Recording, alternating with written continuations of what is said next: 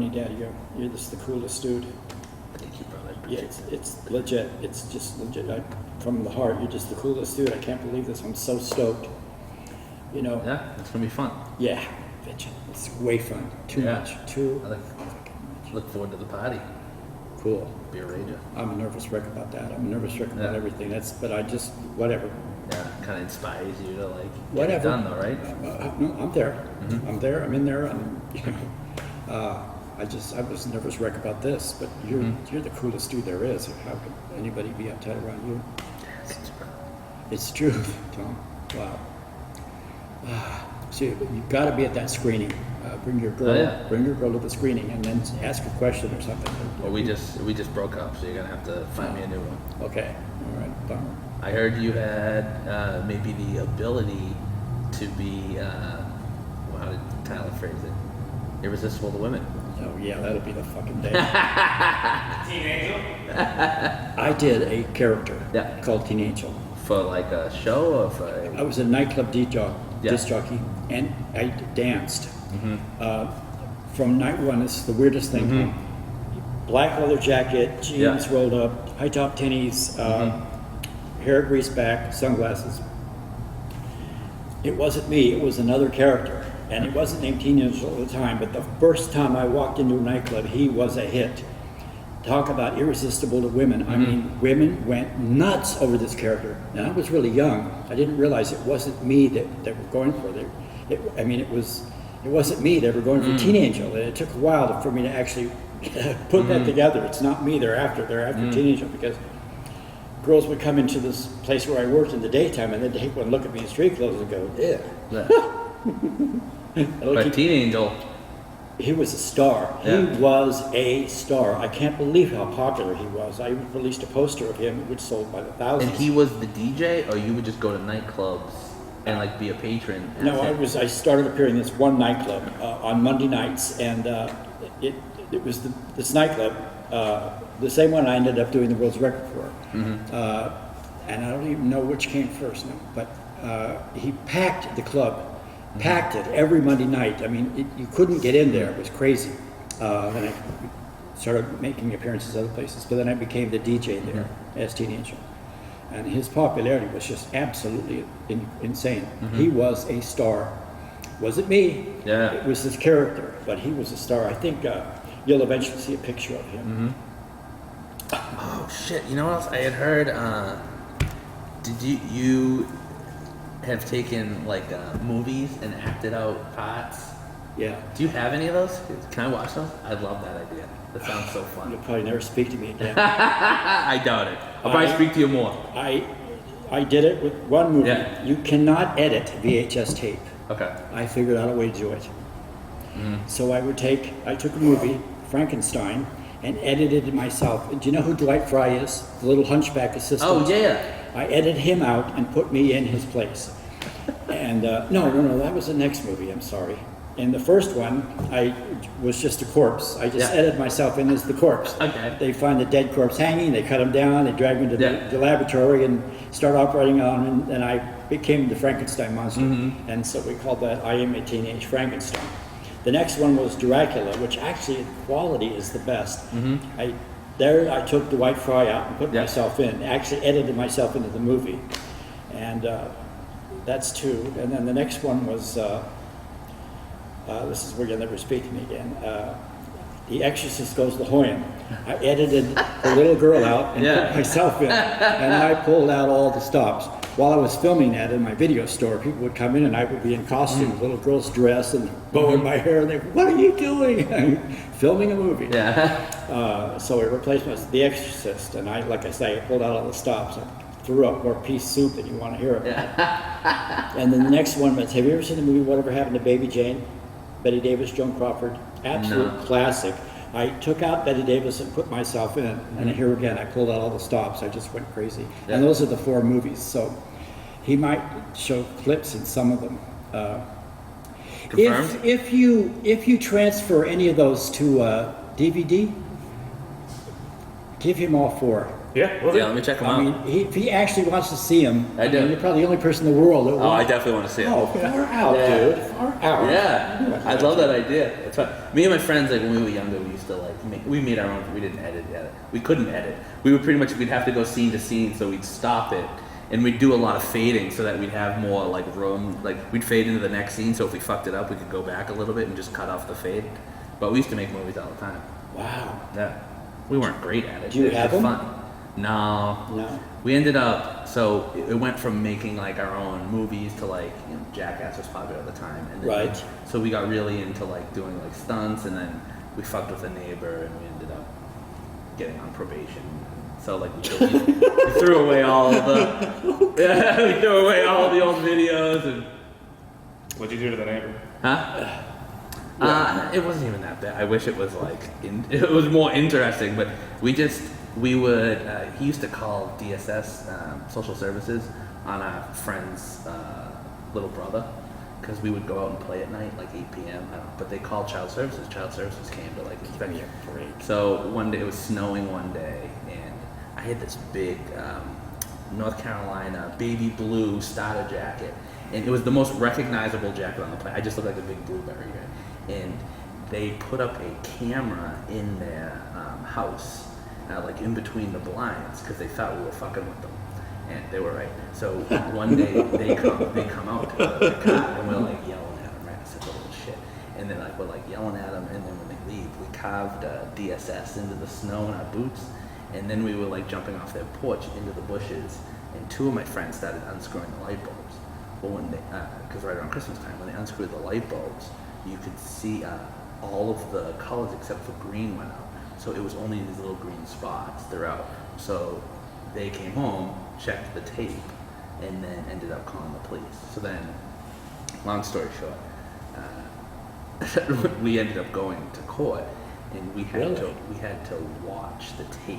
So in front of my parents, and me and my best friend, in front of my parents, in front of them, and you see, just at the beginning of the video, you see me just like yelling like this, and the neighbors were like, "Why don't you turn that up?" And I'm like, "Don't turn it up, don't turn it up." and the judge was like, "No, there's no need to hear. It's not about the volume." I'm like, and then all of a sudden I disappear from the camera, and you just see this big blueberry across. Like if here's the shot, you see this big blueberry just flop in front of the camera, lay on the bushes, and roll off. Right, and I'm sitting there in the jacket. Yup. But anyways, you're on probation for jumping in a bush. It's no doing the twist for 4. No, that's way cool. That's way. Say that you're going to be in a couple of movies this summer, and then talk about the Sea Captain and do the voice again. He's got me in a couple of movies, which is almost as bitchin' as being on a can of beer. He's got me in one movie where I'm playing a grizzled little sea captain, and I'm going to have a deep voice like that. Okay, ladies. Well, I really am not that good of an actor, but I figure if I use that voice to recite the lines, well, I can get away with anything. Yeah, You know what I mean? I like it. I think there's people who do that in real life, use a fucking crazy voice and think they can get away with it. Yeah. Well, that's what I'm going to do with the sea captain. He's going to have a deep voice the whole time. I love it. I love it. And then this. This director. I love it. Fuck you. Oh, that's so good. That was cool. I forgot That to- was fucking cool. I forgot to do the lips. Fuck you. Yeah. No, right. So this Fuck you. I love it. this director was like had this part in this film that was just going to be like an audio like distress signal, and it's like some zombie film. So it wasn't even going to be an on-camera part. He wrote a part for Roger. Oh, really? Yeah. So So I get to make my motion picture debut. Yeah. I can't imagine how stoked I am. Yeah. Oh, Wait, so yeah. it's more. How many? It's more than one. 2. There's going to be 2 of them. Yeah. One's a zombie film, and one he's a sea captain. Oh, I get to be a They're zombie? both zombie films technically. One of them's like a more traditional zombie film. The other one's like there's like an alien lair underground in between San Diego and Catalina Island, and there's some kind of like alien mist that's coming up and turning people into like undead type people. So I don't know if they're gonna have you like somewhat undead or not, or just being affected by this mist or whatever. But I think the voice is spot on. Okay. Yeah. Oh, you mean that deep voice? I think it's fucking great. Well, that's for the sea captain. For the sea captain, that's what I'm saying. Oh, okay. Yeah, yeah, I Okay. think it's perfect. Well, either one. The other one might just you might just be completely dead and just. That's the one I'm looking forward to. I get to be a zombie. I get to be a zombie. I try to talk him into talk. I can't believe this. I can't believe it. Well, that's not the one. I know. We'll come up with but something that's. I'm kissing Thorn. Oh, okay. Thank you. That's the one. Okay. Thorn Brewing Company. That's the one. Oh, thank you. Thank you for the affection. Oh, we're going to sell a lot of beer, Tom. We're gonna Yeah. sell a lot of beer. I can't believe you're doing this. I'm totally stoked. Yeah. So I'm thinking. So the first things in my mind, just I'm gonna spitball with you here. We could do a non-alcoholic beer, but I imagine that's not what you want. No. No. We could age beer in a spirits barrel, but that will take a while. I don't know that that's something. No. You seem like you like. You're a social guy. You're more into like camaraderie and friendship. So maybe something that's like easy drinking. Yes. That is like approachable to everybody. Yes. Yes. Okay. Guys and girls. There'll be a lot of girls drinking beer now because of this. Oh yeah. Yes. More so than you can even imagine.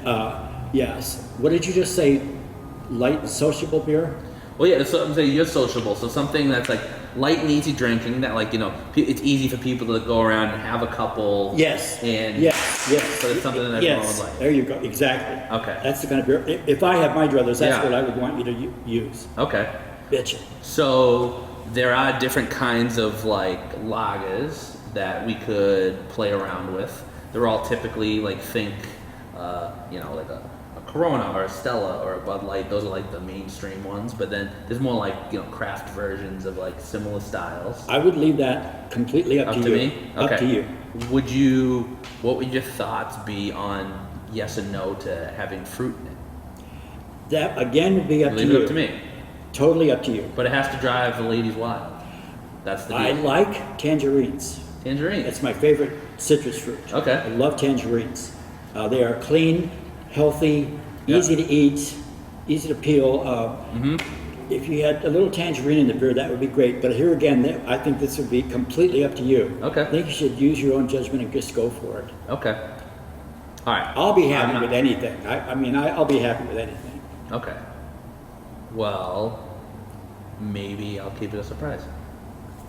And you won't know. You won't even know. We'll have you close your eyes and just drink it. Okay, cool. Oh, God, I can't wait. Yeah. Are you kidding me? I can't believe this. Yeah. Okay, yes. Done. All right. So I'll get back with my. But don't beat me up. I'll get back with my brewer. Okay. And we'll talk about getting something in the tanks for end of the year. Okay. And I think it'll be something that you enjoy. Okay. Can't wait. Awesome. Absolutely can't wait. Awesome. I look forward to it too. Okay. It'll be fun. Nice. Cool, brother. Cool. Nice to meet you. Woo! Yeah, thank you for coming in. Way cool, Daddy-O. Yeah. Way cool. Oh, Great job, gentlemen. That was very natural. It was, that was for it real. was perfect. It was. That was. No? Oh, no. Okay. I may come back someday. I don't know. Okay, you take care of yourself. Good to see you, my man.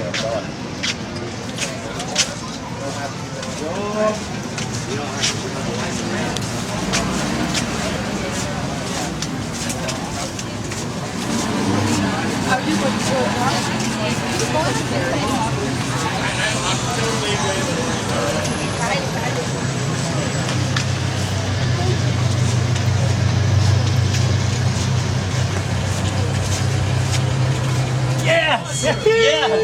Bitch! How are you? Bitch. How are you guys? Good, boy. What's the crack? How's everything, man? What's the crack, boy? What's the crack, boy? How's everything, guys? Oh, Good, right? I've never seen you. Yeah, it's been a minute, bro. Yeah, it's been a little while. So you're looking better the older you get, boy. How you doing now? Fuck my hook, yeah. How's your knee? Poke my hole.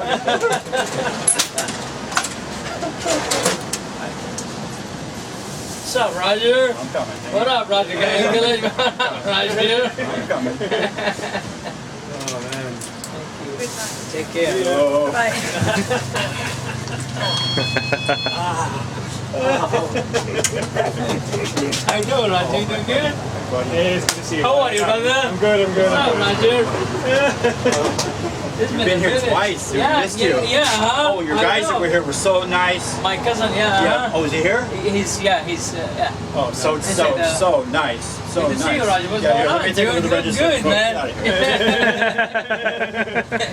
here. How you doing, brother? You good? Oh, yeah, I just got in. Sounds good. Yeah, I'm just here for a few days. Nice, Yeah, nice, so nice. it's good to be back, boy. Uh-huh. Still get the buzz of the beat. Tyler, by the Hey, way. what's going on, buddy? This is Mark. my director. Hey, how you doing? He's directing the film. Beautiful, Tyler Friend. nice, yeah.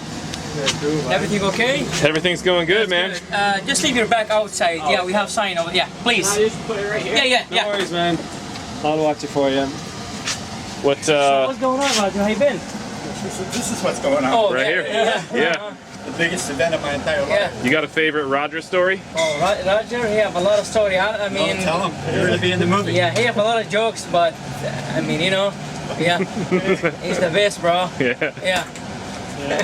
So Mark had How the you doing? the joy of dealing with all of us hooligans up above the Yeah. stairs. So, I bet. yeah, we come down and I'm sure you weren't rowdy at all. Well, you see, as soon as we came in, I said, "What's the crack?" And he just knew the Irish lingo straight off the bat. He said, "Poke my home," which is Irish for "kick my ass." Oh, nice. Okay. Welcome home, boy.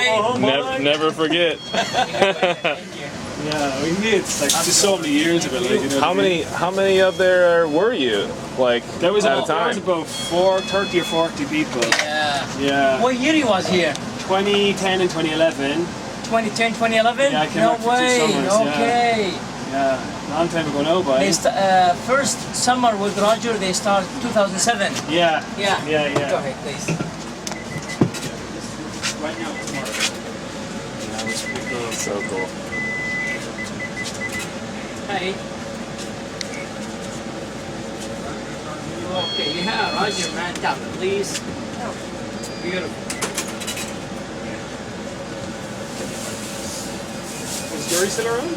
Huh? Is Jerry still Yes, around? yeah, Jude, yeah, he was Yeah. here yesterday, 2 days ago, yeah. Thank you so much, guys. Copy your receipt? Thank you. The beer comes out on the 29th. Yes. Oh, really? September. Yes. On the 29th of September. It's just guy English, what is it? No. Oh, Full Tilt Boogie beer. oh, okay. Full Tilt Boogie, Hefeweizen. Oh, okay. Hefeweizen. Thorn Brewing. Stone, right? Thorn, yeah. Okay, yeah, Thorn. yeah. Full Tilt Boogie beer. Yeah. Brewed especially for Roger Guy. Oh, Roger guy English, Yeah. yeah. Hilarious. I guess Yeah. I'm on the can, right? You're on the can. A picture's How's on the Rhonda can. doing, man? How's that? Rhonda's great. Doing good. That's Real good. We're going to go have dinner there after we get done Oh, filming here today. bitchin', man, bitchin'. Oh, we had to get you. Yeah, Oh, I'm fucking so- Roger, dude. Good to So see you, glad man. you're here. So glad you're here. Too much. I know this guy like what, 20 years, man. Yeah. Yeah. Good guy, the best, bro. Just look right upstairs, right? The best, yeah. Roger, he's famous. He have a lot of, I mean, A lot of world records. yeah, Yeah. a lot of friends, bro. Yeah. The whole Irish, man. Yeah. The Well, whole Ireland, yeah. Poke my hole, Roger. Poke your own hole. What's the other Irish expression? How was your Crack. Yeah, what's Crack, the crack? yeah. What's the crack, boy? What's the crack? Yeah, This is the crack. yeah. This is the head leprechaun of the Irish. Hey! Right here. What's the crack, boy? Tallest one there ever was. Oh, yeah. So how's Ireland, man? Good? Good, boy. Yeah, I'm living in Canada these days. Really? Yeah. Okay. I live in Vancouver, Okay. BC. Yeah. Been So there how for are you years. flying now with COVID and all that? What's going on? Yeah, it's a bit crazy up there too. Okay. We're lucky we kind of got a bit under control, so it's lessening down. We like to fly down now. Oh, usually, okay, right? But, okay. yeah, it's okay. Yeah. I like Canada. I've been there for a few years now, man. Really? Nice, Yeah. nice. Yeah. It means I'm on the west coast too, so it's There nice you to come go. down for a quick visit, Nice. like, you know. How many kids do you have now? 3. 3. 2 girls and a boy. All girls, man. No wonder you're so great. I'm in trouble, man. Oh, man. 3 girls. That's Yeah. funny. Uh-huh. Look at you. With wife, 4 girls, man. Oh God. And a Tell me- mother-in-law. Oh my God, wish me luck, dude. Oh, that day my mother-in-law finally got a job. Really? Yeah, she What? sits in front of a doctor's office to make people sick. There you go. That's She good one, bro. she got in a real bad accident. Yeah. She ran into the back of a plane while she was texting. Oh, hey. Roger. Well, what's that? You gonna come back, Roger, here to Maybe, man. Come on, Well, Roger. you never say never. You never Back to say the never. beach. You never say never. Okay. Tell him some shit. Roger is a shit, dude. Yeah. Roger is the best. Give me a good story. Wah, wah. Tell him. That's a good story. Tell him. Yeah. One day he make a Christmas video about Jesus born. I mean, you know. Okay. So he make it just like exactly, you know. Wah, wah. Like baby Jesus? Yeah. Baby Jesus. Yeah. Yeah. Sachin, Indian guy, Yeah, helped me put it the together. Indian guy. And you come into the video, and it's what Christmas carol was it?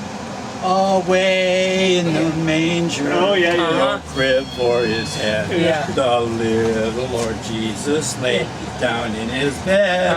You know, just as sweet as you can be. And then the So- camera.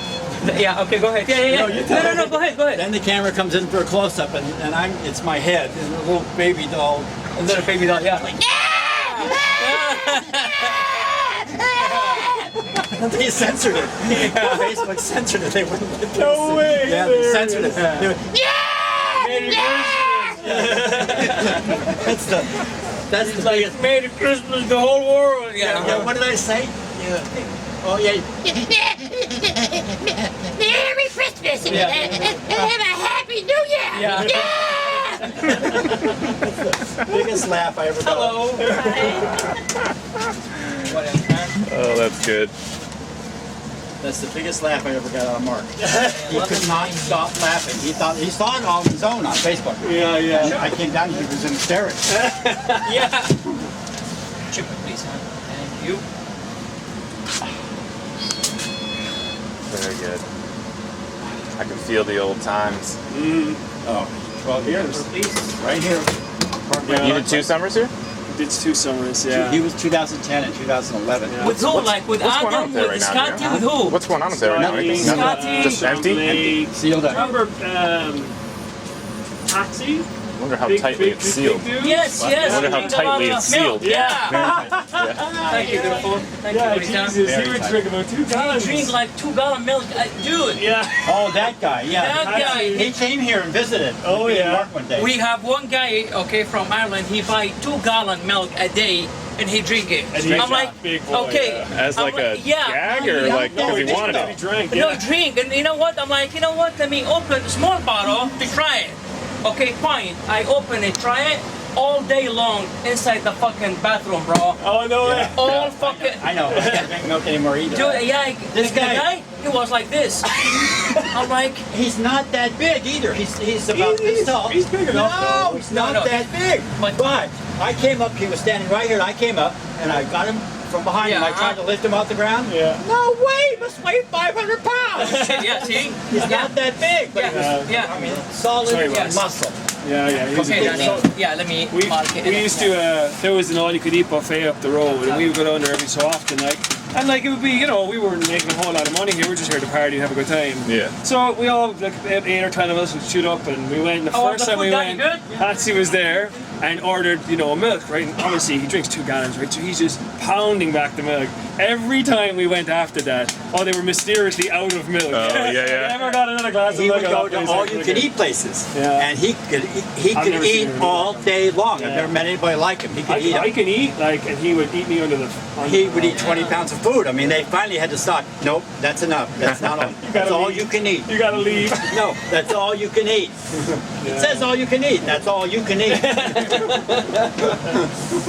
Yeah. Yeah, so I was there the summer with him, and Mackie was there, Adam, and then Adam, his maybe name? Adam. He No, was that was before him. teacher Adam. Adam before him. Kiley. Yes.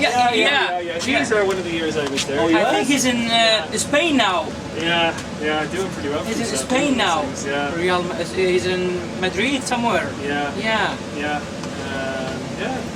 There's a whole bunch of lads. Good times, man. No more hostel now, man. I'd seen them. Yeah, I They couldn't closed believe it, it. Huh? dude. It's been like what? 3 years, Roger? 3 years, yeah. 3 years. It was open when I was here in 2018, and it was Nikki's hostel. Or Yeah. I guess Eric's. Nicholas, yeah, Yeah. Yeah. Yeah, it's trippy to be back, man. It's just so cool, you know. It's so cool, just real man. nostalgia, do you know what I mean? It's been same thing. I always just- come and see him. We when miss Roger, man. We miss Hostel. I Yeah. mean, It's good times, I always man. come and see Mark when I go see my dentist, who's in PB. Yeah. And if I'm all the way out here from Poway to PB, I always Roger, come he back. was spend a lot of time here. Yeah. Oh yeah, you come in A all lot the of time. time. Sat A over lot there of eating time. ice cream. Yeah, all eat lunch or ice whatever. cream, drink Coca-Cola. You want an ice cream, by the way, while we're here? He was eating, Yeah, sure. and he was drink Coca-Cola, read the paper. Okay, Los Angeles time only. Always. Yeah, Los Angeles time. Not fucking around with the San Diego stuff. Yeah. I got it. Oh, thanks, Roger.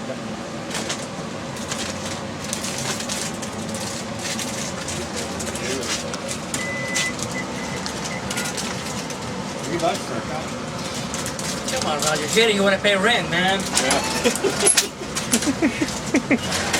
Jerry, you want to pay rent, man.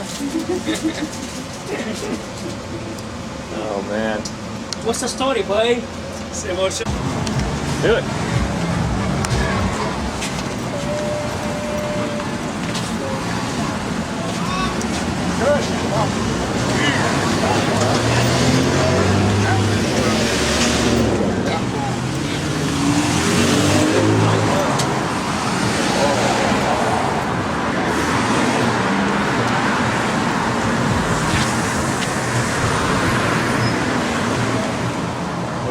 Okay, go for it.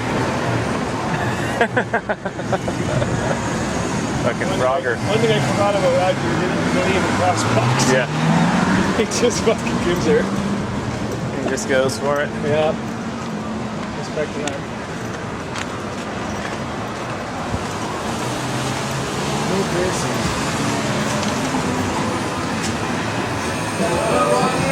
Yeah, you go. What up? Good, real good.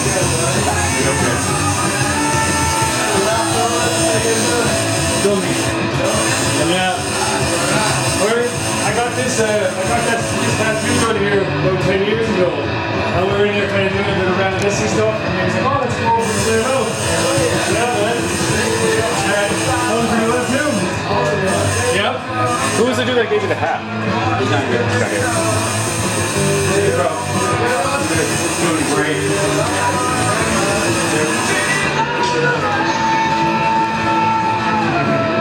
Everybody. The gang. See you soon. You guys have a good trip. Okay, Thanks, Bob. See you. Thank you. Okay, buddy.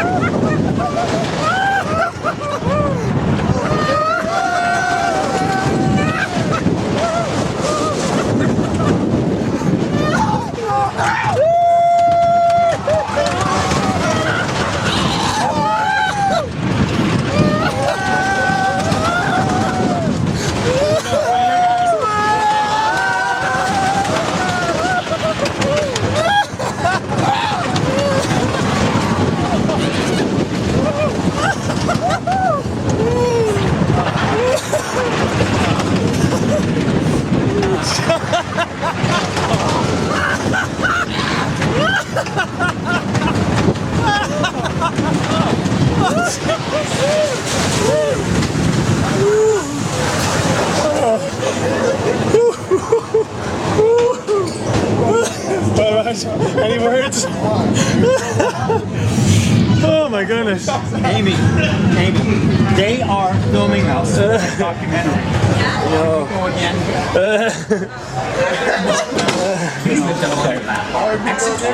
Thank you, though.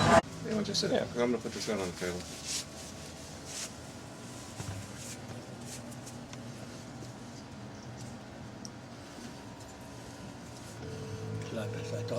I'm going to say what's up.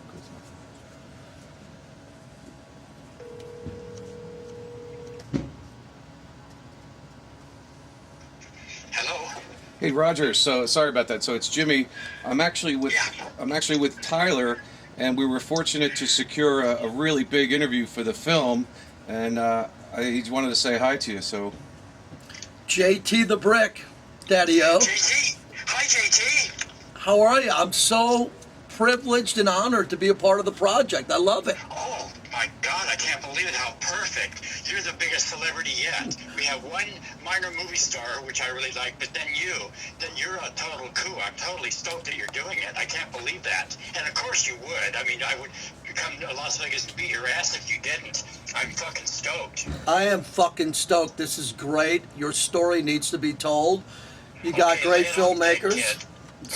It's fantastic. And again, looking back on the memories and how you connected us and what you did for us in those early years, man, I can't thank you enough. Well, what you did for me, it turned out as fair play. I mean, I don't know, I tell this story to Jimmy all the time, but the night you guys walked into Billy Bones was my last night there, okay? And that was my last night. I was quitting. Well, I took one look at Jimmy Baxter and I said, ooh, I like this dude. And you.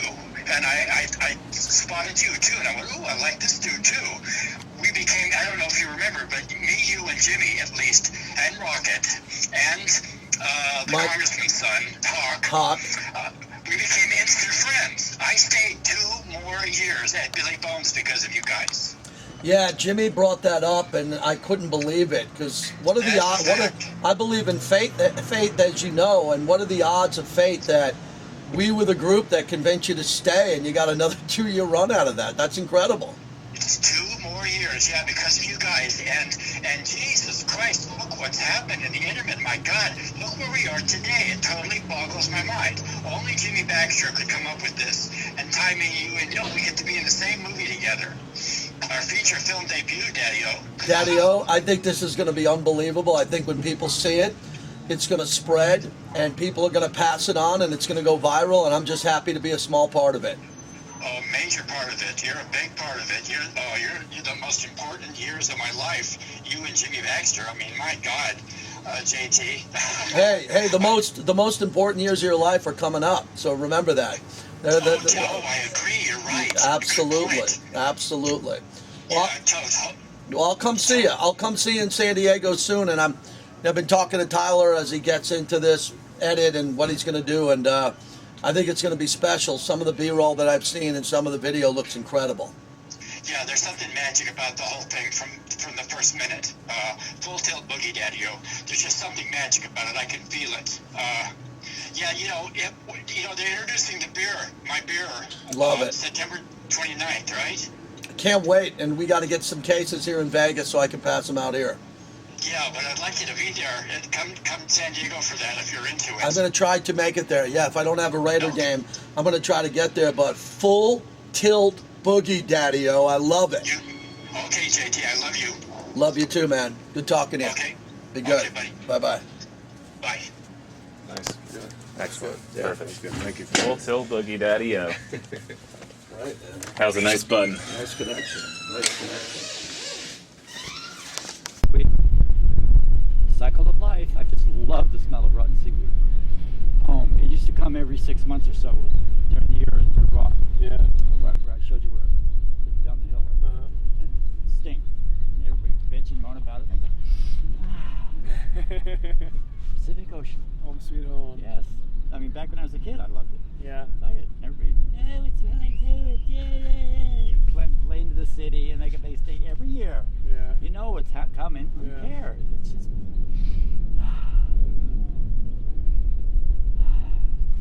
So when I go to somebody's house and their toilet's backed up, I love it. I'm back home. Yeah, I just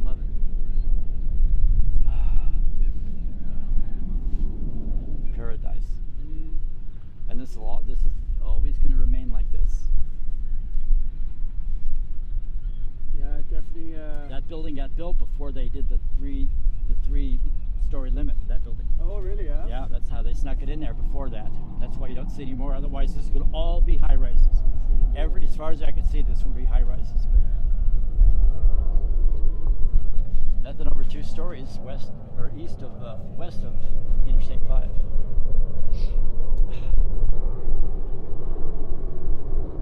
Yeah, it's some spot in fairness. Oh. I think it's just like. When I was a little kid, this was the 1950s when I was a little kid, and from about 1910 to about 1945, Mission Bay was San Diego sewer. That's where all the sewage went, was into this bay. Yeah. So the whole bottom of the bay was gross, black mud. It was awful. I can't describe what I'm walking in. It was horrible. So when we would go swimming here as little kids, you would run real quick to get into deep enough water so you could swim, wouldn't have to stand in this shit. It was awful, horrible. And then they started about 1965, 67, they started cleaning it up little by little. And now you can actually see the bottom. It's all clean. They got it all cleaned out, dredged it, cleaned it. No more sewage goes in here. Yeah, I mean, there's wildlife here now. Oh yeah. There wouldn't be any wildlife if it was gross. Oh, it was, you can't believe it. It was San Diego sewer for 50 years. It was awful. But now it's beautiful. Yeah, we spent a lot of evenings down here. Oh, yeah. Well, a lot of nights. Yeah, right over there. Right over there, yeah. Drinking with whoever. Do you remember I passed out on one of those? Yeah. And I got that gnarly burn on my back. Yeah. Yeah. And you had to basically deal with it. It was like a 2nd or 3rd degree burn. Yes. It was Yeah. nasty. Yeah. I dealt with it every day. Yeah. It's showing rubbing alcohol on it twice a day. Yeah. Yeah, I still scared from that thing. Aspirin for the inside, rubbing alcohol for the outside. Alcohol for the outside, yeah. Yeah. And that's so true in everything. Yeah. Yeah, I remember that. Oh, You were Jesus. burnt badly. Burnt badly. Almost took you to the hospital. It was close. Almost. But now we can handle this. Yeah. We can handle it. Nurse Roger. I swear to God, I always wanted to go out and get a girl's nurse's uniform. Oh, that would have been hilarious. Ugly nurse uniform with a bun in my hair. Hey, go over. I swear to God, I always wanted to do that. Oh, God. Nurse Ratchet. Yeah, I remember that. We're fucked up. I woke up and I was stuck to my bed sheets. Yeah. I remember that. Yeah. That was fucked up. Almost took you to the hospital. Almost. Oh man, it was funny. And all your friends were very, very concerned about you. Very concerned. And like, what do we do? And they're all asking me, what do we do? And we'll take care of them. We'll take care of them. Okay. All right. Yeah. It was very cool. But they're looking at me like, what do we do? Was that guy fishing? I think so. Yeah. No, we're just standing out there peeing.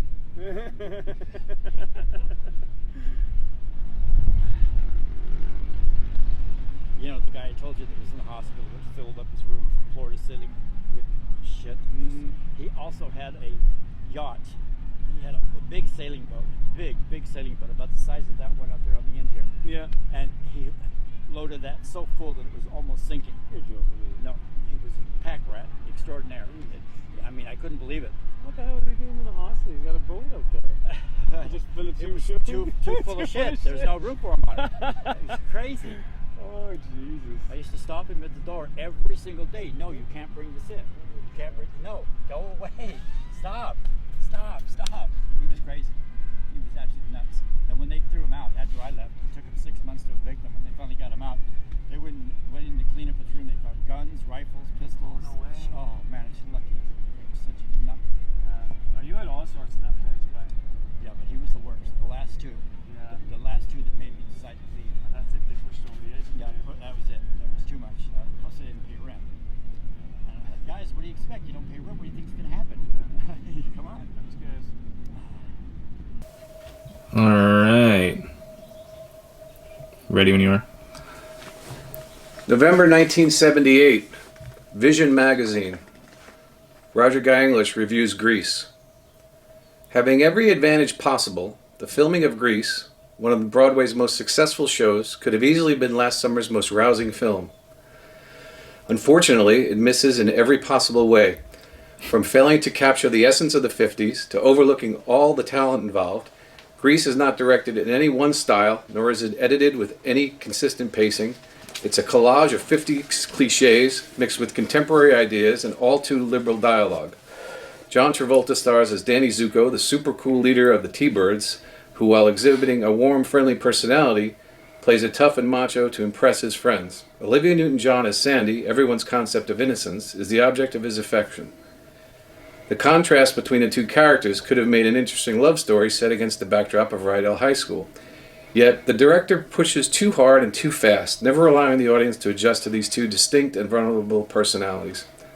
Travolta's rebellious looks and energetic presence are glossed over, leaving him with nothing more to do than stand around and grin perpetually. There are moments when Travolta's transition from tender good guy to tough stud Danny evince an effort to bring his character to life. But here again, no time is given to dwell on these crucial scenes. Rather, we are immediately whisked to the following day or some new location. Olivia Newton-John's problems are similar. She plays Sandy as sweet as Sandra Dee, and one senses that a more interesting character is buried underneath the saccharine. Yet she remains one-dimensional until the last few minutes of the film, when she is suddenly presented as the lady who becomes a tramp. No moral question is involved, just a quick edit to a new costume and hairdo. Stockard Channing co-stars as Rizzo, the fast-talking, wisecracking girl from whom every guy can get a little action. From her tasteless clothes and exaggerated walk to her sexually suggestive dialogue, she is superb in her performance.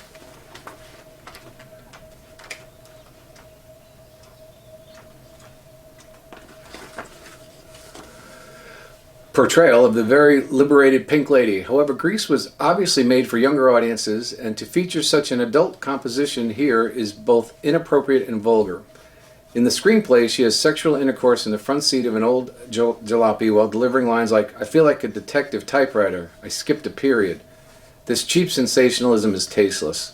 The cast is well-rounded with very talented newcomers, most notably Didi Khan as Frenchie, Rydell High's dumb but lovable blonde. Her performance, though limited by her screenplay, is refreshing and easy to enjoy. Kelly Ward, one of the younger members of Travolta's gang, seems lost by a lack of creative guidance, though his few moments on the film he can sing and dance very well. Eve Arden, Ed Bynes, Sid Caesar, and Dodie Goodman add fine touches in cameo roles, but Frankie Avalon's beauty school dropout number is without a doubt the low point of the film. Utilizing him as a teen angel is a mistake. He's just too old to be believable. Randall Kleiser graduates from several successful television assignments to direct his first feature film. I don't think he was quite ready. The central problem with Grease is the direction or lack of it. Was he attempting to satirize the 50s or the people who grew up in them? Was he trying to explore the innocence of the times or the social decay? These questions are never answered on film, and one senses that he didn't know what he wanted. He missed every opportunity to develop his characters. The camera guidance was generally poor, in one instance guiding the camera from a mystical, dreamlike scene into a cold gymnasium.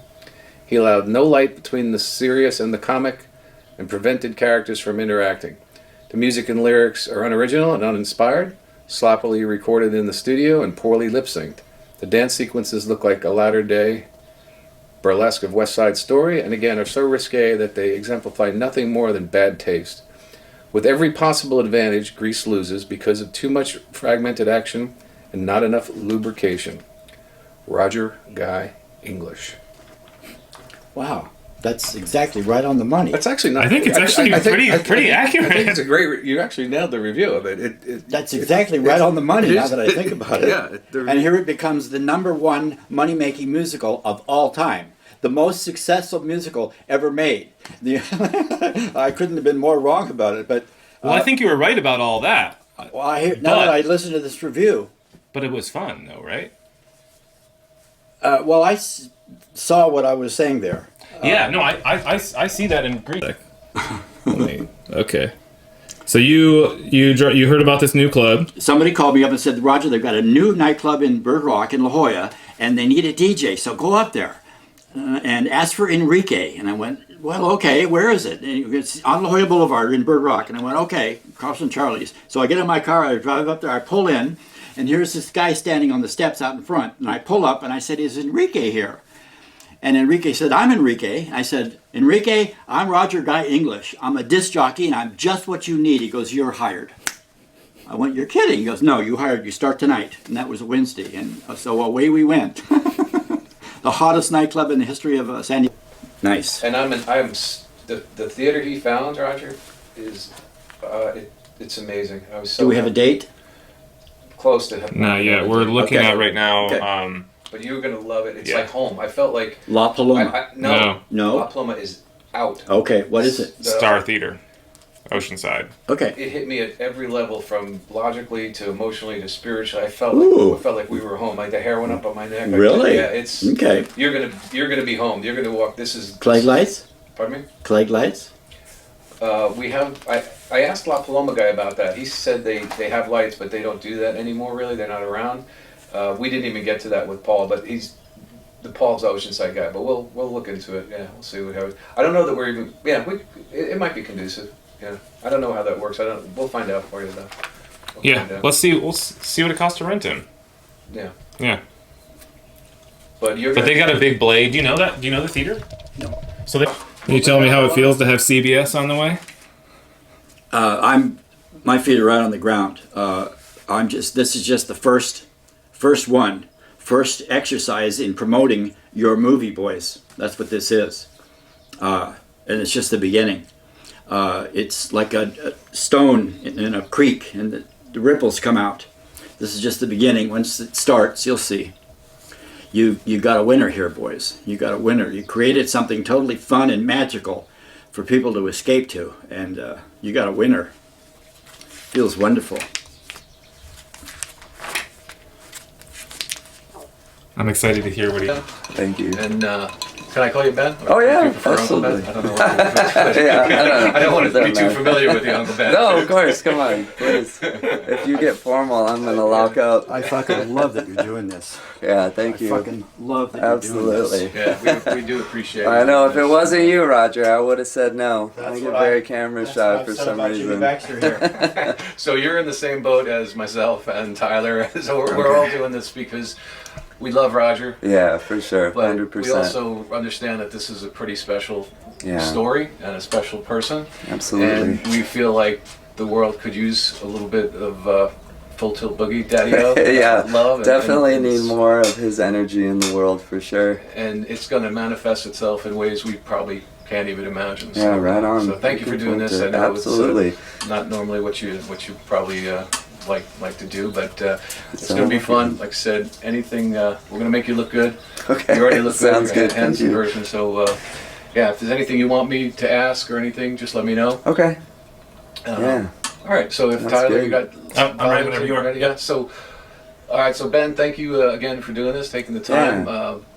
You live almost directly across the street from Roger. Yeah. And can you take us back to when Roger first came into the neighborhood? Well, I think the first time I saw him was just walking his dog, you know. Him and his sister, they walk Andy every day, and, you know, he would just wave from a distance and, you know, hey, how you doing? And sometimes I wouldn't even see him, but he'd be, you know, standing in his driveway just like, hey! Like, who's yelling at me from, you know, down the road? Because it's Poway, it's a sleepy town, so you don't get a whole lot of people hollering at you, but Roger is definitely a friendly guy, so. So it was already a unique thing in the neighborhood, huh? Yeah, for People sure. yelling hi from across the street. All right. Had you known Rhonda at that point? Were you friendly with her? Yeah. Well, we had seen her off and on, and definitely would just say hi, you know, when she was walking the dog, but nothing, no real close connection. So do you remember when you first laid eyes on him, what your reaction was, what you thought? No, I mean, you know, he was just he just has an energy about him, you know, Roger. He's just really positive, always going somewhere fast, and just always looking around, seeing what there is to see. So I was definitely intrigued, you know, but as a Southern Californian, we're go, go, go all the time, so I didn't take the time to stop and, you know, really dig in. That was Roger, you know, he was the one that came over and really took the time to build the relationship with us, which was pretty cool. So who did you think he was when you first saw him walking with Rhonda? I have no idea. Didn't even try Man, to- yeah, I mean, yeah, I was intrigued, but I had no idea that, you know, he was anybody special or, you know, that he was gonna, I definitely did not think that he was gonna become such an integral part of our lives, you know. When we first saw him, I just thought, oh, there's kind of a goofy character, and just was intrigued by it. So how many years ago was this now, I think? I would say probably 5. Roger might know better. I think he That moved sounds in about about 5 years ago. Yeah, and I think we probably met fairly quickly after that, but I couldn't pinpoint it.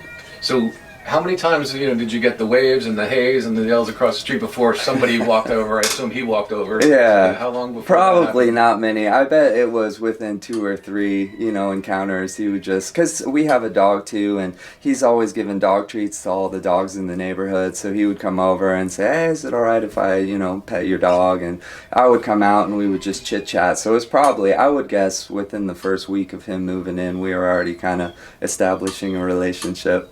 Do you remember what went through your mind when he first started walking towards you? No.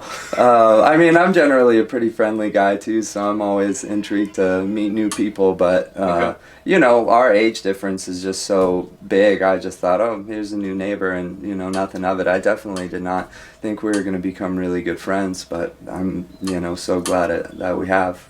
Yeah, he's definitely an animal lover. He has a unique relationship with certainly with his cats, for Mickey sure. and Houdini and Andy, and I haven't seen your. I think I did see you walk your dog actually one time when we first met. But Right. yeah, so my mind was kind of blown when I had always heard of my friend Uncle Ben. I had been hearing about Uncle Ben for a number of years. You know, a great guy, and I forgot your roommate's name.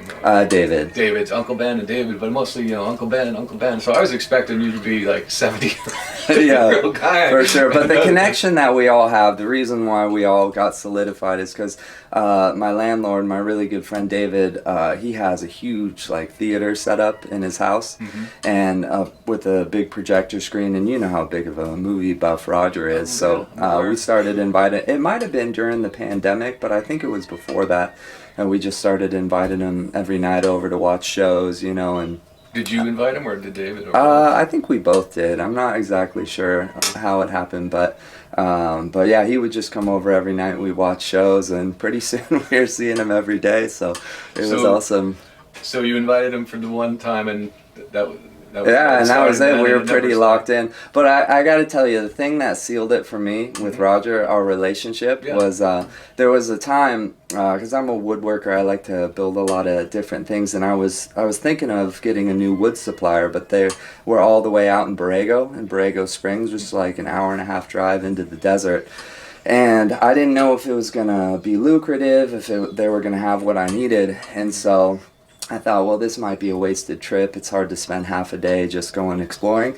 But I thought to myself, I was like, well, you know, maybe I could get Roger to go. It's like, he might be into that sort of thing. So I spent, you know, 15 minutes thinking about how do I sell this idea to Roger, right? And I'm thinking, how do I get somebody to just waste half a day driving out to the desert? So I was like, well, maybe I'll offer to buy him lunch, you know, at the end of the day.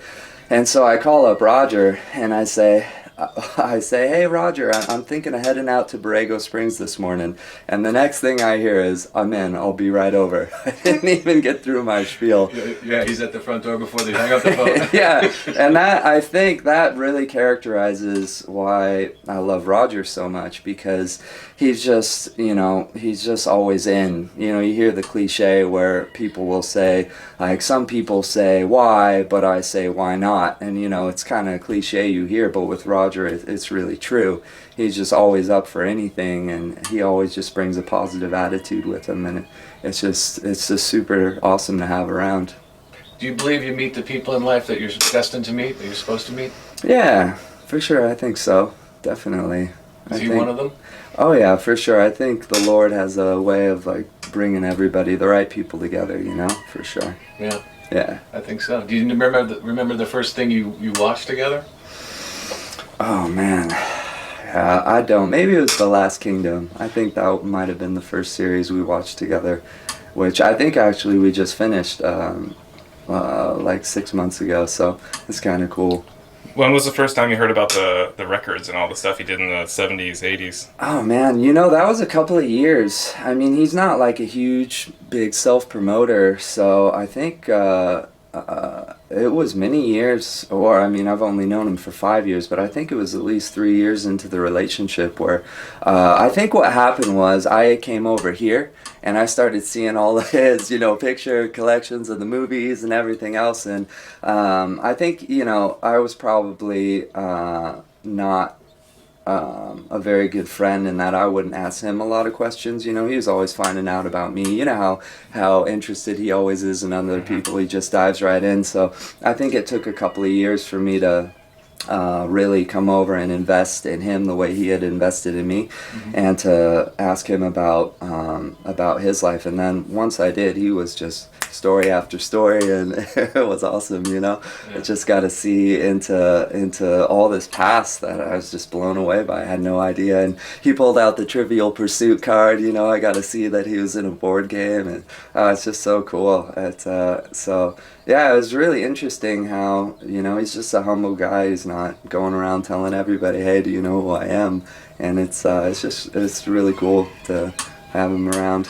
Yeah, it must be quite something that, you live in a beautiful town, a quiet little street here in the suburbs, but it's almost even more rural than that, right? There's horses and animals around here. And then there's a river flowing right behind you. So. Yeah. And then to find out the guy across the street has 9 world records and has got himself into numerous movies and is, Walk to Canada, for example. I know, that's, It's just, I guess it kind of like is a good reminder that you really never know who's across the street and who's next door. And if you don't open your heart and open your mind and give people a chance, you might miss out on a lot of interesting stories, a lot of interesting people. Not quite as interesting as Roger Guy. Probably not, but we can't have everything with that's cool. Right. So, can you recall, from your first impressions to as you got to know him a little better, were there any revelations or surprises other than separate from the records that the person you kind of first saw walking the dog versus the person that you got to know sitting next to you watching these shows?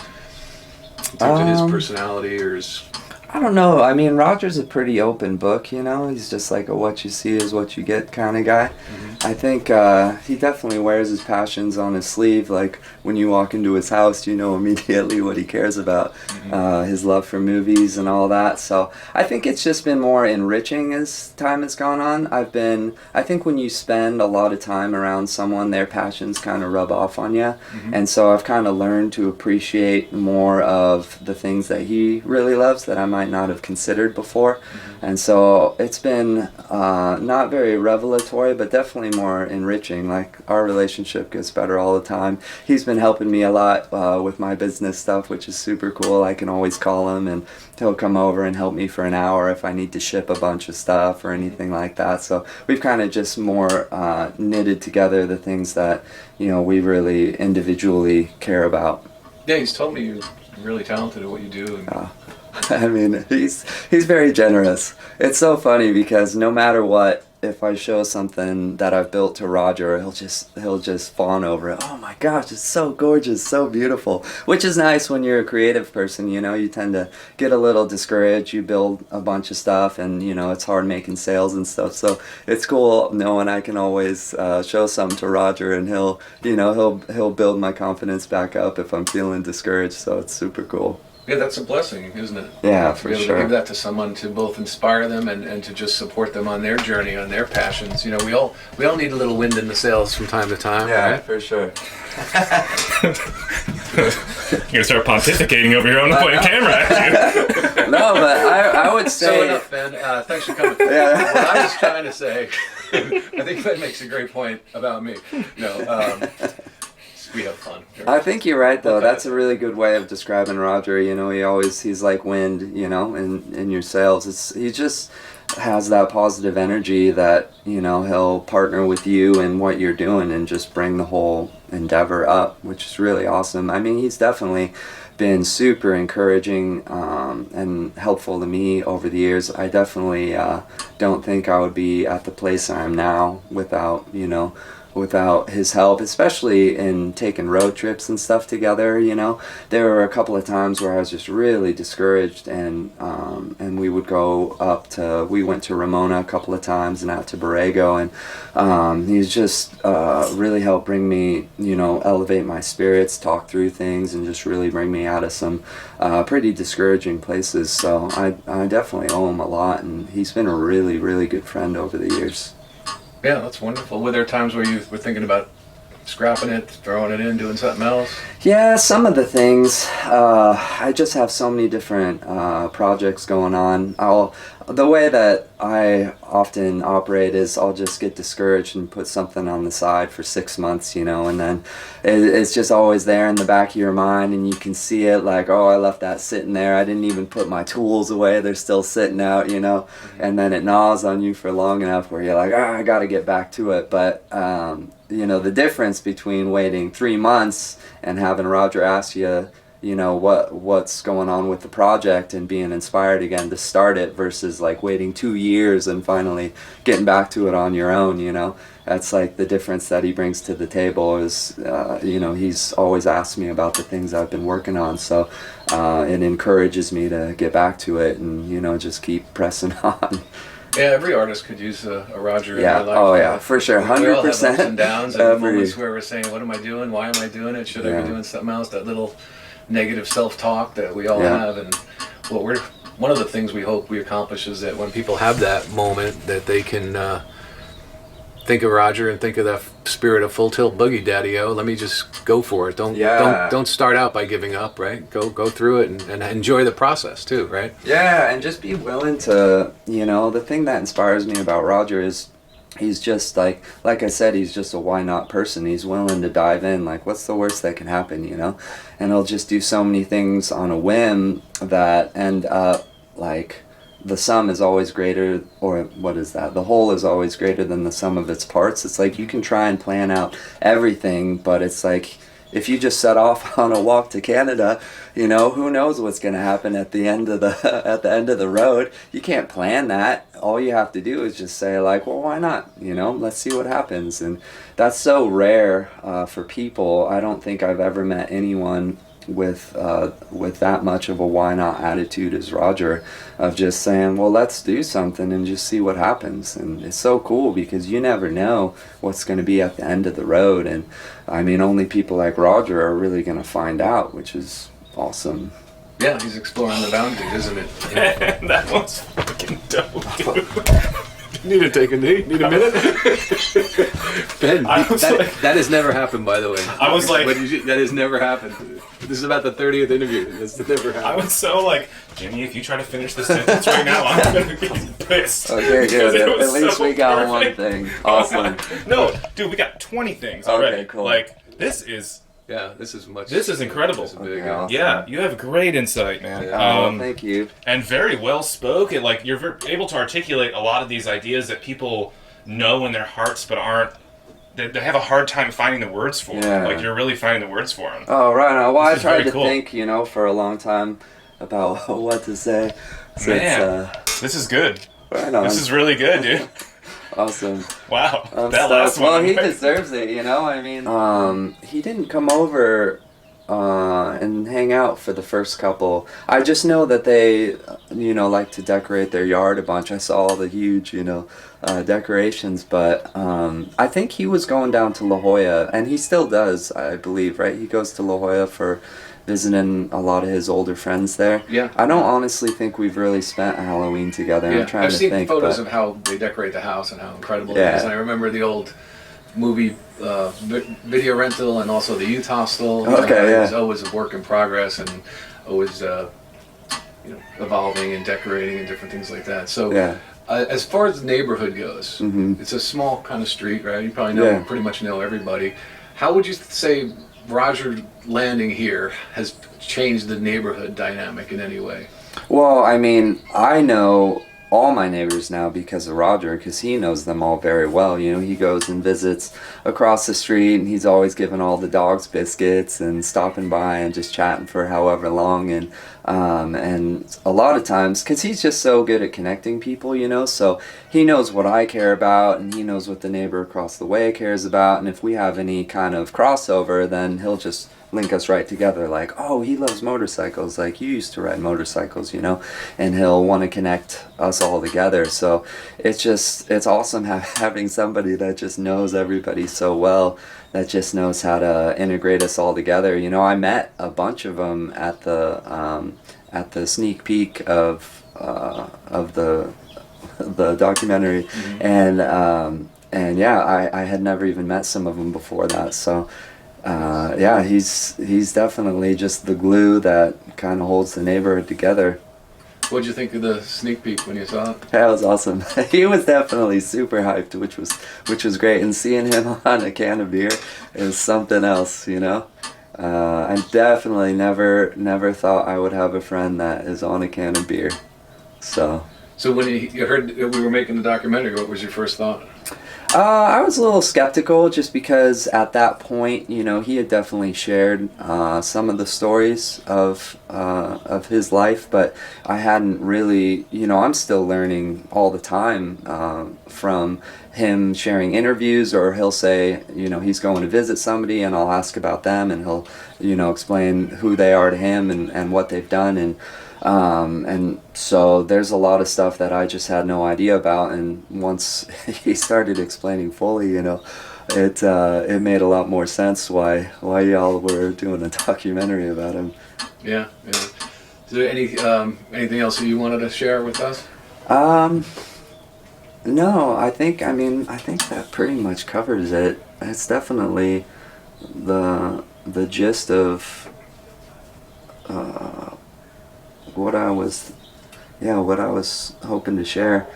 I think so. Does that sound good to you guys? Perfect. Okay, The awesome. way we've been ending, Ben, if you'd like, we've been having, and everyone's been doing it. It's been a pretty nice moment. If you want to look straight to camera and send a message directly to Roger, anything you care to say, you can do that. All right, Roger, you are the best. I so appreciate how you've encouraged me and all my projects, and how you've just partnered with me, taking road trips, and just really encouraging me to just be the best I can, not only in personal life but as a craftsman, and just in all my projects. So I just really appreciate the time we've spent, and just how intentional you've been about building our relationship.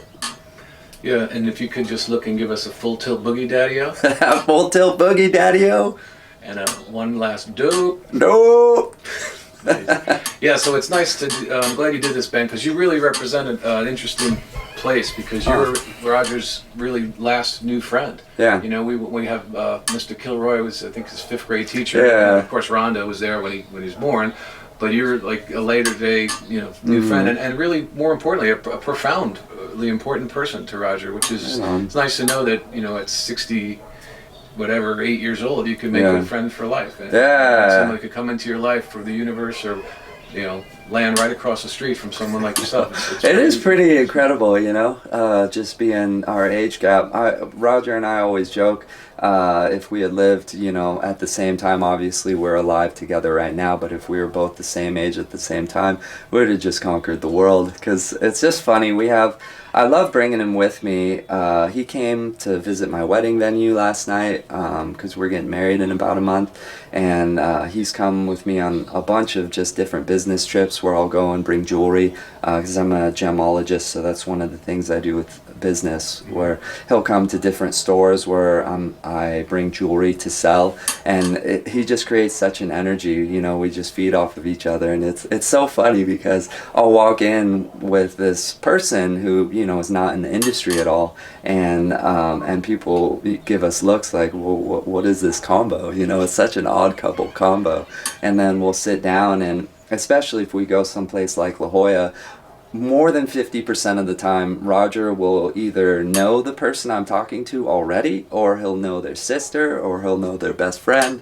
And it's just so funny bringing someone with you that no matter where you go, they're just gonna add something. He's gonna add something, you know, and it's gonna be good. And it's not expertise in whatever field, you know. He doesn't know much about jewelry, but if I bring him with me to one of those shows or events, he's just gonna bring something to the table, and it's just cool to let it all unfold, you know. Yeah, it's a beautiful friendship, and I'm so happy to meet you, and I'm glad you guys have such a nice relationship. And it's not over yet. You got a long time to go, so. Hopefully, yep, for sure.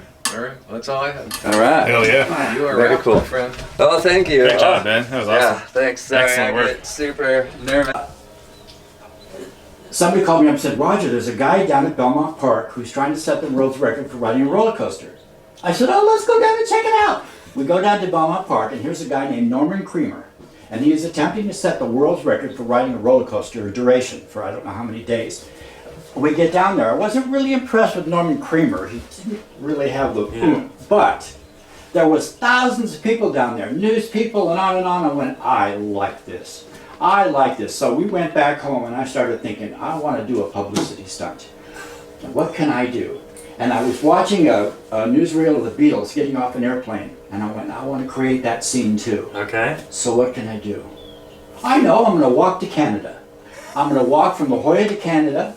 I'm going to get some friends to go with me, and away we go. And I said, that'll be a great publicity stunt. And it ended up doing it with one girl. You did it. Okay, I'm moving on, because like I said, this is a short segment here. You went to Minneapolis. Yes. You jumped in the Mississippi River. Walked into it. You walked into it. It's a trickle. When it comes out of the Ford Dam, it's just a trickle. That's the beginning of the Mississippi River, and I walked down into it, and away we went. Did you make it? No, I didn't. Oh, okay. Well, what happened? It didn't work. It was one of my major flops. You hope any kind of publicity stunt will catch on. This did not catch on. In fact, it got less and less attention as I went along. I swam about 1,000 miles. Wait, whoa. You swam 1,000 miles? Approximately 1,000 miles, yeah. About halfway down the Mississippi. But you stopped because you weren't getting attention? It just didn't work. It was a complete wasted effort. I mean, that might have been a big climax, or I would have been eaten by alligators down near New Orleans, but it just wasn't working. It was one of my big flops. Okay, fair enough. You're welcome to go anywhere you want. Let's see. You told jokes for 5 hours and 15 minutes.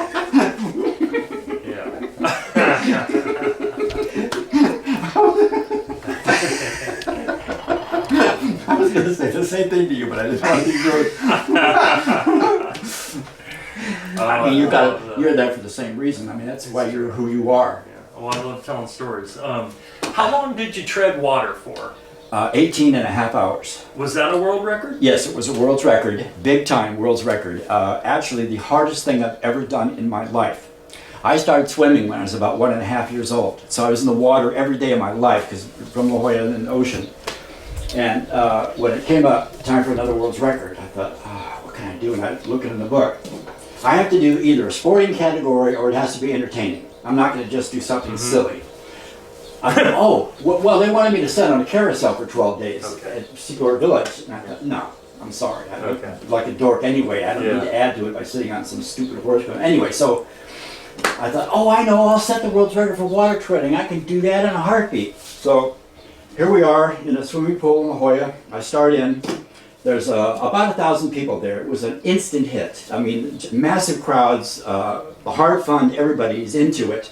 And I jump in the pool and I start swimming. In order to set the world's record for water treading, you must remain in a vertical position with your arms out to your sides, kicking your feet. And you must remain in that position the entire time. And I started in, and Jeff, I'm 1 minute into it, and I'm going, oh my God, I can't. And 2 minutes into it, I'm in absolute agony. 3 minutes into it, I'm going, oh my God, I can't do this.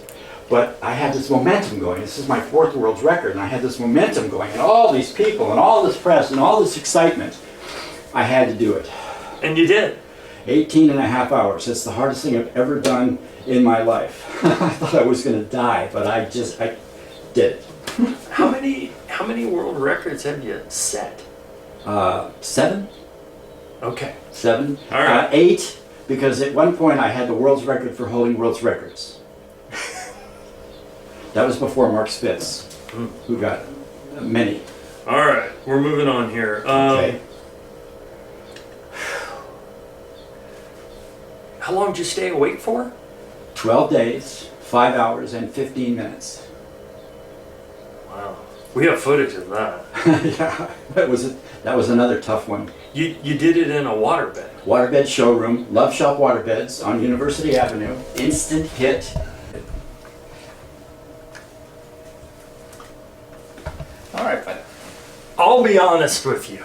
When I read the bio on Roger Guy English, I assumed the man was dead. But here he sits, ready to tell his story. And that's the truth. I honestly thought this guy's gotta be dead. But here he sits, ready to tell his story. No.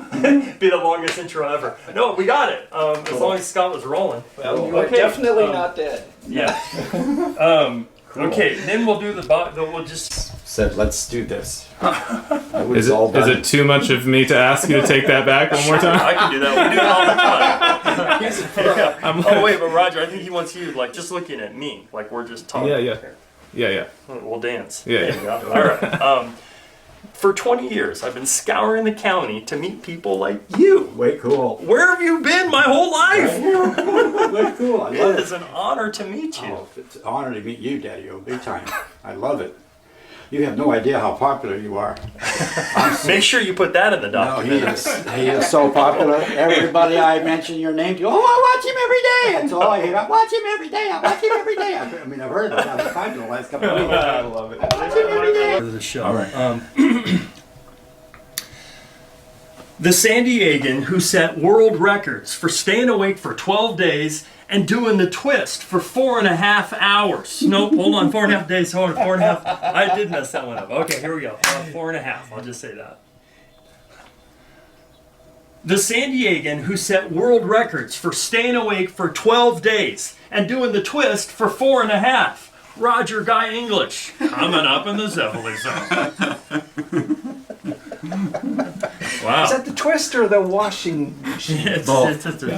the same. We're rocking it. Full book. Tilt boogie, Daddy-O. Daddy-O. And now we need to do what's called a bold open. And meet the San Diegan who set the world record for doing the twist for 4.5 days. Good. Thank you, gentlemen. Wow. You're just like shooting a fish in a barrel, this guy. Boom! You're easy to work with, kid. You are. Good energy. Wow.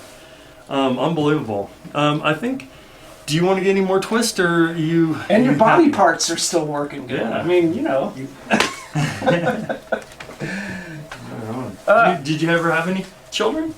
No. Okay. No. Okay. Almost. Almost. Almost. All right. All right. Well, I think... Kind of amazing to me, you know? Things have changed? Yeah, it brings back some memories, but you can see kind of where Roger used to be set up. Oh, there he is. It would have been in the back where there's, looks like there's a kind of a countertop. It's a charter school now, it says. Yeah, well, nobody was learning too much back then. At the Billy Bones? Joe passed it, walked past it 3 times. It's a charter school now, it looks like. This is it. This is your spot. I know. Wouldn't even recognize it. No. Slightly different scene. Yeah.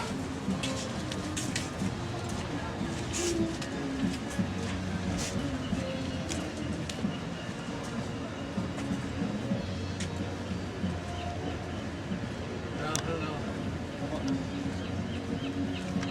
Not much visual there, but Let's maybe go around this way and walk down the alley, at least. let's see what that looks like. I'm a little emotional about it. I feel like, I don't know. It's a long time ago, but it doesn't seem that long ago, you know? Definitely changed. I'll follow you guys.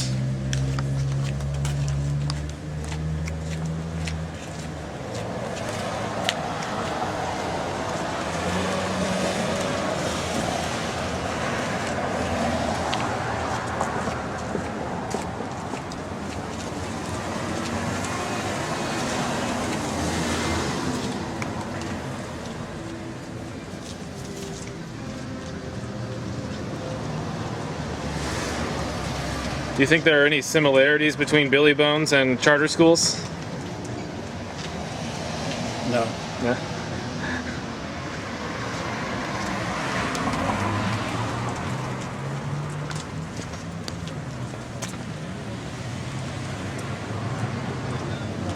Wow.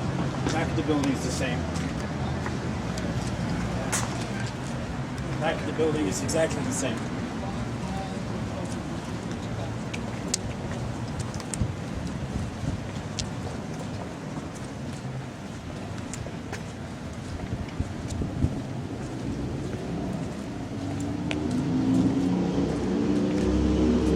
This is where the Terry Gilliam truck lived? Yes. Was there any windows in the back of it before? No. No? It was always like brick? 2 doors. Oh yeah, that's a... This looks like a Who Framed Roger Rabbit kind of door right here.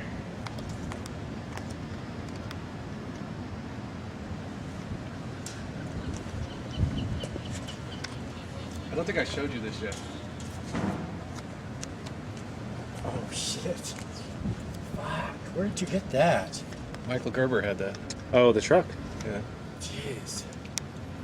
And that's that one. Yeah, right there. Right there. And you had an extension cord coming from the bar? Plugged in from the bar, yeah. Did Paul know about the extension cord? Of course. Yeah, of course. Yeah. We just found out that he was a family friend too. Yeah. With Rhonda. He was Rhonda's father's good buddy. In fact, I think he loaned him the money to open this place. Or was it the Sip and Surf? How many years were you DJing at Billy Bones? 10 years. 10 years. Holy shit. I honestly would have guessed maybe 3. That's such a long residency for a DJ. The 80s. All the 80s. Entire decade.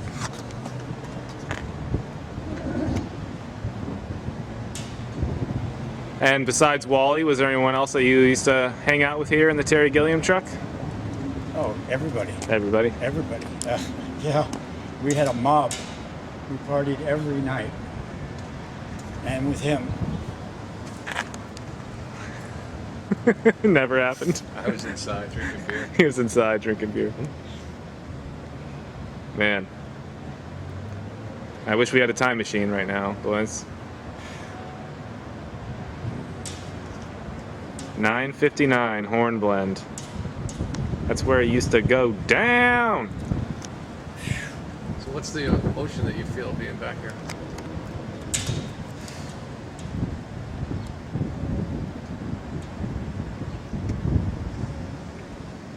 We had some good times. When I left there, Jimmy Baxter, when I left, I had one regret, and that was that I probably wouldn't be seeing you anymore. That's the truth. And of all the people that were here in that decade.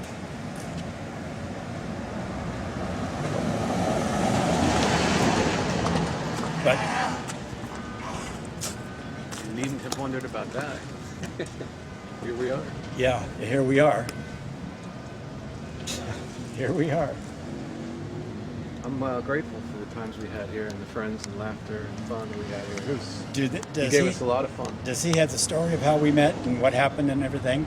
And it was my last night and all good. He has all, okay. But you can do it again if you like. No, it's all right. All right. I wish it was. Okay, let's wait. Do you want to get down there and film us walking up? I'm gonna film you walking up from over here. Okay. Yep.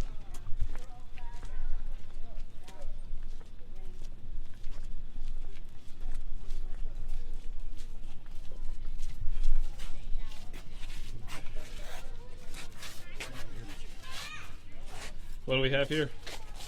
This is a plaque which I had put up to honor my sister Romany, my twin sister Romany, who went here at the same time, and Mr. Kilroy, who was my teacher in 1962. And this is a plaque with him on it right here, which is permanent. Yeah, it's amazing. What an honor to be up there permanently. So tell us that story again. How you came over here and he Yeah, The one you Roger. told us? Yeah. Yeah, that's the plaque. Roger called me and said, I got a surprise for you, and brought me over here, and I just flipped out. Just such a wonderful, wonderful thing that he did for us. You deserved it. Nah. Trust me. Oh yeah, trust me. No, I Trust me. This is the teacher that, in my lifetime, is the first person that talked to me like I was an adult, would look me straight in the eye and talk to me like I was an actual human being. And I wasn't used to that. I was, what, 11 and 12 years old. And I was just not used to that. But this guy talked to me like, Roger, what do you think? And he would actually listen to what I had to say. Let's see the plaque here. Plaque. Right there. He actually set me on the course.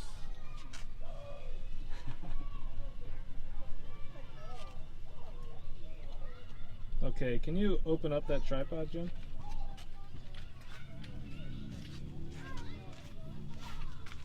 Will you kind of touch that plaque like you were doing earlier when you were explaining it, Roger? Like put your hand by it, point to it. Yeah. No, go ahead. Okay. Yeah, just like you were doing earlier. Yeah. Okay, this is the plaque that I had.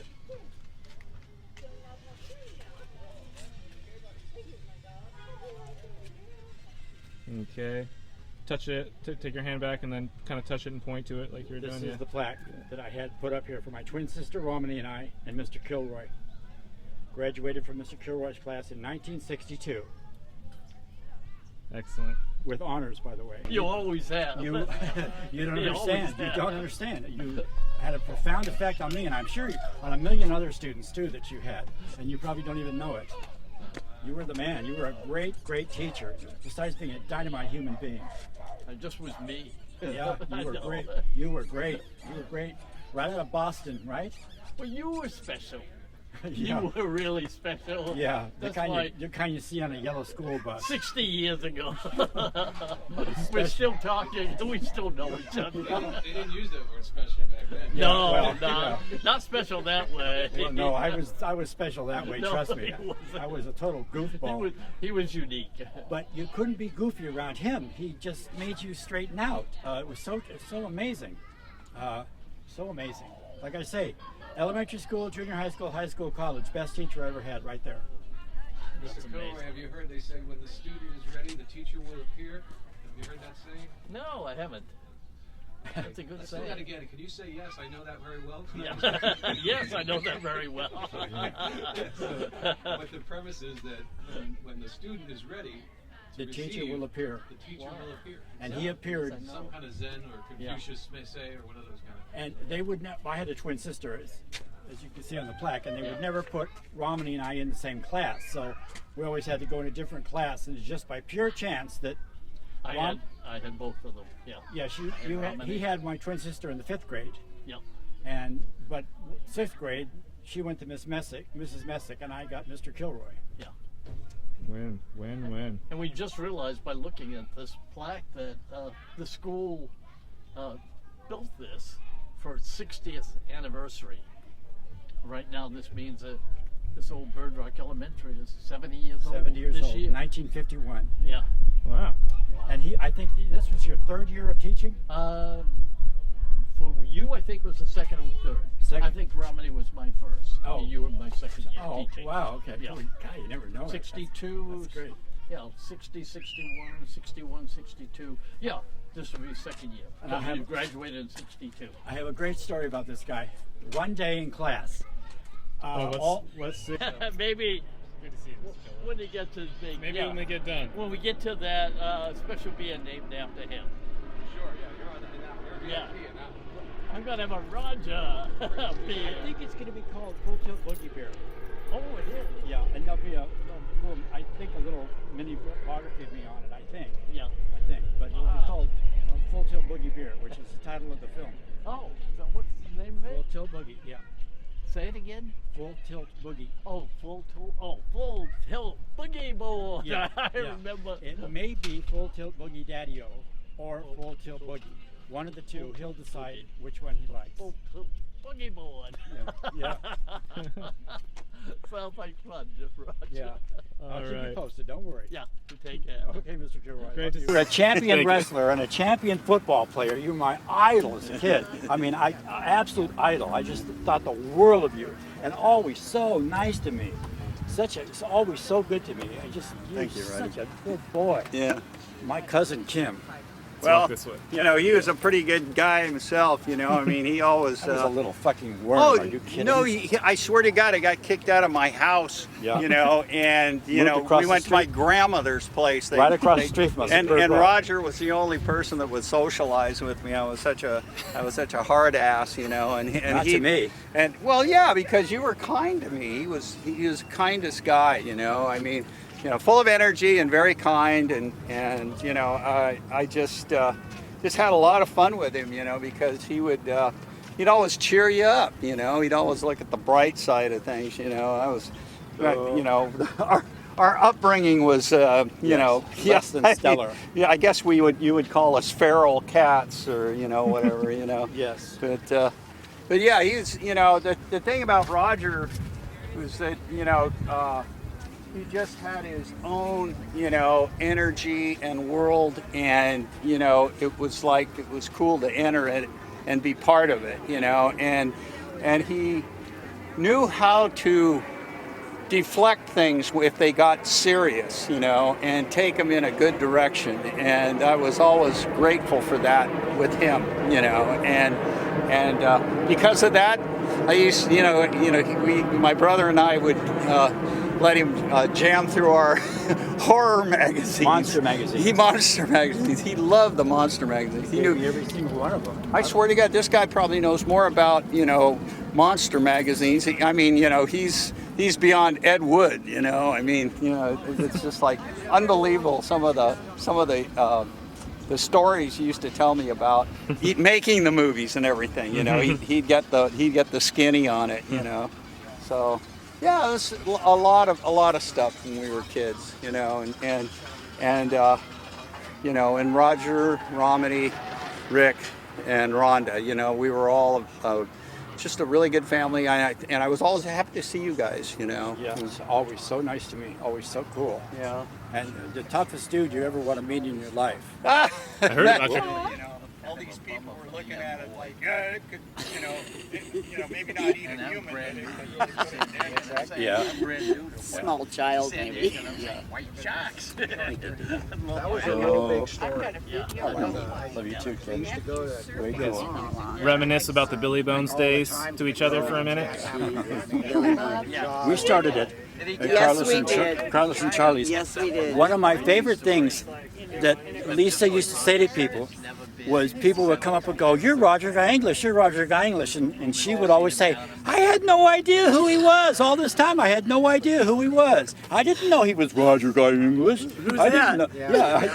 She used to always say that. She used to always say that about me. I didn't know he was like I was somebody special, which I wasn't. What's the big deal? Yeah, there was always bits in the paper. It's your name, right? So, yeah. She used to always say that. I didn't know he was Roger Guy English. Yeah, of course, we almost got killed when you started at Billy Bones. That three-piece polyester suit and your Oh, little my record disco case. dress. Yeah, that was the last time I wore any kind of dress like that. It was like that was Carlos. Shorts and a tank top after that. That was Carlos and Charlie's. That was Carlos and Charlie's. Our disco outfits. Yes, exactly. That's when disco was at its absolute peak, and Carlos and Charlie's was the hottest nightclub in the history of San Diego. It was the most popular nightclub ever. You can't even imagine. On one single night. Well, when we were in high school, one of our friends had a human hand, this mummified human hand, and she was running around La Jolla High. Scaring people with it. It's serious. Like an actual? Yeah, an actual human hand. Yes, yes. Apparently, and it's Cass Sylvia was who on Cass Street? Sylvia. Sylvia. Yeah, I went out with her sister. Yeah. Her sister's the one that had the hand. Marlene Sylvia. Yeah, Yes. she had the hand. Brought it to school. Yes. See? Marlene I Sylvia. remembered one. And I called her Rashomon. That was her nickname. She loved me so much.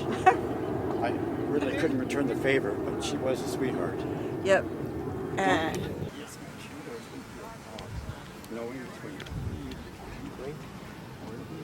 We don't know. Yeah, we and don't so we know we're just not going to worry about it. No, not at Because all. if it all comes No. together, it all comes together. Absolutely, and it will. It will. And I'm so glad you're a part of it. I really am stoked. Of all people, I love it. When he asked me to submit a list of people, you're one of the first people on the list. Well, it's just like we have this whole family thing. Totally. And in way more Totally. than it's really explainable. Because Thank you. I feel like you became kind of an extra son to my mom. Thank you. In those days, because she needed that. Thank and you. so she, you hung around Thank you. because it was actually good. Thank you. For her. You're right on the money. Yeah, You're because right. that's why you hung around with us. Yeah. And plus, and then she was a mom to you too. Yes. Oh, and totally. So that So was good what to was me. really neat. So good to me. Is that whole family thing? Yeah. We became family, and we are family. Absolutely. You got it. Right on the money. I can't believe it. You're so perceptive. You're right on the money. That's exactly what's up. Do you remember the day Walt Disney died and I was sitting at the kitchen table with your mom and Larry and I was crying? No, I don't remember that. Okay. bit. I was crying because Walt Disney died and Larry was like asking you, why is Roger crying? Because Walt Disney died, and you explained to him very, very tactfully why I was crying. Yeah, because No. all that stuff mostly, I don't remember shit. Okay, but And you so did. You there's- sat down. You were explaining to him why I was crying about the death of Walt Because Disney. it's like it's your Thing. thing. Yes, The thank you. whole Thank movie you. thing and Thank all that you. kind of Yep. thing. Thank you. And so I love movies too. Yeah. But not quite as much as you did. I mean, Yeah. you really wanted to be in them. Yep. And you really didn't get in them as much as you wanted to get in. Well, here we are. Now But we're in now one. we're in a now movie. we're in a movie Yeah, together. it's a little of all different the- kind of movie. But you know what? I love documentaries in Yeah, general. yeah. Because they're the most interesting and they can be really cool movies. Yeah, and this is what we're getting here. We're hoping. This is going to be way cool. Of all the dreams do come true. Come on, let's walk back. Dreams do come true. Yeah, because like we're Patty. we're part of something, Totally. How's that for a mind blower? Does that How blow? is it coming? Well, the premiere is September 28th. You actually have a premiere? That's the first sneak preview. Unofficial sneak preview. Really? Yeah, the premiere is going to be at Sundance Film Festival. Right. But the first preview will be September 28th, Oh, that's going to be 7 the o'clock. preview at the Yes, theater. yes, that's the one I wanted to bring you up on the Yeah. stage at. So does he have it? Well, he has to. He'll have it done by then. Have it nice and Yeah, he's nice given and himself. busy together. Yeah, he just synced that up yesterday. Yeah. So Wow. that'll be. How long does it run? It'll be, I think, about 2 hours. About 2 hours. It's a major feature film. Yeah. And this will be cool. We're in a movie, Mr. Kilroy. Yeah. And then Sundance, you say. Yeah, and then he wants to Hoping premiere for it. Huh? Hoping for Sundance. Yeah, he wants to premiere at the Sundance Film Yeah, Festival. yeah, It will I know. premiere at the Sundance Film Festival. Yeah. And what I'm hoping is an Oscar nomination for Best Documentary, which Right. is why he and Jimmy Baxter allowed me to be credited as a producer. Right. So that I could actually be nominated for Academy Award. Right. Mm-hmm. To finally get No, that I've golden already got it in my gut. We're going to get nominated. Trust me. Yeah. If it's the last thing I do, we're going to get nominated for an Academy Award. Trust me, I'm into it, big time. Yeah, I was there for 12 years. Which I didn't find out where it was till you were gone. Oh, nice. But at least I found out you were still alive. That was a plus. That was a fast 12 years, I must tell you. That was a Yeah. quick 12 years. It just went like that. You know my little Damon. Remember little Damon? Yes. He's 48 years old. No, you're kidding. Yeah. Where does he live? He lives in Oregon. Does he really? Cool. Yeah, I remember Damon. And then Me and him got along real good. Yeah, and then my daughter with Mike is 32, and my son is 27. And I'm not old enough to have children that age. I hear you. It's just I hear sucks. you. I hear you. No one should be that age. I'm too young to I'm have. older than my grandparents now. Renee's son is adorable. He's a sweetheart. Oh He's my. such a nice kid. I remember Renee when she was a teenager. Yeah. He is just the nicest kid. He's so nice. not bad on the eye either. Oh, okay, cool. I'm old. I'm not dead. Yeah. You know. Don't look at him that way. Well, good. Yeah, But I can. Yeah, but he's such a nice kid. He's so nice. seems He's the very nicest. sweet. He's the nicest kid in that whole family. Trust me, he's just so sweet. That's awesome. He went to the beer bust. He was there, and he was Roger. Uncle Roger, I had no idea. I didn't know any of this about you. I had no. He was so blown away. That was one of the highlights of the night was how excited he was about that's the whole cool. thing. Yeah. That's really cool. Yeah, he's such a total sweetheart. He's such a good kid. Such a good kid.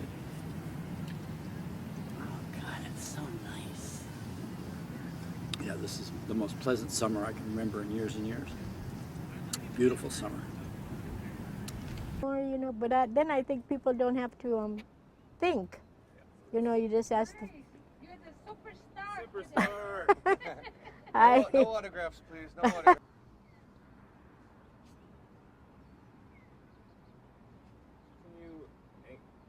Let me go this way. Other direction so that she's kind of faced in this way. Yep. Oh, like this. Yeah, a little further. A little further. Yeah. Yep. Perfect. Thank you. Okay. You getting artsy, Tyler? We're making some art here? We're making a picture. He just won best cinematographer, best editor. He did? Yeah, we helped a friend of his, Kimmy. She entered into a female film contest here in San Diego. Wow. And he won 2 awards. He was nominated for 4, but he won 2 awards. Wow, that's He's great. making a little name for himself in town. Ah, He good. just thinks the world of Roger, and Uh-huh. Roger's just Yeah, adores him. he knows everything about movies. Yeah. You know, that's when I met him when he worked at I met my husband at the video store. Right. And that's when I met Roger. You're all about that, for sure. Mm-hmm. You have your picture with Ozzy Osbourne? Yeah, my daughter has it. Yeah, he signed it. Yeah. Was he nice? And he signed the book. He was nice, but he was like busy riding a bike. I said, Ozzy! And he looked up. I said, hi. He said, hi. That was it. That's enough. Yeah. Ozzy! Yeah. I like that. Yeah. Oh, man. He knows a rocker when he sees one. Well, I was a lot younger then, but he Can you crouch was like cool. right here, Jim? Not for long. Not for long. Let's see how long. I'm you not can- as nimble as You you. can probably sit on your butt too if you needed to. Let me take a look at how the eye line looks. Yeah, I'm not going to be able to sit. Yeah. Probably sit on your butt. And like to be chatting with it. Okay. You know what? You want to check level? Excuse me. Oh, my levels are good. So we're not using boom. We're just going. We're ready to go. We're just gonna go with this. Yeah, yeah. Can I say something? Sure. Would you Anytime, mind? anything you want. Can you move your car up a little bit? Yeah. Because that's where all the ambulance Yeah, and yeah. all these things park. Just move it up a I'll little put bit. it right here. Okay. Oh, that would be great. Yeah. That would really be great. Thank you so much. No problem.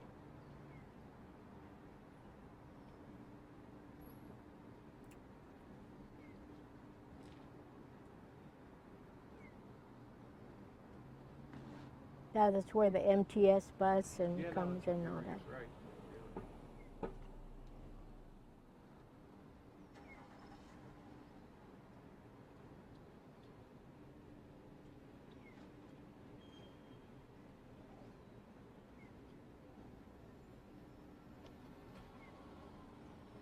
What does it say? What parking only? Oh. He's just going to park and walk back. Oh, okay.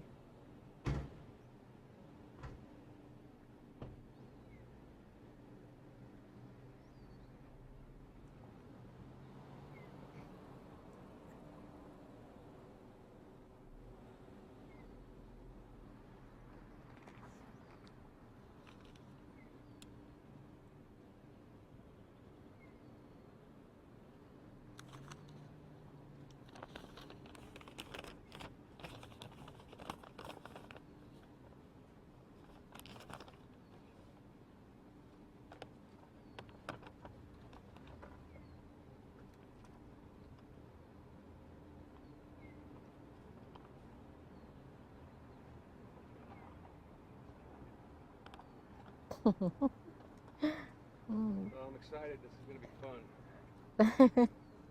Great stories. Oh yeah, Can't help but laugh.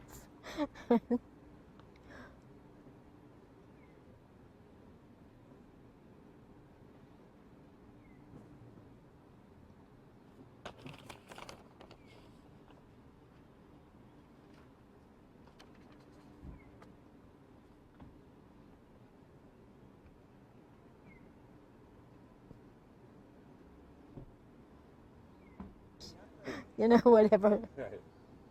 Meatloaf for your pudding. I know, especially the diabetics. Yeah, well, I would think so. Oh yeah, we are getting groovy, y'all. I think so.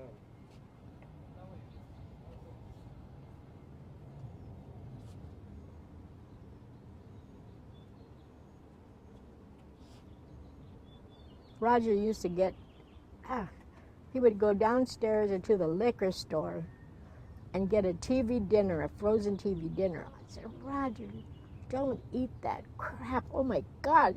Who knows how long those TV dinners have been there frozen? Who's going to buy a TV dinner from a liquor store? Probably since the 70s, maybe. Really? I don't know, but they'd like been there forever. So I said, I'm going to bring you something. So when I went to work, because I had a part-time job too, I would go, and then I'd tell them, don't eat. I'm going to bring something, because I had to eat too. So I'd like order a pizza, and we'd share it. I'd go to get tacos. I'd, get them for him, and we'd just, we just had fun. He'd go to his room, and I'd go to my room, and we'd eat, Good to go whenever you guys are ready. All right, Bonnie Benedict. Yes, sir. Thank you so much for having us and doing this for us. And I guess, why don't you start with when you first met Roger, if you would. When I first met Roger, I met him at the video store. My husband owned a video store, and I started renting movies there. And I met Roger because he helped me pick out some really good movies. And so we just started talking, and that's how I met him. Okay. Do you recall what your first impression of Roger was? Just that he knew all about the movies. I was thinking of one that I wanted to hear, that I wanted to see, and I'd say, well, it was this character, and they did this, bam, he knew the movie right away. He knew what it was, and I was like, yeah, that's the one, Yeah. Definitely has an encyclopedic knowledge of Hollywood and film. He does. The old movies, too. He's real into the old movies. So did he end up working for you and your husband at the video store? Yeah, he was working there with my husband before I even met him, or met more my husband, really. I just would go in there and rent a movie so often. Okay. And what year would this be, roughly? Oh, jeez. Let me see. Like 85, I think, 86, around there. Been friends for quite some time. Oh, yeah, we've been friends for a long time, ever since then. Okay.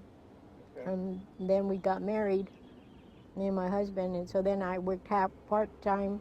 I worked in the daytime, and Roger worked at night. And so then we really got to know each other better, and we're trying to make money for the place. And he was just, I knew he was really, everybody would call him. They would call because Roger knew about the movies, Yeah. So how would you describe him? Roger, just a happy, friendly guy. He wouldn't hurt a fly. He just out there, just a good person, would help you if he could. Really. Just a really good guy. Great. And then you moved on and worked. Tell me about how the hostel came about. Oh, the hostel came about when my husband passed away, and then I didn't, sad, I didn't work. And then Roger had wanted to rent this hostel, or he'd got a hold of it. He talked to the lady, and then he got the hostel. And then he asked me if I wanted to work there part-time. And so he would do the finances and stuff. Uh-oh. My paper fell. And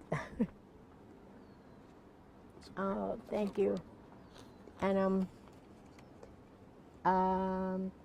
then he was going to move to Mission Beach and open up a hostel there. And so he asked me if I wanted to work there with him and help him, and I said, yeah, sure. So I ended up living there, and that was my rent, really, that I helped him. I washed the sheets and the pillowcases, and I cleaned up the rooms a little bit and made them kind of presentable. You know, it was big, huge rooms with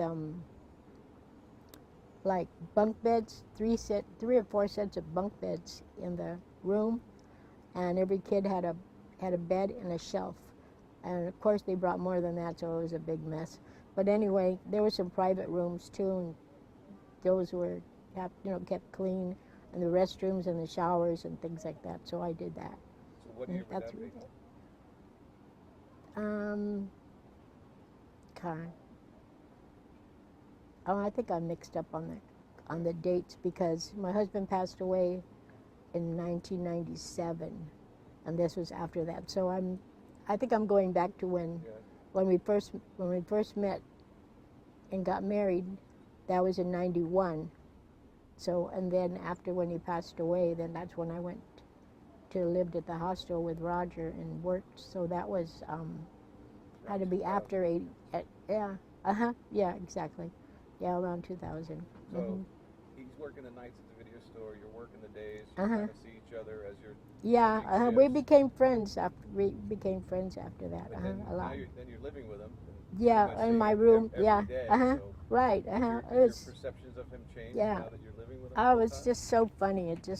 But we had done a lot of crazy things before when I was just working with him at the video store. It was just, he was just so funny. He would. Can you think of any of those crazy things you did? Yeah, he made my husband didn't want a drop box for some reason. He didn't want a drop box in the store. And so, but we thought, well, the people that come in the morning wanted to drop their movies off, because then if they brought it later, then they had to pay an extra fee. You know, they wouldn't want to come back if they had to do that. So Roger says, okay, well, we're going to make a drop box. So bam, he just made a hole outside, made in the wall. Just made a hole in the wall right there. And so then we put a box, on the inside, and people would just drop their movies off, and that was that was it. I was like, well, okay. He said, you tell Ben, because Ben, if I told him I did it, if I wanted to do it, then it would be okay. So that's what we did. And also we had we used to go to the Quick Corner right next door, and one time all the big roll of tickets was there was only like 10 or 11 tickets left, and nobody had won. It was a $150 ticket. And so they told Roger, you should come buy the ticket. So we put our money together, just a few bucks each, and we won $150. And then we split it in half, and we were so happy with our little, what was it, $75? Oh, yeah. You're a winner. It was really funny. This Quick Corner. And then Roger he wanted to put posters on the floor. Have the floor with just posters. So he put them all on there. We worked together. Well, he did most of the work. But then he put like a latex kind of glue-like stuff on it, and it would not dry. It would not dry. It would not dry. So customers are coming in, squish, squish, squish, squish. But after a while, it did dry, and it looked really good, but it was so funny. At first, I was like, Roger, Ben's going to come in. My husband, he's going to come in and see this floor. It sounds like Roger came up with the crazy ideas. Oh, my God. You go tell Ben, right? Yeah. How did Ben feel about the new Dropbox that Roger put in for him? He was stern looking, my husband. He looked at it, he just went, Roger. And I said, yeah. He said, okay. He knew Roger, how he was. One and only suspect. Yeah, he knew it was him. How do you feel about the movie posters on the floor? He liked the idea. Yeah, because they used to bring them to us free, and they would put them up on the walls for us, But Roger never liked the way they put them up, because they would cut them out and make them. I don't know. They were just like abstract, kind of different, But he wanted to advertise like all over, so we had a lot of posters and Ben saved them. Saved them, so we just used them all on the floor. Did the business pick up when Roger started working the night? Oh, I think Roger, yeah, because in Pacific Beach, everybody's up at night. At the time, everybody had a VCR, but it had just come out. It was no, it was a thing. Oh, everybody's got to have a VCR, and so, well, I had to have a credit card in order to. You had to have a credit card in order to rent a movie. And I didn't have one, so that's why I went. I saw, this little mom and pop store, I'll go over here. And I had to leave a deposit for the movie. And then once Ben knew that you were going to bring the movie back, then he would give you your deposit back. And so Roger was there, and he just helped out a lot. I'm sorry, I forgot the question. What you asked me. How did he... Oh, that was that about the Dropbox, yeah. And then the drop. Oh, and I did the floor, yeah. Just a lot of things about him. We had there was a small earthquake in California. It was a small earthquake, and Roger said, "Oh, let's say that they messed up the store. We can get some publicity." And I said, "What?" He said, call the stations and see if somebody will come." And so I think we called Channel 7, we called all of them. One of them said, yeah, they were going to come with the cameras. And so he said, they're going to come. So we went running around the store, knocked down all the boxes and everything, and threw all kinds of stuff on the floor so it looked like an earthquake. It was so funny. Yeah, Earthquake Roger. Yeah. And then there was been a crack out there forever, I don't know, out in the sidewalk. And then we were like, see, look, it made the crack in the sidewalk right here. And he was on TV. They showed him on TV on the news. Where was that store? Rent a movie, we were on Garnett. Oh, right on Garnett? Mm-hmm, we were on Garnett. We were about 2 blocks away from the beach. Mm-hmm, okay. yeah. What's there now, or probably? This building, I'm sure, is still there. There was apartments in the back, 4 apartments in the back, and there was one big business, but there could be 2 small ones if you put it in half. And so our business was in one, like 3/4 of the building, and then the other one was a little resale shop called the Buff. Mm-hmm. Okay, I remember that. Right, yeah. So the quick stop was there. Quick corner, Okay. yeah, the parking lot, yeah. And one time, and there was people used to go through the in between Quick Corner and our building, there was like a walkway, and people would, and Roger's store was this after my husband passed away, and he gave Roger all of his movies. He let him have them, and then he had a little store in the back, and so people would come by, and they would say, hi Roger, and he would say hi, and so he got a cardboard, and he made a picture, a cutout of himself sitting at the desk right there with the arm, and it kind of went like this. I said, Roger, what are you doing that for? He said, well, people just come by and say hello. They just want to see me, and they wave. Because a lot of times they just say, hi, Roger, and they keep on going. People would come back and forth. They all knew him, and everybody went to Quick Corner and was cut through there. And so he made this cardboard thing. It was so funny. My God. It would make me laugh. So he did that. Do you remember when he was going to break the world record for the largest pile of coins in that? Oh, yeah. Uh-huh. Did you contribute a couple Yeah. of, Oh, yeah. We all got pennies, and we told everybody, and we were, hoping to make a big pile of them. And that was one of the things that we did, too. What did you think when he told you that? I thought, that's Roger, let's do it, why not? I was used to him by then, Yeah, that's Yeah. And then he, oh my God. He, the shelf paper, the paper that you put on your shelf, the sticky kind, it sticks to it. He found some rolls of shelf paper that looked like wood. So he covered his whole car in shelf paper like wood, and it looked like a wooden car. It was so funny. He would drive down, and people would just look at him and look at either that or they knew him. They, hi, Roger. They were calling him Woody for a while. It was so funny. This is the things that he did. And then the movies that he would make, and sometimes even the movies that we had, the video store, he would put his own logo on there. You know how the MGM has the circle and then has the lion in the middle? Well, he would put his face in there and he would go, rah, like that. It was so funny. I mean, that was Roger. Bonnie, have you ever seen the copies of like what his whatever did happen to the Baby Jane or a Teenage Frankenstein? I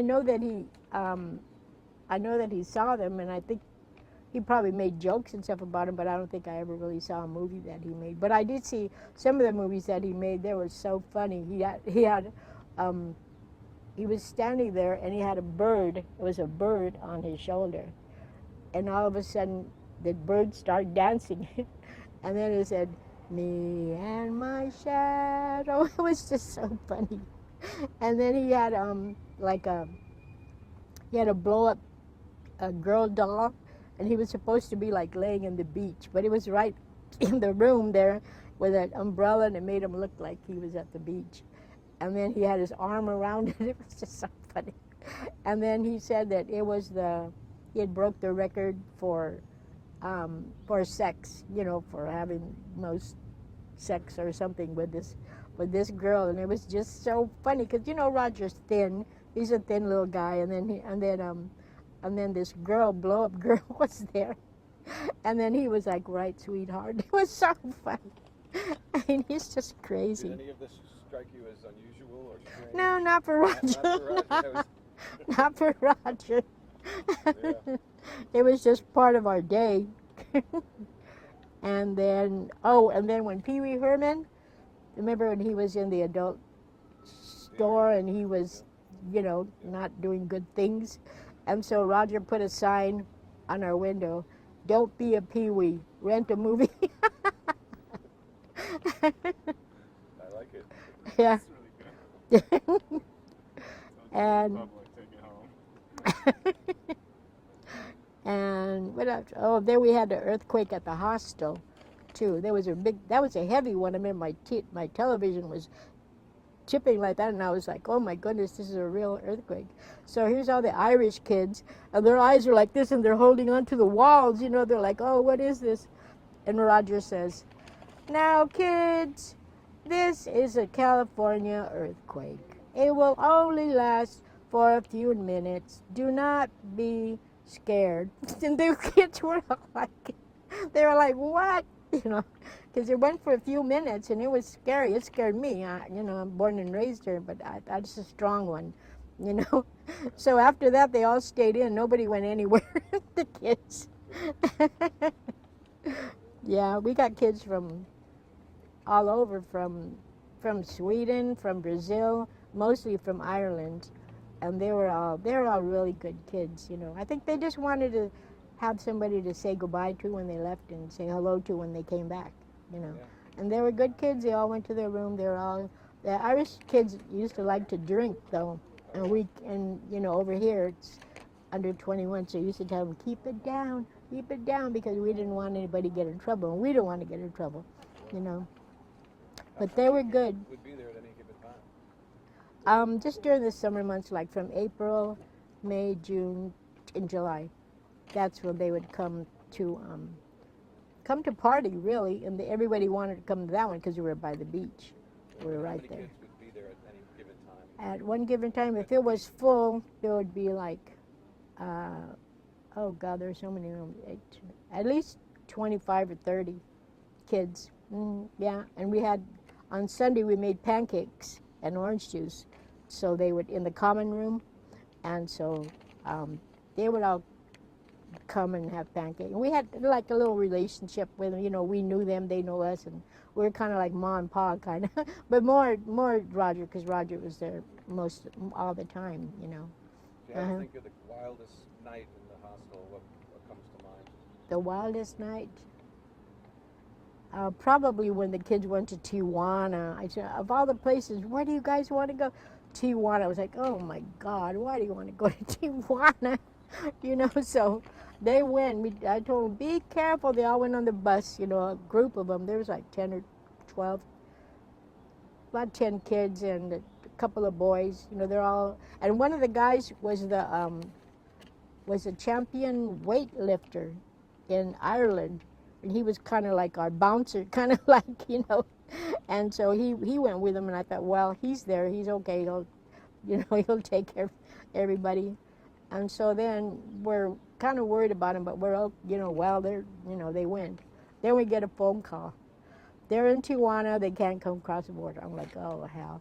So me and Roger go drive down there, and they, I don't know how Roger did it, but I parked on the American side. Once they see me, forget it, so they parked on the American side, and Roger went across.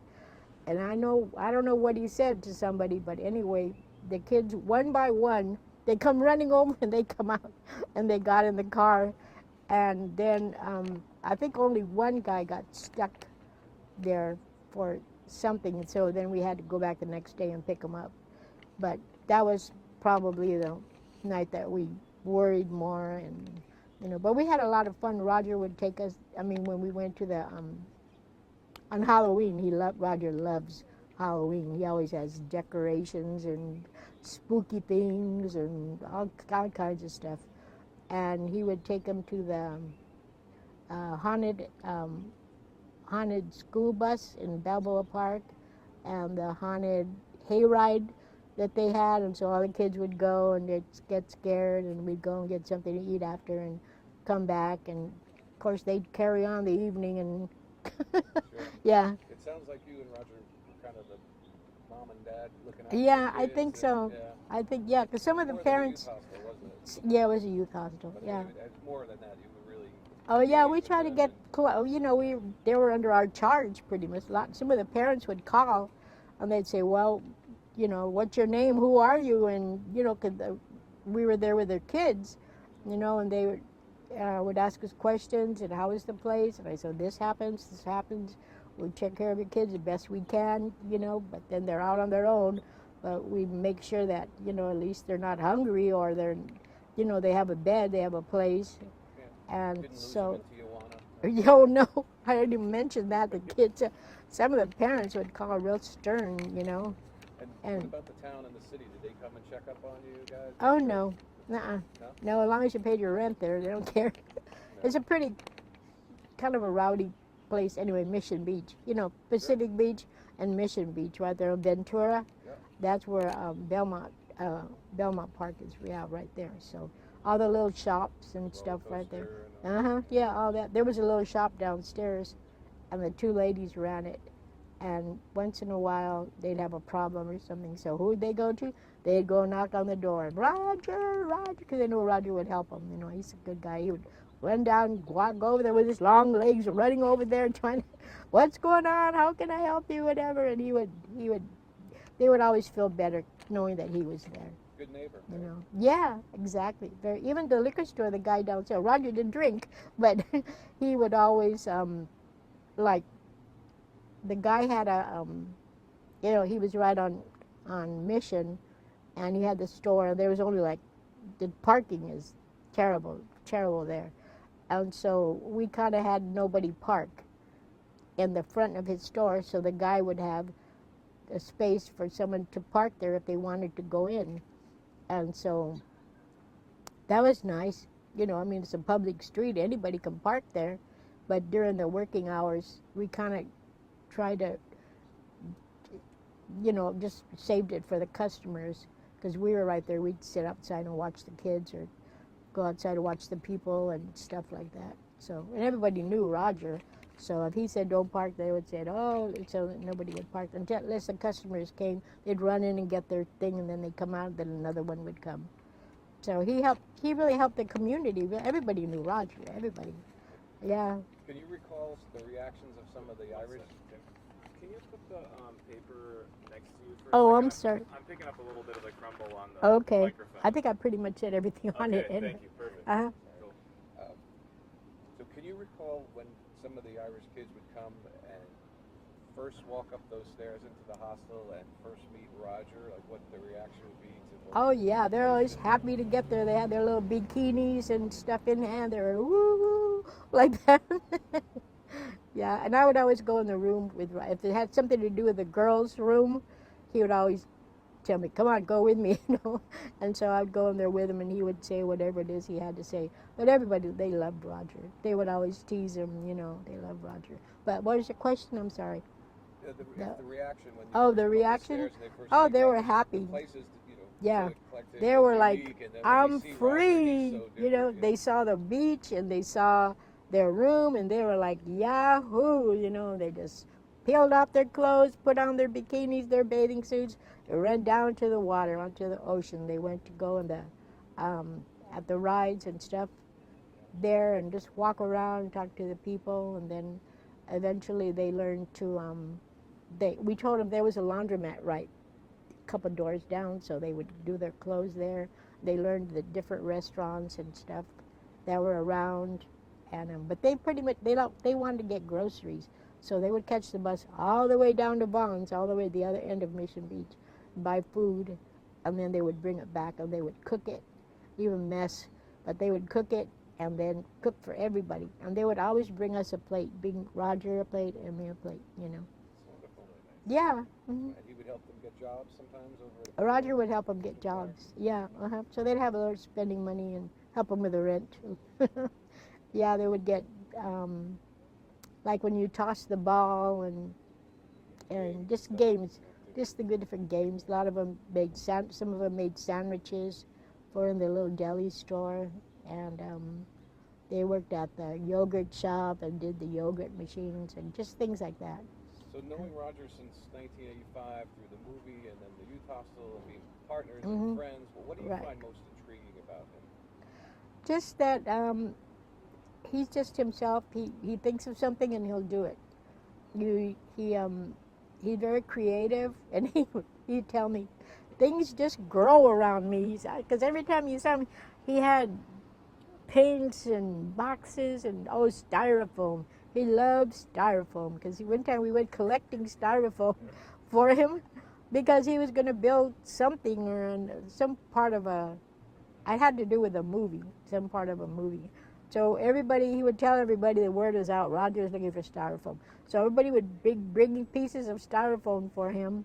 It's just a character, you know, you wanted to be his friend, you wanted to help him, whatever thing he was into, you know, whatever endeavor he was trying to do.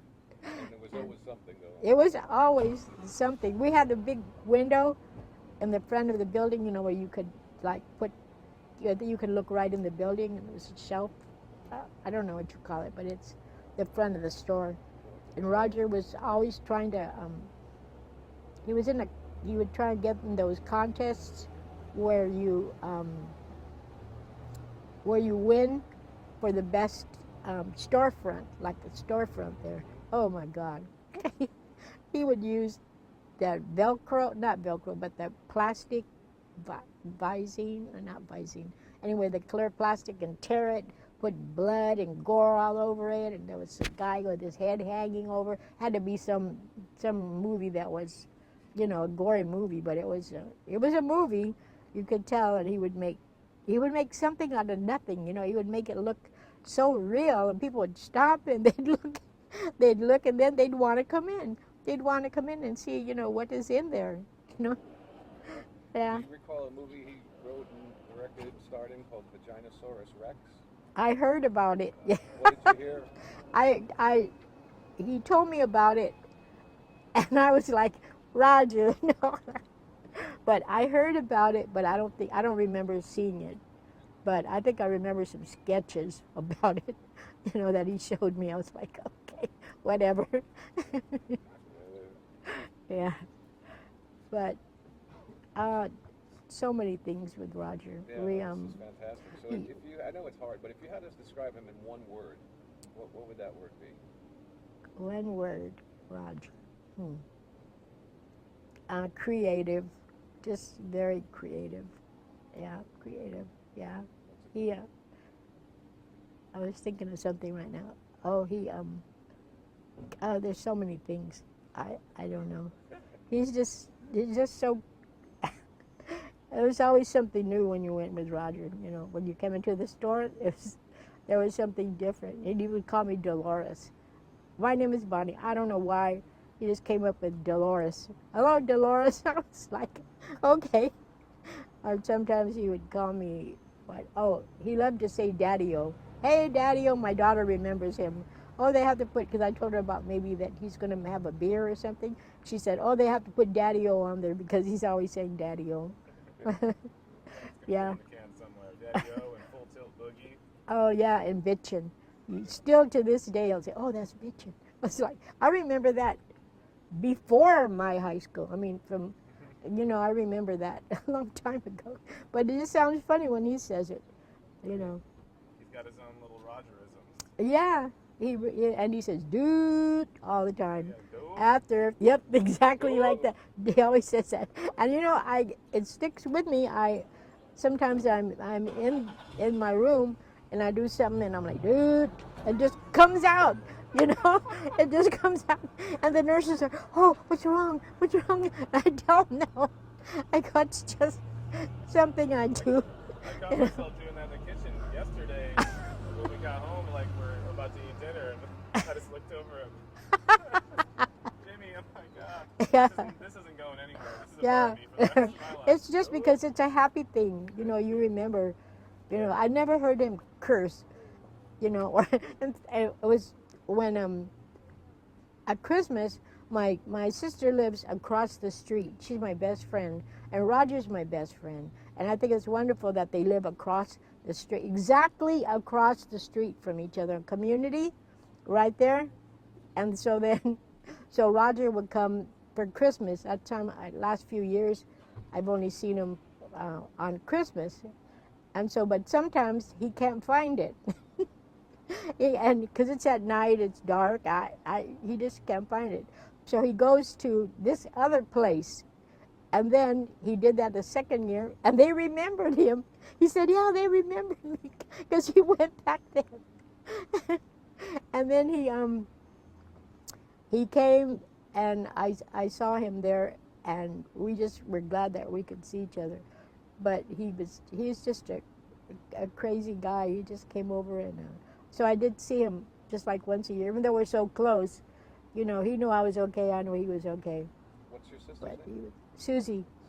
Susie. What do you think "dope" means?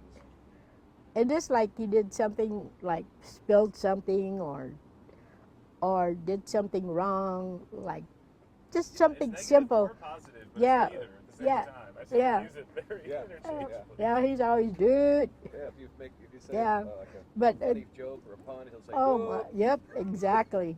God. Yeah, But the only time I heard him curse one time was I said, Roger, you have to find it this year. It's right across the street. It's the end of the block. You make a right enter. You can't miss it. He says, let me write it down so I can find the fucking house. He goes, That was the one and only time? that was the only one time I heard him say that. And I cracked up laughing. It was so funny. Did you say "dope"? Yeah.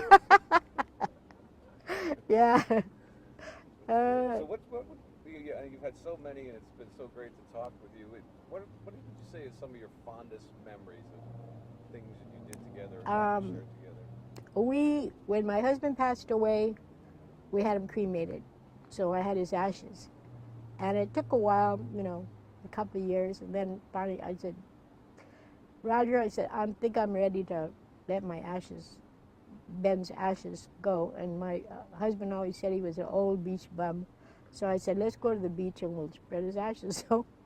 So we went, and we went, and we're going out there, and he was saying, yeah, it's a good thing. It's about time. Yeah, we're going to do it. So we go walking on the beach, and we were going to spread them in the water, But I think one of us tripped or something, and it broke, and the sand went all over the place. And we just, the ashes, and we just started laughing and laughing. And then I said, you know what, if Ben were here, he would be laughing right here too. He would figure, there's Roger. So that's kind of fitting for a beach bum too. Right, exactly, because I know he would want to be spread, you know, in the ocean or on the sand. We're near it, but but right away he went out with me. He said, "Okay, come on, let's go." You know, so. It's wonderful, beautiful story. So, did you ever know any of Roger's romantic partners? No, I want to find him a tall, thin redhead with real pretty, somebody that would, you know, somebody that would really love him and admire him for all his qualities, good qualities that he had and has, and Did you ever look for that just redhead? Did you ever try to set him up or anything? no, I never tried to set him up. No, Why is and he a redhead, do you think? I don't know. I just thought well, one time there was a little girl riding on a bicycle. We were behind him in the car, and she had like a little skirt on, and the skirt was kind of blowing, you know. And then and then said, "I'm gonna pass this girl." And Roger said, "If I was you, I'd rip that skirt off and go." And you know, I said, "Oh, Roger, you like redheads, huh?" So that's where I got a redhead in my. So, what would you say you think people most misunderstand about Roger? Misunderstand? They just kind of look at him and think he might be a little off, you know, like crazy guy, but not in a good way, you know. But he is. He's crazy in a good way, and he has a big heart, you know. Yeah. He's wouldn't hurt anybody. If he can help you in any way, there was a lady that got stalled on Garnett. You know, Garnett goes up and down. It's crowded. There's parking on both sides. It's terrible. Nobody helped her. She was just stuck right there, and people were honking at her, honk, honk, honk. So there goes Roger with his long legs going out there. You know, a little thin guy. There's all these big buff guys, you know, wandering around. They didn't do a thing. So Roger goes out there, and then he tries to push her car, you know, and help her. And then these other guys, finally, when they saw him, they were like, "Oh, okay." So they tried to help him. They pushed him into the quick corner parking lot. And so then Roger said, "Oh, you want to use our phone so you can call?" So he brought her in the store. She used our phone. He made her some coffee, and she just relaxed. And then somebody came, her husband or somebody came to help her, you know. But I mean, out of all the people, they're busy partying, nothing but bars right there, you know, in Garnett. And you know, nobody thought to help her. And he ran out there and he did it. You know, he made sure that she was okay. Where do you think that kindness and wanting to take care of people and the nurturing nature of his comes from? I think I don't think he knew his father, and his mother. I didn't know her. I only met her like twice, and she was like, "Oh, my baby Roger," and Roger was like, you know. But I think maybe from her, but just basically really just himself. He like you said, Romney was his sister, but she didn't have too much of a personality. I mean, she was okay and everything, you know. And he had his other sister too. It's all ours. Rhonda, yeah, Rhonda. And she loved Roger. I mean, I could tell they all, you know, stuck together. I remember Roger told me, "Nobody can mess with me when I'm with my sisters." So, but I think he just has a good heart. You just, you know. And when Romney passed, he had kind of a ceremony at Wyndham Sea where he scattered her ashes, I believe. Did you go to that? Remember hearing about it? I don't remember that. Maybe he did it was immediate. His sister probably came and picked him up and did that. Yeah. So when did you meet his mother? I met his mother when he was in the back store, and his mother came in, and I didn't know who she was. She came, "Where's my baby?" And I thought, "Oh God, this lady lost her baby. What am I gonna do?" You know. And then she said, "His name is Roger." And I was like, "Roger's her baby? That's so cute." And so then I got Roger, you know. He comes out. "Oh, there he is." It was so sweet, you know. But you know, like your mother is gonna treat you like that, and the son's gonna, you know. So I think I only met her really once, maybe another time the same way, but that's about it. But when she passed away, I went with him to the funeral, and it was a solemn occasion, and it was sad, and Roger was sad, and on the way back, he kind of let it out, that he was sad. And I wasn't not real close with my mother either at the time, but we were just, well, what can you do? And I just drove home and put some music on and tried to make it like a little bit happier situation, and then we were fine. He got home and went back to business. You got the sense they were not close, or they were close? I got a sense that they kind of weren't very close. Yeah. Mm-hmm. So, going back to some of the world records that. Oh yeah. What was your reaction when you started hearing about those? How did that... Well, he showed me a card from the trivia game. Yeah, Trivial Pursuit. Trivial Pursuit, right? And it had what California native kissed I don't know how many girls, or the twist, I think it was. did a twist, yeah. And then I flipped it over and it said Roger Guy English, and I was like, oh my God, that's Roger.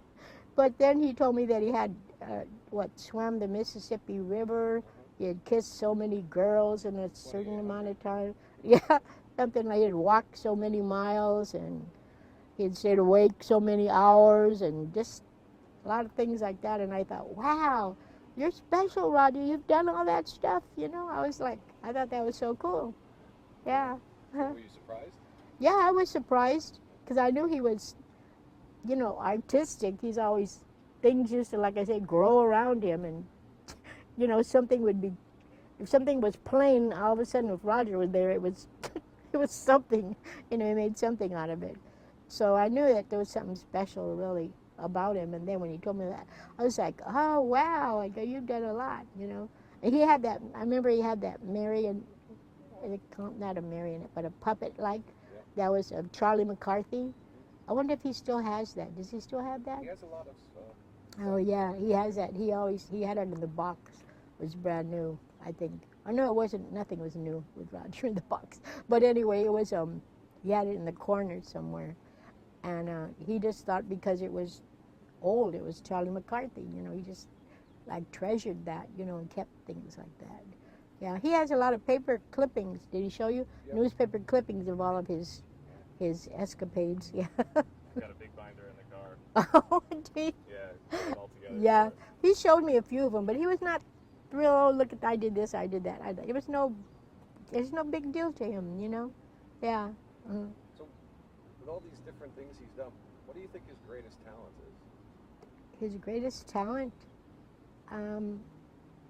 Just making something out of nothing, his imagination, he can look at a box and see, great things with it, and, ordinary people, you just look at it as a box, He can create things in his mind, and he can put them together with nothing, with what he has at hand, Yeah, perfectly said. Well said. Mm-hmm. Is there anything that you want to talk about that we might have missed or not touched on?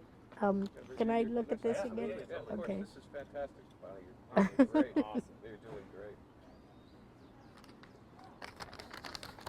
Let me see. Well, I told you about the logos, that movie that he made with all the logo. But he told everybody, okay, we're going to see a movie. Everybody got at the hostel, got into the common room. We all had popcorn. We were all ready to see a movie, and then it goes, dun dun dun dun dun, and it shows his logo like that. And then after that, they had the logo of Paramount, and then of United, and then of all the ones. That's all it was. The movie never began. It was just and we were all sitting there, and we're all watching, waiting for the damn movie, and it just kept going on, and then Roger started cracking up, and we just all started laughing. We thought Roger, but we knew, that was the movie. There was no movie. It was just too much. I got the Book of World Records, the earthquake, Pee-wee. in the hostel, the cardboard Roger. I tell you the amount of pennies, the logo, with the thing with shelf paper. I think I pretty much did everything. Made a drop box, the posters on the floor. The Raquel Welch quick quarter lottery. I have it down. The wrong house for Christmas and Halloween. Yep. Can you tell the Raquel Welch story again quickly? Raquel Welch? Oh yeah, she wrote a book, and she was on the bestseller list.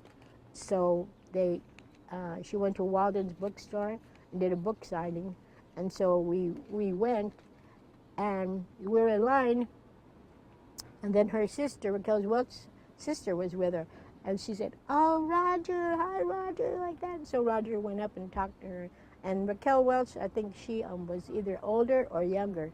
He didn't know her that well, but he knew her sister, and they started talking, and of course he got a book signed. And they went to high school together. Yeah, right. They went to La Jolla High School together. Great. Yes. So we've been doing something at the end. I'm gonna take it off the sticks before you do it. Okay.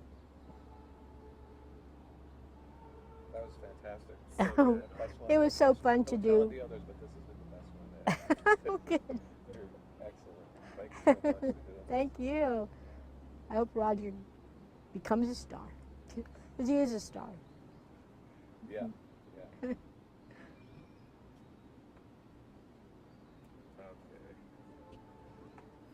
So what we've been doing is, at the end, if you want to look right in the camera and send a message directly to Roger. Oh, hi, Roger, dude. We were gonna ask you to do that. Can you say "bitchin' daddy-o" to the camera? Hey, Roger, bitchin' daddy-o. Can you say "full tilt boogie daddy-o"? He never said that to me. Okay. I'm sorry. He said that to other people, Okay. and I heard him, but he never said that to me. I'm sorry. That's fine. That's Okay. and last words, anything you want to say to wrap it up? Wrap up your friendship? Just I love you, Roger, and I know you're gonna go far, and you go, boy. I love you. That's it. Beautiful. Fantastic, Bonnie. Thank Bonnie, you. that was incredible. You are so natural.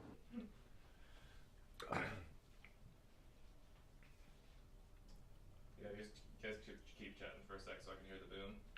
The boom. Testes, 1, 2, 3. Testes. Testes, 1, 2, 3. Is this the same squirrel I see coming Yeah. up the road? Same guy Yeah, all the time? that's Chuck. Chuck, okay, Chuck. Nice. Yeah, I just named him. Yeah, that fits. Yeah, Suits him. Chuck. Chuck's his jaws full. Yeah, he's not shy about coming back for seconds. Huh? No, he gets down. He gets down in there. It's like eating pussy.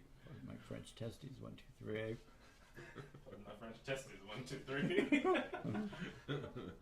That's so funny. When you get past the fucking and cocksucker, the dialogue's quite snappy. Yes, yeah. That's what turned me off from that show. It's just too greasy. Give me a break. Yeah. I mean, if I want to watch porno, I'll watch porno. What's the show called? Deadwood. Is this something someone's drinking? Yeah, I was, but it's not. You are? You are? Yeah. I'll put it over here. We'll have a transmitter. It's out of shot, so. Deadwood. It's a It western. got a lot of acclaim. I mean, people talk about it as a really good show, but I think it's terrible. I think it's absolutely. Did you ever see any of The Wire? I heard it was amazing. I watched the first 1 or 2 episodes or whatever. Awful. We watched the boys wanted to watch it across the street, so I watched all 4 or 5, 6 seasons of it, whatever it was. But it's about black drug dealing kids in Baltimore, and the slimy police department chasing them down. I mean, talk about rock bottom television. I mean, you just can't get any lower. Yeah, I didn't. I wanted to like it because I read so many things about it that I was just quickly not interested in. Well, then it went to Sir with Love. It went to school, and then it went to newspaper, Spotlight. It was just wouldn't make up its mind where it wanted to be, and it left the police station and went to high school. Oh, and these black kids trying to progress in high school. It was terrible, just awful. Rock bottom. I mean, down in the mud. I mean, just slimy. Yeah, I felt that way about a show people really liked. It was called Leftovers. Okay. And it was just so convoluted. It struck me like the writers didn't know the story they were telling. You know, Okay. like when you're in that kind of thing, like let's just be weird, but why?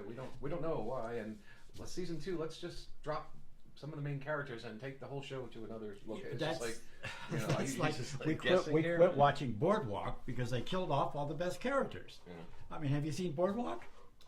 I was at the premiere in New Jersey with Sam when they screened it. We were at a private screening, so yeah, I watched the first couple seasons, but again, I trailed off on it. It's good, but they end up killing off all the best characters. Give me a break. Let's just ditch all the lead characters that you've fallen in love with, and see what we end up with. I mean, we quit watching it. Hard to sustain that. But there is one that I do want to recommend that is brilliantly written, and it's a guy's name, and he ends up being a soccer coach going to England. He's from America, and he goes to England. A new one, right, with Jason Sudeikis? Yes. Yeah, you got it. He won a couple of. That is so well written. Is it good? It's kind of light. It's kind of light. There's not a lot of meat on the bone, but it's so well written it makes up for it. It's just absolutely brilliant. It's funny. It's more poignant than funny. It's I suppose it's meant to be a comedy, but it's not that funny. It's just right here. Okay, good. It's just really well done. Sudeikis is absolutely brilliant. Cool. He's just great in it. He's just great. Yeah, I think he might have won 2 years in a row for that. Good, because he deserves it. It's very light, but it's wonderful. Where are the guys that you go with it? Not the guys with the RVs. No, that's Tom. Okay. That's Tom, and his wife. The one house and then one more house, and that's where the boys live. Okay, I'm teed up, guys. You can get this. So what are you and the boys watching now? What we're watching, the big one. The guy died that played the lead, The Sopranos. Oh, okay. And a black cartoon called Boondocks, which is the most racist thing I've ever seen on television in my life. It's unbelievably racist. You couldn't get away with it. You can get away with it because it's reversed racism. I mean, it's crazy. But it's funny.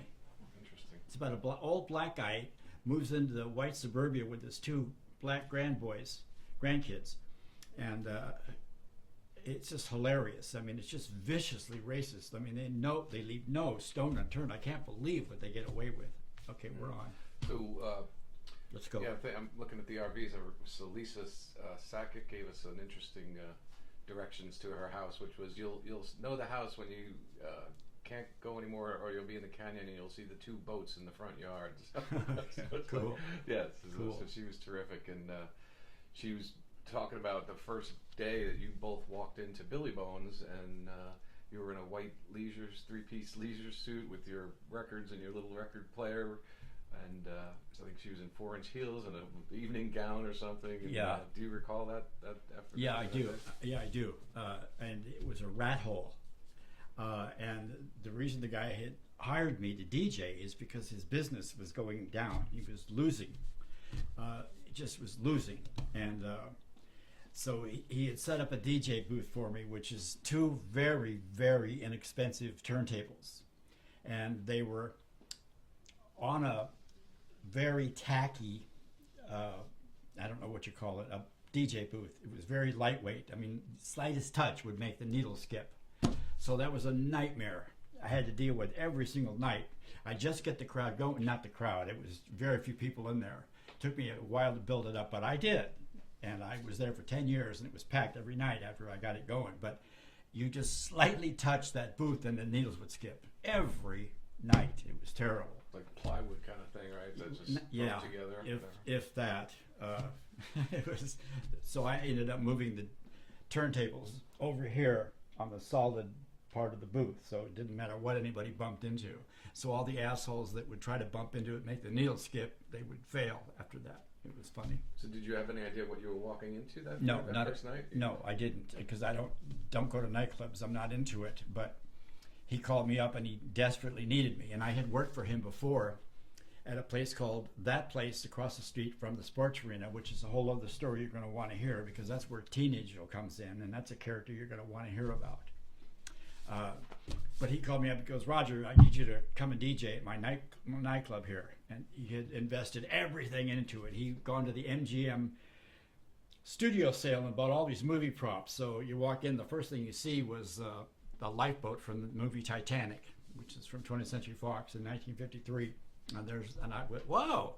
And all these props, miniatures from war movies, miniature ships from war movies and stuff. And it was, club was decked out. He wanted to, originally had it where he's going to have a spaghetti every night and music.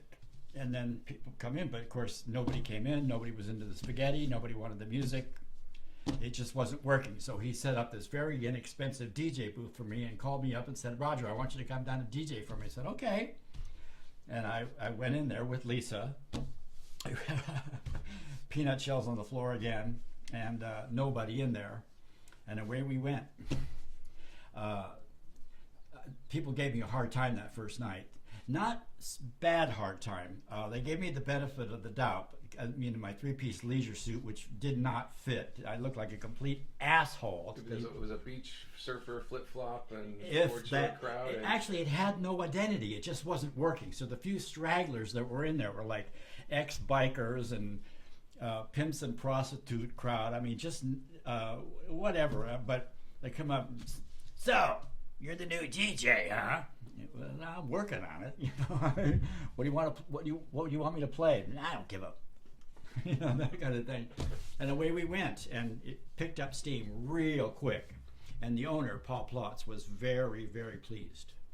So how long did it take before you felt like you had turned the place and had a little following? And Before we move on to that, I'd like you to touch base on.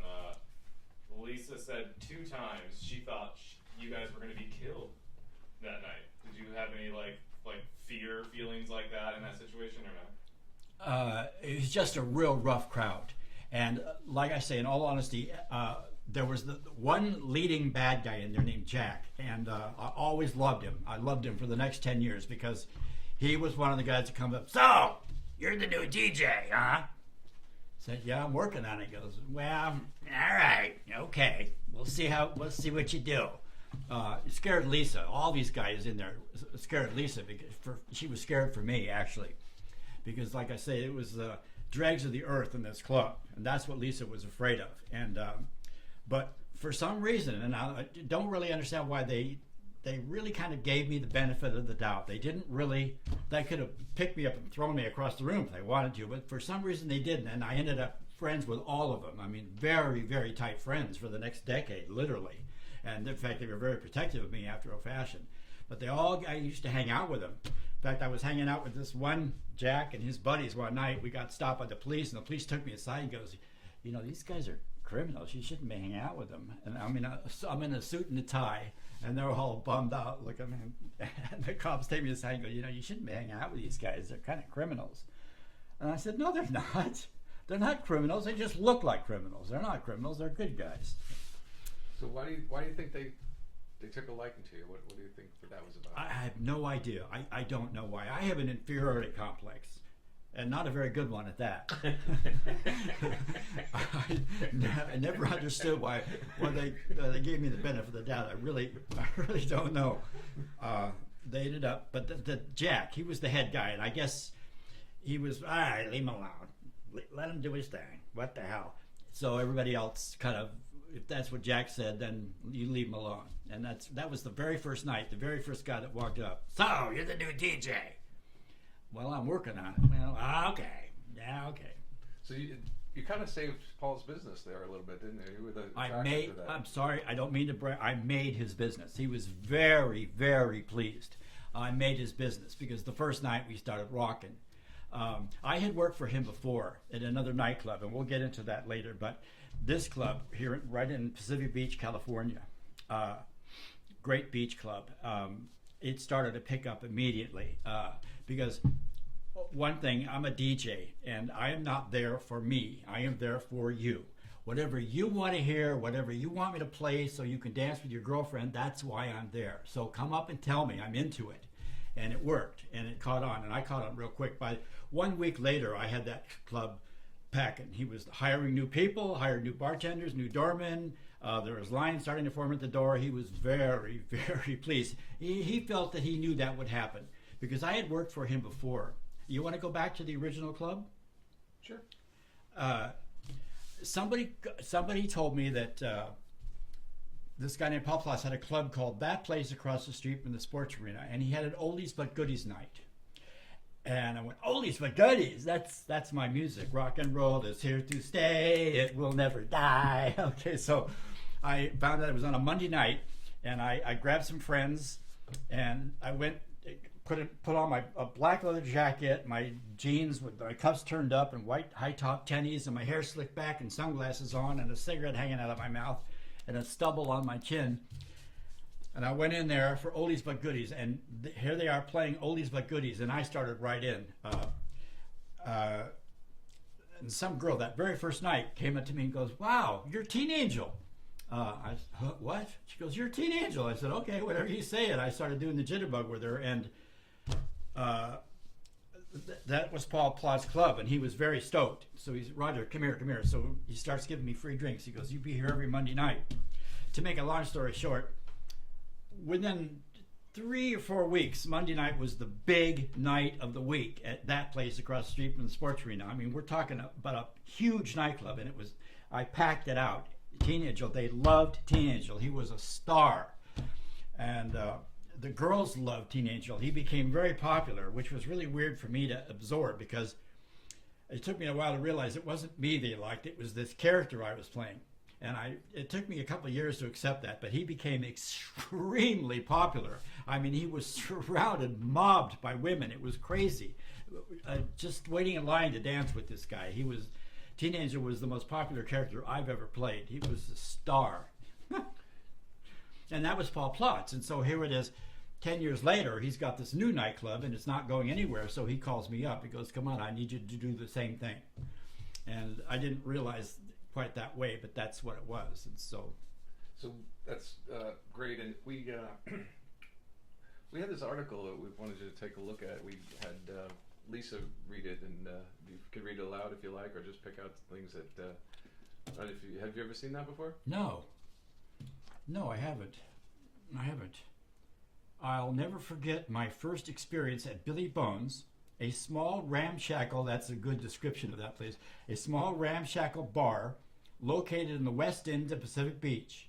I had just made my way through a maze of inebriates sprawled out in front of the entrance and had been confronted by a discourteous doorman. That would have been Tim, who was a wonderful dude.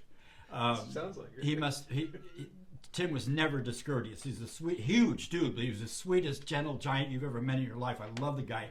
This guy writing this must have been testy or something. Anyway, discourteous doorman, when all of a sudden, directly behind me, I heard the sound of a glass bottle shattering across the beer-stained floor. I turned around just in time to see 2 large gentlemen escort an obviously drunken man who had, either in a fit of frustration or exuberance, busted the Corona outside the door. I could hear a faint thudding sound, yet definitely sounds like Billy Bones. Big Tim and the other doormen would keep control inside, and you could bring your girl and have a real good time, but it was mobbed every night. You never knew what was going to happen. I could hear a faint thud. Okay, over the objections of a waitress who was fruitlessly trying to hold back the tide of regulars pouring out the door. I tripped outside and watched the 2 bouncers pummel the man with their fists and feet. After a few minutes, the barmaid, with the assistance of the bouncers, persuaded the patrons to return inside. Okay, I could see that happening. It was a wild place. While the scene was shocking, what was even more astonishing to me was the lackadaisical attitude taken by the regulars toward the whole event. It was as though this was part of the night's entertainment, like beer, music, and pool. It's true. It's true. You just never know. I don't remember that many fights inside. The doorman kept a pretty good handle on everything. It was pretty cool. It was pretty safe. Then again, given the sort of wild, unchecked, old West ambiance, exactly, of the place, maybe people construed it as reasonable justice. If a man can't hold his liquor and resorts to uncivilized behavior, he has to weather the circumstances. In any case, I too shrugged off the scene and proceeded to carry forth with my plan for the evening. Do you want me to keep reading this? It's up to you. After recovering from the momentary distractions, I began to take in the surroundings. Oh, cool. This, as anyone who has been there can attest, is no small feat. Billy Bum's decor resembles a major nautical disaster. It looks like someone blew up 2 or 3 ships, took what was left, piled it up, built a bar made, and opened up a beer joint. The place is a regular cornucopia of fish nets, steering wheels, dinghies, cars, and barnacles. In fact, there's an old fire truck up here, way up here, maybe 30 feet, a huge high ceiling. One time we climb up there and sit there in the fire truck as Santa Claus, holding perfectly still until just one person would look up at me, and then I would move, and they, whoa, it's alive! Okay, so.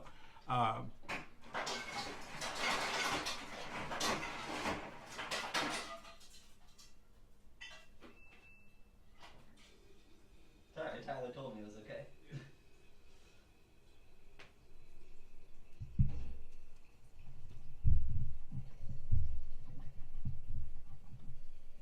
Hey, Rod, I've got a wide shot here, just so you know. So if he needs to grab some water, it can be in context. Like he's gone to the kitchen, we're in a house, we're in your home, it's casual, the faucet's going, you don't have to stop. It's group.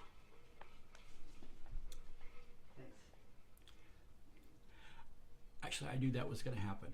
I'm sure you did. I did. I knew that was going to happen, and I'm thinking, fuck. Nobody but the class would do that. It's fine. What? It's fine.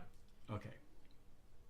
The place is a regular cornucopia of fishnets, steering wheels, dinghies, oars, and barnacles piled on top of each other like a tacky 3D collage made by some neophyte with,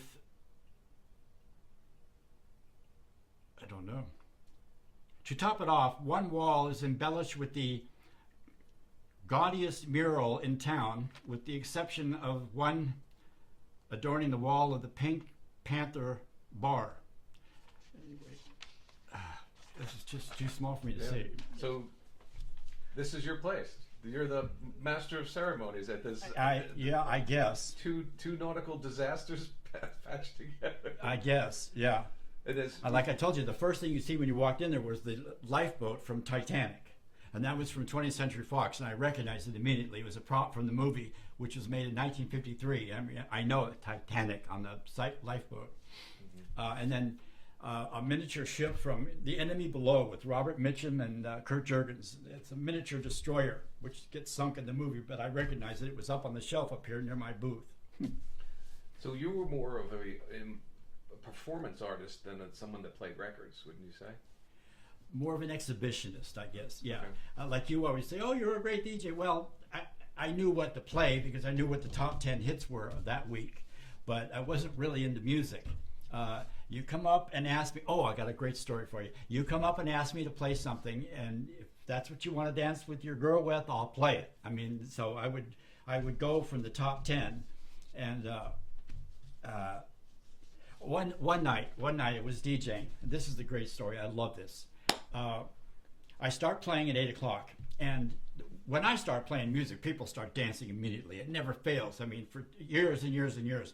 Well, this night, I start playing music and nobody gets up. I thought, that's weird. And I'm playing hot songs. I'm playing the hit songs of the day, but for some reason, the club is packed, but nobody's dancing. Right in the middle of this, a guy walks up to me and goes, hey, could you play a song called Party Doll for me? And I went, dude, just wait. Let me get the place going, and then we'll talk about Party Doll, which is a 1957 rock and roll hit called, it goes, come along and be my party doll. Come along and be my party doll. Come along and be my party doll, and I'll make love to you, to you. Anyway, that's Party Doll. Okay, I don't really want to drop this on this really tough crowd I'm having here. So I keep playing hit after hit after hit, and nobody's getting up. Now it's to the point where almost 8:20. I've been going 20 minutes and nobody's danced. This has never happened to me before. And every 2 or 3 minutes, this guy comes up and goes, can you play Party Doll? Can you? No! No, I can't play Party Doll. Wait. And I keep trying, I keep trying, I keep trying, and I keep trying. And this crowd, I go to 9 o'clock and nobody has danced. And I'm completely freaked. Packed nightclub, but empty dance floor. Finally, this guy comes up and goes, could you play Party Doll? I said, dude, I would love to play Party Doll. And I'm going to my 45 right here, and boom, Party Doll. Pop it on the turntable. Come along and be my party doll. Come along and be my party doll. This guy jumps out on the dance floor. He's got a blow-up sex doll, dressed in a 50s outfit, and he starts doing the most killer jitterbug with this doll. And they go apeshit. The club went nuts. And I guess everybody figured I had stalled off on the music just to let this guy showcase himself, which is not the case. But the club went crazy.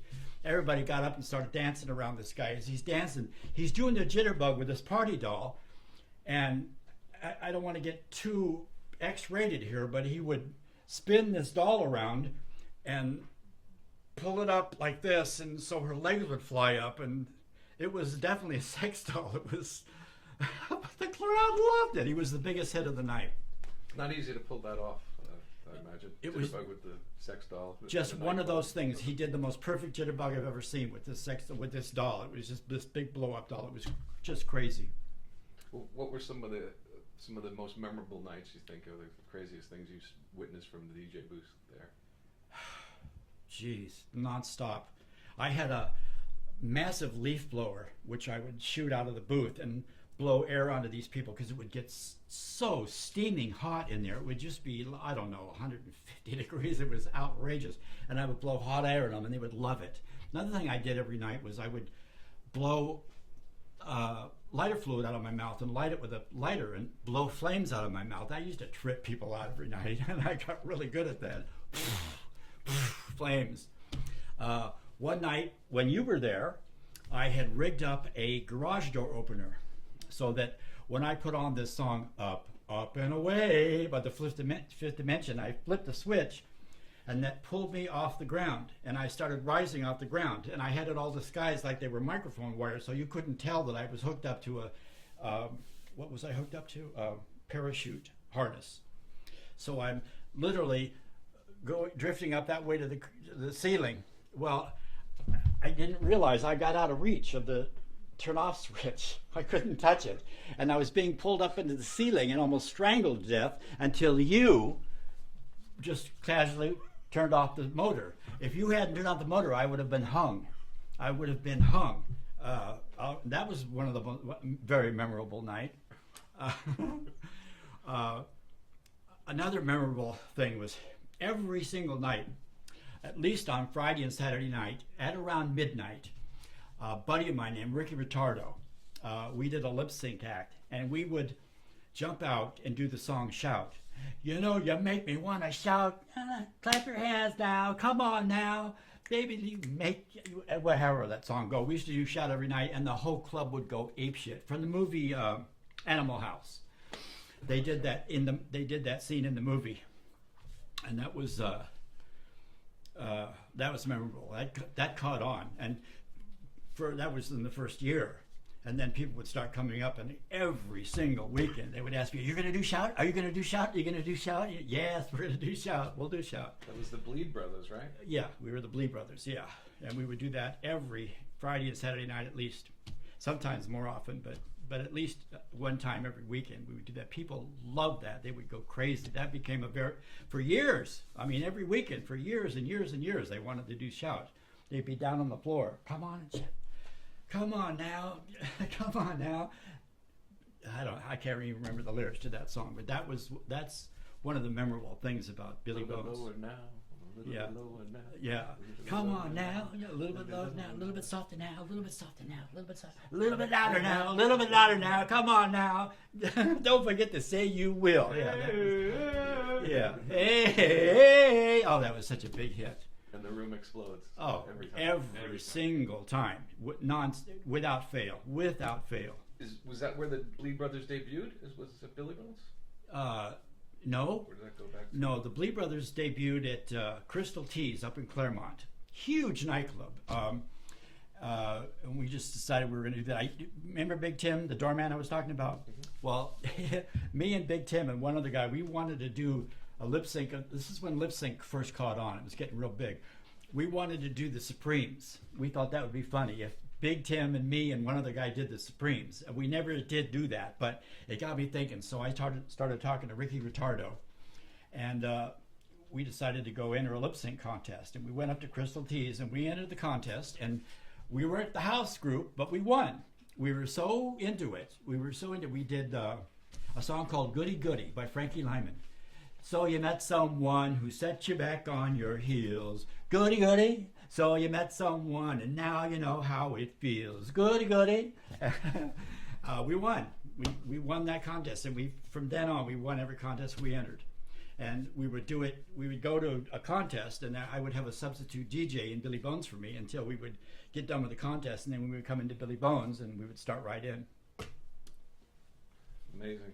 So Lisa was talking about a party at was it a Greece event where you guys went as Danny and Sandy? Do you recall that story? No, I sure don't. Really? I don't remember that. She said you were spinning her around on the dance floor like you were gonna pull her arms out of the socket. She was just trying to keep up with your long limbs and everything, and you guys were. She said you killing guys it. were by far the best in the whole thing, and You guys, I don't know why.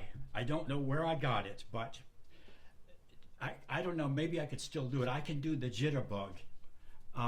No matter where I went, whether nightclub, private party, I could do the jitterbug and stop people dead in their tracks for some reason. The way I dance, and I still don't understand it. It was a massive hit, and it wasn't just Teen Angel, although that's where I started doing the jitterbug, was as Teen Angel. But it ended up, anytime I would go start doing the jitterbug with any girl anywhere, we would stop the show. Trust me, I mean, that's actually me, not Teen Angel. I was a hit doing the jitterbug. It just works for some reason. tell me about Teen Angel's entrance. Was it the sports arena? They put on a big show, and there was an oldies but goodies concert with Bill Haley and the Comets, Frankie Avalon, Jerry Lee Lewis, Chuck Berry, Danny and the Juniors, every 50s rock and roll group you can possibly imagine. And I was so into it that prior to the concert, I had bought out the first row at the sports arena, the entire front row. I don't know how I did that, but I did. Got the entire front row and gave the tickets to all my friends from Billy Bones, or not Billy Bones, from that place across the street from the sports arena, which ended up being called Foggy's Notion, by the way. But anyway, I gave them all tickets, and I said, all I ask is that you save the 2 dead center seats for me. Okay, so that was the deal. So I asked this beautiful girl in La Jolla named Debbie St. George. I said, I want to take you to a concert. And she goes, oh, good, okay. And I said, and I want you to dress in a 50s outfit. She goes, okay. So I picked her up in my 1954 Ford convertible, and I took her down to the sports arena, and I timed it so we would arrive late. And we go in, give them the tickets, and we go into the sports arena. We enter from the back, and here is the sports arena. Every single seat is sold. The place is packed to the rafters. And I think we probably have maybe 5 or 10 minutes for the show to start. And I've got a cigarette in my mouth, which is Teen Angel, and I'm Teen Angel, and my sunglasses, and a yo-yo. And this guard runs up to me and goes, put that cigarette out! I went, oh, sorry. And I took this fake cigarette out of my mouth, and I, boom! And I walked over to it, and I started doing the twist on it. The crowd looks up. To make a long story short, that's the grandest entrance Teen Angel ever made. The entire sports arena went absolutely ballistic. They went apeshit because there were pockets of people that knew Teen Angel in this crowd. I don't know what the seating capacity of the sports arena is, but they went totally fucking apeshit. They went crazy for Teen Angel. The girl I was with had no idea what she was getting into. She didn't have a clue. She was, oh my God.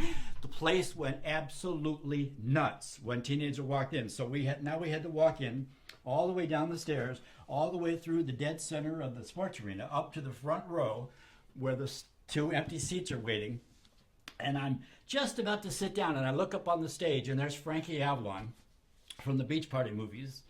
He's looking out the curtain going, what the hell? They're all backstage want to know who has just arrived that's so popular. And he's looking at me, and he's going, okay. So Debbie St. George and I sit down. Debbie St. George, by the way, ended up as a news commentator. She unfortunately has left the planet, but she was a news commentator on CNN for a while. She did really well. Beautiful girl. Anyway, we sit down, and 5 or 6 minutes later, this concert starts, and Frankie Avalon comes out, and he walks straight over to the stage and points at me and goes, "You're the one that stole my hubcaps." And the crowd goes apeshit. It worked. Frankie Avalon knew exactly what he was doing. He had no idea who I was, but he knew that this crowd loved me, whoever I was. He didn't have a clue, and I wasn't anybody. I just was, in this black leather outfit. But the crowd went nuts. So for the rest of the concert, they played to me. Jerry Lee Lewis pointing to me, and Chuck Berry and to me. I think they probably thought I was some big DJ here in San Diego or Southern California. I don't know what they thought, but they were, hey man. Okay, hey man. And the highlight of that was there was a girl from San Diego who had a #1 hit song called, Angel Baby. She had a song called Angel Baby, and bear with me. Angel Baby, my angel baby. Very slow song about her boyfriend, Angel Baby. Woo, I love you. Woo, I do. That was the song Angel Baby. And unfortunately, this mob were there to see hardcore 50s rock and roll. They were oldies but goodies freaks. And here comes, I can't think of her name, Rosie. Her group was Rosie and the Originals. #1 song, she comes out and she starts singing Angel Baby. And it's not working. It's not going over. I can feel the audience is totally restless and not fucking into it at all. They're just not into it. And I'm sure she can feel it. I mean, she was a pro. So I got up and I ran halfway to her, and I dropped to my knees and I slid right up to the stage right below her. And the audience went apeshit and then fell into this totally dead silence as she looked down and sang Angel Baby to me with a spotlight on us. It worked. It's just, I'm not usually that quick on my feet, but that worked. That just made the whole thing perfect. And I think the audience assumed that the Angel Baby that she was singing about was me, and that it had all been pre-planned. And when she was done singing, the audience went apeshit. And she's looking down at me and she goes, and that was the highlight of that concert. That was Teen Angel's biggest night ever. And of course, Debbie St. George never, she was completely, wow. Now I can continue that story if you want me to. Yeah, I think you're doing great. It's fantastic. The next night, me and my gang, my group of friends, drove to Los Angeles for the grand opening of Art LeBeau's Oldies But Goodies nightclub. Art LeBeau was one of the most world-famous disc jockeys in the world, literally. And he started an album collection called Art LeBeau's Oldies But Goodies. You've seen them. They're black albums with gold lettering. And they sold by the millions. He brought Oldies But Goodies back single-handedly. Anyway, he bought Ciro's nightclub, one of the biggest nightclubs in the world, in Los Angeles, and he turned it into Art LeBeau's Oldies But Goodies nightclub. So here we are, me and my gang, and we're right there at the front door. We're the first people to buy tickets. In fact, there were some people. Freeze.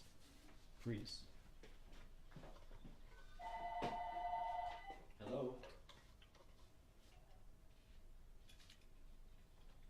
Hello?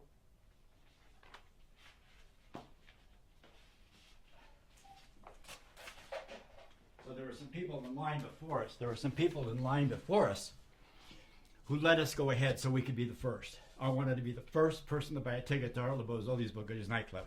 And I'm in street clothes, by the way, and so is the rest of the gang. And we go in, and I'm with a girl named Sari, the cutest little blonde girl you've ever seen in your life. And so we're hanging around, and it's a massive nightclub, and he's got Bill Haley in the comments. He's got all these stars that were in the Oldies but Goodies concert the night before at the opening of his nightclub, because he's the one that brought it all back. And it's not working. I can feel it.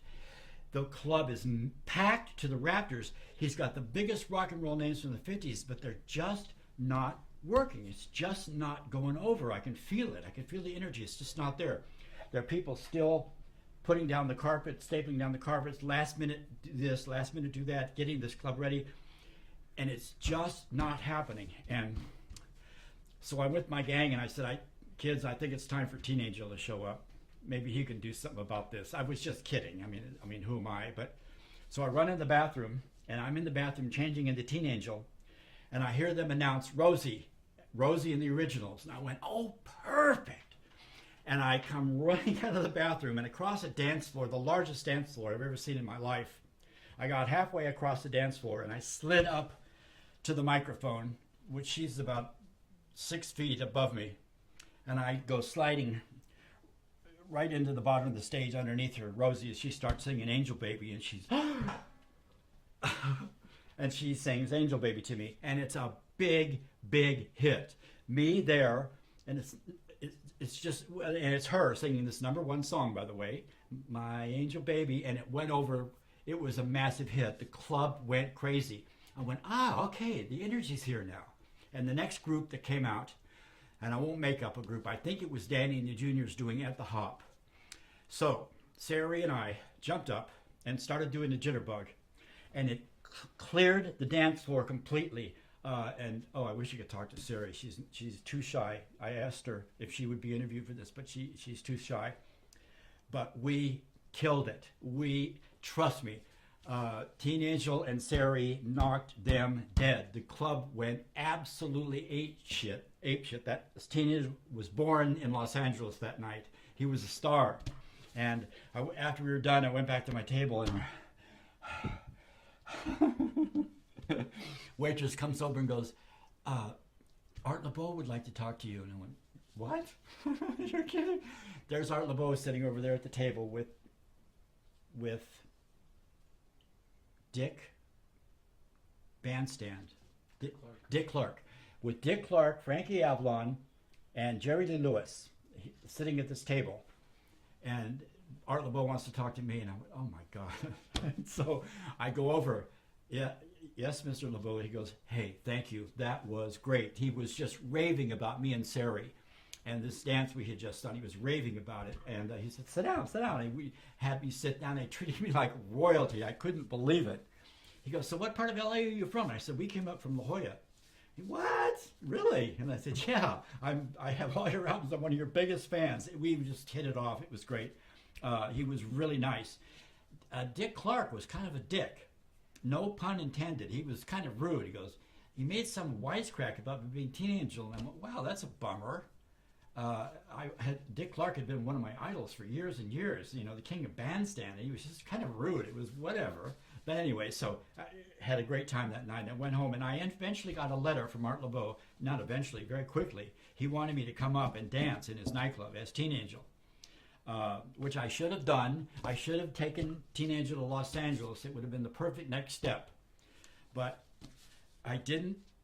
I did not want my career to be based on being a dancer. I just didn't like that. I was just very sensitive about that. I don't want to be known as a dancer, so I didn't do it. And you, years ago, pointed out that I should have done that. And you're right, I should have. Teen Angel would have been a star in LA. There's no limit to what he would have done in LA, but I stupidly didn't. And I always regret that. That's a very big mistake I made. So Teen Angel was very popular with the ladies, I guess. Huh? They absolutely loved him. More popular than Roger. They didn't. Roger was nothing. There was many. I was working at I Magnums in La Jolla at the time, and these girls would find out where I worked, and they would come into the store because they were totally in love with this teen angel character, and they would take one look at me in street clothes and go, ew. That was the end of that love affair. Trust me. I don't know why. They loved Teen Angel. He was, I cannot tell you how popular he was. He was a star. He was a star. I did a poster of him which sold thousands of copies. People just loved this guy. Teen Angel was invited to every party that was happening in San Diego, invited special guests to nightclubs, and like I say, it took me a couple years to get used to the fact that it wasn't me they liked. It was this character I had created. The comparison I can think of, not even close, but Marilyn Monroe, I understand when she went home and took off all the makeup, she was just Norma Jean Baker, her original name, and she was very laid back and very cool. But to do Marilyn, it was a character that she created, and she got into it with the makeup and the hair and the clothes, and she created this character, and she became worldwide popular. Teen Angel was not a worldwide popular character, but it's the same thing. They just loved this character that I had created, this Teen Angel guy. I can't tell you how popular he is. He was in parades. He was everywhere. It was crazy. I couldn't believe it. He used to get fan mail. I had a P.O. box in La Jolla, and they would just send it to general delivery in La Jolla, Teen Angel, all the time. It was crazy. It must have been hard to step out of that. No, not at all. Not at all. It was hard to keep up with.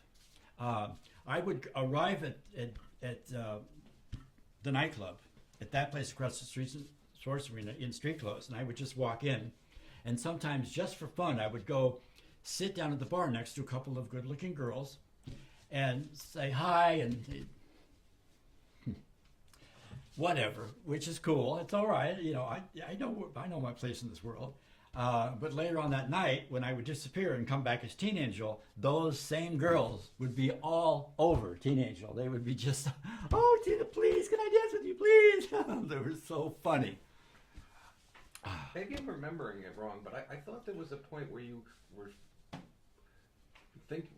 where you were wrestling with the idea of maybe I should just stay in character, or am I remembering that wrong? Or wasn't there something me staying in character? Yeah, with you and Teen Angel, where you would look in the mirror one time and said, "No, no? Never, Okay. never." So it was never tempting to stay. No, I enjoyed being Teen Angel because he was I wasn't used to being so popular. He was a hit, but I didn't want to stay in at all times. When was the last time Teen Angel was in public? When was the last time Teen Angel was in public? It was, I think it was a party in Ocean Beach. In Point Loma. Point Loma Beach and Tennis Club. They have a party house, and I had been invited to it. And I remember I got to the front door, and 500 or 600 people in this place and on the grounds and so forth, and they swarmed to the door and just started screaming and got so excited because Teen Angel was here. I remember one girl saying, "He's here, he's here," and they went apeshit. And I think that was the last time Teen Angel made a public appearance. I think that was it right there. That was a trip. Amazing.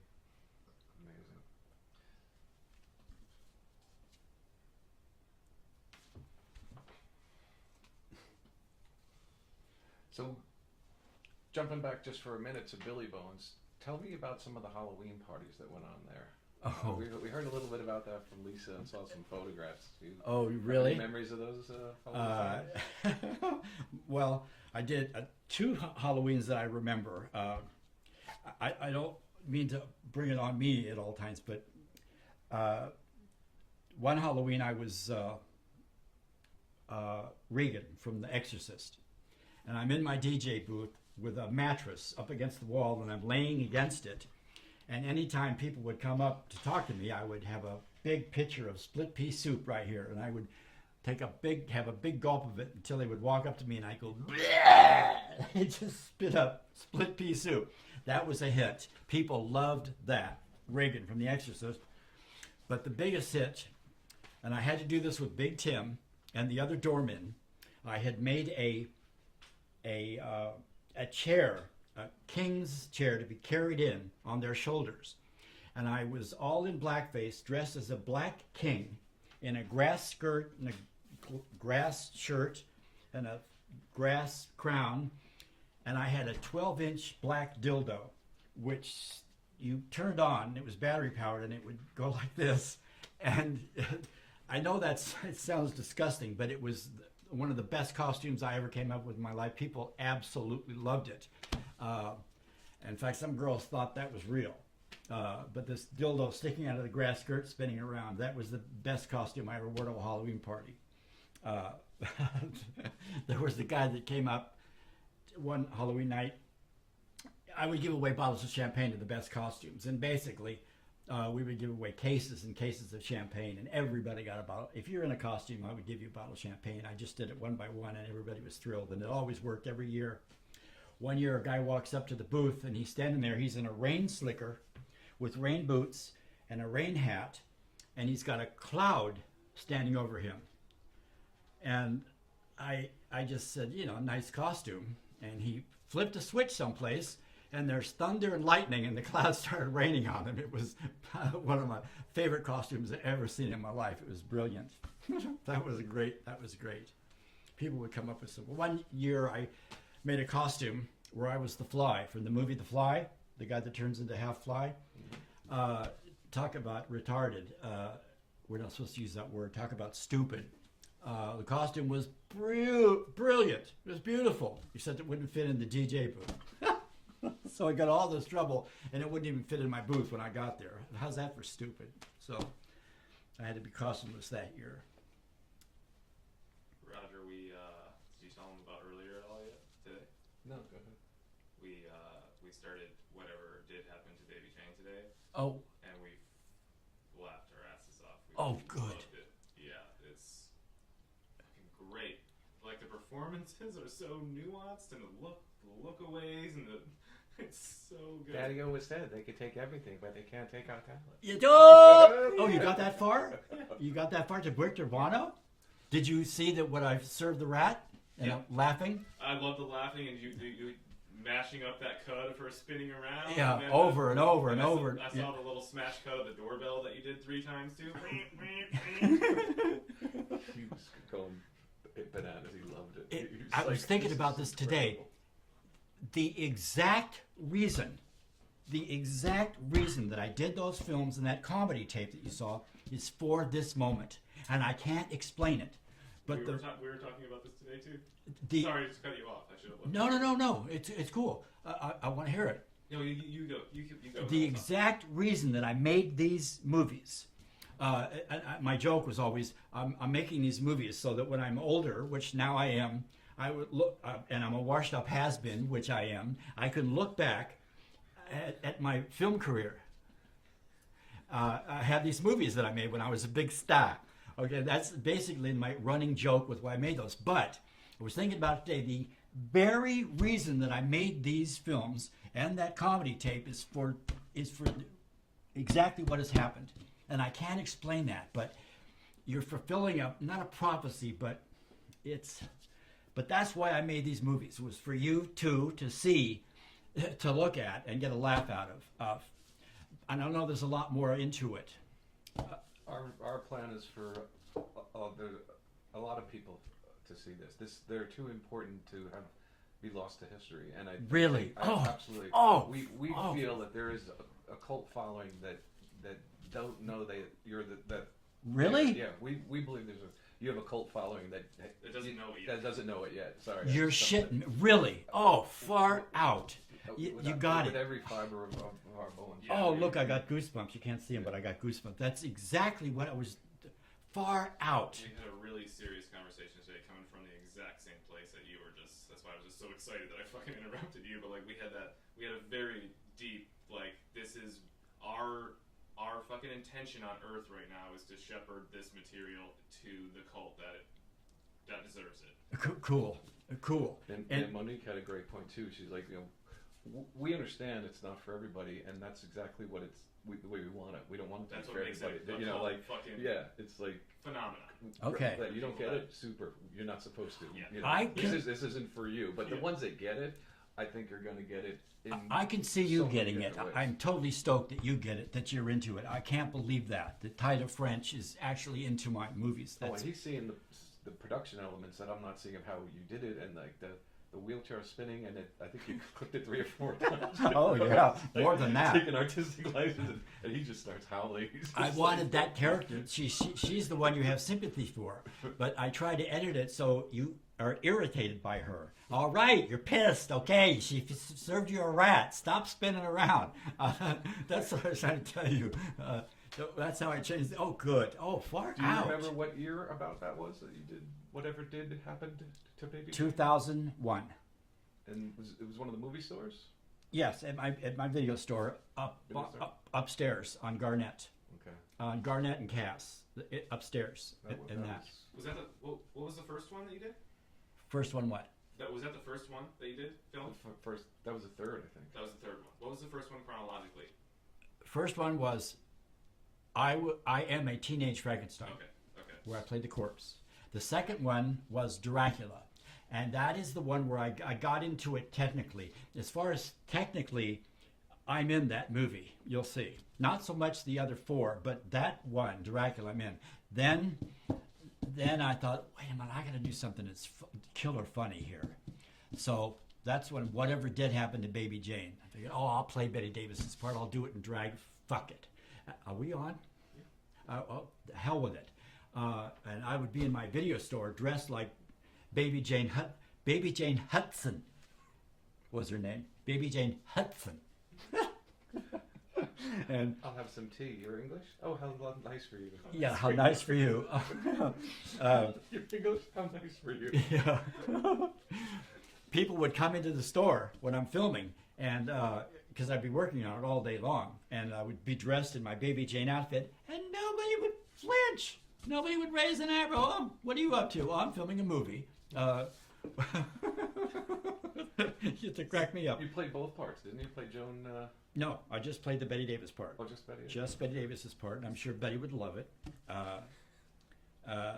You don't think she would be jealous or feel like you got? No, she would love it. She would crack up. She had a great sense of humor. She would crack up. Joan Crawford would not like it, but Betty Davis would love it. I love Betty Davis. I thought she was brilliant. One of those brilliant actresses that ever lived. You heard about her performing in Baby Jane. She arrives on the set of Baby Jane Hudson, and she tells the director, and I can't think of his name, great director, and he hit the big time with Baby Jane. It was a massive hit, but she says, wait, just wait. And she goes in her dressing room, and she's read the script of Whatever Happened to Baby Jane. Here's this washed up child star, as you know.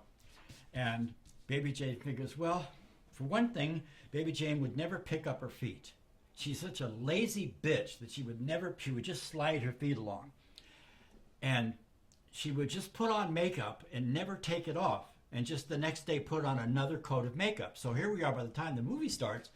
Baby Jane has got 115,000 layers of makeup on her face. So Betty Davis goes in and makes up her face of what she figures Baby Jane Hudson would look like after 35 years of putting on makeup and never taking it off. And of course it was then in 1962 a big shock when she walked out of her dressing room and Joan Crawford was, what? No way, you can't do that. But the director loved it. And the rest of the cast and crew started applauding. And Betty Davis received an Oscar nomination for Whatever Happened to Baby Jane, and she should have won.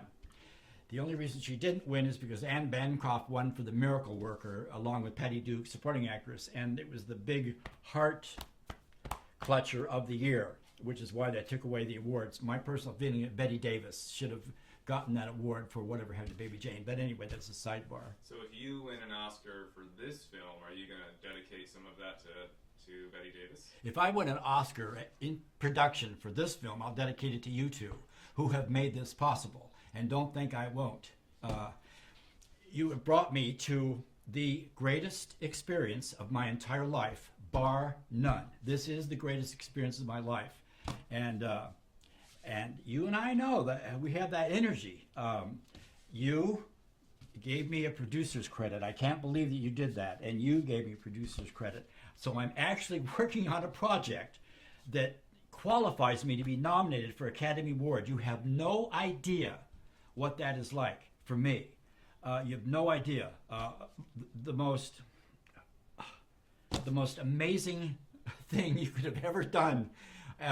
If there's magic in this world, you guys have created it for me. I'm absolutely, totally blown away to actually be working on a project where I could actually be nominated for an Academy Award, let alone win.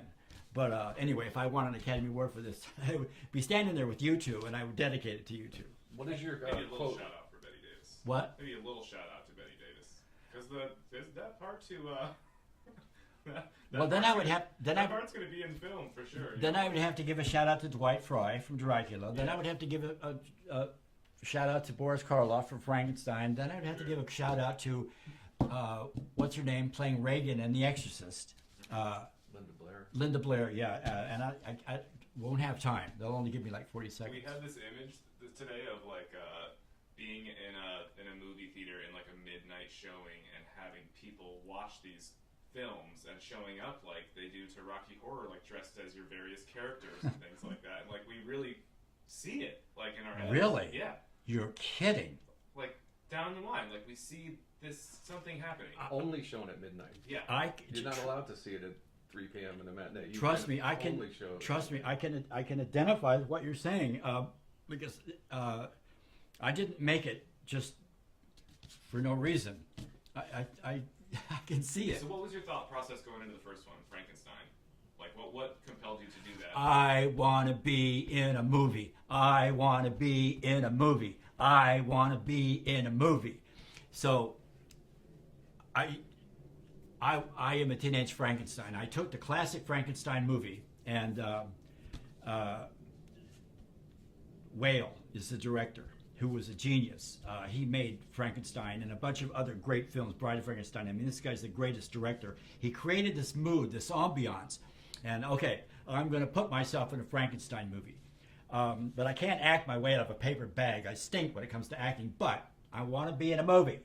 So I got Frankenstein and I edited in the corpse. The corpse. Have you seen it yet? Parts of it. Okay, I'm a corpse. They find me hanging, and they cut the rope, and I fall to the ground, and I'm laying there. I play the greatest corpse.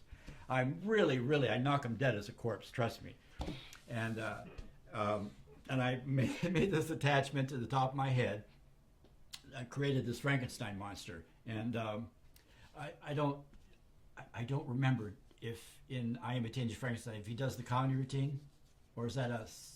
We haven't seen that yet. Okay, I don't know if it's in that movie or not, if it's a separate comedy tape, but I ended up doing a lot of stand-up comedy as a Frankenstein monster, which I just thought would be, I would like to make a Frankenstein monster where they put in a girl's brain.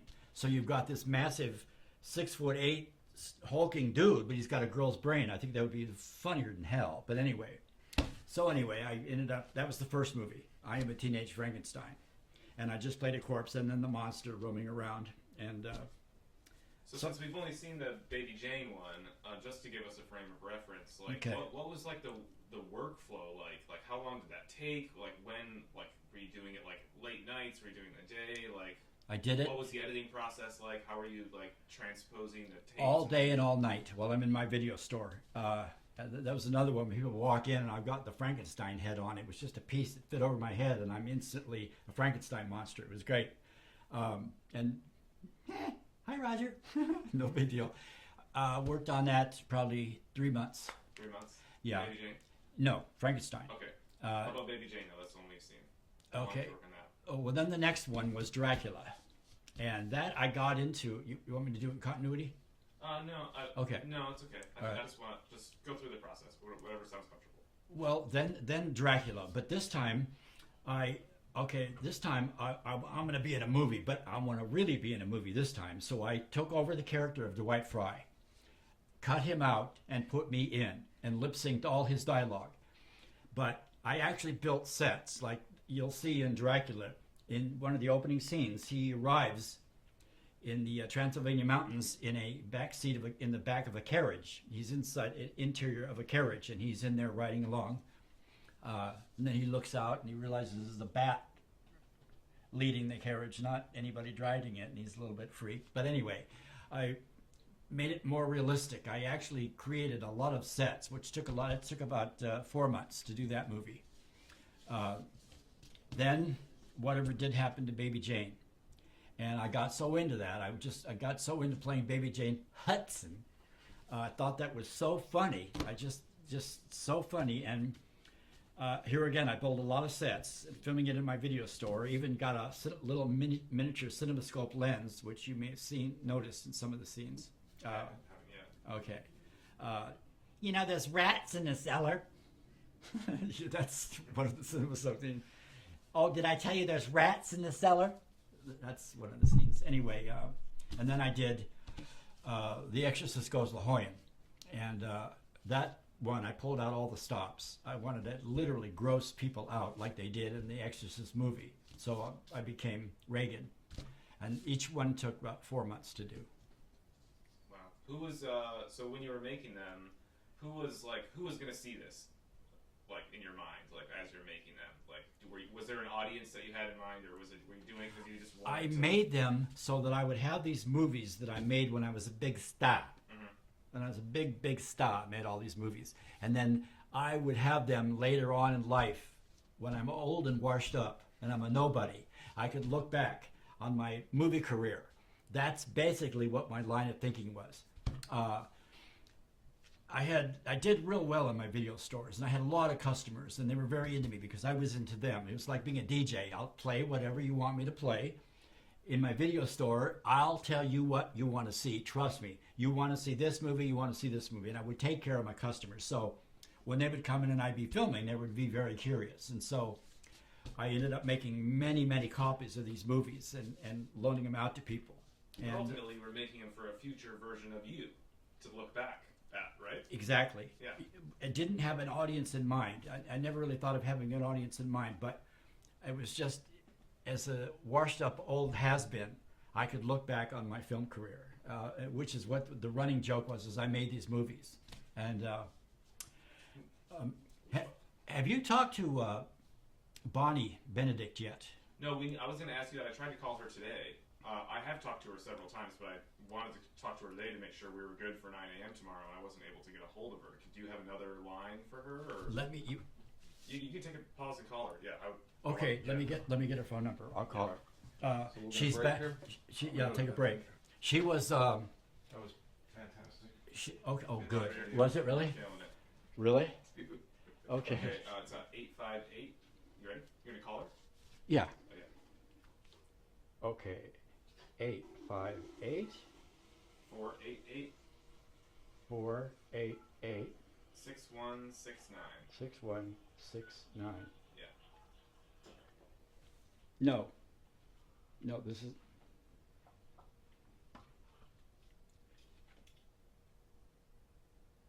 No, this is not the right number. I can tell by. Hang on, let me go get her right number. Hang on. She was in the hospital, and I said, and she was really panicked, and I said, no, just relax. Just call me when you're back in your convalescent hospital. And now she's back. Okay. Hang on a second. Yeah, because we were scheduled for tomorrow at 9, but we can shift that around really easily.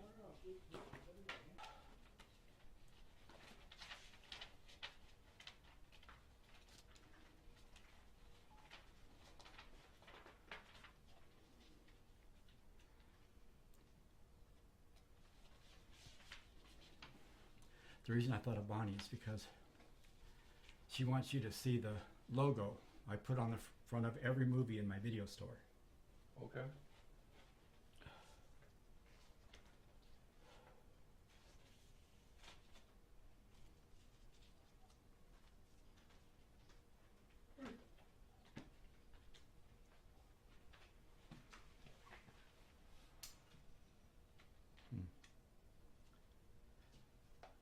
She's in. There's the number.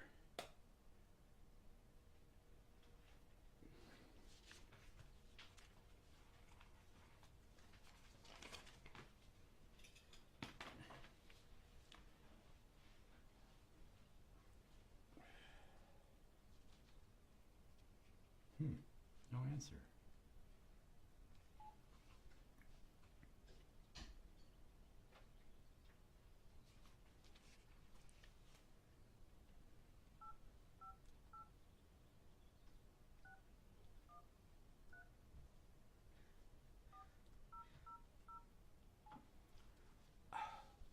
She wanted me to tell you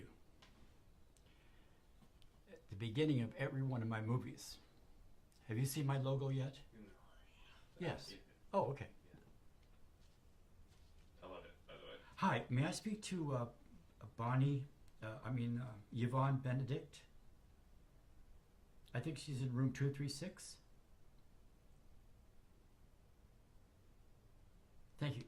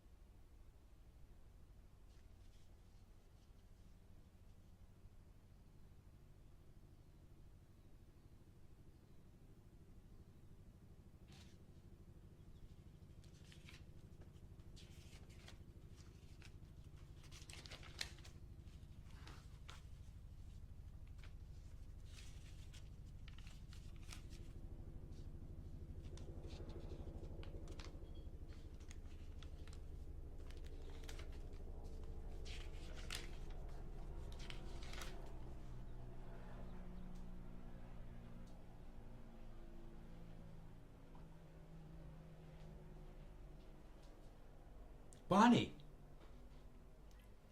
Hey, Bonnie, I'm here with Tyler and Jimmy, and we're filming. Well, they want to confirm tomorrow morning at 9 o'clock. Oh, yeah. She'll be there. She's all set. And has she checked with anyone that we can bring cameras in there? Just a second. What'd you say, Tyler? Has she checked with anyone that we can bring cameras in there? Is it okay for them to bring cameras? Yeah, everything's... It's going to be outside. Yeah, everything's cool. It's going to be outside? Yeah. Okay. Yeah. 9 a.m. Just... Yeah, well, let's put in. Okay, just a second, Bonnie. What? I'm just going through my head. Yeah, we'll figure it out. Okay. Yeah, okay. So they'll see you there tomorrow at 9 o'clock.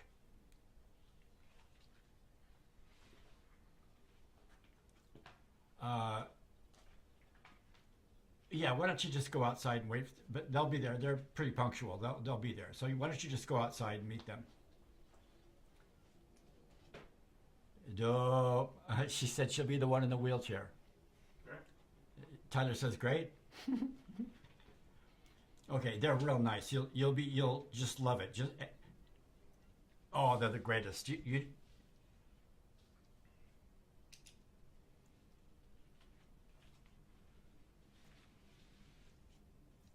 Okay. Okay. Okay. I'll talk to you later, honey. Okay, baby. Love you. Bye. Okay. Yeah. All set. Yeah. It was at. You got the address? No. Okay. She gave me an address earlier. She's at the same place or no? Yeah, it's right next The door. rehab facility. It's right next door to Pomerado Hospital. Okay. I'll figure it out. I can actually go with you and show it to you if you want me to, although I'd rather not be there. Yeah, we'll go. Okay, Bonnie, it's you want to take down this number? Yes. Okay, it's 858-613-4000 is the name of her building, Okay. a number of her building, and then she's in room 236. Bonnie Hospital. Yeah, Bonnie Benedict, or Yvonne Benedict. Cool. So she specifically wanted me to make sure that you guys had seen my logo. Okay, for sure. Which Make a note I of put that. on the front of every one of my movies, so that when you know, you told me about it. You love it too. The lion roar. I don't know if that's what you're talking about. Yeah. Oh, that's okay. Yeah, no, it's Okay, it's all right. fantastic, Okay. yeah. So, I have a memory of an original film that you wrote and directed, and things started. Was the title Vaginosaurus Rex? Yeah, do we really want to get into that movie? Yeah, why not? Well, better to have it and not need it than need it and not have it if it doesn't work. Then, Okay, or if you don't want to. But yeah. I think it's a compelling story. Oh, do you really? Yes. So I made a movie It's about already a compelling story to me, and I just heard the title. Oh. This is when you started to branch out instead of cutting yourself into the. No, this is I made this before I made those. Oh, that was before. Before, Okay. yeah. I wanted to make a science fiction horror comedy sex movie. Not pornographic, but I wanted it to be R-rated somehow. I wanted to make a science fiction horror comedy. So, what do I need? Roger, what do you need to make a science fiction comedy? You need sex, you need excitement. I can't remember the combination, but okay, so all right. You need a monster? You need, yeah, you need a protagonist, so let's create a monster. So here comes this spaceship from outer space landing, and the whole world is there to see this spaceship opening, and what walks out? A vaginosaur. A vaginosaur from outer space. I thought, great, it's got sex, it's got drama, it's got excitement, it's got science fiction, so here's this giant vaginosaur, and it picks up a kernel and eats them. And of course the crowd runs, and here's this vaginosaur. When our story picks up, the two heroes of the story, me and a buddy of mine named Steve, have woken up from a night on the town, totally shit-faced drunk, and when we wake up, we look outside, and the whole city's been evacuated. We didn't know, but the city had been evacuated because we've been invaded by this vaginosaur from outer space, and that was basically Man-eating vaginosaur. Man-eating vaginosaur, yes, and nasty. It was.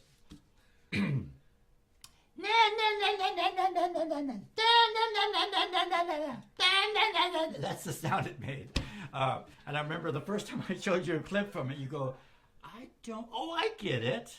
You said specifically, I remember you went to lecture and said, oh, I understand. Okay, and I don't quite know what you meant at the time, but I remember you specifically saying it. Oh, I get it. I went and I bought a fake vagina, and I put arms and legs on it and eyes, and it was hysterical looking. It didn't quite work, but there it was, this vaginosaur standing there. And you heard Jan talking about King Kong being about that big. Well, this was about this big, and used as a miniature, and I built miniature sets around it, and it made that noise. And then one day I'm filming, and I flipped the head over, and boom! I had the cutest monster you've ever seen in your life. I just flipped the head upside down, and it changed the placement of the eyes, and oh my God, every kid in America is going to want to have a vaginosaur doll. This was the cutest thing you've ever seen in your life. It was so cool. Oh, I got a hit on my hands. And I spent the next 6 months making Vaginosaurus Rex, Vagilante from outer space, every kind of title we could come up with, and it was hilarious. Even old ladies would come in and watch clips of that movie and crack up. Everybody thought that was funny. It's not my fault that the creature from outer space is evolved from a vagina. It's just on the planet this thing is from, and it ate cars, by the way. It just loved to eat cars. Okay. And the lead characters in the movie steal an atomic bomb from the La Jolla nuclear bomb storage facility, and it's in the trunk of my Cadillac, and I was using a beautiful 1961 white Cadillac convertible, and I had it in every miniature size. And at one point in the movie, with the atomic bomb in the trunk, the vaginosaur, which has wreaked havoc on the coastal city, eats the Cadillac and swallows it whole, and then fucking boom! That's the end of the movie. It blows up, and it starts a nuclear chain reaction, and the last shot is the whole planet Earth with nuclear bombs going off, and that was the movie Vaginosaurus Rex, and it was hilarious. Does that exist somewhere? No. No. I lost everything in a fire, including all prints of that movie. I wish. It was priceless. I used to have a poster to it, which was hysterical, Vaginosaurus Rex. Bonnie will tell you about it. Bonnie, whose husband... You make a note of that, Jim, to ask Bonnie about Vaginosaurus Rex. Oh, she was in it. She was hysterical. There's a scene in the movie where everybody's evacuating, and I'm filming Bonnie packing to evacuate, and trust me, guys, she's a comic genius. She's packing to evacuate, but she's standing in front of a mirror holding blouses up in the middle, and I have people outside screaming and running and panicking and all this excitement, but she's standing in front of a mirror looking at, well, should I take this? I don't know. I'm just so subtle. She was brilliant. And I had her evacuate in a helicopter, which gets shot out of the sky and blows up. But Bonnie was great. And she was all for it. She explained it to her husband, who I worked for. The guy I worked for walks into the store one day, and here's this 9-foot vaginosaur standing there. I mean, you could tell what it was. I put it in the window of the video store one night, and it stopped traffic. It looked like a creature from outer space. I'd have to tell you that that's a big giant vagina standing there. But was the vagina an actual like sex toy that you got at a sex store? Yeah. It was one of those. Yes. Yeah. And that's what I built the monster around, and it was priceless. It was absolutely priceless. There's one scene of it running down the hill, chasing some poor guy and going, nah, nah, nah, nah, nah, nah, nah, nah. I mean, it was, I would give anything to have that. Talk about a cult film. Maybe as a part of this documentary, you need to work on Vaginosaurus Rex too. Am I going to document the process? All kidding aside, if you ever want to make an underground cult movie that'd be a fucking hit, it's not our fault that when the flying saucer lands and opens up, a vagina walks out. We didn't plan it. It's from the planet Vaginosaur, or I can't remember the name of the planet it came from, but it was a Vagilante. It is just the vagina evolved to the all-powerful intellectual creature from this planet. It was the vagina, and boy, was it pissed. It destroyed everything. Oh, it was hungry too. It was always hungry. Implications there. It was always hungry.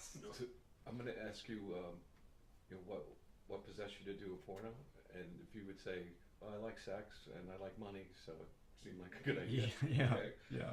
So speaking of the porno movies that you did, what possessed you to do those? Well, I was in Las Vegas working on another film, and that film company went bankrupt, and I came back to La Jolla for 3 days, and when I went back to Las Vegas, they had converted this entire studio into a massive church, and I walked in and said, what are you doing? And they said, oh, we're doing a remake of The Nun story. And I said, no, come on, what are you really doing? And they said, we're filming porno. And I went, really? And I don't know how, one of the girls told one of the producers that my... You had would be good casting? Could we say that? Yeah, we'd be good casting. You had the chops. Not a great actor, but I could do my own stunt work. And so they asked me if I wanted to be in a porno movie, and I thought, well, God, what if my family or friends see it? No, nobody I know will ever see. Yeah, I'll do it. They made one movie every 2 or 3 hours. Trust me, using multiple cameras. I mean, they weren't fucking around. No pun intended. And so I appeared in 2 porno movies. Did you have dialogue? Well, improv. A little bit. I didn't have any specific lines, but my acting was penetrating. I'll say that much. So it wasn't the high water mark that Vaginosaurus Rex was. Oh, that's a classic, instant cult film, and I'm not kidding. We should, if you ever want to make a real, true cult movie, let's make a movie about an alien from outer space that evolved from a vagina. I think about it. I mean, I know that's off the wall and it seems like in poor taste, but as I was making that movie, people would come into my video store, and like I said, even old ladies thought it was funny. It's just, here again, it's not my fault that the alien is a vagina. That's not my fault. It just happened to be. People thought that was hysterical. I'm open to that idea.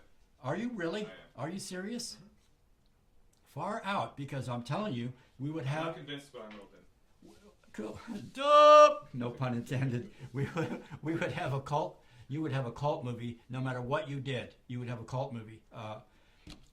there was a movie made in 1954 called Target Earth with Richard Denning and Kathleen Crawley, and they both wake up one morning and the whole city's been evacuated because Venetians have invaded this city. And so the whole city's evacuated, which is where I got my premise for my Vaginosaurus Rex story. These two guys, these two stumble bums, the character I played in the movie was a complete idiot, if you can imagine. The city's evacuated because this thing is running around eating cars and people and whatever. So that would be the basic premise of the movie. It's hilarious, absolutely hilarious. Anyway, I ended up making these two porno films thinking nobody I know is ever going to see them. It just won't happen. I mean, what, my parents are going to go rent a porno movie? I don't think so. I mean, nobody's ever even going to know. 6 weeks later, my cousin is on a fishing boat off China. And they have just gotten a shipment of porno movies. And the first one he sees is my porno movie. I think it was called Gladiator, where I played a Roman slave. Oh, Glad He Ate Her? Yeah, Glad He Ate Her. I didn't even fucking get that. Yeah. I didn't even put that together. Yeah. Do you remember your character's name?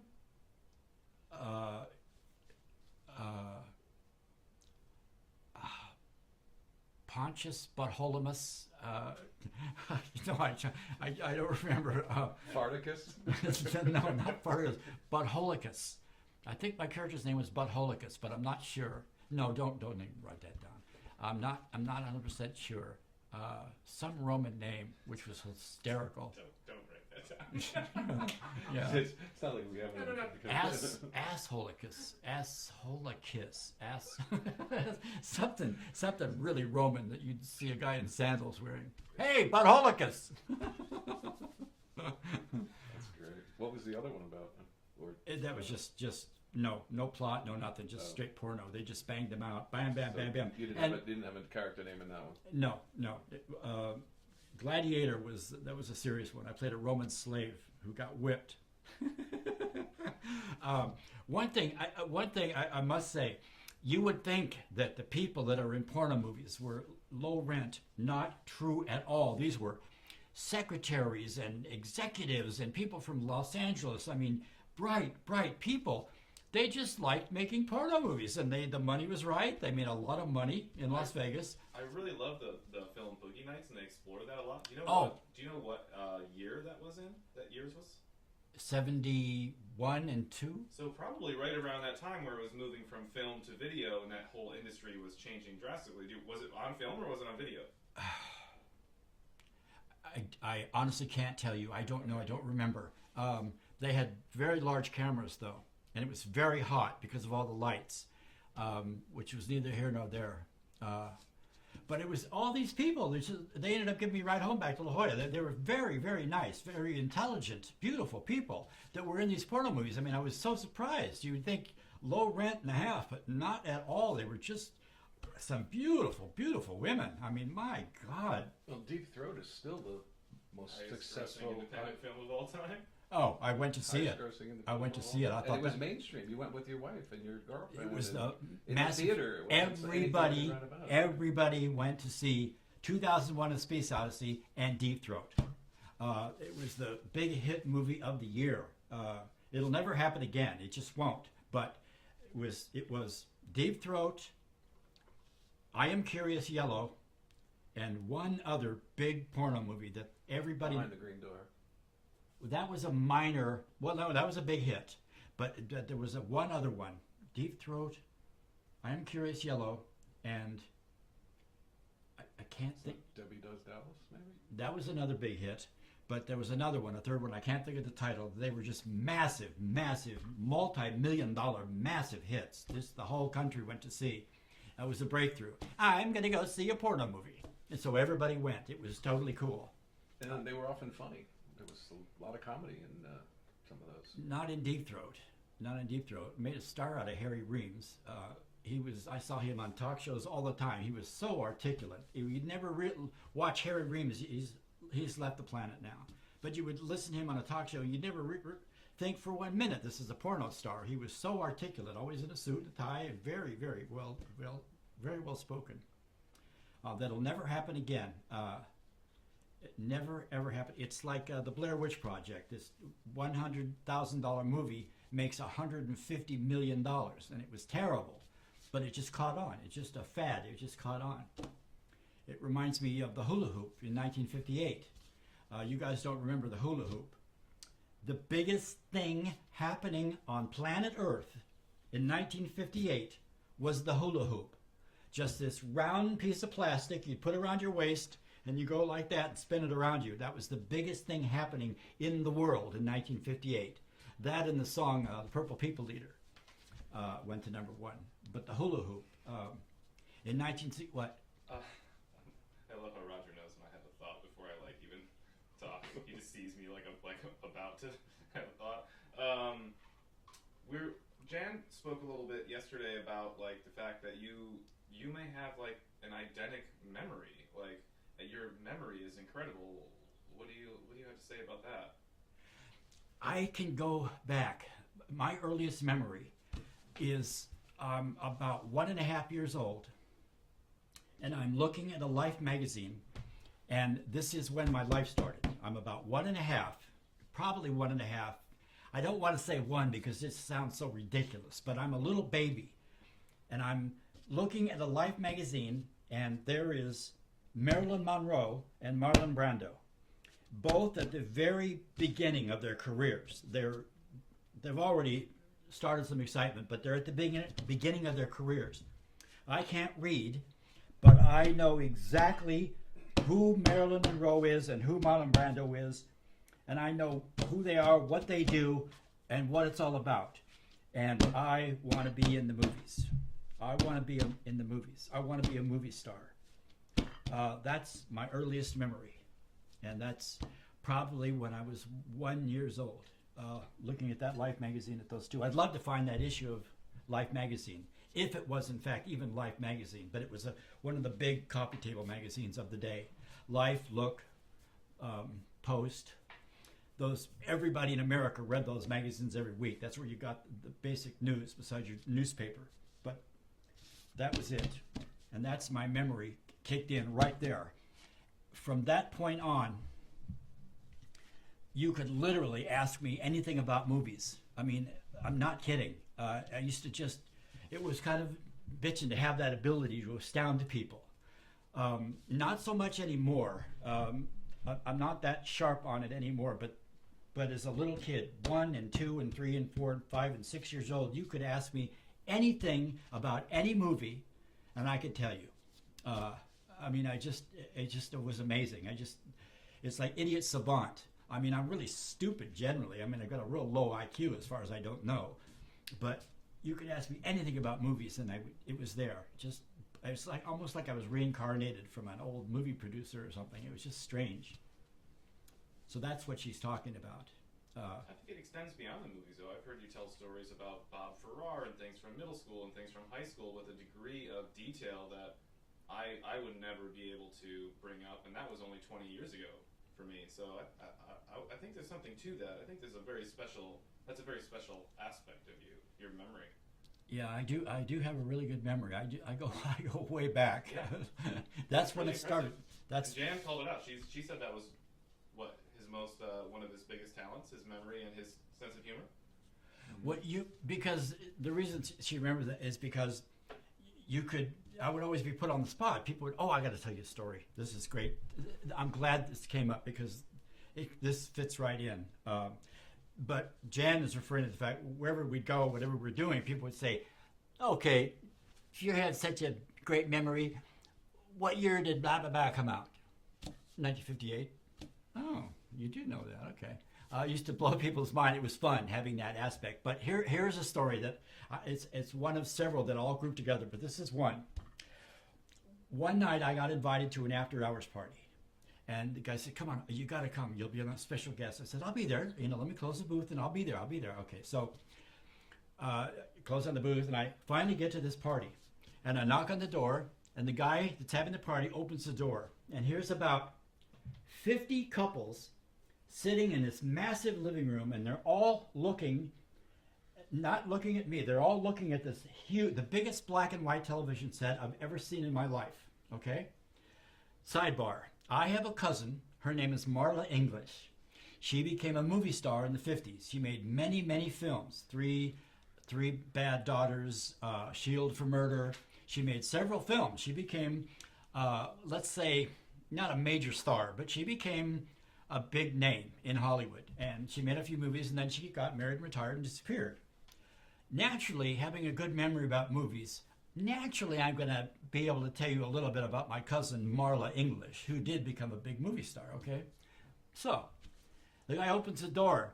There's about 50 couples all watching this massive black and white television set. The guy says, here he is, ladies and gentlemen, the world's greatest authority on movies. Roger, what is the name of this movie? And I look in, and what do you know? They're watching my cousin Marla English in her movie Three Bad Sisters. And in this scene, the guy has just walked around to his passenger door that's convertible and opened it up for him. And I can't tell you what Marla says, but I looked at the crowd. All these people look at me. Okay, what's the name of the movie? And I go, yeah, so I don't dazzle you. And they all go in unison, oh man. And they all turn back to watch the movie. Marla gets in the car and gives this guy a dirty look, and he looks at her and says, yeah, so I don't dazzle you. And all these people in the house go, what the fuck? And they turn to look at me like they're totally fucking stunned. Their jaws dropped to the floor. It was a priceless moment. I don't have many moments in life like that, but that one right there took the cake. These people were completely blown away. Then they all started applauding and cheering, and the guys were going, oh God, whew, you are the world's greatest movie trivia freak. I hope I told that well. Yeah, it was great. Okay, I hope I told that well. That was what. Let me pause just because this camera's getting really hot. Okay. Just want to give it a little.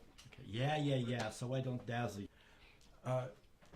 I don't have this energy that you're getting, but I do with you. I do with you. You make me energized. You did the same thing. Tyler did the same thing with Jan. God damn it, he's magic.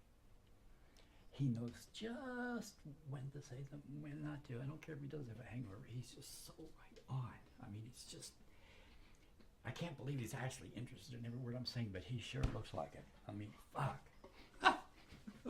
More and more by the minute.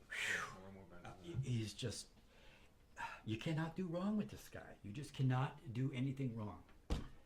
It's just. You're going to be, I'm going to be blown away by what we see. What he's going to do is going to be. I hope so. Well beyond, I hope so. It's going to be exceeds expectations in so many ways. Oh, good. I still don't see it. I was telling my boys across the street, I just don't see it. But whatever, it must be something because they see it. I just can't see any of this thing being any of interest to anybody. But that is neither here nor there. And you want something to drink, Tyler? No, I'm okay right now. Thank you, though. Sure. Yeah, I'm good. I had a thing for this girl. I can't remember. I think that's Maria, but I'm not sure. Now, wouldn't Lisa be in that picture? No, she gave us that, I thought. No, she's not in this picture. There's no Lisa there.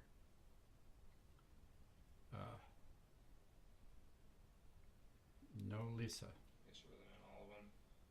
No, she might have been taking this picture. Maybe, yeah. Okay. Let's hear about a couple French guys. We rolling? We're rolling. So, I'm DJing one night at Billy Bones. At Carlos and Charlie's nightclub in La Jolla, which, as I've told you before in the story, it ended up being the most popular nightclub in the history of San Diego. I cannot tell you. It became the hot spot in San Diego, and there's never been a lot of them. There's always been some popular nightclubs, but Carlos and Charlie's caught on in a big way. In just one night, we had Will Chamberlain, the band Santana, Alice Cooper, and Evel Knievel. Just to give you an idea how popular this nightclub was. Every single night there were lines to get in there, and I was fortunate to be the DJ there, so I was the big star. It was just totally fantastic. And one night we're in the club, and these two French guys show up, And they were really nice and real amiable and just very, very pleasant. And just got in with us, got in with me, got in with the crowd around me, my friends, and started partying with us. And there was just something special about these two, just the greatest dudes. And so that night I had an after-hours party. And everybody went back to meet Lisa and my townhouse. And probably 60 people in our massive living room. And these two French guys are sitting on my big, massive, round coffee table. And they have picked up the slack. They have started telling about their travels from France to here, to this very party that we're at. I mean, they're very, very entertaining, and they're so entertaining and articulate in great English, talking about flying from Paris to San Francisco, and all about their trip in San Francisco. And they're going on and on and on, and they're just totally fascinating. Everybody's just listening to these two. They could talk for hours. They were great, and they're going on and on and on. Then they mentioned that they went to the Guinness Book of World Records. And when they mentioned that, everybody in the room kind of went, wow, that's a trip for Guinness Book. They started talking about going through the Guinness Book of World Records museums in San Francisco and how much they loved it. That was their favorite spot, the favorite thing they'd been to, which is kind of off the wall, but they were going on and on about it. And as I recall, it was a two-story place, and they went downstairs, and they came to this one guy that they thought was really, really extraordinary, and his name was Roger Guy English, and he had the world's record for kissing, for twisting, for staying awake, and they started talking about Roger Guy English. They knew more about Roger Guy English than I did, and everybody in the room I know what they're thinking. They're going, this can't be real. This is not real. These guys had no idea that the person they went on and on and on about Roger Guy English. They thought he was the greatest dude that ever lived. I can't tell you. They went on and on and on and on about it. So right in the middle of it all, I just couldn't resist.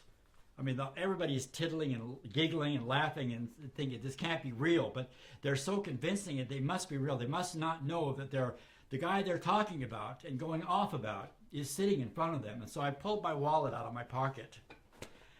And I hope I'm telling this well. I pulled my wallet out. There's my driver's license, and I flip it open, and I'm holding it in front of them. And this does not make sense to these two guys who are going back and forth telling the story.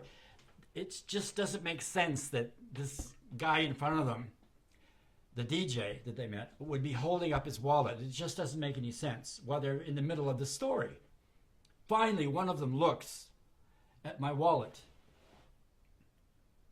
and it hits him that the guy he's talking about is right there.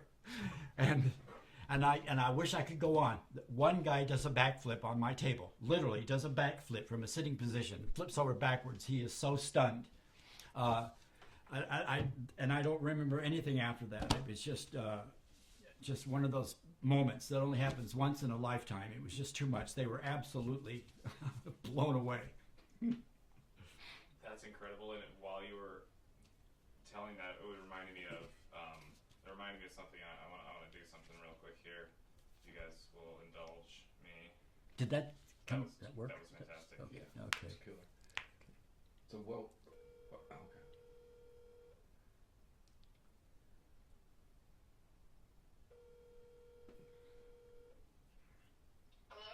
Hey, Mom?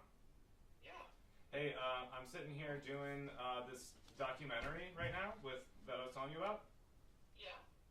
Can you tell, so Roger is the guy's name. Can you tell Roger, you're on speakerphone right now, the story that you told me the other day? Sure. Yeah, go ahead whenever you're ready. Okay, so Tyler was telling me a little bit about all the records that you've broken, and I reminded him that when he was a little boy, all he wanted from Santa Claus was the Guinness Book of World Records. And he, I think he was maybe 10, maybe 9. What and year? It was What year? Huge. What year was that? 94. That was 84, 94. Maybe like 93 or 94. Okay, cool. And the book was huge, heavy book. We ordered a hardcover.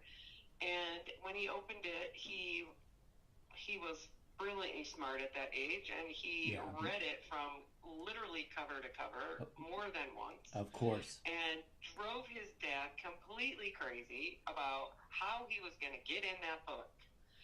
How many times could he jump on one leg? How many times could they throw the football backboard? Just like any crazy idea he could come up with to like get in that book. And he obsessed about it for maybe a year, and then Really? I actually still have the book in the barn. You found it? With his like class books and stuff like that. Oh, cool. Yeah. That's hilarious. Well, how far out? So now he's got this guy that's actually in the book. He's my direct. Your son is my director. Yeah, I hear that. That's awesome. I've heard so many wonderful things that you've done, and what a great, insanely wild life you've lived. That's just amazing. Well, it's not that amazing, but I'm tripping out that he was so into the Guinness book, fanatically, as you've described him, like a fanatic for a year. Isn't it weird how the world works? It really, really is. Yeah. He loved that and joke books. He was a peculiar child.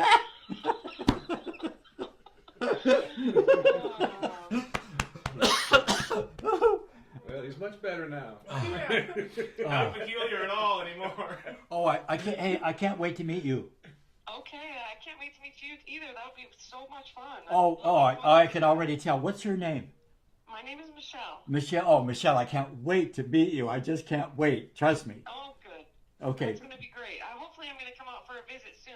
Oh, where are you? Monique's ready to go dress shopping. I'm going to make a trip. I'm in Michigan. Oh, so when you coming out? Whenever Monique tells me we're going dress shopping, I don't want to miss that. Yeah. Okay. All right. Okay. Well, then I'll see you when you come out. I'm looking forward to meeting you for real. Yes. Far out, Michelle. I love you. We should try to coordinate that for September, Mom, so that you can come to the beer can release party that they're going to do for Roger. In September? Yeah, it's going to be on a Thursday in September, it's looking like. Okay. Yeah, sure. Cool. Let's do it. Okay. Cool. Thank you. Bye, Michelle. Thank you. I love you. Bye. Nice talking I love you too. You're way cool, kid. Oh my God, that's a trip. Isn't that a trip? You're a trip. I didn't remember that. See, You're a trip. That speaks to your memory. Because I was 10, and I don't fucking remember doing something I did for a year straight. Isn't that like fun? I remembered it once she started telling me, but like I didn't. Isn't that trippy how it all works? Yeah. And talking about your intellect, I know about that. Which let's go since did we record this just now? Yeah, of course. Yeah. We did? Yeah. With your mom? Yeah. Oh, far out. Hi, Mom! Bitch and Michelle. Yeah. I love it. I love your kid. Now I love him even more. And this story is kind of for you now, Michelle. Perfect. I had walked to Canada, and I did it for ecology, and it was a big success. It made news all over the country. So when I got back to San Diego, I was sitting at my desk one afternoon, and this guy called me that I ended up working for. But he called me and goes, Roger, my club, I've got this nightclub, and it's failing. And I've tried everything, and it's just not working. You've got to come up with some kind of publicity stunt to get my club going. And I said, and his name was Paul. I said, Paul, let me call you back. Let me think about it. Well, I hung up, and I forgot all about it, which is mean of me, but I just forgot all about it. And about 3 weeks later, he calls me back. Roger, please, I need you to come up with a publicity stunt for my nightclub. Please. And I said, Paul, let me... and right there on my desk was a Guinness Book of World Records. And I thought, Paul, I've got an idea. Let me call you back. He goes, no, don't hang up. And I said, Paul, trust me, I'll call you right back. I mean it this time, and I'll call you right back. So I hung up, and I grabbed the Guinness Book of World Records, and I started I started thumbing through it. And what could I do in a nightclub? What could I do in a nightclub? And what could I do? What could I do? What could I do? And I got to the dance section, and I see dancing the twist. And there's the world's record for doing the twist. And I thought, Michelle, I'm going to attempt to set the world's record for doing the twist. It's only 4.5 days. I'll never do it, but at least I can try. And so close the book, call Paul up. Paul, I got a great idea. I'm going to attempt to set a world's record in your nightclub. He goes, oh, that's great. That's great. What record? I said, the Twist. He goes, oh my God, that's a great idea. That's great. Okay, so now here it is. 2 or 3 weeks later, it's a Wednesday. I'm scheduled to start attempting my Twist world's record at 6 o'clock. I've gotten to the nightclub, which is that place across the street from the sports arena, and it is packed. Wall to wall packed with press and people. There are lines outside the door around the block. I mean, I cannot believe what a mob is there. And I'm going, oh God, now I've got stage fright. I'm thinking, oh my God, I'm absolutely terrified. All the press is there, cameramen from Los Angeles, San Diego, all over Southern California. It's a big event. I can't believe it. Some crazy kid's going to attempt to do a Twist world's record. And it attracted a crowd you wouldn't believe. The publicity stunt itself was already a hit. So I go upstairs and I'm sitting in Paul's office and I've got terrible stage fright. And some girl comes up, Roger, you got a telephone call. I take the telephone call and it's the San Diego Police Department to inform me that I cannot legally attempt to set this world's record. Because of the marathon laws of the 30s, where people were in the middle of the Depression, so they went into these marathons and danced until they would literally drop dead. They outlawed any kind of marathon happening. You can't do anything over 8 hours in a 24-hour calendar day in the state of California. It's against the law. If I attempt to set this world's record in this nightclub, I will be arrested immediately and taken to jail. So far out. I don't have to do it. So I go downstairs, get all the press, and there was a couple hundred members of the press there. Trust me, I can't believe what a turnout there was. And I had to announce that I could not do this world's record attempt. It was against the law. And I thought, all right, the club was packed. We were a hit. He's on the map now. And I thought, that's the end of it. And I go home. And I turn on the news, and it's the #1 news story in San Diego that night and in Los Angeles. It's a big news story that this kid who wants to set this world record for doing the Twist can't do it. It's against the law. It was the biggest news story of the night. I'm not kidding. And the next day, I mean, everybody in San Diego was talking about it. And so I started thinking about it. And Michelle, I thought, wait a minute. If I want to attempt to set the world's record for doing the Twist, I'm going to do it, and nobody's going to tell me I can't. So I get all my friends together, and away we go. In a secret location, which was my house in La Jolla, I started doing the Twist. Come on, baby, let's do the Twist. And my friends called the news and said, Roger is attempting the world's record anyway in a secret location. And the story just caught on. Trust me, guys, and Michelle. The story just caught on, and it became an overnight sensation. And I don't mean to sound like an ass, but I became a star overnight. I mean, this Roger Guy English, I mean, every day on the news, on the radio, it was just a big, big event that I was attempting this world's record.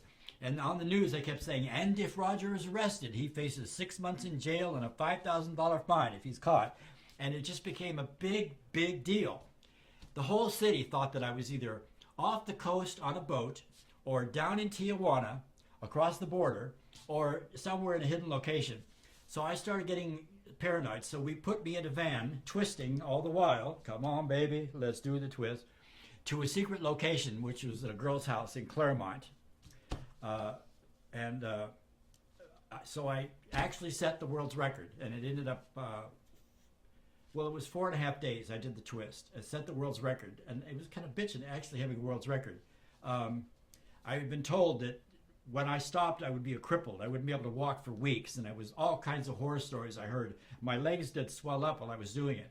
And it was, by the way, it was 5 minutes I could stop, 5 minutes every hour, and 20 minutes every 4 hours for a break. And I did the Twist for 4.5 days. I don't have the exact number of hours. 132 hours, 28 minutes, and 37 seconds, I think is the exact number. And set the world's record. Wow, I got a world's record. And here again, huge, huge news story. And I never did get arrested. The police never did find me. But I hear they were looking for me. They just didn't want me to do it in a nightclub. And then, boom, I'm a celebrity. Cut. Wow. Cool. Cool. Roger, that was fucking great. I think let's cap it there. Okay. Yeah, I just had one thing I wanted him to. What I was going to tell you, and I don't want to forget. You made it. You said a phrase to me that I wanted Tyler to hear, which was a lot of. A lot of faralderal and no diddle. A lot of faralderal and no diddle. Yeah. Say it again. A lot of faralderal and no diddle. What's a good movie? What's the Warren Beatty, Dustin Hoffman movie? Shitmar. Ishtar. Yeah. Biggest flop in the history of Hollywood, and it's because it had a lot of faralderal and no diddle. So put a little more diddle in it. Huh? Put a little more diddle in it. No, it needed a lot more diddle. It had enough faralderal to go around, but it needed a lot more diddle. Duh. I don't even know where. When I heard that, I was like, fantastic. And I know exactly what it means too. Thank you very much for delivering that message to my mom. That was really special. Oh, she's great. We just hit it off. Trust me. Yeah. Trust me. There's energy right there, just like me and Monique. Trust me. Yeah. My mom's a great lady. Yeah, I can tell. And she loves you. She loves the person that you are. I can hear it in her. That's bitchin'. I do too now. So your mom and I was so, when she told me that story, I was so blown away. It blows my mind. All the serendipity floating around this thing is continuously mind-blowing. Yeah, and you have no idea the serendipity you're going to get. There's something magical happening here. I don't see it, but you guys do, which is a mind blower to me. It boggles my mind. I can't believe for 1 second that anything coming out of my mouth is interesting. But with you guys, okay, if you think it's interesting, that's all I need. That's fine with me. This is also very serendipitous. It just boggles my mind. You're gonna be a cult star. What's up? This is nice. This is very good, sir. This is very cool. Come on. You actually don't need to wear a mask here. Everybody's been given shots except for me. I'm going through chemo right now, so I don't have anything in me. Yeah, I appreciate it. I just am extra cautious on account of the sister-in-law. It's all right. Yeah. Thank you, though. It's all right. This dog is very cool. Okay, cool. This is Andy. Hello, Andy. Andy, it's all right. Hey, buddy. Say hi. It's okay. He's the best dude in the world. I got a little basset hound, so Andy probably smells my girl Kaya, huh? One millisecond of me at the Academy Awards out in front in Oh, nice. 1967, and a lip sync I did of the Monster Mash. Okay. They're there. Cool. Okay, come here. I saw the Monster Mash one was in the hostel, right? Yes. Okay, I've seen that one. Okay, here. I have not seen the other one. There is why I'd like to give you a hug. That's my senior picture. Yes. And my pipe dream in senior year. Okay? Yes. Here's a magazine with an article in me about it. Okay. The rest of this stuff is self-explanatory. That's my coin pile. That's me when I was 10. Me telling jokes for the world's record. Okay. Okay. We'll go through all the newspaper articles. Oh, wow. Yeah, there's not a lot, but there's enough. Yeah, no, I'm glad you have all this stuff so It's handy and put together. There's the first time I appeared in a movie ad. Just meet me in person because I was the world's first one. Oh, nice. I almost died and went to heaven. Where was this at? Fashion Valley. Okay. I almost died and went to heaven. How old were you at that time? 24 maybe? 23, something like that. Cool. I know you were born in 84, right? 84. Yeah, you told that to my friend, my lip sync guy. Yep, Ricky, right? Yeah, Ricky Ricciardo. These are all the articles. He was fun to talk to, by the way. Huh? He was fun to talk to. I'm looking forward to interviewing him. Yeah, good. Yeah. Did you talk to my teacher this morning? I did. Oh, you did? Yeah. Oh, good. I talked to him right before I came over here. Good. He's the greatest. He's really, really nice. He said he's still in the same house that he lived in Mission Beach. And he's down for us to interview him in his home. Yeah, he'd be a dynamite interview. He's a great dude. He was like President Kennedy. When you're in the room with President Kennedy, it's only you and him. Mm-hmm. With Mr. Kilroy, when he's talking to you, he zeroes right in on you, and you're an adult. And this is in the 6th grade. Mm-hmm. And I was a pretty fucked up little kid. I went home bummed every day of my life until I got to the 6th grade. And this teacher, he treated you like an adult. So suddenly you became an adult. That's really awesome. He was extremely encouraging in the most subtle fucking ways. He had more impact on my life than any adult I've ever met in my entire life. And he doesn't understand that, but he did. He said on my graduation ribbon, "To be or not to be, what will Roger be? We will wait and see." I've never forgotten that.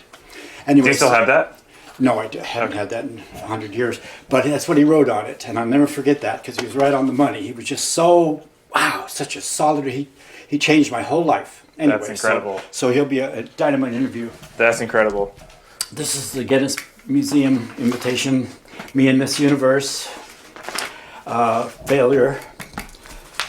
They wanted me to set a world's record for kite flying, no wind. Failure. Here is the Teen Angel picture.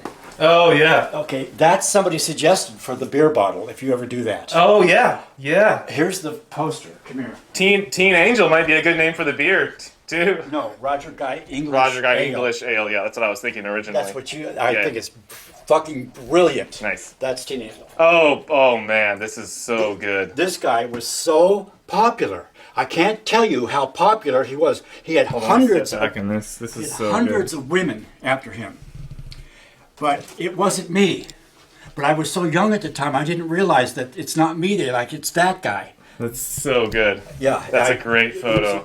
There would be girls so in love with him who would come into where I worked at the time, which was I Magnums in La Jolla, and they would take one look at me in street clothes and go, ew. Teen Angel, I love it. He was extremely popular. We went to a concert at the sports arena one time.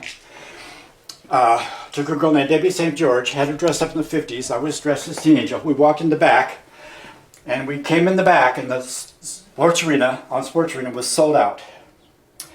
And I had purchased the front row, and everybody was already there except the 2 seats dead center. Well, we walk in the back, and I've got a fake cigarette in my hand, and I'm chewing gum, and I got a yo-yo. And this guard runs up and says, "Put that cigarette out!" And everybody turns around, and I flipped it, and then I twisted on it. And these people started clapping. The entire place went fucking crazy. They loved this guy. They did the concert for me and my girl, Frankie Avalon. "Oh, you're the guy that stole my hubcaps." Because they figured I was some celebrity, which I wasn't, but they figured I was because of the standing ovation. I saw them all looking out from behind the curtain. Chuck Berry, Little Richard, Bill Haley. Oh my God. Oh God. Anyway, so wow. Here's more. World's record for water treading. The girl you're going to talk to is Patty Cornelius. That's her. Patty, yeah. She wants you to call before 8 or after 8. Yeah. That's her swimming pool we used. Very down to earth. Wait, before 8 or after? So before 8 p.m. after 8 a.m., right? Yeah. Yeah. In the day. After 8 in the morning and before 8 at night. I think I might have tried to call Patty a couple days ago and missed her, but I'm just... That's happening with a lot of people. I'm just circling back and Good. Right now, Good. so I've been hearing it's a long from people. list. Yeah. You've been hearing from people after I talked to them? No, but I'm hearing people who haven't talked I haven't talked to to you yet. Okay. Yeah. I've only talked to probably 12 or 13 people thus far. Oh, really? Yeah. Oh, I'm surprised I haven't heard from anybody. Yeah. Flick Finder magazine, my movie reviews. Okay, talking about Mississippi Swim. This is my contract for the Sleeplessness World's Record. Oddball Olympics in Los Angeles. More articles. Letter from Norris McWhorter, editor and publisher of the Guinness Book of World Records, suggesting I dived the equivalent height of Mount Everest, which I really wanted to do, but we couldn't find an Olympic-sized pool here. Olympic high dive. That's a cool image, too. I thought you'd like that. Yeah, I like that a lot. What's the matter? Uh-oh, they home? Someone's here in a white car. Oh, yeah, that's my sister, Rhonda. Cool. More articles. This is in the Guinness book, me kissing. Oh, yeah. The girl's name is Helen. I don't think she wants to be interviewed, though. It's kissing. World's record for joke telling. Anyway, this is I'm the godfather of e-games. I was the first person to set up world's record on an e-game. Pong, electronic table tennis. Sometime I'll tell you about it. You'll love it. Okay, I'm cool. sure you want to have. I love the outfit in that photo. This one here, it's great with the scarf. We just got off the plane, and I told you. That was after the Canada walk, right? Yes. Cool. We're home. Hello. Rhonda, this is Tyler. French. Hi. This is my sister Rhonda. Hi, nice to meet you as well. He can't. Hello. Oh. He's taking okay. care of a sister-in-law. Yeah, my sister. Oh, yeah, my I'm sister-in-law. It's okay. Yeah, no, everything's just fine. Well, I've had all the shots. Yeah, she's vaccinated. Okay, so. great. Hey, I'm Tyler. Hi, Tyler. My name's Jordan. Hey, Jordan. Good to meet you. 2.5 hours we were in. That's my nephew. Okay, cool. He's going to be a teacher. Excellent. Very talented little son Nice. of a bitch. What subject? English and drama. Oh, cool. Perfect. He's basically becoming a human counselor for every age and every sex. That's what he's doing. Good. I think every teacher should have a little bit of that inside of them. He's got it. He's got it. He is That's freaking right on the fantastic. money. There it is, actual Guinness. There's Okay, this is another. Pleasure to meet you, Tyler. Heard a lot about Good you. to meet you too, man. I'm looking forward to seeing you more as we go through this process. Absolutely. This is another magazine article. Okay. Okay. There we are, lip syncing. A lip syncing promo. Okay. Here's the. They asked you. Oh yeah. Okay, you know about that already? Yep. That was in the Spectacle Artists. Yeah. Okay. Yeah. Don't let me forget. I have a spectacle artist copy for you. Oh, perfect. And a set of my comedy routine. I talked to him as well. Who? Via text. I tried to call him a couple times. Yes. Yeah. That's after we were putting on the hits. Okay. There's us at Billy Bones. Nice. Pictures I have. There's me in front of our hostel. This would be in the 2000s. Okay. Everybody arriving. There's the guy you talked to, Jamie Twig. Oh, awesome. He was fantastic. Oh, he is. His energy is. He's the best dude there is. He's Yeah. unbelievable. There's my announcement for the last world's record I ever attempted, which would be the pile of coins. Okay. That's there. Full on, large article. 2 magazines. First national magazine ever published in San Diego. Oh. Duo centerfolds, boys and girls. Okay. I was the entertainment editor. And a couple of my movie reviews are in here and an article about my movie posters. Oh, fantastic. Okay, so that's. Wow, that is a treasure chest. Okay, that's for you. Guard it with your life. Whoops. Guard it with your life. Okay, that's that. Okay, excellent. And then this has the card in there with a twist on it, right? Yes, it does. Okay. And is it easy to get to in there? That's right. Right on top of one of these stacks or something? Should be the first. Nice. 2. Cool. The first 2 are the. Oh, there's 2 of them. I didn't know that. Yes, because I have. What's the other one? No, I have 2 sets. Oh, The 2 twist. sets. Got it. Cool. This was the biggest fad in the world at the time. Trivial Pursuit in general, or? It was bigger than the twist was in '62. It was bigger than the hula hoop in '58. This was the biggest thing happening, and when I appeared on this, people absolutely went apeshit. That's awesome. It really authenticated me. It totally blew my mind. I'm also in Ripley's Believe It or Not. Okay. And there's 2 of my records. This is The Stairwell. Now, The infamous. Oh, wow. To give you an idea, I just got a note from Jimmy. He said it was the stairwell that made him think that maybe I had a story that should be told. Wow. Okay. Yeah. I would suggest to you, okay, I won't be suggesting a lot because I think you've got this well in hand, to say the least. But I would suggest to you that you have Jimmy interview me on this stairwell. Because this is my this is my first movie in a theater, 1954, Tobar the Great. My first horror film in the theater, 1955, 56, 56. First horror movie on television, 55, 56, 56. I would suggest that you might want to focus in on each one of these posters as I'm talking about them. We will capture every movie nut in the world with this. Yeah, absolutely. I've noticed it for years now on the internet. There's all these, I'm a member of all these movie clubs. And they love the posters.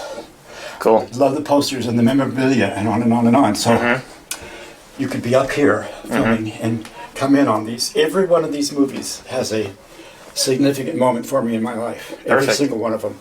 I can tell you the day I saw it, the movie theater I was in, it's weird. I think that you and Jimmy should discuss all that when we're here, and I'll get individual shots of all these to throw in on top of the B-roll and stuff like that. And that'll be perfect. Excellent. Yeah, excellent. This is one of the rarest movie posters there is. This is the first edition of Oh, wow. Rebel Without a Cause. Heard of that one. James Dean, the overnight sensation of East of Eden, becomes the star of the year. He was dead. He'd been dead for 3 weeks when they released this movie. I didn't know that. So they covered up, becomes the star of the year. That's what makes this first edition so rare. That's Warner Brothers right there covering that up. Wow. I did not know that. Yeah, he had been dead for 3 weeks. Before Rebel Without a Cause was ever released. Right. I had He no only had idea. East of Eden. He became the biggest star in Hollywood for the next 2.5 years. The biggest star in Hollywood, period. His fan mail came in tidal waves. He was the most popular star in the world. Wow. After his death, people just could not accept the fact that he was gone. Wow. He'd only been... So he never really experienced a massive amount of stardom, right? He had about 11 months to experience stardom. Wow. While he did East of Eden, they started this movie in black and white. Okay. And then they released East of Eden. And he becomes the star of the year, literally the biggest star of the year. He was an absolute sensation. So they stopped production, called it back in, started filming again in color. Because he was now James Dean. Wow. This is a re-release of that poster. And of course, so many on that would get a equal billing. Wow. This is the original half sheet to Singing in the Rain and Casablanca. Very rare. Wow. These are the original one sheets for these movies. I have some other old some old movie posters that you might want to utilize. Wow. This is incredible. Yeah, I would love to do a whole segment here, especially with what Jimmy said about the this was the time, when he realized this would be perfect, and you guys, you can walk them through all of these, one by and one. I'll get them all. I'll get good shots of them just in case you're talking about them at other times, so I can pull in on it. Any more footage we have, the better. So. Oh, I have. Come here. I have 4. Let's see, is it here? Yes, 4 of my movies. I made 4 movies so that when I got old and gray, I could pretend I was a washed-up movie star, and I could look back on my career. I am a teenage Frankenstein, where I played a corpse. Okay. Dracula, where I have edited myself in to replace Dwight Fry, the guy that goes to the castle that Dracula kills. Okay. Whatever did happen to Baby Jane, I edited out Betty Davis and put myself in. And The Exorcist Goes La Jolla, I edited out Linda Blair and put myself in. Do you have any digital versions of those? No, they're all on VHS. Okay. Would you be opposed to us? Anything you want to do. I'd like to bring them somewhere just to digitize them so that those are safe and that we have a copy. Yeah, if you don't mind. Yeah. Perfect. Okay. I Am a Teenage Frankenstein, Exorcist Goes La Jolla. You don't happen to have a VHS player that I could borrow in the meantime? I do. Do you? Yes, okay. I do. Just so I can watch them before I take them in to be digitized. Okay. And I want to just get them taken care of so that I can get it back to you as soon as possible. Because I know it's cool. This is gold, Yeah, it's cool. And I'll treat it as such. Oh. Let me see if there's anything in here that you might need.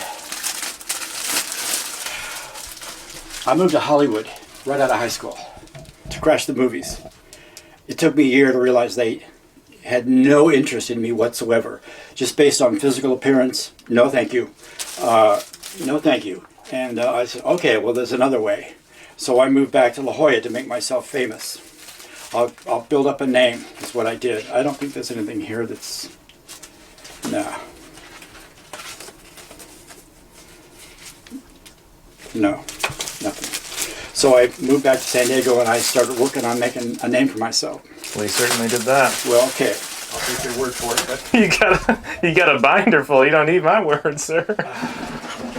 You got a laundry list of people that are ready to testify for you. Okay, there's a VHS player. That works beautifully, Okay, too. perfect. Okay. I don't think there's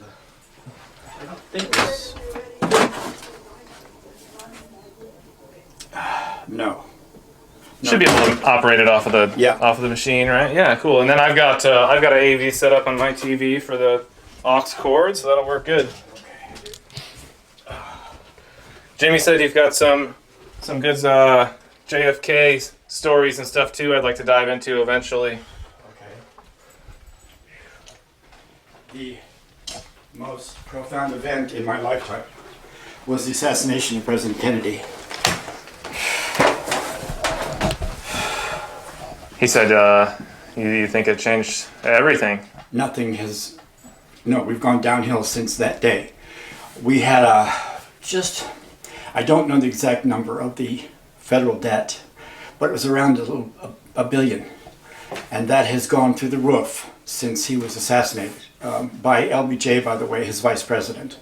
I have studied the Kennedy assassination in detail to the minute, and without going on at length, the key to the assassination is a guy named Malcolm Wallace, LBJ's best friend and a convicted first-degree murderer who, because he was LBJ's friend, got off. He got off probation for murdering a guy. And he was on the 6th floor of the Texas School Depository shooting diversionary shots. Lee Harvey Oswald was down on the 2nd floor lunchroom. There's witnesses to that. Malcolm Wallace was up here on the 6th with another guy. Witnesses saw 2 people up on the 6th floor of the Texas School Depository. So Lee Harvey Oswald did not have a hand in the assassination. He was literally the patsy, as he said. Mm-hmm. The headshot came from the grassy knoll right here. You can see it on film. You've seen the Zapruder film. Mm-hmm. And they've been lying about it ever since. Now, I wonder how many people know the full truth of that serpent. Like anybody who had a clue has been killed, murdered, one way or another. Malcolm Wallace himself died in one single car accident, of all things. They didn't leave any stone unturned. They got rid of everybody. Do you know who the actor Audie Murphy is? No. Greatest decorated soldier of World War II. They did his film story, To Hell and Back, in 1955 at Universal, and he became a major film star.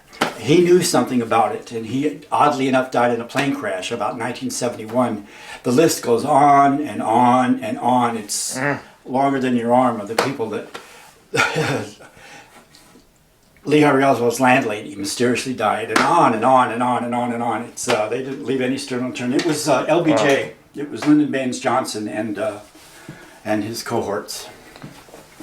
It's so strange. And we've never recovered. Look where we are right now. I mean, we're in terrible shape. We really are. Yeah, it's been a rough. It's just been downhill. Yeah. I think Reagan was a minor exception. Ronald Reagan was a minor exception. He was at least all-American. But for Lyndon Johnson, Richard Nixon, Gerald Ford, they all knew what was happening. They all knew what was what. That's what was drove LBJ out of office, was his worrying about it. And same thing with Richard Nixon. He was so paranoid about them finding out that he knew about it, he had to leave office. Anyway, profound. Yeah, we'll touch base on the JFK stuff when we get into the interviews. I want to just steer away from any politics as much as we can, because that's not what this is about to me. But then we should stay away from Kennedy. Yeah, okay. Let's stay away from Kennedy. Yeah, good. Yeah, then if that's There's a couple of pictures in here of me in blackface. It's like Ricky Ritardo said, we weren't doing a minstrel show. We were doing a tribute. When I lip sync Frankie Lyman doing Goody Goody or whatever songs were. I'm doing a tribute. The first time Ricky Ritardo and I appeared in a nightclub was at a nightclub up in Los Angeles, up in Claremont, a big nightclub, and we were in the bathroom putting on blackface, and wouldn't you know it, 6 black guys came running in, and they go, "What the fuck you guys doing?" And I said, "We're in the lip sync contest. We're going to do Frankie Lyman." He goes, "Why are you putting up?" "Because he's black. I love Frankie Lyman." "Oh, okay. All right, well, make us look good." That's set us off. And we did blackface for a year doing lip sync, which was a big fad at the time. The year you were born. It was big. The whole country was doing it. And we did it in blackface. And it got along fine until the last time we were at the Radisson Hotel in Mission Valley. 3 black Chargers got really pissed off. And I didn't get a chance to tell them we were escorted out by security guards. So that was the last time we did it. I wouldn't go there. Yeah. This thing's... No, not today. Yeah. Not today. People don't even want to hear it. We don't even want to go there. Yeah. The more times change. The more we stick with the movies and the love for movies, the more we're going to appeal to Academy voters. You're onto a good thing here, I think. I don't see it, and I'm not just saying that in false modesty. I don't see this at all, but you and Jimmy do, so fine. I'll go with it because it's going to be good. I know. I know. I can tell. I can tell when I'm communicating with you. You guys totally are into it. Bitchin'. Okay, good. I'm all for it. It's going to be fantastic. Absolutely. Well, wow. I can't wait to go through this book. And I can't wait to watch these. Thank you for the VCR. Sure. I'll get it back to you as soon as... take your time. Doesn't matter. As soon as I've watched them. And I'll make sure I look up whoever's digitizing these and make sure they're doing good work. Just because I know that's something to be protected. I just play a corpse and I'm beautiful at it. What, so... I am a teenage Frankenstein. Okay. I'm just a corpse, but I'm so good at playing a dead body. And that's the second one, Dracula, which is actually pretty good, and then you'll see. It's strictly Amateur Night in Dixie. I'm just fucking around, but anyway, I think... I'm excited about The Exorcist Goes to La Jolla. Was that the name of it? Yeah, actually, it goes La Jolla. Well, it goes La Jolla, yeah, okay. All the stops. Nice. People used to walk into my store when I was filming, and I'd be dressed like that little girl. Oh. I don't care. Yeah. There's split pea soup all over me. People were... Oh, that's so good. Oh, man. All right.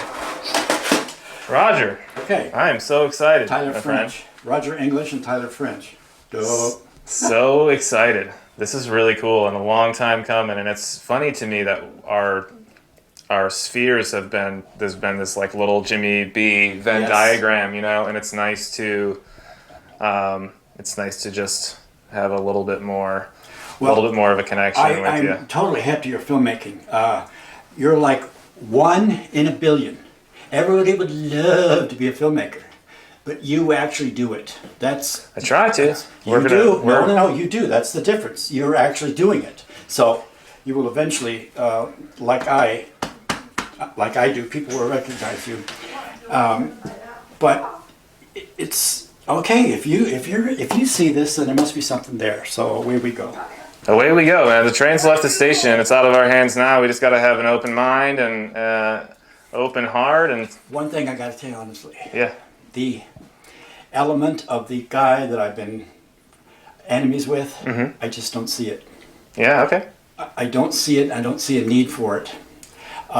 That's just straight off. But it's your baby. Well, I think it doesn't have to be that, obviously, and I want everyone to be on board with all the ideas. The one thing that I do think that we need is some sort of contemporary conflict. And by contemporary, I mean some sort of conflict that's happening during the journey of the audience, so it's not just all retroactive storytelling. So whether that's you trying to break another record or like something that like could go wrong or right for the audience to be there for, that's going to be really important for them.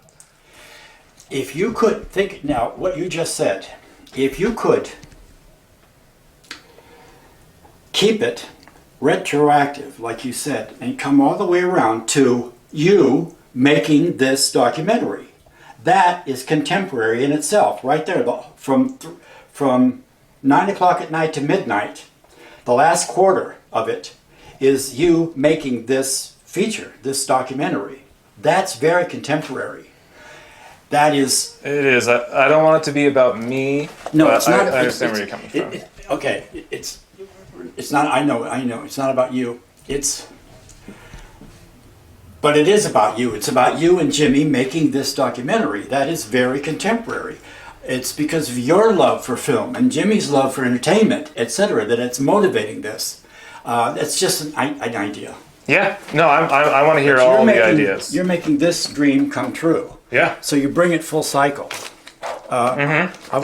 That's definitely... I can't believe you came around about the producer credit. I'm stoked. Oh, I was never against it. I know. I hope you know that. I completely was with you. Yeah. But I wasn't complaining to Jimmy. I just said kind of a little bit of the magic is gone. He goes, why? I said, well, to be working on a project that could qualify for an Oscar would be fucking unreal. Thank you for coming around, because now I'm walking on the ceiling again. It's magic to me. I can't believe that this is happening. It's happening. The train has left the station. Okay, good. All right. And I do like that angle. I want to explore as many ideas as we can about what? What angle? The Oscar, like the love of film and us making this movie to bring that full circle and take your journey that you've been on since you were in middle school or whatever to reality. Okay. Yeah, I like that a lot.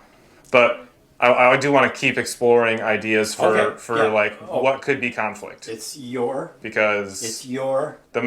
the modern movie-going audience wants to have some conflict and they want to not know what's around the corner. Okay. And we're not going to give them everything that's around the corner, obviously, because the stories are going to weave and they're going to turn and they're not going to expect them. It's you and Jimmy's project. But we'll figure it out. We'll figure out a good way to keep them like scared and invested and in tune, and we'll I find like what that. Jimmy said about it being a fun house. You never know what you're going to get. I like it. Yeah, and we're just going to keep them guessing. Okay. Yeah. Do you want the Trivial Pursuit and the Guinness Book? Yes, absolutely. Okay. Yeah. All right. So I guess I'll take it all, I guess, right? Okay. And then I'll bring it all back to you once it's all filmed. Find that scrapbook with your life. Yeah. I'm not going to let this out of my sight for 1 second. Do you want to see that Academy Awards? Yes. This is when you were on the red carpet, right? Yes. They don't allow it anymore, but we were The right. following is a special color telecast of the right down there 39th with the Annual people. Awards Last of the people. Academy of Motion Picture We were Arts the and last people that the Sciences. stars would walk Stay past tuned before they for walked Colony into Squad, the Santa Baby Monica Place, Pacific Rat Auditorium. Patrol, and Iron Horse, which will immediately follow this And there's special something about my program. energy that got them all to stop. One of the highlights of Academy Award night each year for motion picture fans across the country, and especially for those here at Santa Monica Civic Auditorium, is the arrival of the glamorous celebrity. The star of great stature, Mr. Jimmy Stewart, accompanied by his twin daughters. One of Hollywood's most durable leading men, Mr. Glenn Ford.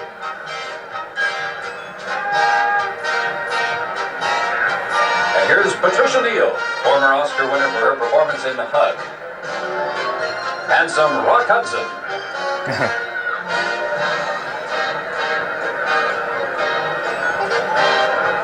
And ever glamorous Ginger Rogers. I'm going to tell you about her sometime. Ginger Rogers? Yeah. Robert Mitchum.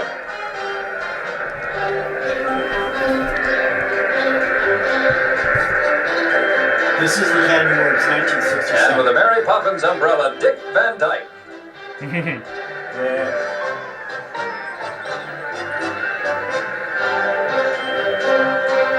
This year's nominee, Anouk Aimée, for a man and a woman. Here's beautiful Raquel Welch, Gold Pajamas. Gold pajamas. I like that. Oh, is this where you're at? Yeah, right there. That's me standing right there. See? I'm only there for a tenth. Oh, yeah. I'm only there for another tenth of a second. Oh, yep. See? Yep. That's me. Wow, right at the entrance. Yeah, right This there. is 1967. Okay. Yeah. 39th Annual Academy Awards. Wow, that must have been so special. Okay, you've already seen the Monster Mash, right? Yep. Okay. Oh, then let me get you back on regular TV. No, it's all right. No.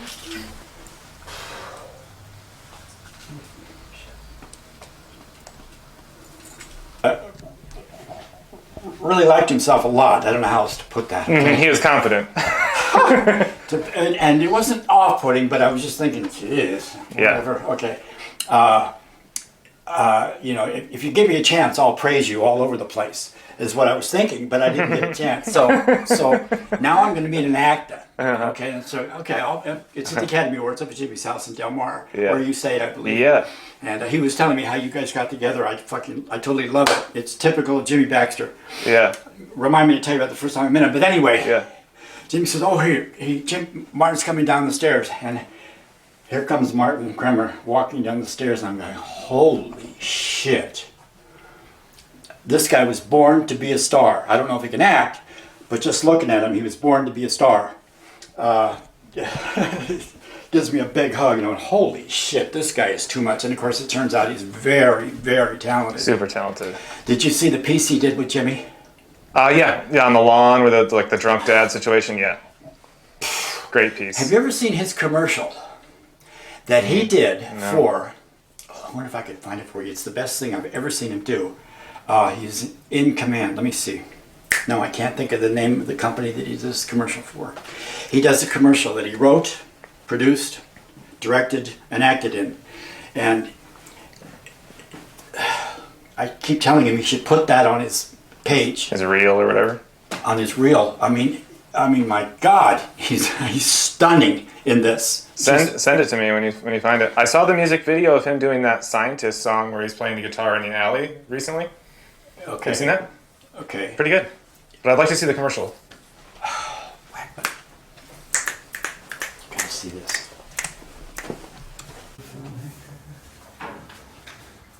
Okay.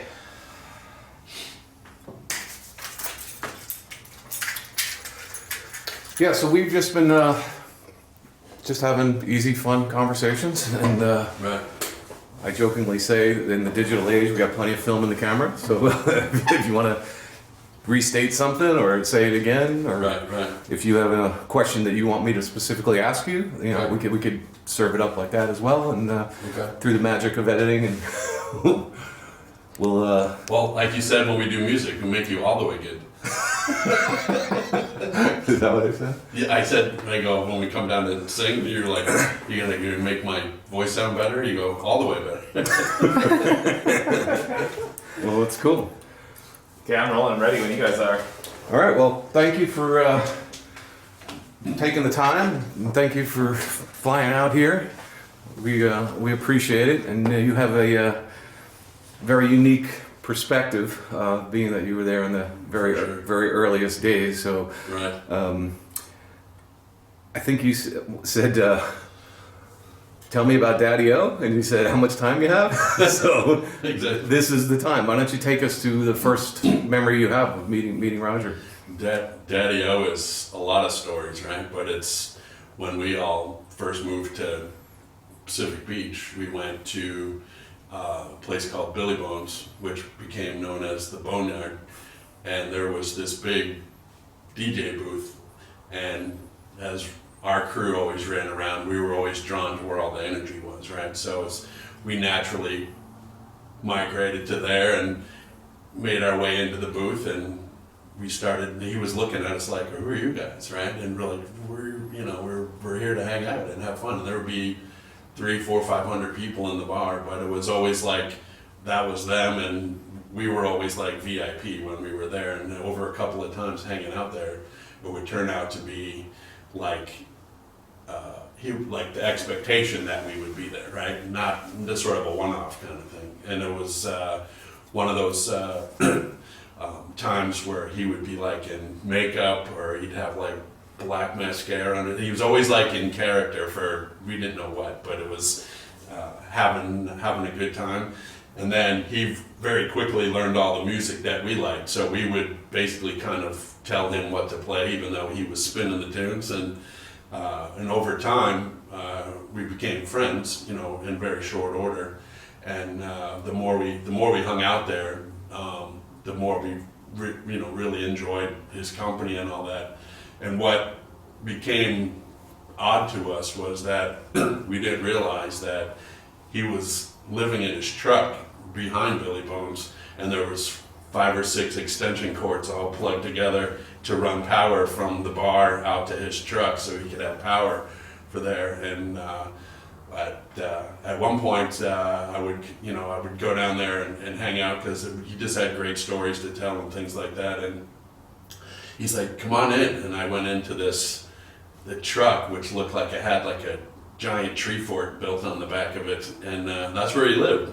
And it looked like a mad scientist kind of environment with cords, and he always looked like he was like working on his like next 10 projects or hobbies and things like that. And one time I drove down there on JT's bike and parked it outside, and within 30 seconds, someone stole the bike, and he and I were running down the alleyway trying, like, bring that back, and the kid was like giving us the bird, and I had to walk back to our apartment and explain to JT that I got his bike stolen, and he goes, well, what were you doing? I was like, I was hanging out with Roger. He goes, where? I go, well, he lives in his truck, so we were inside there. The next thing I know, the bike was gone, and he's like, well, you need to pay me back for that. And so it was $300. So I went to the bank, and I got 3 $1 bills, and brought that to him, almost to be sarcastic about it. And over time, Roger would start, like, after the night would end, he would start coming and hanging out with us sometimes at our apartment, and we became more than just friends. He became almost like family to us, and it was just one of those things where we grew up in New York, and people, wherever we went, we were always, not on purpose, but we always ended up being sort of the center of attention in VIP, and we just plugged that into that environment, and it was just one of those things that just became like a natural thing. You know, we do our stuff during the week, whatever jobs we had, but Friday and Saturday night, we're pretty much always hanging out down there, and our night would start there, and over time it would become one of those things where we would be getting ready at like 10 o'clock at night after sleeping all day from the night before, and go back out. What I was saying with you the other day, that being the kings of transition, we called it, right? Like, we could go from being dead asleep to ready to go in like 5 minutes, but we're always stealing each other's shirts. Like, I'm wearing that shirt. No, I'm wearing that shirt. And like, well, you're not going to get laid in that shirt. You're going to have to figure out how to get a better shirt. And it became sort of like an event almost every time we would go out, and we would get there and we would immediately migrate to the booth, and he loved it. My favorite song that he always played was from the Tubes, and Talk to You Later was the song, and he would play that at least once in the beginning of the night and once towards the end of the night, and we didn't even have to ask him at any point. He would just know what to play, and he just knew how to take the mood and the vibe to wherever we were in the middle of the night, and he'd have a couple of tables going. It was all vinyl too. Well, this is back when people played records, and we'd be like, "You're gonna play this?" He's like, and he would just be like doing like 10 different things at once. We're like, I got you, don't worry. And then we would eventually having waitresses and people just start bringing us drinks to there. We never even had to like do anything. We were just like VIP there. So that was, that became a very special time. So, and over time we got to learn stories about him, and he would tell us about stuff from when he was younger and growing up in the area, and we would learn a little bit about him. But as it became longer, we realized we really didn't know anything about him. We thought we knew about him, and the guy is so multi-dimensional and so dynamic in so many other ways. And it was mesmerizing almost in a way that this guy had so much talent, but he was a homeless guy when we met him, right? And it became apparent that like we needed to be around him and help him where we could, and be his friend. And that's really that's how we met. So do you recall your first impressions of Roger Guy English? I didn't know what to think actually when I first met him. He was just one, you almost kind of had to feel it out a little bit, and we'd all look at each other and go, should we be hanging out with this guy? It's like, it's just one of those things where he was not like somebody that we ever had in our lives before, so I think, he kind of grew on us and we kind of grew on him, and it just became a natural friendship, and that was really, it was meant to be, is the way I look at it. So, yeah. So, for someone, one of the things Tyler's like a brother to me, and I just wish if there is a heaven at some point, I could walk into Billy Bones with him and let him have that I'm getting like the hair on my neck's going up right now, but paint a picture of Billy Bones. What was Billy Bones like on a Friday night at midnight? Raging. There was lots of people who were buzzed and high and hanging out and just dancing and having a good time, and there was, girls everywhere.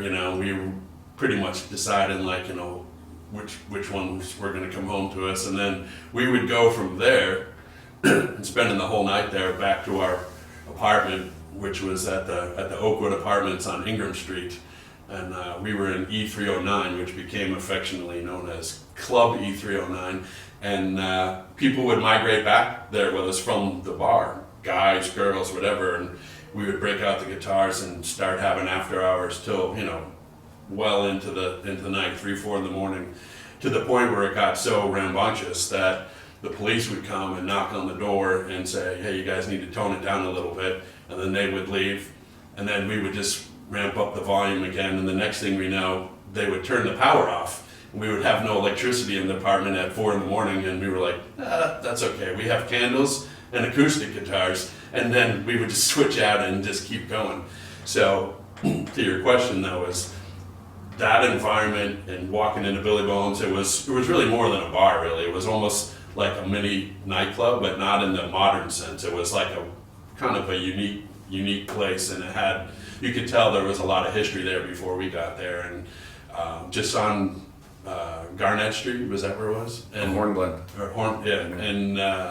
And so we just knew our way around town, but for some reason we ended up saying, you know, let's check out this place, and that kind of became our hangout, really, more than anything. So if you had to describe Roger in one word, what would that word be? One of a kind, really. Unique. There's nobody like him, really. I mean, not that I've ever met. I mean, everybody has their own thing, and we could say that about other people, but how he is I've never met anybody like the guy. I mean, he's just one of a kind. And what do you think people most misunderstand about him from, you know, a distance or?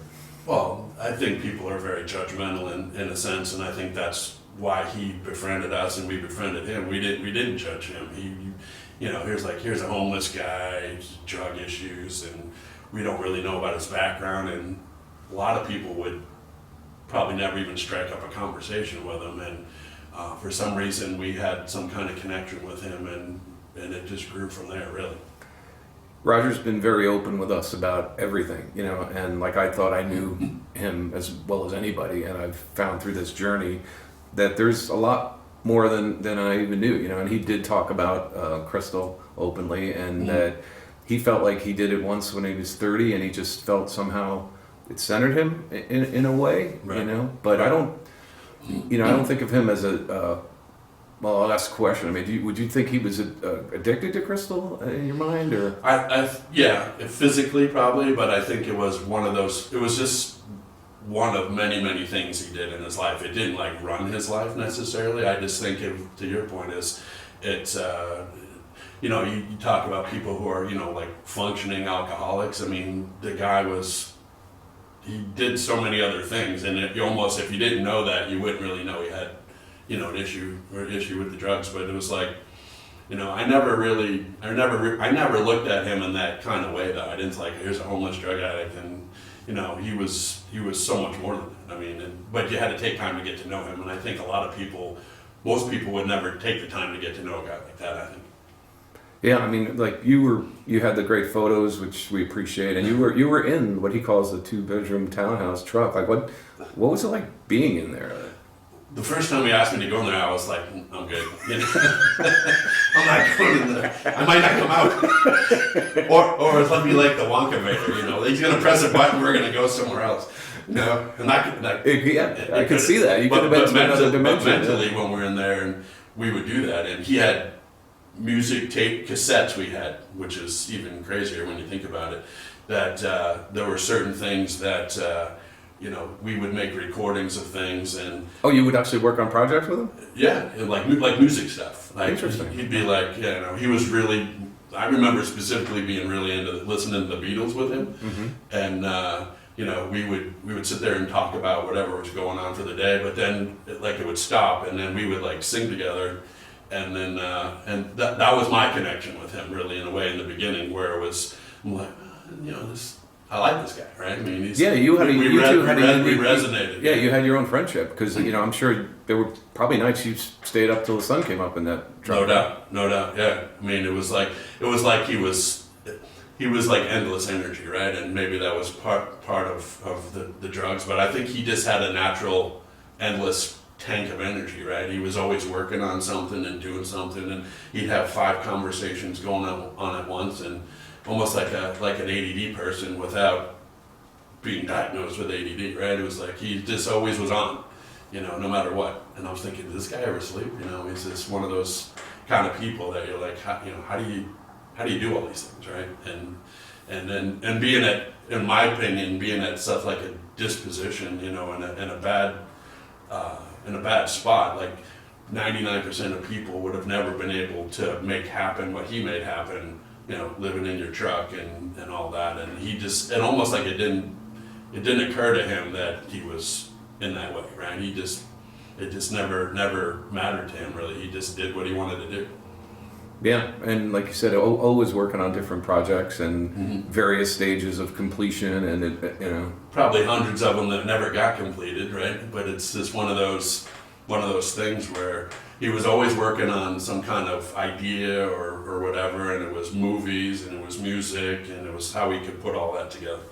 So did you ever you went to the movie video stores too, right? Correct. We hung in there. Yeah. One of the things that pops in my head when you say that is the movie posters that you'd use for promotional material. That was like a giant poster, and the movies. Well, all the different things that he worked on, but the one that made me laugh the most, and I still laugh about it, was the Vaginosaurus Rex movie, right? Where there would be somebody, coming from outer space, that would be like, eating people on the planet, but it was like a giant vagina, which just the idea alone is completely insane, but he made it come alive, right? I mean, that's kind of how he, very abstract thinking, and made stuff like that where you're like, how did he, not like just that one, but so many others, like this what this guy thinks about all day, and then, but it's not just ideas, he actually tried to make those things happen. Yeah. Yeah. Do you recall? I think we went to see The Doors with him. Were you part of that? I don't remember that. I could have been. And I think we also went to see JFK with him. You remember? That, yeah, for sure. Yeah, which was a huge connection for him from part of his childhood. Right, he's older than us, and he was an enormous Kennedy fan, and just knew stuff about that. And we all watched documentaries on TV about the Kennedy assassination and all that, but he seemed to know like infinitely more about it than we could ever read in a book, or no, somehow he knew all that. And I think he was very well read, actually, now that I think about it. He was like an information junkie, really, more than anything. He just needed to know, like, and consume information like that. And that was one of his big, I don't know if you'd say hero, but somebody that was really important to him, Kennedy. Do you remember him dressing up in trash bags to go to the movie at that time?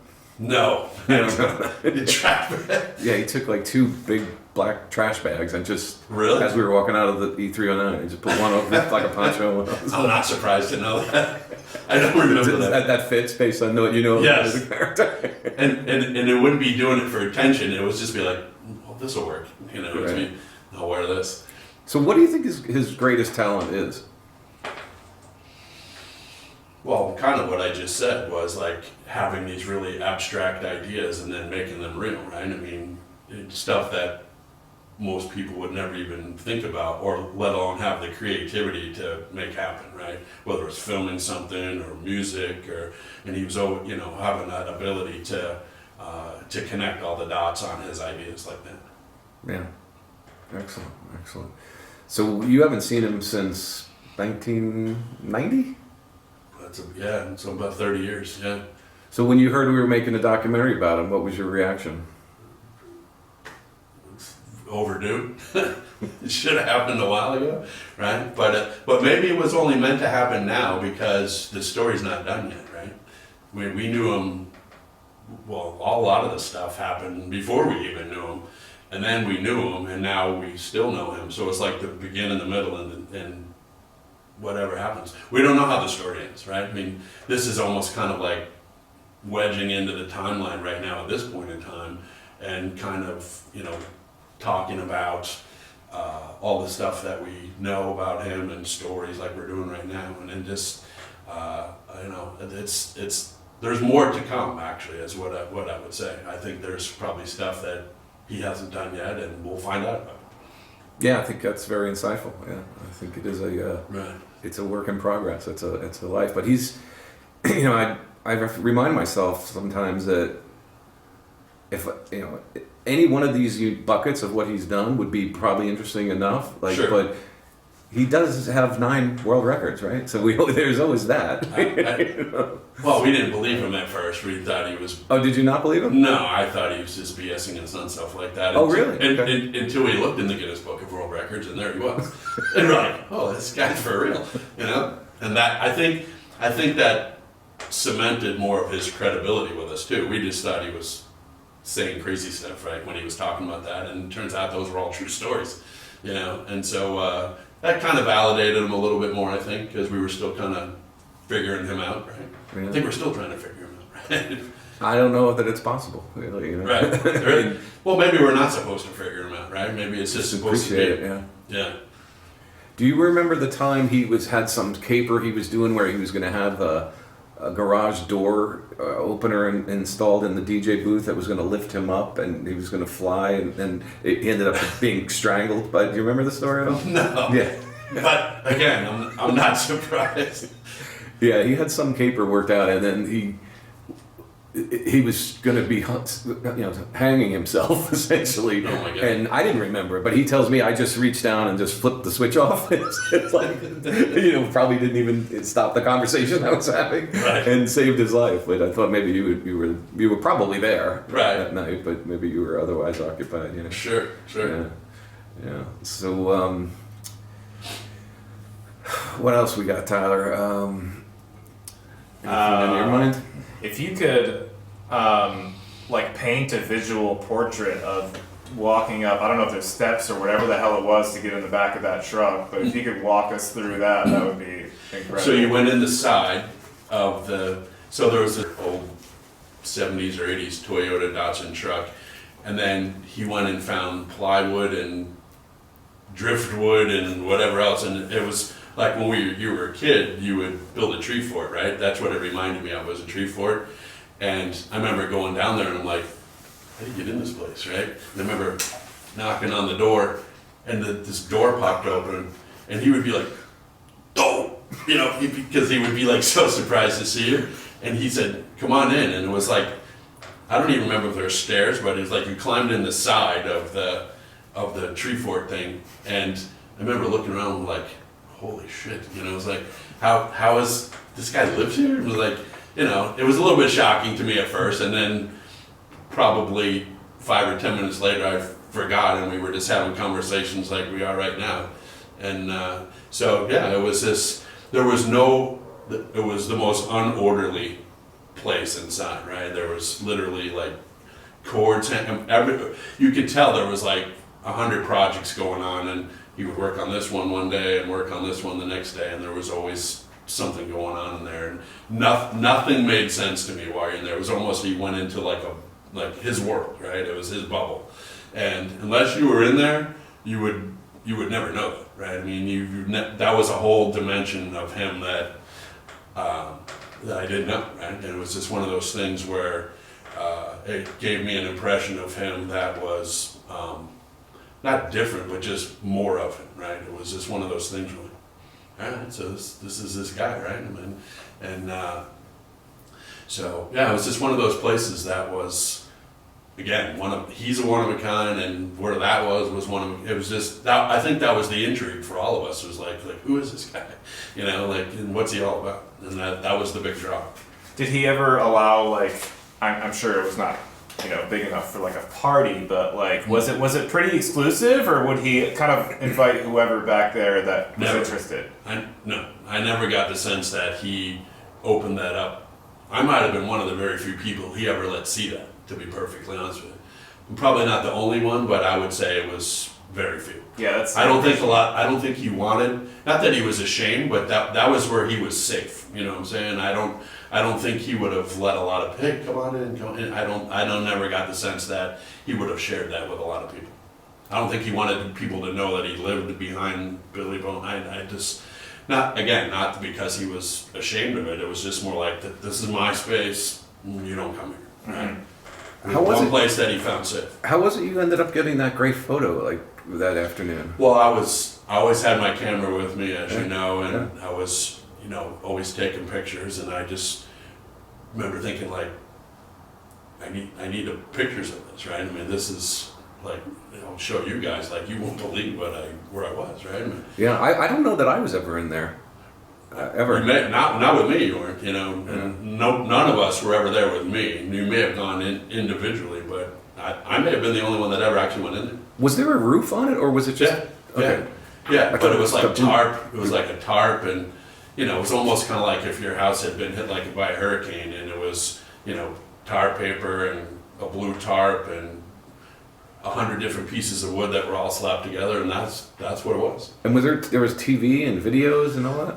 I wouldn't say like TV like we know it, but there were like a small black and white thing that he would have stuff plugged into it. He could watch what he had recorded and things like that. And it was like a mad scientist's laboratory almost in there. You remember those movies like when The Exorcist goes to La Jolla and yeah. You remember seeing those? Yes. Yeah. And it's just one of I mean we can keep talking about all this. Yeah, please do. And it just.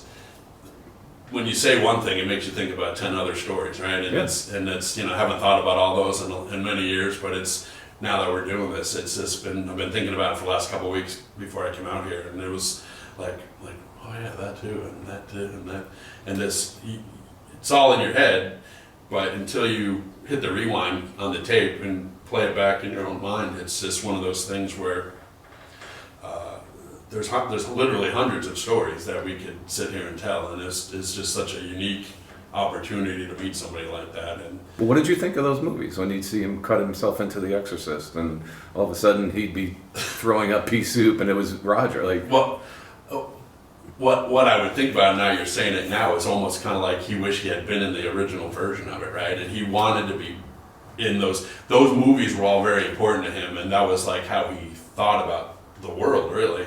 And so I'm not surprised that he would figure out how to put it. It's like in Forrest Gump, right? They dubbed in all those things. Same idea, right? He I wish I was there, or like the Kennedy stuff, and I wish I was there. And how do I place myself in those moments, right? Even though he would have never been able to do that.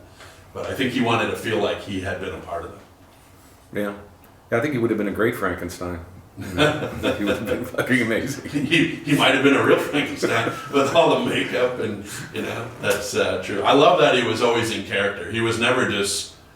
It was a performance. Right? Oh, 100% performance. Yeah, he had different costumes, and one day he looked like the guys from Kiss with like black stars around his eyes, or there's even some of the pictures I sent to you have all that, and then. It was just, and then JT, loves to sing, and so one night he handed JT a microphone, and there was JT being part of the performance. He wanted us to be a part of all of that, and that's why he invited us into his world, right? And somehow we fit in his world. I'm still not sure how, but he wanted us to be a part of that. Yeah, excellent. And like, I didn't even realize, like, it never occurred to me that he was running electric out of the nightclub into his truck. Oh. Which is... What I said earlier, it was the most unsafe thing, with 5 or 6 extension cords running under doors and out, like if it had rained or whatever, he would have been electrocuted in there, and nobody would have ever known, It was like, whatever happened to that guy? There was definitely some code violations of the housing the whole thing was fire. I can't believe the local authorities didn't come and be like, is somebody living in that? Like where's all those cords going? Like almost like somehow he was obscure and incognito, and right where he needed to be. Yeah, he's almost like able to hide in plain sight, right? That's good way to say it. Yeah, which. If you step back and you looked at him, he'd be in a group of people, he'd be the one that would stick out the most, but somehow he didn't.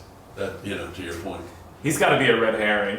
That guy didn't do it. It's too easy. Yeah, right. Yeah. Exactly. Yeah. Oh man, so before we get too far away from the movies, what was your introduction to the movies? Did Roger show you? How did that come up? Which movies? The movies that Roger made, like that he edited himself into. Oh, he wouldn't even be like, hey, let me show you this. He would just start doing it.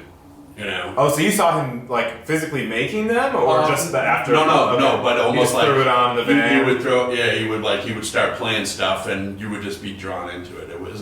It'd never be like, oh, I got to show you this. Right? It was never about, even though he was in it or whatever, but it was never really about him. It was really more about the production or the performance. It was, he's an entertainer. I mean, that's what he does. So he wouldn't say like, look what I did. He'd just throw it on and keep talking with you, and you would.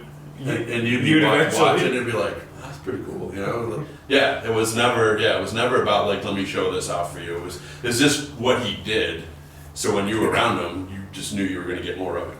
That's awesome. Would it surprise you to know that his high school photograph says his dream is Oscar to win Fat Little Oscar? I didn't know that. Would that surprise you? No, not at all. No. It's funny, like when people are young, they almost like predestined to, it's like in their mind and in their who they are, that I know what I'm going to be in life, and that was, so I'm not surprised to know that. Yeah, we have a great bit with one of our favorite characters in the film is his 5th grade teacher, Mr. Kilroy. I've heard about him. And he said, people wanted to be baseball players, they wanted to be doctors, and he goes, Roger wanted to be famous. Right. Didn't know how he was going to get there. Almost didn't matter. Right. You know? But yeah, true. He wanted to be famous, and well, he did. And he was famous, right. And I think he's going to be famous again. Until someday when he's not here anymore. But until then, there's, like we were saying earlier, there's more to come. The story's not done. Yeah. We're talking about up till now, right? Yeah, I've been thinking to myself, he was world famous, especially in San Diego, Exactly. Yeah. Well, anybody who picks up a Guinness Book of World Records will never come to San Diego, but they'll be like, wow, that guy did this. I mean, we were talking about the other day. It was just one of those things where he once walked from San Diego to Vancouver, right? That's great. And like who would do that? Even if you're in great shape, and he swam down the Mississippi River, right? And, other stuff. I don't know all 9, but he's in there. It's real. Yeah, and he's a Trivial Pursuit answer, right? You ever see that one?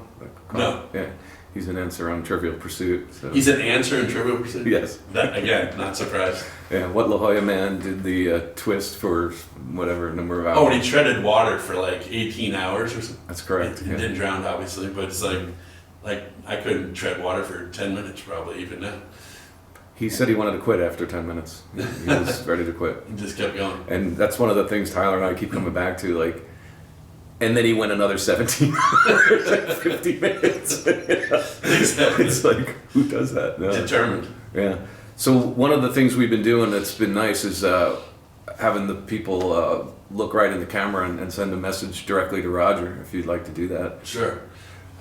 Roger, obviously we all knew you back then, and we still know you now, and happy you were a part of our life back then, and you're still going to be a part of our life. And I heard after not seeing you for almost 30 years now that we're going to have a surprise visit tonight, and I can't wait to see you. Can you give us a full tilt boogie daddy-o right in the camera? Oh! Okay. Can you give us a full tilt boogie as well? Meaning? Full tilt boogie daddy-o. Oh, full tilt boogie daddy-o. I think that's going to be the name of the film. It's true. How about a bitchin' daddy-o? The picture? Bitchin' daddy-o. Bitchin'. Right? No, he had all these little one-word buzzwords, and that was another one. We'd be like, yeah, we're hanging out with this chick. He'd be like, bitch. JT felt like bringing girls through the Billy Bones was like a real litmus test, whether they were allowed to be in our whether group. they could hang. Yeah. He would almost kind of weigh in, going, not her, but her. Yeah, she's good. And he would give us his input on who we should be hanging, because sometimes he knew a little bit more about the local crowd than us, and he'd be like, not that one, but those, yeah, they're good. Excellent. I got a few things, but I'm gonna cut here for batteries, and I can.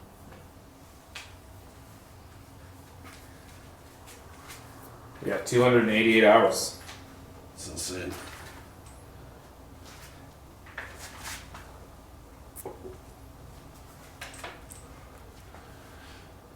All right.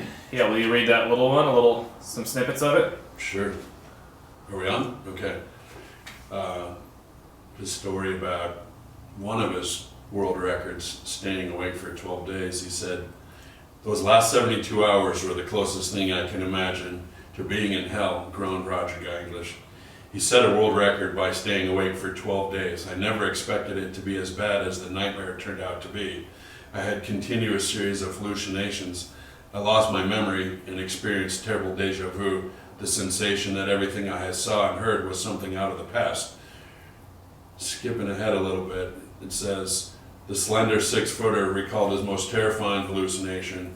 Quote, "There was a shag rug in the store, and one day those little pieces of yarn turned into a mass of worms and metallic mouths. They crawled around in a slimy mass, opening and closing their jaws." In another vision, toward the end of his ordeal, Roger looked out the showroom window and saw a crippled girl in a long white dress just cruising across the street in midair. "The first 9 days without sleep were basically easy," he said, "but from there on out, it was one long flat fight to overcome my mental distortions." So, in the picture of him just laying there, it almost looked like somebody who was just getting ready to take a nap, and if you didn't read the story, you'd be like, really? That guy was awake for 12 days? You know, that's incredible. The first 9 days were easy. Yeah. They don't allow that anymore. Goodness, it's too dangerous. Oh, enormously dangerous. Yeah, so it'll be a record forever. Yeah, which is amazing. And then I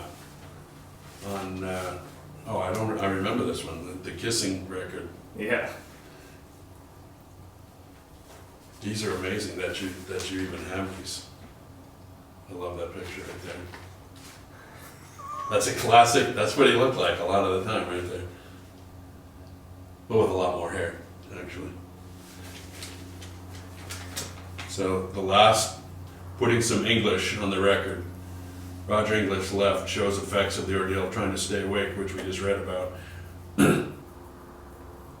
Said, oh, that was more about, not 1 in 100 refuses if they know they're involved in something that gets publicity. They'd let me kiss them if I look like Croc in the comics, just to be noticed. He's probably got a point now.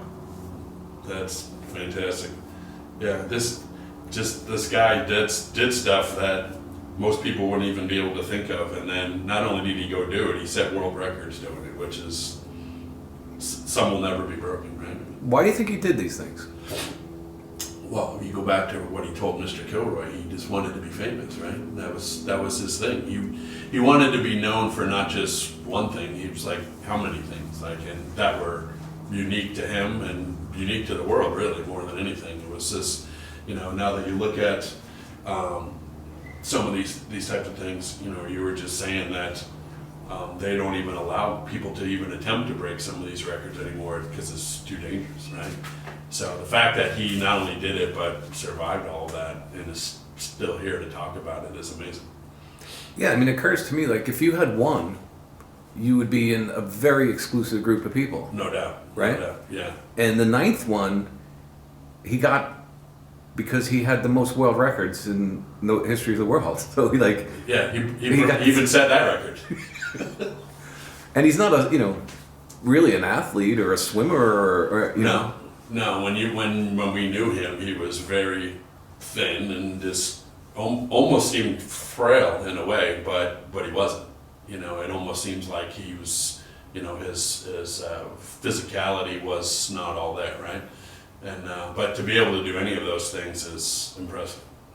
Yeah, I think he has an ability to like almost disassociate. You know, almost like you said, multi-dimensional, like almost be in you know different places. At the well, same you'd time. have to do that if you were going to tread water for 18 hours. I mean, your mind would have to go somewhere else. Right. I mean, you can't just sit there and keep thinking, well, okay, that's 3 hours. You know, 15 to go.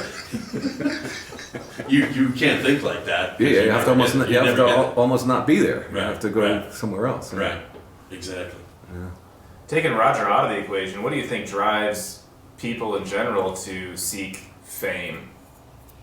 Well, I think there's a lot of egomaniacs in the world, and interestingly enough, when we've been talking about this, is he's like the opposite of an egomaniac. I think he's just one of those people who is who he is, and you know, he's just always on to like the next thing that he wants to attempt to do, and almost by accident they became world records in a way. I don't think he set out to do that. I think there were just things that he wanted to do, and then they became world records. I just I need to break this record. And I think a lot of people do that, or in sports they think like that. You know, I want to hit the most home runs or whatever. I don't think he thought like that. His friend's bar, which was Foggy's Notion by the sports arena, when we knew it, was called that place.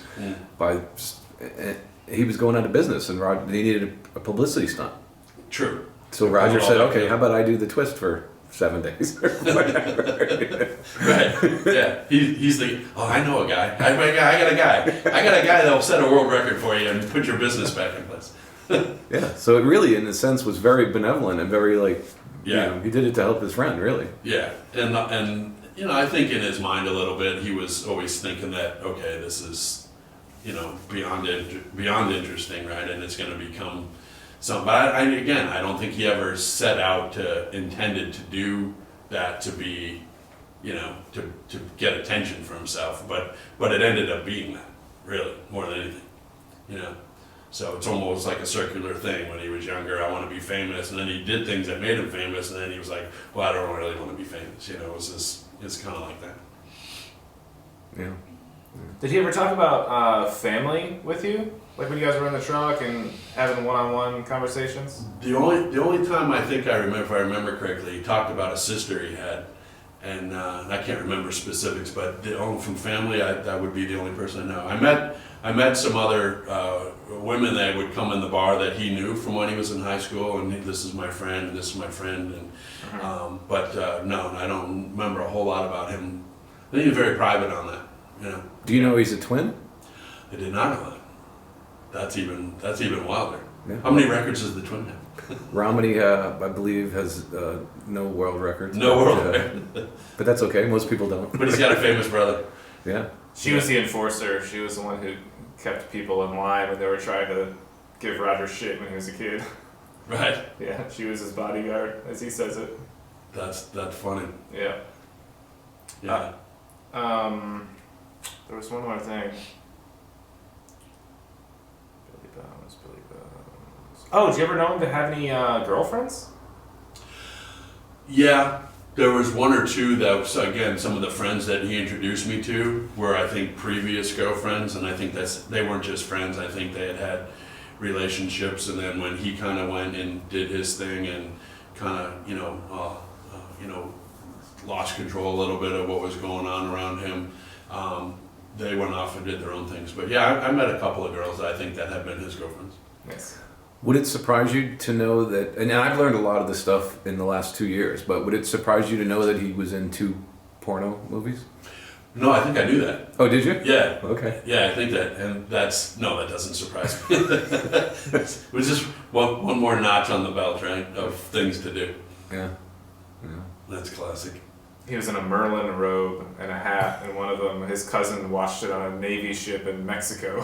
Found it. You weren't around for this, but did you know that they ended up throwing him in jail for tax thing? Did you know about that era? I didn't know that. Yeah. Yeah. Yeah, because he, well, you know how he ran his business, you know. Right. Right. No tax, no paying the state. Trying to be off the grid. Running it out of an apartment, yeah. And then at that point, he was trying to break the world record for the largest pile of coins.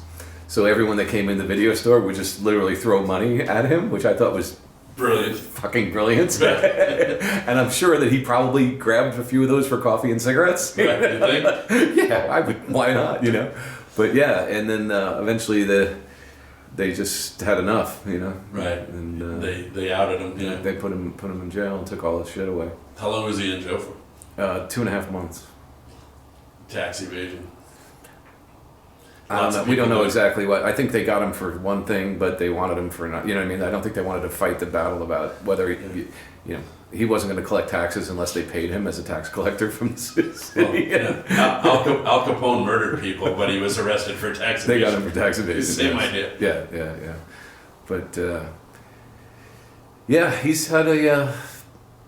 Truth is stranger than fiction. If we would have pitched this story as like we wrote this, people would be like, "Come on, it's nonsense." Yeah, you swam the Mississippi? Oh, okay, sure you did.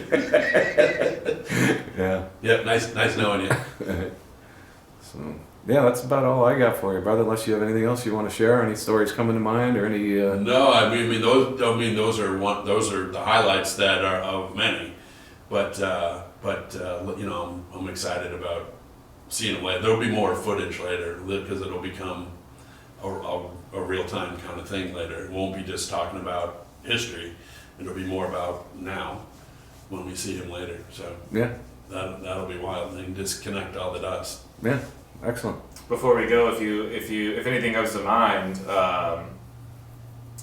as a stage name for Roger's porn career. That's a great question. You got any? I love that. Got any ideas? I love that one. You think about that for a second. It's great. Well, if it was him with young girls, then it would be easily Daddy-O, and the girls would be screaming out, "Oh, Daddy-O!" Yeah, I thought about Daddy-O, and Jamie from Canada, the Irish kid. Sounds funny, but he lives in Canada now. The Irish kid from Canada. Yeah, of course. He called him. They have one. I think. He said Byron Bristles because of the mustache. oh shit! Fuck, dude. Yeah, sorry. What happened there? It's the same. Did I break it? Yeah, it was already kind of. That chair's kind of wonky. I should have told you not to lean back. I feel like I didn't even lean, but I'm sorry. It's and scene. Yeah. Awesome. Fun, great, Michael. That was fantastic. Nice. That's very cool. Yeah, man. So it seemed like we always had a crew there. Yeah.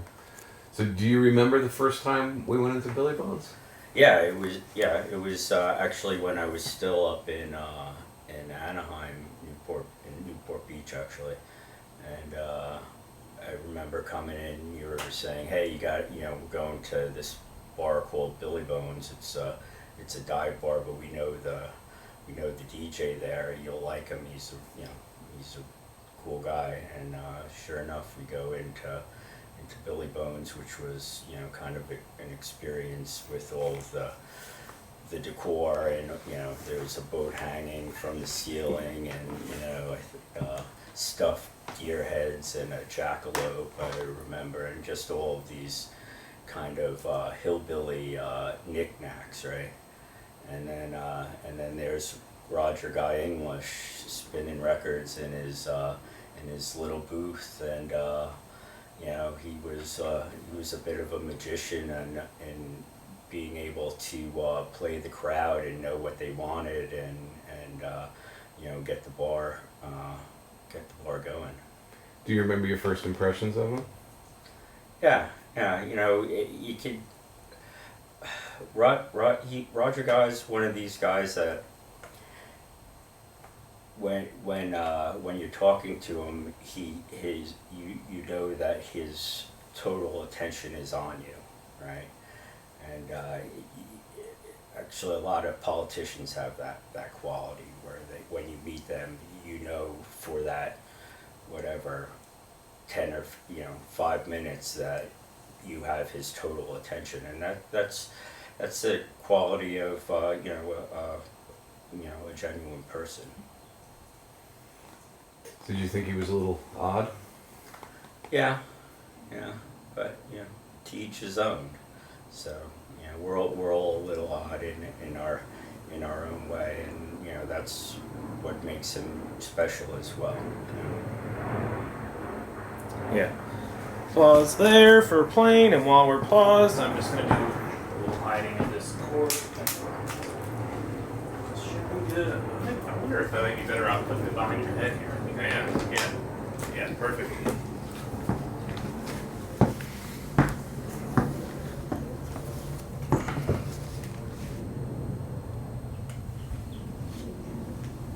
Okay.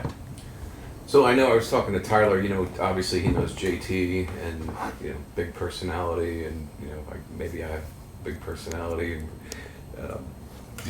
did you find that you were able to have like your own connection with Roger and Yeah, well, you know, there was nights that when, you know, I was out, you know, and wound up at Billy Bones by myself or with other people, and we would do the same thing, hang out at there in the corner in the DJ booth in our spot, right?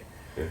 And then after Billy Bones, when he worked at that at the video store, that was on the walk home, so I would always pop my head in there and see what he was doing at, you know, 1:30, 2 o'clock in the morning on, you know, on the walk home. And he, you know, he always had his little plan that he was passionate about, that he was focused on, you know, at doing. And this time it wasn't, you know, it was video store related. So he would transition into the different things that he would like to do and just be very passionate about, and again focused on what that was. it was always like a work of a creation of art. It was always evolving and changing and growing, right? It was always something. And it was always very creative and a little odd and bizarre, but that made it interesting as well, you know. And I remember going there one time and he had these balloons in the shape of a vagina, and I think he called it Cuntosaurus Rex or Vaginosaurus Rex. I forget. Yeah, and he wanted to make a whole video shoot on and have someone kind of in it and playing that dinosaur creation. Yeah, that's right. It was Vaginosaurus Rex, man-eating vagina from outer space. The Vigilante. The Vigilante. Yeah, that one never got quite off the ground, but yeah. Yeah, but still just interesting and certainly entertaining as well. And you know, and he was always happy to see you. You know. Yeah. Did you ever rent movies from there? Probably. I don't really remember. Yeah. Do you remember when he would cut himself into those, like the Exorcist Goes La Jolla or whatever did happen to Baby Jane? Yeah. Well, you know, being the movie buff that he was, you know, you would go in and he would be watching something and he'd be like, you know, he had those big hands. You got it. You know, he talked with his hands as well. And you got to see Hawk. You have to see this. And what do you think of this? And he liked. I remember some of the old. He was one night he was watching all the old Dracula movies, and he was like, "This is classic. This is epic. These guys were way before their time." And you know, just be very passionate about the whole thing. Yeah, he loved horror films. He loved B movies. You know, he loved it all, really. Yeah. Do you remember the first time he came back to the apartment and came from the bar, but came back and partied with us? No, I don't think I have any memories of that. I know he was back there a couple times, and he would show up every once in a while.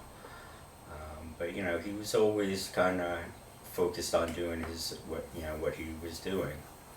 Yeah, I remember him jumping in the pool with his pants on and swimming in the pool at like 2 a.m. fully clothed. And I believe he just walked home later after that, soaking wet. You know. Yeah. Yeah, I don't recall that. So you remember the blue magical mystery van that yeah. Tell me what you're a guy that likes to build and to do things. What was your impression of? Well, he never gave me the tour inside, but I remember it was, you always know when he was at Billy Bones because he had his own spot there right in the back, and he would park it out there, and I think Mike Gerber will give you a better recollection of the magic blue van. Yeah, we were talking to Wally. Remember Wally, the bartender, and his brother. Anyway, he was saying they would just find like basically trash and rubbish, and that's what he built into the back of the pickup truck that he called his 2-story townhouse with the blue tarp. Yeah, well, I think he would do the alley tours and find stuff in the alley, and this is perfect for what I found the perfect thing I need. Yeah, it had like that bubble thing or whatever. I forget where he grabbed that one from. But do you recall? I think we went to see JFK with him, and we went to see The Doors with him. Do you remember going to the movies with him? Nah, I probably would have remembered going to seeing JFK with him. Nah, I don't really. Because you remember he was a big JFK conspiracy guy, right? That was one of his main passions. Yeah, we had a couple. I remember having a couple conversations about that, and even back then they knew it was a big conspiracy. In fact, my father got involved with politics because of that whole JFK thing. So do you remember when he moved the video store out of the storefront that was on Garnett, and he moved into an apartment behind it? Hold on a sec.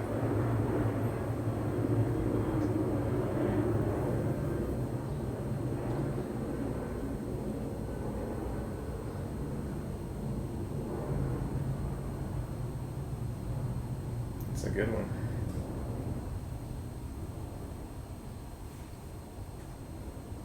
Okay. Yeah, I remember he was only there briefly, and it was around the corner, kind of by the 7-Eleven.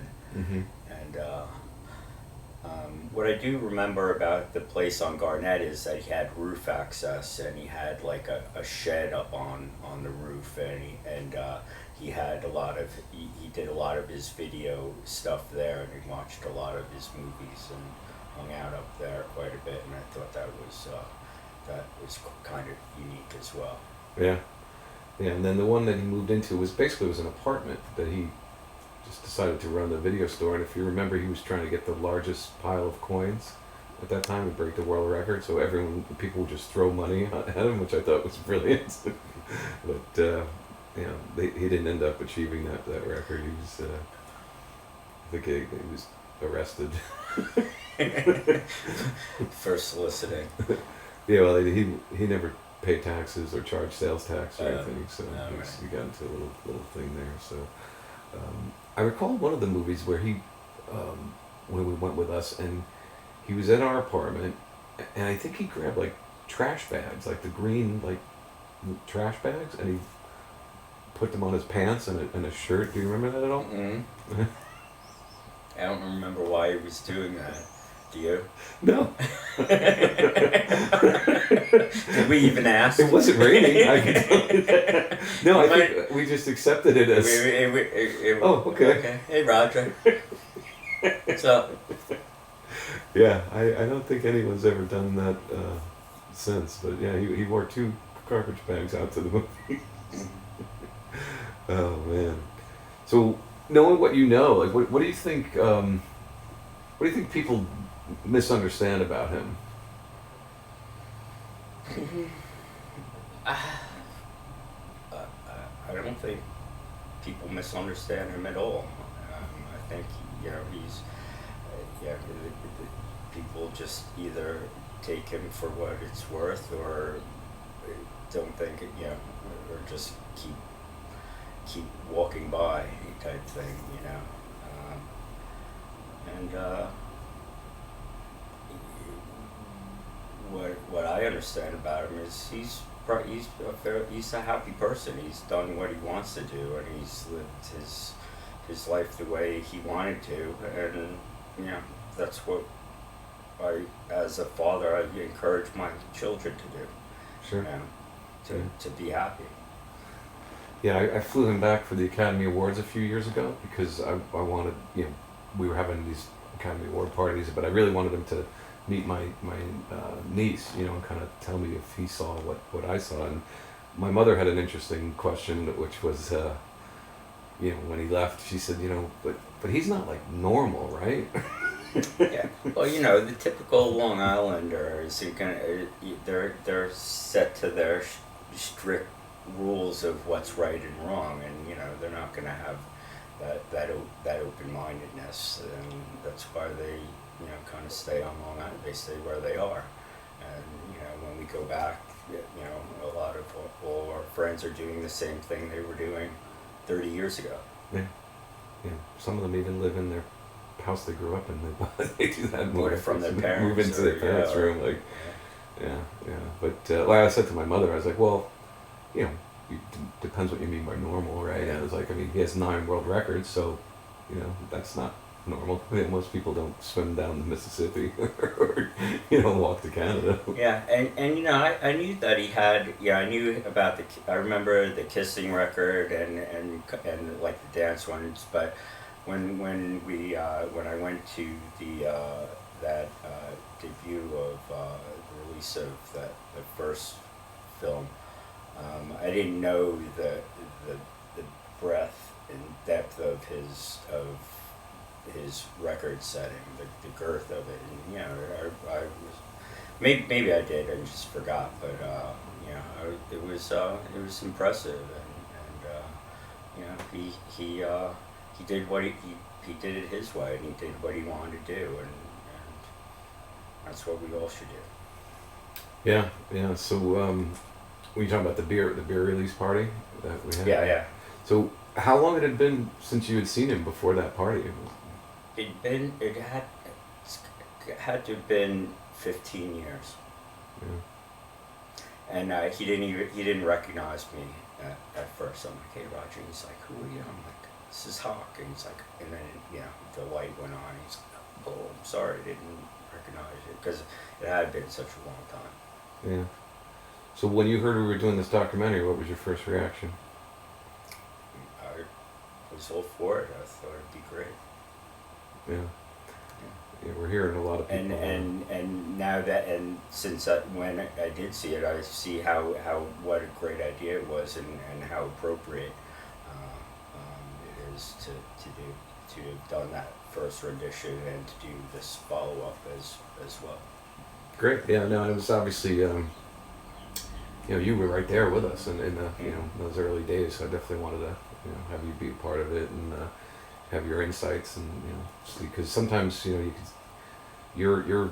we can be standing next to each other but have different experience. Right, and everybody remembers things a little bit differently. Yeah, for sure. So I guess when you saw the sneak peek, it was actually better than you thought, probably, huh? Or more interesting than you thought. Yeah, well, I'm glad it got go. We're glad we actually saw it because there was questions there at the beginning. Yeah, but technical issues. Technical issues, but such is the modern life, right? That we rely so much on our technology, and then when it glitches on us, we make do, but it was good that it got going, and it was well received. Yeah, I thought it was a nice group of people and an eclectic group of people for yeah, sure. Very quite diverse. Yeah, I found that I was really enjoying people laughing, and it's got some sentimentality in there, and some he had some tough things in his life that as when the final product comes out, it'll all kind of make sense. But it was a lot of your friends, but a lot of his friends and a lot of his family as well. And I didn't know he had that big of a local family, and they all came out to support him, and that was it's always good to see.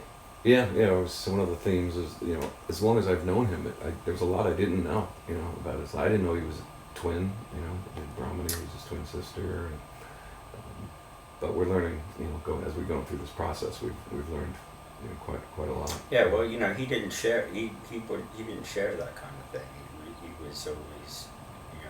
He was always talking about the project at hand, right?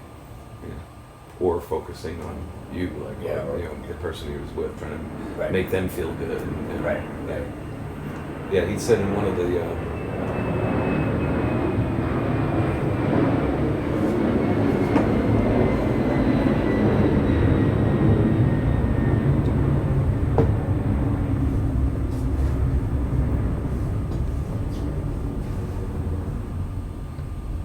One of the interviews that we did with him, we've done, I don't know, maybe 10 different setups and stuff, and we would do some more. But he had one comment I think that was, for me, very revealing. He goes, I like people, and I want them to like the people to like me. I think that's at his essence and at his core, I think that's really it, right? Yeah, and to take that a little further, I don't know anyone that doesn't like Roger Guy English. Yeah. Anyone that knows him anyway, or is given him a chance, and not just say, no, this is he's like kind of like your mom did. He's not normal, right? and what is normal? Yeah, you got to define your terms. Nowadays, Yeah. What is normal? Yeah. So, I was going to ask you about him. If you had like one word to describe him, what would it be?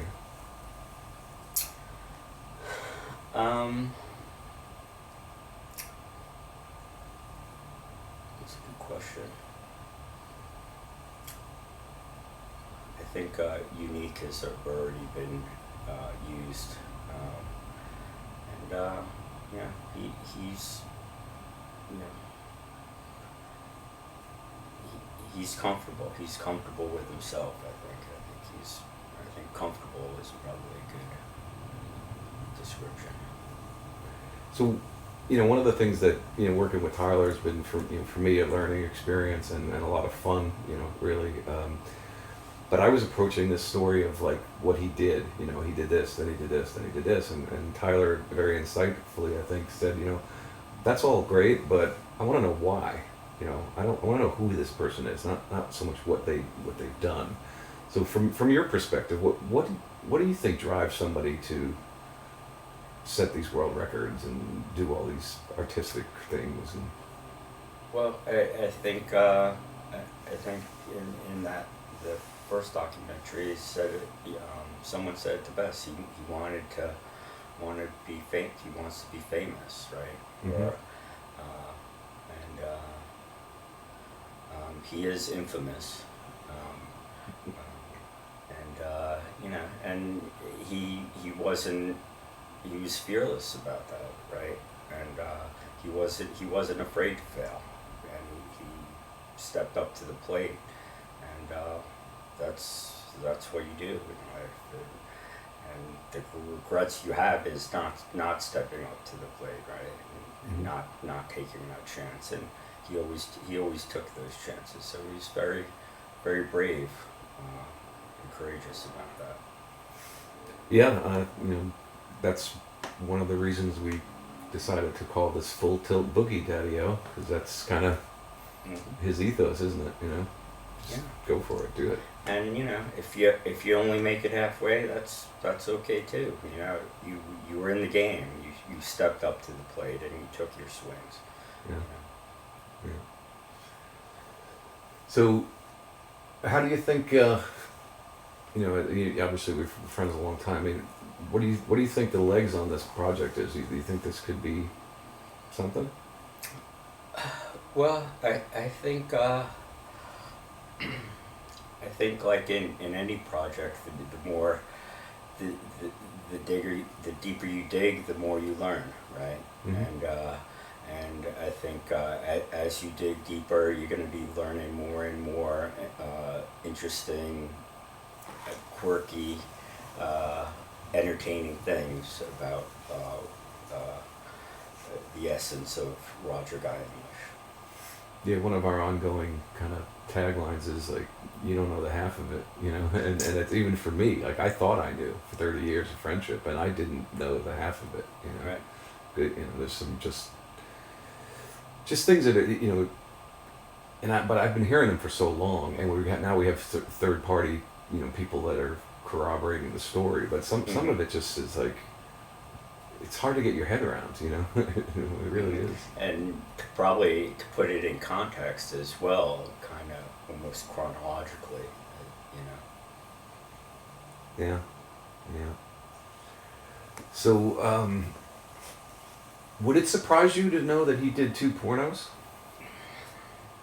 No, he was, that whole half of the video store was all pornography. And,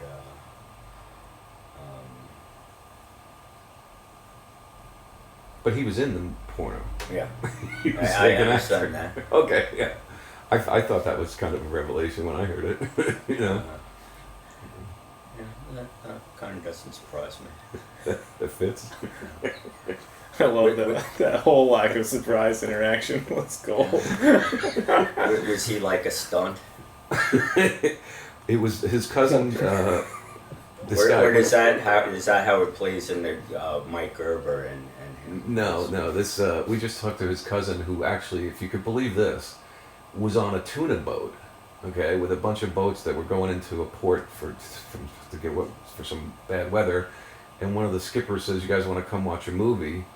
And he's sitting there with these guys, and his cousin, yeah, and he called him the Czechoslovakian schlong. I believe how he described it. He said, "Yeah, he's got that Czechoslovakian schlong." He was in a Merlin outfit, yeah, with Merlin, a hat wizard. and a big wizard cape.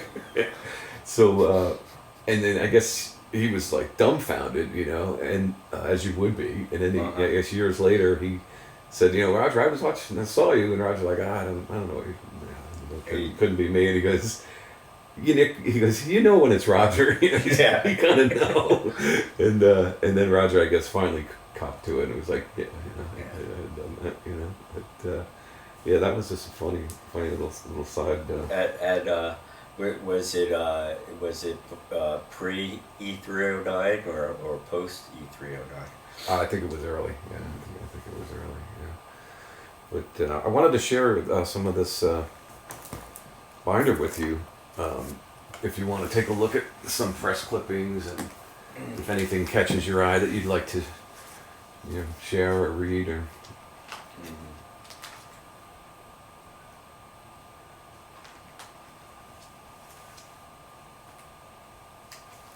Yeah, a lot of these were. Yeah, I think you showed there were clips of. Yeah.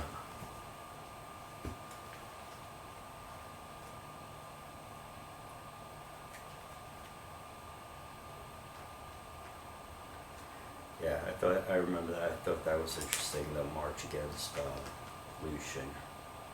Yeah, I mean, he was really one of the early environmentalists, in 1970, yeah. right? Yeah.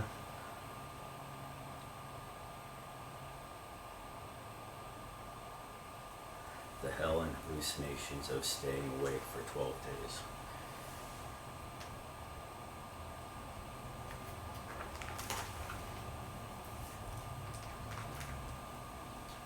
Did you know the Trivial Pursuit thing? No, I didn't know about that either.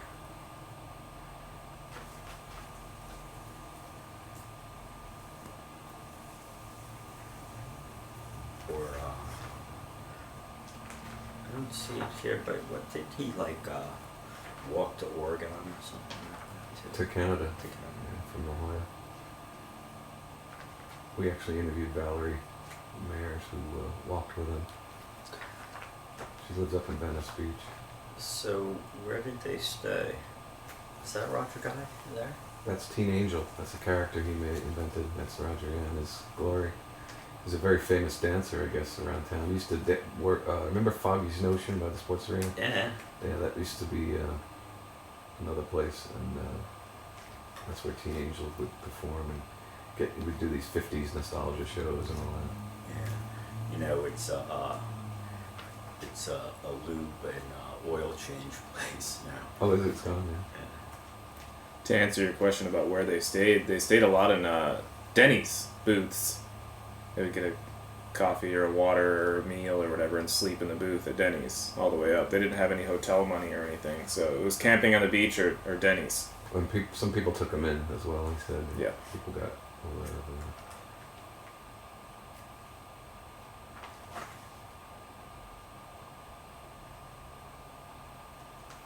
What's this Frank Rhodes thing? I'm not sure. What's the title? What does it say? Oh. Frank.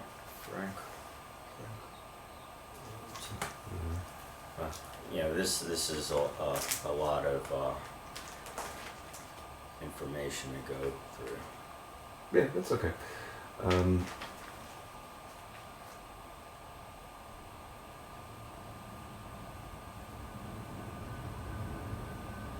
Maybe it would be good to have there's a kite one in there, right? I think so. If we're going to try to bring those pictures that we found in the History Center, somebody reading a couple lines from the kite one might go a long way. Californians set the strangest records. Yeah, there's one where he was attempting to set the world record for flying a kite. And we actually found some amazing photographs down at the San Diego Historical Society.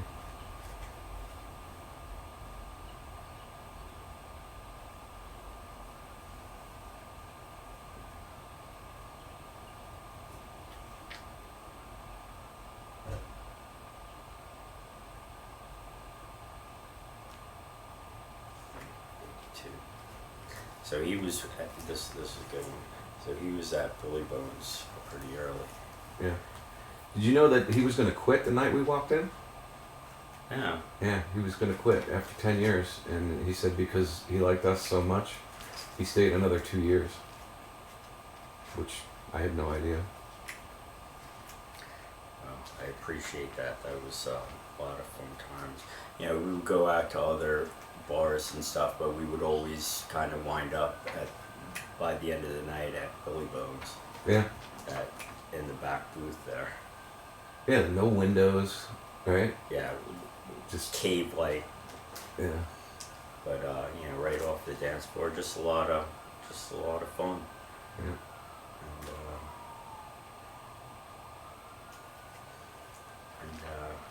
And good music. It was the music was like, remember Fat Augie's at Geneseo? Mm-hmm. Yeah.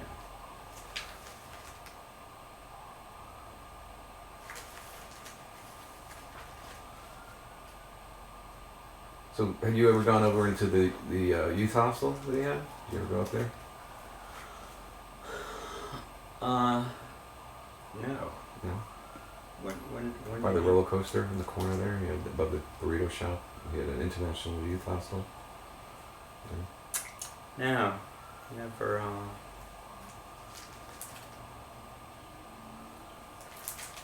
That was probably when Lisa came on the scenes. Yeah, he for was me, and I was busy doing other things. Kinda wasn't going out all that much. So what else can you tell us about Roger? Your memories?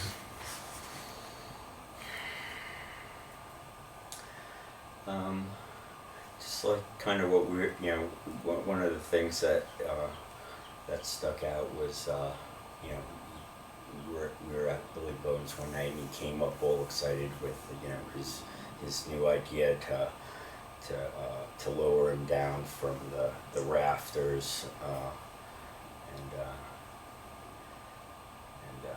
he's like, I'm gonna need all you guys to help me, and I have pulley. He had planned it all out, and but I don't ever remember coming to fruition, or I wasn't there when it did.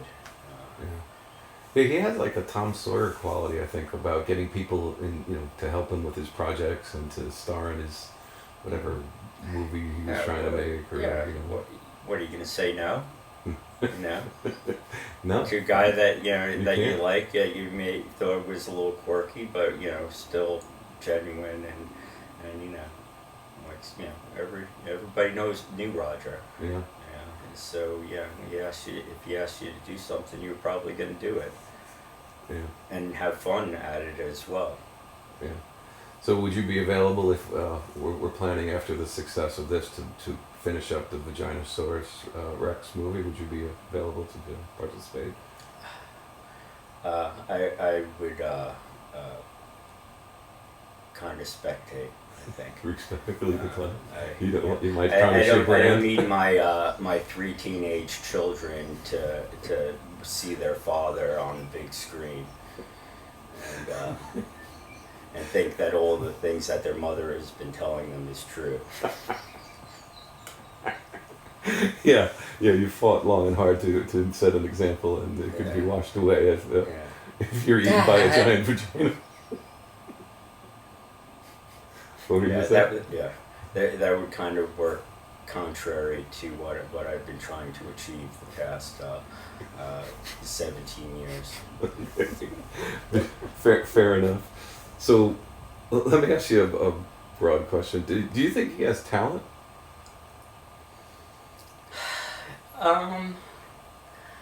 Well, talent at what? Talent at achieving his records? Yeah, the drive and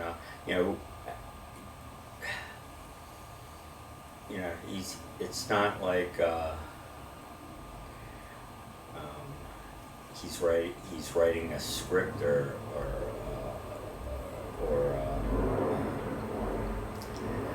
directing a film, right? In a lot of cases, so it's hard to quantify that. He's how do you quantify when you break new ground, right? How do you quantify? There's not many people out there doing what he does, right? And setting the goals and achieving the goals that he has. It's a very pretty small pool of people. So how can you quantify that? As you know, at playing guitar, there's a million guitarists out there, and you can see the spectrum, right? He's a man in his own field, right? Yeah. Can you say one more time, just look at Jim and say, how can you quantify when you break new ground? Because I thought that was a really great quote, but we had a plane overhead during that time. Yeah. Yeah. How do you quantify achievements when you're breaking new ground? Awesome. Thank you. Yeah. Dancer, lip sync artist, filmmaker, pornography star, porno star, water treader, hiker, kisser. Yeah, so you knew about the kissing one while it was happening. Yeah, and actually, hold on one sec for the playing, because I'm curious to get your take on those whole circumstances.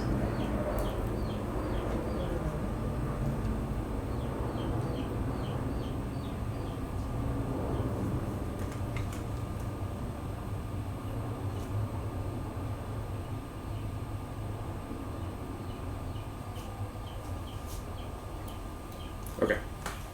Yeah, actually, I have a memory of I think I saw that on even before I met Roger Guy. I think I saw it on the news, where it was outside and there was just a line of girls and this guy just going down the row and kissing every one of them. And how many girls did he kiss? Like 2,800. 2,800. Yeah, and I think I have a memory of that.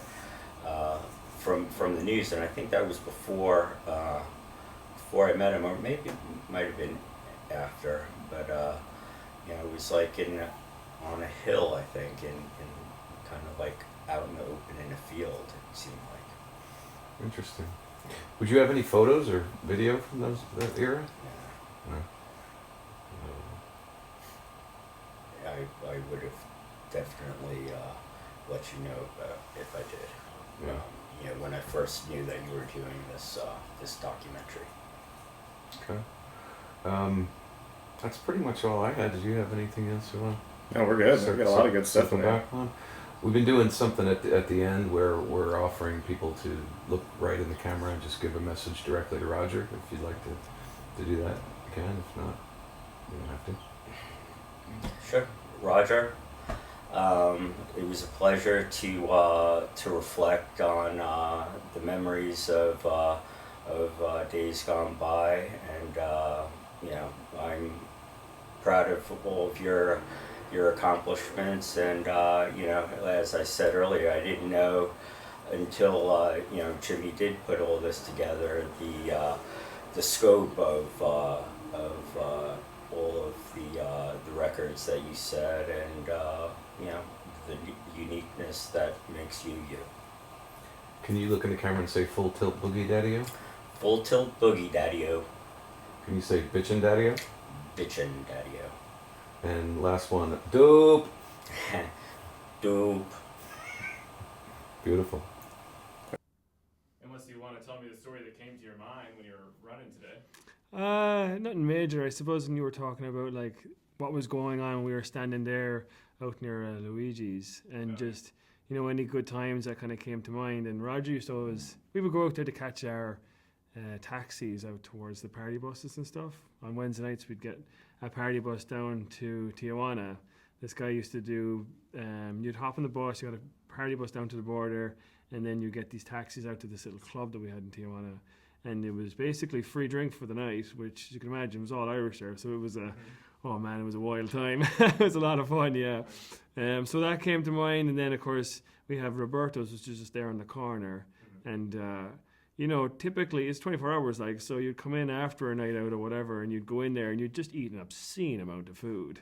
So we nicknamed it Regrettos, because you'd always wake up the next morning just in bits. But those are the two stories that came to mind. And Roger'd always be standing there just keeping an eye on us, just making sure everything was all right. But typically, sure, we were always just being loud and having a laugh and singing songs and whatever else, When did you notice that picture of Roger?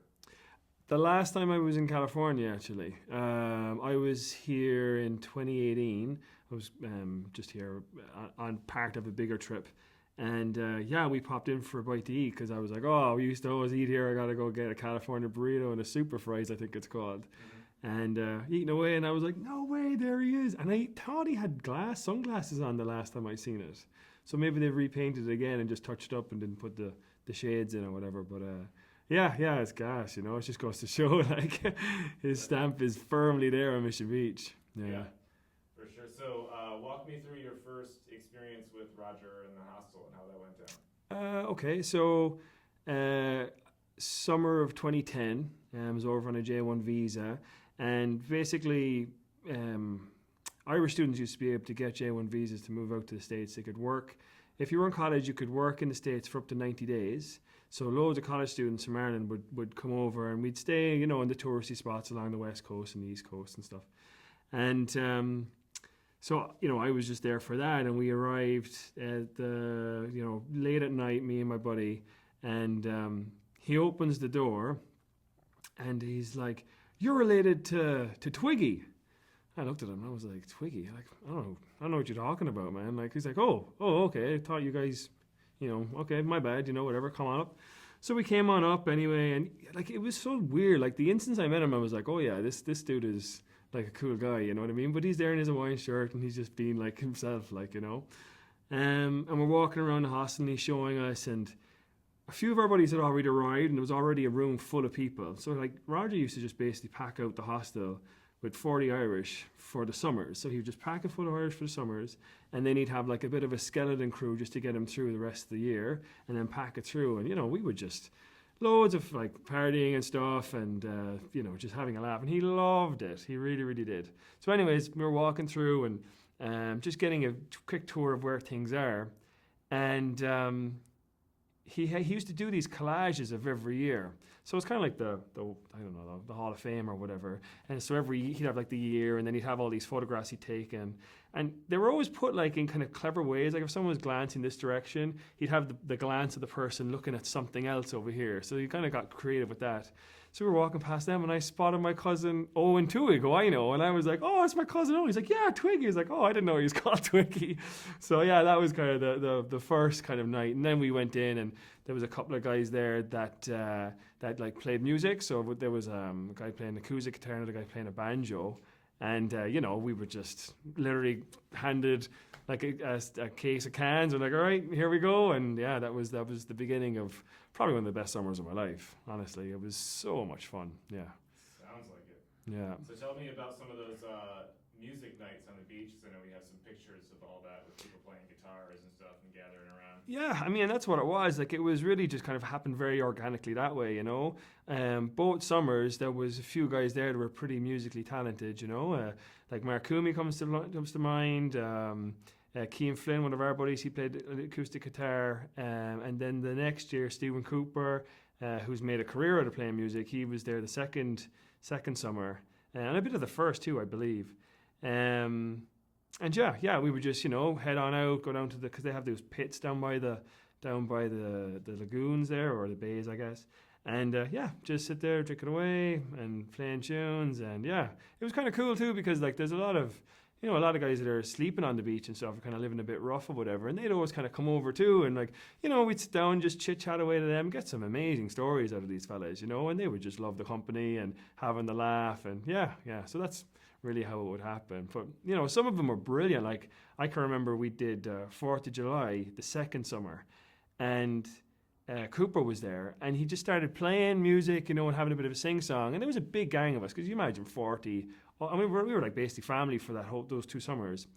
You know, we were all getting on and singing songs and stuff, and there's all those houses that line along the back of the bay, and there was people coming out of their gaffs to join in and just start singing away with us. And like, we started, it was daylight, and by the time we finished, it was like pitch black, and you know, just the laugh, man, just singing songs, all just tunes you could sing along to easy and whatever, you know. Oh man, savage crack, yeah, it's a good time. While we're talking about singing, Jimmy had a great idea. Well, I'm trying to have like little sort of intros to all the people that come into the documentary, so it's not just like starting from scratch, you know. Okay. So Jimmy had the idea of you like singing like some sort of pub song or something. Pub song? Yeah, is there a good one that comes to mind? Yeah, I think the Wild Rover comes to mind straight off the bat, because it's one of the ones I kind of know, I suppose. Give it a go anyway, I guess. Okay, will you look straight down the barrel of the camera? Okay. Okay, Whenever you're ready. I'm going to turn it down a little bit, because I imagine you're probably going to be a little louder than you've been talking. All right, go ahead. I've been a wild rover for many's the year, and I spent all my money on whiskey and beer.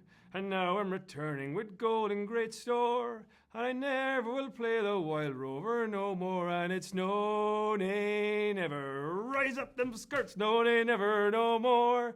Will I play the wild rover? No, never, no more. Is that good? That was great. Beauty. That was perfect.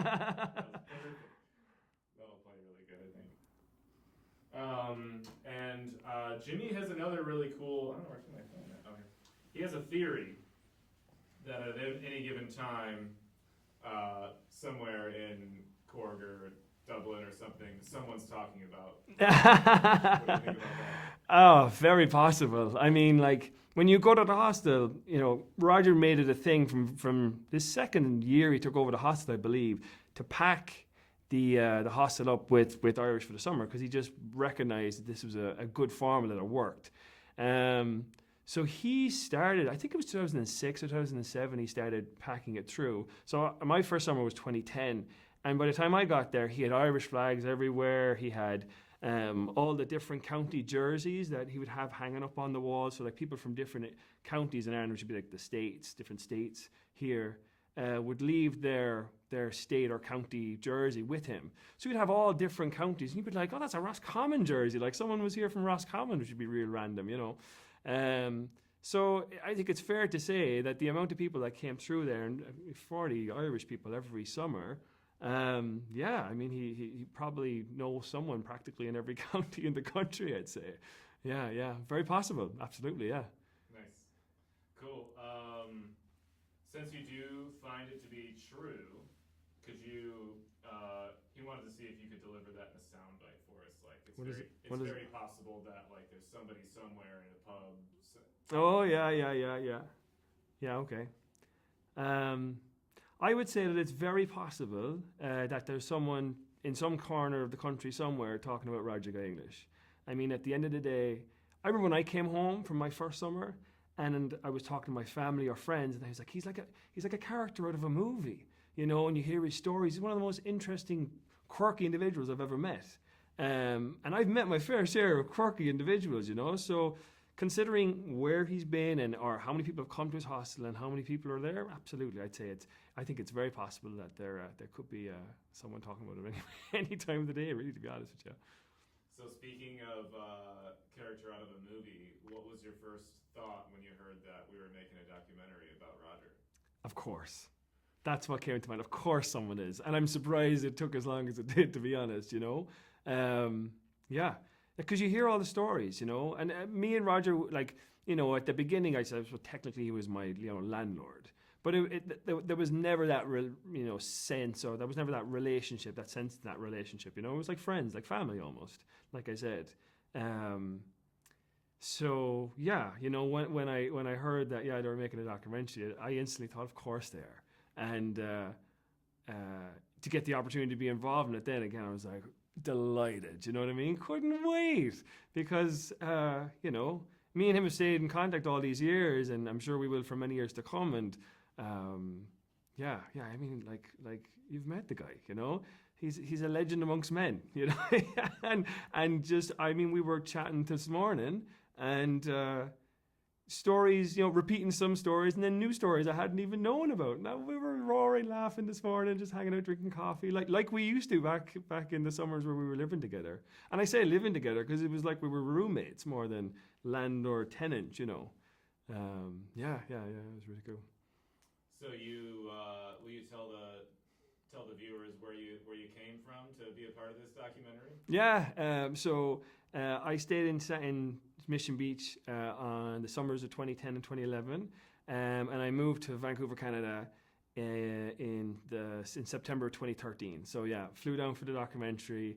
It was a bit like, you know, with the timing, with everything going on, thank God I was able to come down, and like the opportunity we could have to come down and see Roger more than anything else was like awesome, you know. Like I love hanging out with a fella, and as I said, I met up with him the last time I was in California again. So yeah, flew down here from Vancouver, BC, and it's nice to be in a bit of heat again, I'm not going to lie. I'm definitely enjoying that. But yeah, down from BC. Cool. Let me pull up Jim's questions that he wanted to ask here.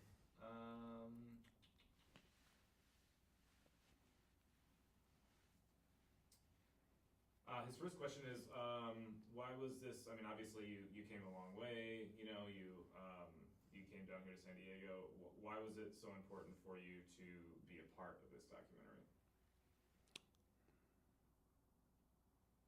From you, we know our. No, I'm.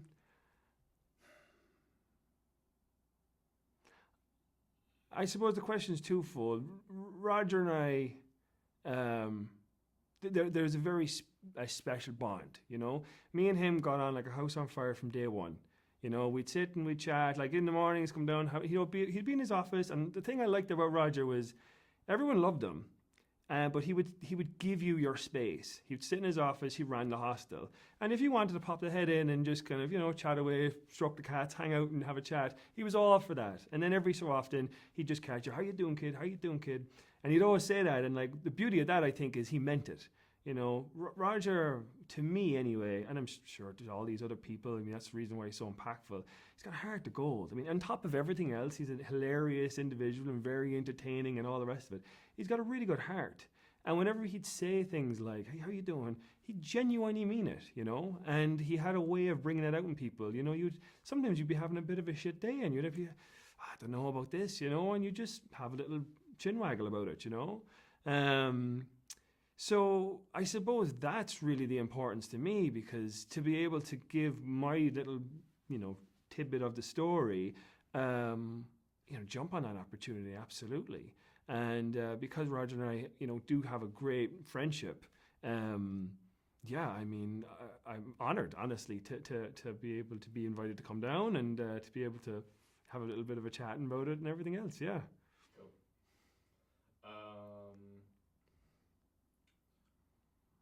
You've already covered your first impression of Roger, I think. What was your first impression of the hostel itself? The hostel itself was how would you say it? Kind of a pig without the lipstick, if you know what I mean. Like it was right on the corner of Mission Beach, like right across the way from the Belmont Park, right on the beach. Ideal location.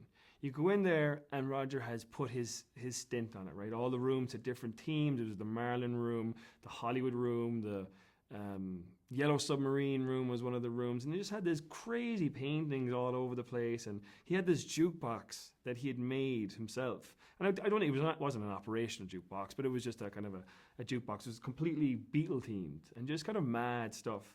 And like you go in and it was dirty, it was sand, it was, whatever.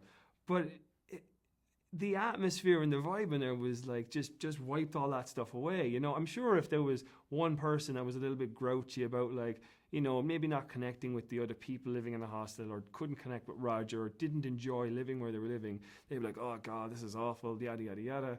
But it was, I don't know anyone that suffered from that, because you just got in and you just got wrapped up in it.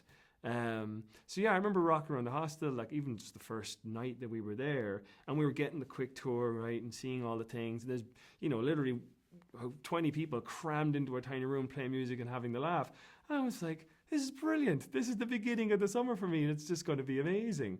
So yeah, just good vibes all around, and yeah, it was very much, when you put a foot out right in the first foot, it was just like perfect landing, like here we go, off we go for like the next 3 months or whatever it was, yeah. Wow, you were there for 3 months the first time around? Yeah, and the second time around, yeah. Yeah, started like end of May, early June, yeah, and was there right till mid to end of August, yeah. I guess in my head, when I heard you say you spent summers there, I figured maybe 5 or 6 weeks. Oh yeah, full summer. Full 3 months, yeah. Really cool. It was sick, yeah. Yeah. Do you have I know this is probably really hard, but do you have a fondest memory of your time at the hostel? That's a tough one. A fondest memory.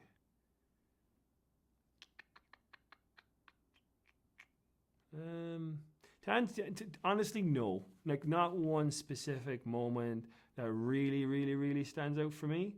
It was just all good, Met some great people, a lot of which are still my friends. The beauty of the world we live in, we can keep in contact really easy. Sometimes you get reminders of 10 years ago, this photo, and you're like, oh my God, send it to 20 people, you remember this? Yeah, and just a laugh and meeting the entertainer that is Roger, and just doing his stunts. Like, so he has obviously the fondness for film and everything, and he had like he was still running some rentals of movies in the hostel. Like you'd come up the stairs and he had all his movies, and he got like every week he got like a new release of something. And you ask him about any movie ever, he'll know, the director who starred in it, who co-starred it, what award it was up for, what year it was made, the whole thing. It's insane for any year. It's bananas. But where was I going with this? Him being the stunt guy. So like, I was like thinking of stuff when we were out yesterday, and he's like messing around with Mark, and Mark kind of gives him a shove, and Roger jumps into mode, and he throws himself into like the bottles, and almost hits the liquor bottles, and just stuff like that. He's hilarious. I remember once he'd always make coffee in the mornings, and in fairness, he'd always pop hey, coffee's ready, kid. And like, all right, cool. So you shoot down and get your cup of coffee, and I went down to get my cup of coffee, and he had like one of those, old coffee pots or whatever, and there was a big crack in it. And I was like, oh, Raj, there's a crack in the coffee. And he's like, oh, shoot. And then he just looked at me, he's like, you wait and see what I do with that later. And I was like, oh, okay. So whatever, day went on, and I actually managed to bump into him. I was out getting shopping, and he was like, hey, you want to spin? So he picked me up with his sister, and we drove. He just bought a new coffee pot. So we were all piled into the kitchen. You want to call it the kitchen? It was basically a room with 2 microwaves and a fridge and a coffee pot, and we're watching the NBA finals. And it's LA versus Boston, and I'm a Boston fan, so I'm like shooting in the wind. So Roger pops in, he picks up the coffee pot, and he moves over to the door, and he's watching. And Roger has no interest in basketball, He's watching, and then I think LA out of bounds or something. He goes, "God damn it! God damn it! God damn it! God damn it!" and smashes the coffee pot off of his head, and it just breaks into about 2 or 3 pieces, and everyone just goes like, "Holy shit!"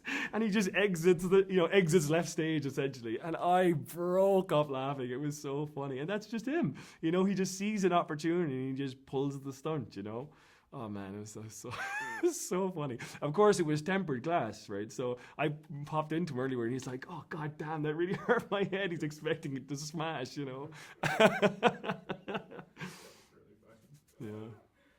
Oh shit.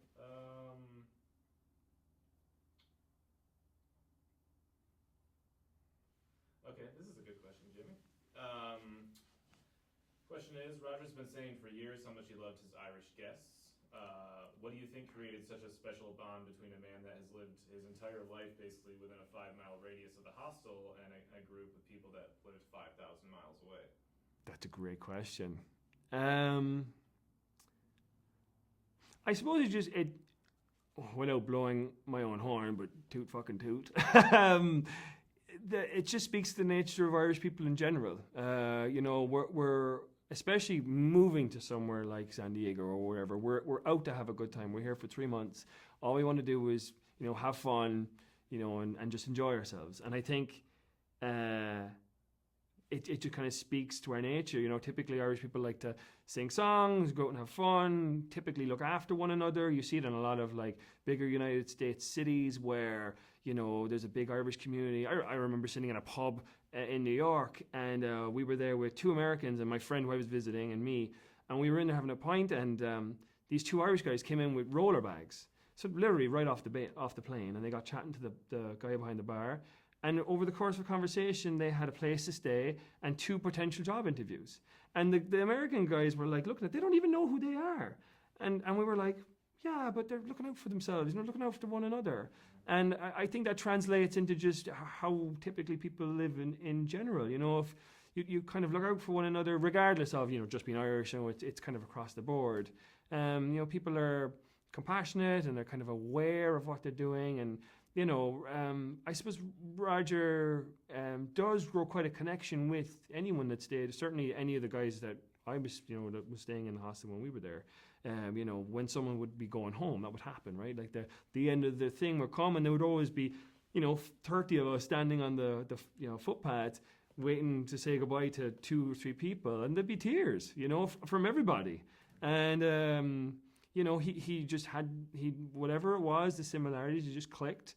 People cared about Roger, he cared about them, and there was sort of a mutual love, essentially. And I guess that's really what it was. It was just there was just a connection, a sort of a mutual connection.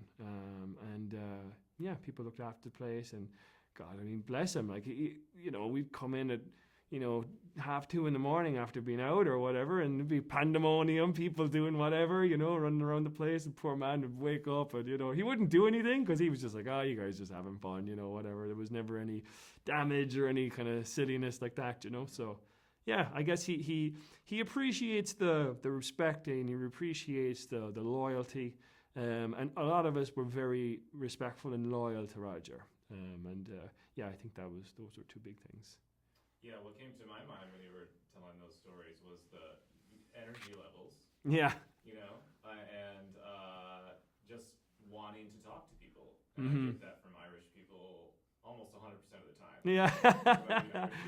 The energy's always high. Yeah. Always down to shoot the shit. Chit-chatting away. Roger, Yeah. And I suppose, for me, it's funny you say that, because I would sort of take that for granted.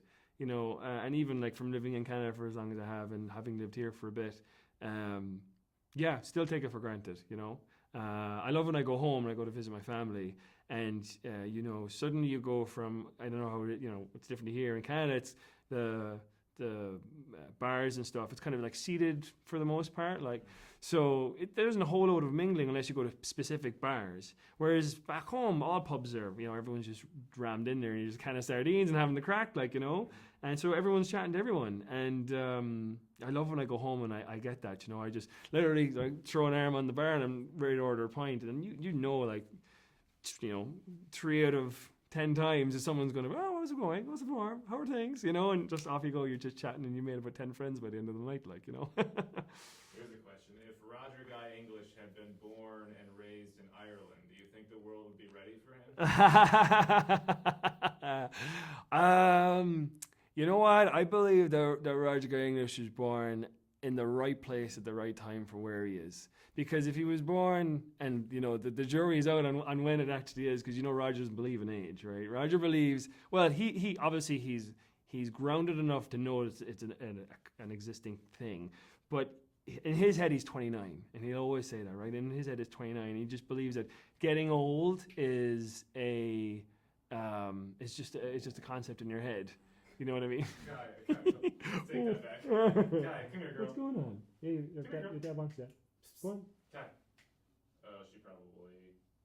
Hey, what do you want? You want food? Oh, now you turn around. Yeah, selective hearing like a motherfucker. Come here, sweetie. All right. Where were we?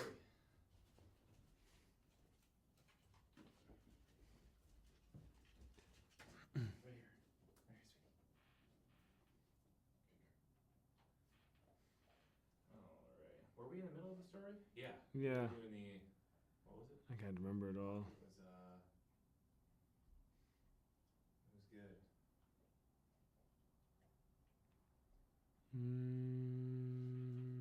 I don't suppose there's a way to play that back now. Not with audio unless I import it. Okay. We're talking about if he was born in the right place. Oh yeah, born in the right place, right time.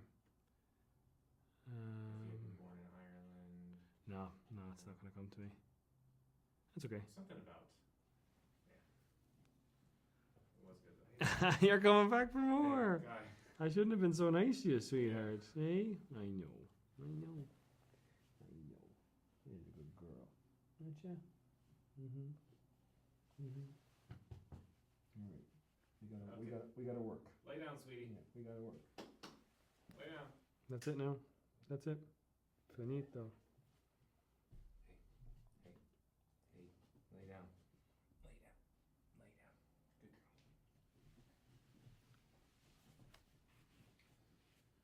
Okay, well, if it comes back, it comes back. Mm-hmm. That's it. Chill your ass. All right. What else has Jimmy got? Good girl.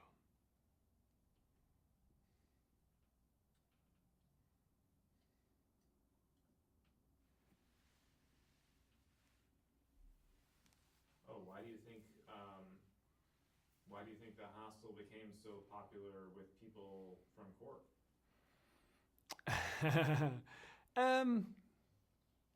It's difficult to say specifically to Cork. I think we just had a big contingent. There was, I think, 7 or 8 of us the year we went over first, and then I came back for a second year, and a bunch of my buddies did. Some guys came then because we'd been talking it up for the previous year. We were in the number 8 room, which became the Cork room, which was pretty cool. I was very happy. That made me very humbled, I suppose. Like, it's a nice move on his part to do that. But it was all word of mouth. We heard of the hostel through my friend Kev O'Brien was in college with a guy Paul Farrelly, and they were staying there, and they heard from it from a friend of theirs that'd been there a year before. And Kev was like, "Oh, I heard about this guy. He's got a hostel in San Diego." Because we'd all got the J1 or whatever. And it was just a quick reach out on Facebook, and that was it. Simple as that. Is there any speculation as to who was the first Irishman to set foot in? I remember him telling me the story of the first group that he had, because he took over the hostel the summer of whatever it was, 2006, 2007, I guess. and there was 5 Irish guys that year, and he got on got on majorly with them lads, and he just kind of was like, wow, like this is the formula, like I'm going to run with this. So the following summer, he was getting phone calls, people are staying in San Diego, and he would just be like, no, I'm full. And if they were Irish, oh yeah, we'll jot you in, no problem. So, because he's like, let's try it. Let's just do one summer all Irish. Let's see how we get on. And, it was a massive success. And yeah, it was brilliant. That's really cool. That makes me just want to be there, and I've been having this feeling of like, I don't know, like empathetic nostalgia or something, hearing all these people's stories from different eras, and I'm like, oh, I want to be at Billy Bones in the 80s, so I want to check, it's just so cool, man. Yeah. It was really special. And there's, as I said, like there's friends and people that I met back then that I'm still in touch with now, and they have moved or whatever. I've got friends from, those summers that now live in, in Australia, in the States, various corners of Europe, and then some of them, like for example, my friend Barry Walsh, one of my closest friends in secondary school or high school, you could say, he met his now fiance there. So this summer of 2011, he met Orla, and that was it. Like that was 10 years ago. They're getting married next summer. Like magic like that would happen, and it's amazing. I'm getting goosebumps talking about it. You just meet really incredible people, and sometimes you'd intentionally reconnect. Oh, I'm in town, whatever, blah blah blah. Sometimes you just be out at like say a big major sporting event or whatever, and you'd cross paths, and go, oh my God, how are you? Big hugs and everything, and it's amazing. It was we all got very close, all looked out for one another. A lot of people worked together too, like from there, work in the Belmont Park, so the t-shirt shops. Me and a bunch of lads worked in a bike shop up the road, and it was amazing. Yeah. What kind of feelings come to mind when you think of Belmont Park? Loads of nostalgia, obviously, straight off the bat. Great memories, and just when you've had a great big laugh, like a big belly shaker, and you have that sort of after, like, oh, I've got that kind of, like in the most minute way. Like we used to go there, obviously we'd rock through on days off, we knew 50% of the people working there. There was a guy, Scotty Freeman, who used to run the amusements there the years we were there. And Scotty was a legend. His great curly mustache and like just a big, like a shorter dude, just had this huge laugh and huge personality and his great gravelly voice. And he loved all of us, and we got on like a house on fire with him. And you'd see Scotty, hey Scotty, how's it going? So yeah, it was like that sense of community, and that's what Mission Beach was to us. It was a community, you knew the people that worked in the shop, like Mark in the shop downstairs, the guys in the burrito shop, we'd work in the various spots along the way. Even just down the beach, the legend that is Slow-Mo that skates up and down Mission Beach, that kind of stuff, it was iconic in a way. Belmont then was just kind of a part of that, like we used to go and take the roller coaster they used to have half price tickets from a certain time on Tuesdays or whatever, and we would just like Roger popped the head in and like, I want to go on the coaster. And we're like, yeah, let's go on the coaster. It's literally across the road. So you just grab your stuff and shoot over and just go on the coaster for a cheap half, at the end of the evening. It was brilliant. Yeah, it was really cool. Yeah. It's so cool, like being able to just look over to the right and see the Pacific Ocean while you're at the top. And the cork room was right on the corner, so like we literally would look out the window and there was the coaster, and you would just hear like all the time, and it just became that background noise, and it just added to the whole thing. Yeah, it was pretty cool. Yeah. That's really cool. Hanging out with Roger in a lot of ways is like being at a fair or an amusement park. It's so lively. It's like there's so much happening. There's so much energy. So that makes a lot of sense to bring the sounds and the soundscape into the hostel like that. Jimmy wants to know if you were there when Roger stepped in front of the steroid guy to protect an Irish lad? No, I've heard the story, but I wasn't there for that bit. No. Okay. How does the story go? Just one dude. Oh, there was a different. There's a few. Mission Beach. There's a few big dudes. And the story that comes to mind that he told me, and he even asked me if I was there, but I wasn't. Just this one particular individual just didn't like Irish people. That was his thing. Didn't like them. Roger's like, place is full of them, so you're gonna have to get used to it. And I like that he got very aggressive and he wanted to go in and kick the shit out of a bunch of lads that were down drinking in the room. And Roger just got in the middle of him. He's like, buddy, you either need to leave or I'm calling the cops. And like, that was Roger. Like he'd step up if he needed to. You know, he genuinely cared. It wasn't like just this is my clients or my guests. You know, this is my family for the summer. And he just stood right in the way of this dude. And he's not a big guy, you know, but ballsy. He didn't like Irish people. What is it, like 1980? Oh, God knows. Like New York? Like, I don't know. What? I don't know. I don't know. Who raised you? We're a very unlikable bunch. We're the worst. Oh man. Were you there when they got stuck in Tijuana and Roger and Bonnie had to drive down to get some Irish kids from Tijuana one time? No. I mean, I have lots of stories about Tijuana, but no, we weren't there that time. Did you ever go to Hong Kong? We did. Oh my God. Yeah. One of the weirdest, definitely the strangest strip club I've ever been to in my life. Yeah, we went down there. I was only there the once. And we would go down to Tijuana because we could drink during the day. And we would just go down and, you know, try and get out of there before it got dark kind of thing. We go down and have the crack, you know, and we'd go with a big gang. Typically, it'd be like 15 of us or whatever. Yeah. And, I guess one of the lads had heard about it or whatever and was talking to a guy at the bar about, like, how to get there. So this fella started leading us to Hong Kong. And, you know, we were on this major street in Tijuana, this bar on Major Street in Tijuana. And the streets just got narrower and narrower as we were going down. And I'm just going, oh my God, what's going to happen here? We show up to the door of this place, a big velvet curtain or whatever to get in. And the first memory I have of the place is walking in the door. And obviously there's music and lights and it's a party. Like there's people dancing, you know, men and women having the laugh. And those big hoops hanging off the ceiling with women hanging off them and stuff. And we just came in and you see that. And then I glanced over here. There's a naked woman, like with her legs spread and a lit candle in her vagina. And fellas are going over, lighting their cigarettes off the candle and then slapping a dollar bill on her thigh. And I was like, where the fuck are we?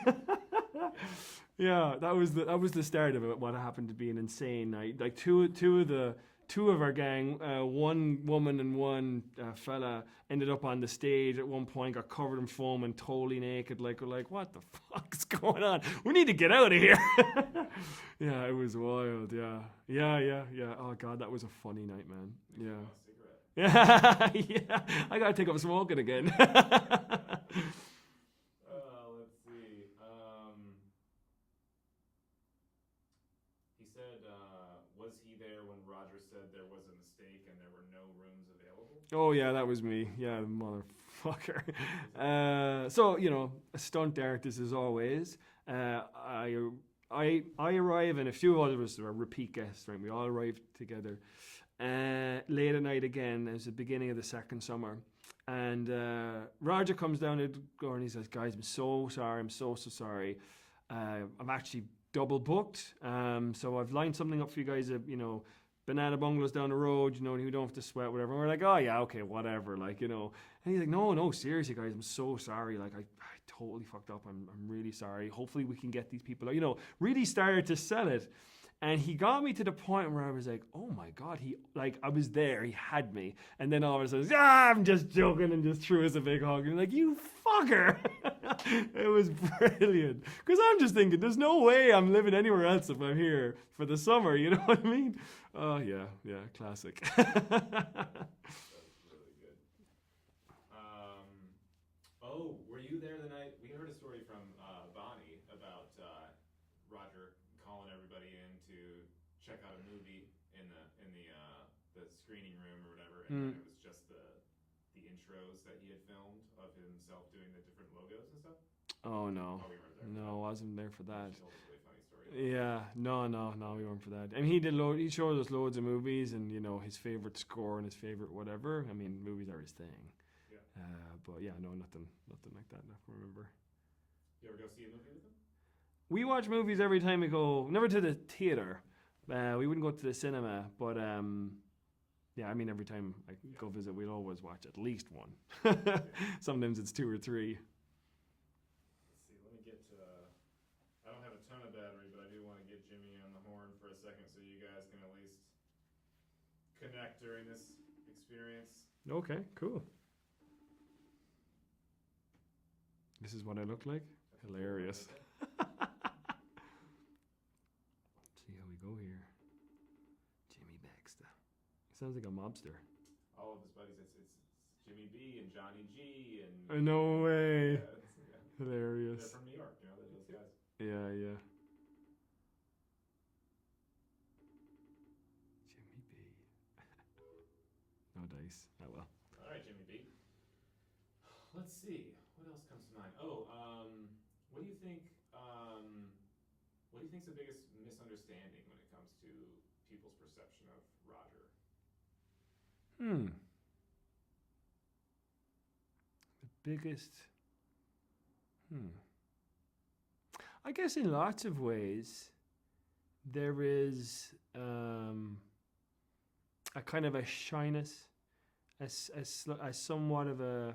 I suppose in a way it's a sort of an insecurity. Like there's a very shy man in there also, very sensitive, and it's there. And I guess maybe he's hidden it through different things, or like all of us, we all put up some kind of shield. And in lots of ways, he wears his heart in his sleeve too. He will open his heart to a lot of people, and I guess in some instances maybe that mightn't have been the best movie. Maybe got a little hurt from it. Yeah, I suppose the misconception would be, that he's this larger than life, and he is a larger than life person. But there's a lot of I look at Roger and I think one of the most interesting, quirky characters that I've ever met, who has a huge heart and really funny and entertaining. Roger would look at himself and doesn't think he's particularly charming or entertaining or anything. So I guess in a way, the person that would have the biggest misconception about Roger is Roger himself. He doesn't believe that he's particularly entertaining. He doesn't believe that he's particularly charismatic or funny or whatever. He's just himself, and there's those levels of insecurity that tell him all these things that he's not. And I couldn't tell you of one person that's met that man and believes he's not entertaining or believes that he's not charismatic, because he oozes it, He gets almost tired, get worn out from it, because he's got this crazy energy level and it just comes out and he feeds off of people. And then at the end of the day, he's just, up,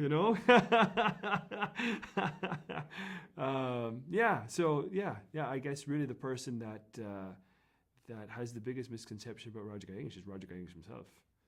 Yeah. Well stated. This is going to be another really tough question here. If you could only use one word to describe Roger, what would it be? It's not the Irish way. No. No, we're not ones for holding our tongue too often, are we? One word. It sounds silly, but I just say dope. If I was to name it, because that's the man has so many. Like I mentioned before, when I came back, I felt like he was like a character from a movie, right? Just massively interesting. And like that, he has little catchphrases that he says, like full tilt boogie, that's a thing he says, day to day. Dope is his thing as well, and renowned for it. And I remember, our first time in the hostel, and the first week or so, and you'd crack, hey Roger, what's the crack? How was the farm? Crack a joke, and he's like, dope, and you kind of move along, whatever. Or else you'd say something that was kind of a bit shitty, and he's like, dope, or he'd just pass you in the corridor, dope, and it got to, on a personal level, individually, you're like, what the fuck was dope? Like, what the hell was that? And then it takes about a week before you say it to somebody else in the house and go, did he just say dub or what is this? And everyone's like, yeah, what is this? And you know, within a few weeks later, everyone's fucking saying it. You know what I mean? You crack a joke, or you know, it's like he's murdered for the like the silly slapstick jokes. You know, just silly like dad jokes you want to call them, and that's the automatic response. You're like, duh, you know, and yeah. And I remember asking him, you know, where did it come from? You know, where did dub come from? And he's just like, it's just this sound or thing that just sort of fits almost every situation.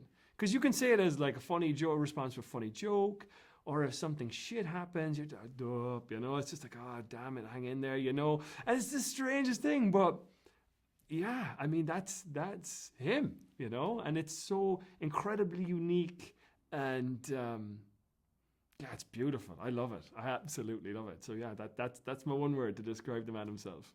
It means a lot of things. It does. Covers a lot of bases, yeah. A lot of things. What do you think Roger got out of the hostel? Why do you think it was so important to him? I mean, if you want to get very like just bottom level, I mean, it was income, it was his business, it was whatever. And then it just kind of created a new life, I suppose. You know, he had a family, a big family every summer where people connected, had a great time. Jimmy, how's it going? How are things, boy? Do you think I look well in this lovely red chair? You can't see? Oh, well, you're going to have to get one of those prescription lenses then, I think. Oh, is that Jamie? This is Jamie, yeah. How's it going, boy? Oh, man. Jimmy. Jimmy, how's it going, boy? You're looking well. Yeah, you're looking well, man. Thanks. You'd be this handsome on camera. Fingers crossed, anyway. I can sort you out an autograph with just the one. Thank you so much for being a part of this, man. Oh, pleasure's mine. We felt it was appropriate to connect on some level while this was all going down. So it's pretty cool to connect with you. Yeah, so you're hanging out with Tyler J. French? That's it, yeah. Yeah, the man himself, yeah. Yeah? That's great, man. So were you guys doing good? You having some good time? Having a lot of fun, yeah. And it's good to go down memory lane a little bit too as well and get into some good stories. And yeah, it's funny, you know, it just takes one or two questions and certain things start to link together in your head that you probably hadn't thought about for 10 years, you know. Well, you have a perspective that we really needed for this story to be told correctly, you know? Yeah. Another piece of the puzzle, essentially, yeah. It is a puzzle, isn't it? Yeah. Some could call it a maze, maybe, I'm not sure. Yeah. So, is Roger with you guys or no? Yeah, he's chilling upstairs, so we're just hanging out finishing our... He's in the dome. Yeah. He's in the dome. I assume you've been up to this house. Is it something else or what? Well, I think of it more as a spaceship than a house. Yeah, that's pretty accurate, I think, yeah. Rogers must be pinging off the walls. Oh, probably. I think he's just trying to read some movie stuff just to keep his head, keep himself together for the time being, yeah. Well, man, I'm so sorry I'm not with you, man. I feel terrible about that, but we'll see each other again. Oh, I'm sure. This won't be the first and won't be the last either. Yeah. So are you finished with the interview? Or you guys still rolling? Oh, we're live, baby. Yeah, you're they can say hello to the people. That's great, man. God bless you, man. Mm-hmm. Really nice, man. Yep. It's a special bond that you have with this man. You know, it's really hard to, I don't even know the beginning of it, but it's real. Yeah. It's indisputable, and I have to say, like, it's something I don't think I'll ever take for granted. You know, No. It happened early on, you know, and it's just really cool that it's lasted as long as it has, and like, you know, we were talking like over the last 2 days we've been hanging out, like, so this is here for life, man. Like, whether you like it or not. Yeah. But that's one of the blessings in life, you know. It is, yeah. You have no idea who you're going to meet on your journey through life, and sometimes you just like walk with people and you're like, yeah, this is my friend. Yeah, absolutely, yeah. Good times, Brian. So what do you think of the spaceship, man? It's pretty fucking cool, right? Oh, it's amazing, yeah. When we were driving over, I was looking at my phone because we were going the two directions Roger was driving, and suddenly he goes, "That's fucking it!" Just saw poking out of the trees, and we're like, "Oh my god!" Yeah, so I mean, it's an amazing space, like absolutely, yeah. It's pretty cool. Yeah, cool. So Tyler and I want to help you a little bit on your trip. So send me your Venmo information, and we'll do what we can. Okay. Appreciate it, yeah. Well, he mentioned that as well, so I want to say thank you for that. I really appreciate that. We'll send over what we need to do, yeah. We're very grateful to you, and I know the one thing that everybody that's been a part of this, the love they have for Roger is like, I don't think Tyler expected. I didn't expect it, but it's profound love. Like I'll do anything for this man. I'll do anything for this story, and amplify and elevate his story. It's really nice. Yeah. It's a good thing, and it's going to make a hell of a documentary, boy. Hey, you're gonna be a movie star, man. Here, man, you don't want to be pumping me any more. I'm all right, boy.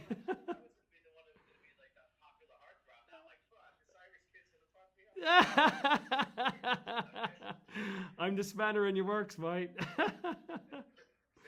I'm the spanner in your works.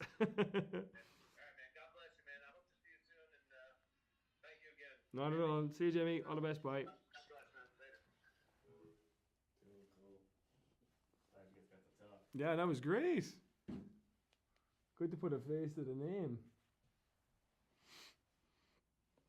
Yeah, Jimmy B and Johnny G and JT the Brick all went to Guns N' Roses last night in Las Vegas. JT the Brick? Yeah.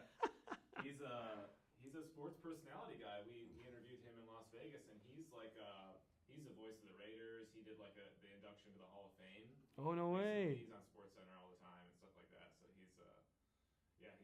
he spoke on Roger's behalf as well. He knew Roger from the Billy Bones days. Oh yeah. Yeah, that's when me and those guys ran around together. Yeah. So Hoodlums. Yep, hoodlums. Hey, Gaia, you gonna get back over here? Oh, you can lay down right there. That's fine. She's probably. That's Is it the big? Is it the biggest deal if I just like kind of give her a scratch as we're chatting? No, that's okay. That's totally fine. Okay, cool. As long as her head was like poking up right in your crotch, so it was but yeah, she's good. If you just like kind of put your foot on her stomach or something, she'll. Oh yeah. Yeah. Some of this. Oh, there's a good girl. Yeah. Now, how about we do this? How's that? That good? Yeah. Good girl. Let's see. What else?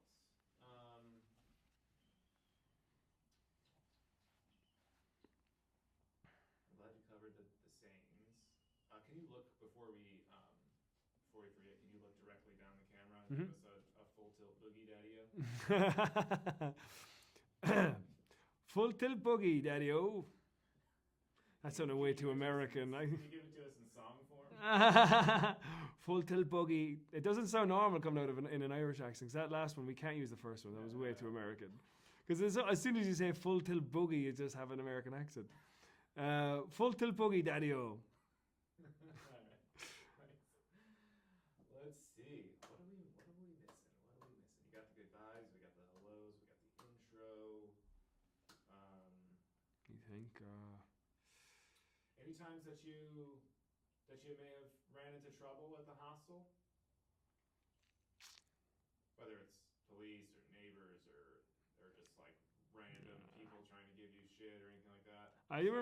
I do remember one. So the tattoo shop across the road.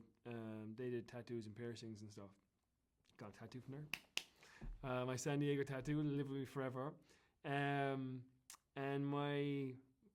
one of the lads, Derek Nugent, good lad, he wanted to get his tongue pierced. So he's like, all right, I'll go with you, whatever. I'd kind of like to get a tattoo priced anyway. So, hanging around, looking at the thing while he's getting his tongue done.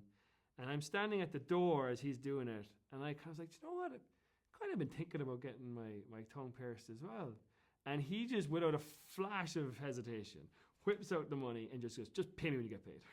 I was like, okay, cool, we're doing it. So I got my tongue pierced. And one was like, okay, it's going to swell a little, whatever. I'm like, okay, fine. We go across the marks. We get ourselves some freezies to try and keep the swelling down. And the tongue's just like a balloon. And we're walking down the down the boardwalk and like, oh yeah, it's not too bad. Yeah, no, mine's fine. Eating a thing. It's not too bad. No.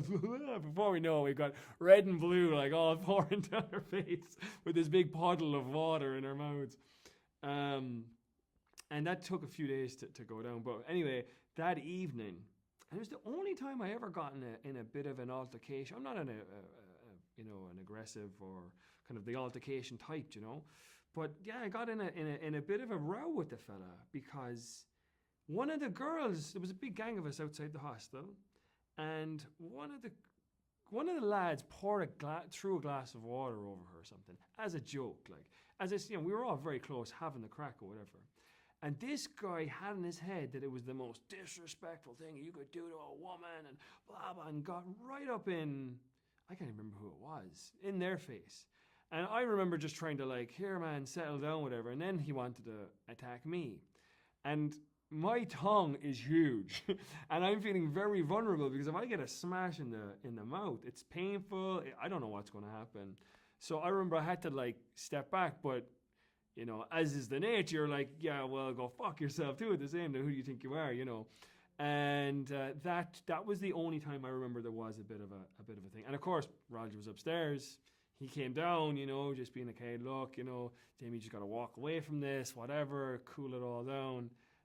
But yeah, that's really the only memory I have. You went on two like run-ins with the cops and stuff, because we used, you're not supposed to drink on the beach after. So probably not supposed to drink on the beach at all, but we were down there at nighttime, and yeah, I remember there was a whole big gang of us, as normal, and someone saw the cops coming, and they're like, oh shit! So they threw the can into one of those barrels that they have for rubbish. And you just heard like clang, and then clang, and then clang, clang, clang, clang, clang, as all these cans get thrown into this panic. And the cop shows up, and he's like, oh, you shouldn't be drinking here, about to write up his fines or take people to jail, whatever the fuck they do. And he's like, what's your name? And, it was the most Irish name you could imagine, like John Murphy or whatever. And he's just like, you Irish? He's like, and he goes, next guy, and it was, Daniel McCarthy or whatever. And he's like, you're Irish? Yeah. And he goes, are all you guys Irish? And we're like, yeah. He's like, get the fuck out of here. that was it. That was the end of it. And there was a couple of Americans with us, and they just kept quiet and just walked along as well, saying nothing. yeah. That was kind of that was the small stuff like that. Yeah. Yeah. Cool. I guess. At what point in knowing Roger did you learn of the world records? Early on. Yeah, early on. Early on. I developed a bit of a... You want to go again? Yeah. Yeah. Early on, because, we would chat quite a bit, and it would come up in very casual conversation. It wasn't a flag that he flew or anything, but he'd be talking and, he'd just tell you the story. And you're like, well, sorry, what? and like... You'd take them with a bit of a grain of salt, There'd be that kind of going, yeah, but did you, did you really swim the Mississippi River or stay awake for however many days? Or did the twist? That was one of them, I think, for X amount of days, mad like that. And then me and Roger, obviously, we developed a bit of a friendship or whatever, and I got to see this binder that he has of all snippets of different newspaper articles that, is a record of man from La Jolla does blah. And you're like, oh, this is legit. Because we were Googling, world records, whatever, and, weren't finding much. But I guess it was like back in the day when that just stuff wasn't just around, But yeah, sure enough, a whole thing of them. And you're like, oh, yeah, okay, you did them. I had the same exact experience, basically. Yeah. Oh, yeah, these stories are great. I don't know how many of them are real. Yeah. I don't really care. They're great stories. Yeah. And then I get that binder. That's very eye-opening. Yeah. And he didn't fly the flag, I'd say I'm one of a very few that have seen, of guests that he had over those summers, that would have seen that, just madness. So funny. Would it surprise you to know, or do you know already, that Roger was in a couple pornos? So this is one of the stories that that he only told me this morning. I didn't know at all about this beforehand, and again we were just kind of chatting, shooting the shit, whatever. And yeah, he told me that he inadvertently ended up in 2 pornos, and his sister Rhonda's in the kitchen, and she just poked her, like, yeah, inadvertently, you know, whoops, I accidentally ended up in this thing. Does it surprise me? No, nothing with that fella surprises me anymore, you know, anything. Of course he was. Yeah, it was funny as hell. If you had to give Roger Guy English a stage name for his pornography career, what would you? Oh my God. Oh, what would you call him? Like, I don't know, Byron Bristle or something, because of his like little mustache. Yeah, of course he was. I was breaking up laughing. It's all I could think of. I don't pay too much attention to what the fellas are called when I'm watching certain pornos. Daddy-O with the push broom. Yeah, there you go. Yeah, it would have to be Daddy-O, wouldn't it?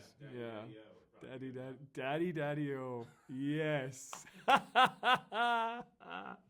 Daddy-O. That's it, 100%. Yeah.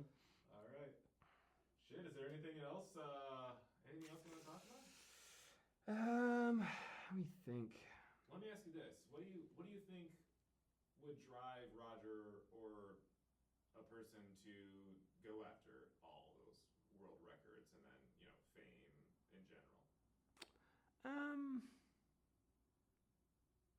Good question. I guess it's kind of a mixture of things. I suppose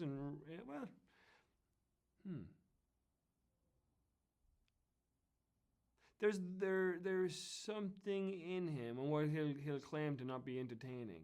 There's something in him to entertain. There's something in him to get a reaction out of people, you know.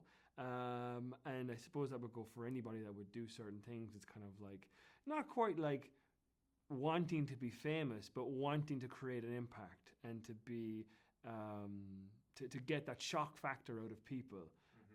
You know, so many of the things that he did. Especially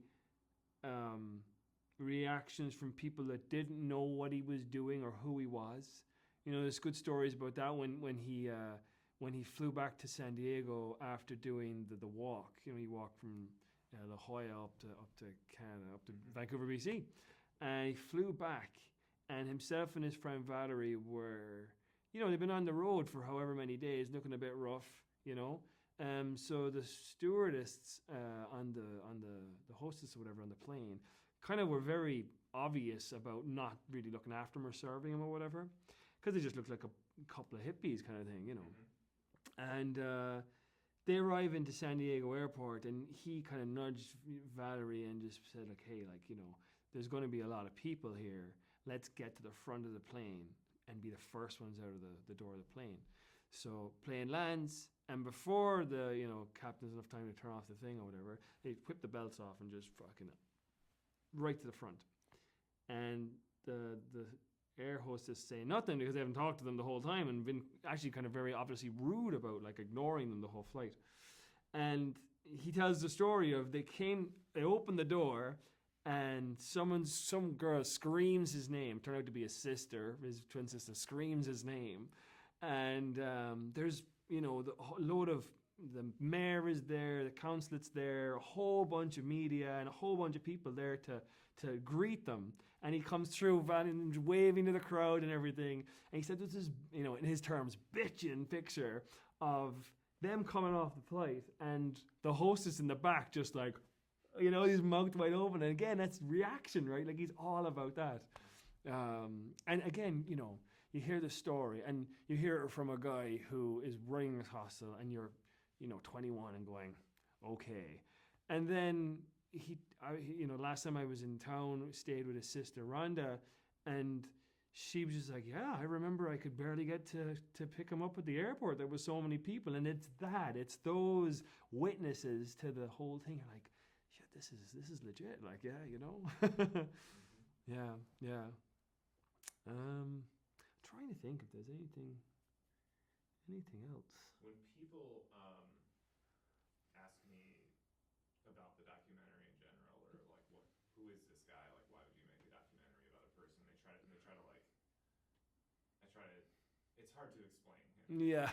in an elevator or whatever, you know? So Yeah. I've been trying to come up with like some sort of cross section of like people that they can wrap their heads around that he is like an amalgamation of. So right now I got, it's like Willy Wonka, Mr. Rogers, P.T. Barnum, and Frank Zappa.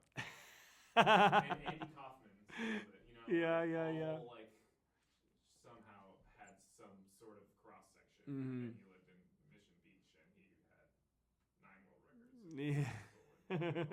And it's just like, I don't know, how would you, if you had like 20 seconds to describe Roger to someone, how would you do it?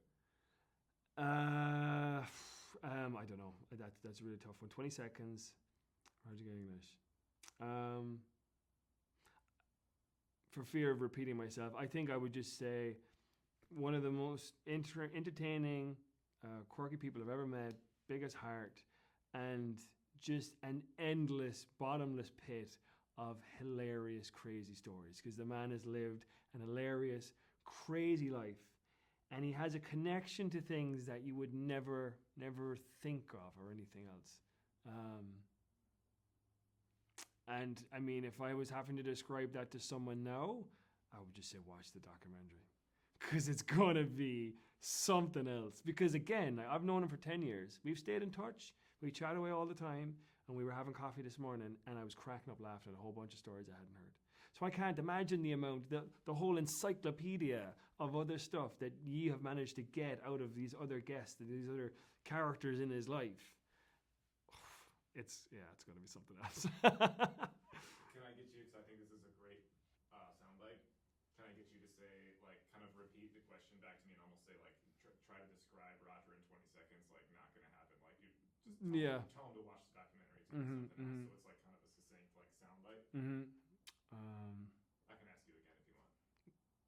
Yes, and I just repeat the question? Yeah, just kind of, like, throw the question back in the answer and then just, like, really, it's just, like, not going to happen. You better watch the documentary. It's going to be something else. It's kind of gotcha. Like, succinct soundbite, I think. Yeah. Cool. So you had 30 seconds in an elevator. It's going to the top floor of a high rise, and you were going to describe Roger Guy English to someone. How would you do it? Describe Roger Guy English in 30 seconds is borderline impossible. Simply can't do it. There's too many characters, there's too many parts of his life to get him all compacted into a quick little, this is who he is. If anyone asked me that question like in an elevator today, I'd be like, you just got to watch the documentary because it's just going to be incredible. We, as I said, have known each other for years, and this morning we were sharing new stories that I had never heard from the fella, so I can't imagine the other stuff, the gems you've dug up over the course of this last few while, because it's going to be hilarious. All right, let's just get your name. Can you just look straight into the camera and say your name and where you're from? I'm Jamie Tuig. I'm from Cork, Ireland, and I lived in the hostel with Roger Mission Beach in the summer of 2010 and 2011. Cool. Dope. Thanks, homie. Beauty. All right, so you were just telling me a little bit about Bonnie. What was she's a metalhead? Yeah. Yeah, so Bonnie was, again, just another character in the whole movie that was that summer. And she was just a small little woman who kind of cleaned up around the place, had big hair, and lived in this small little cupboard of a room, basically just out we would pass because you'd have to go outside to smoke. So we'd see her all the time, and we'd be like going out there for a smoke and a chat or whatever. You just hear from her room, there's this outrageous, like heavy death metal essentially.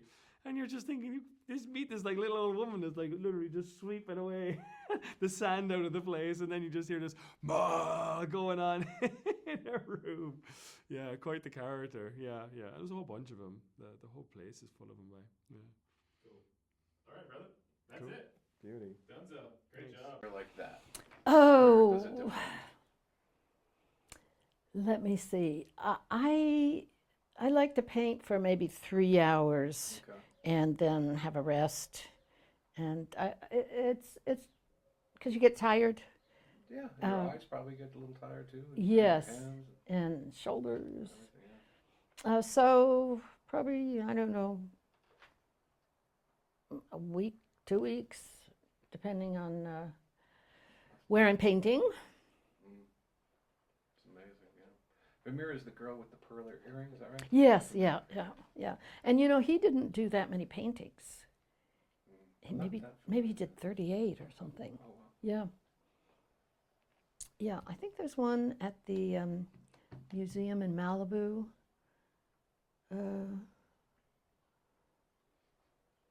But there aren't very many.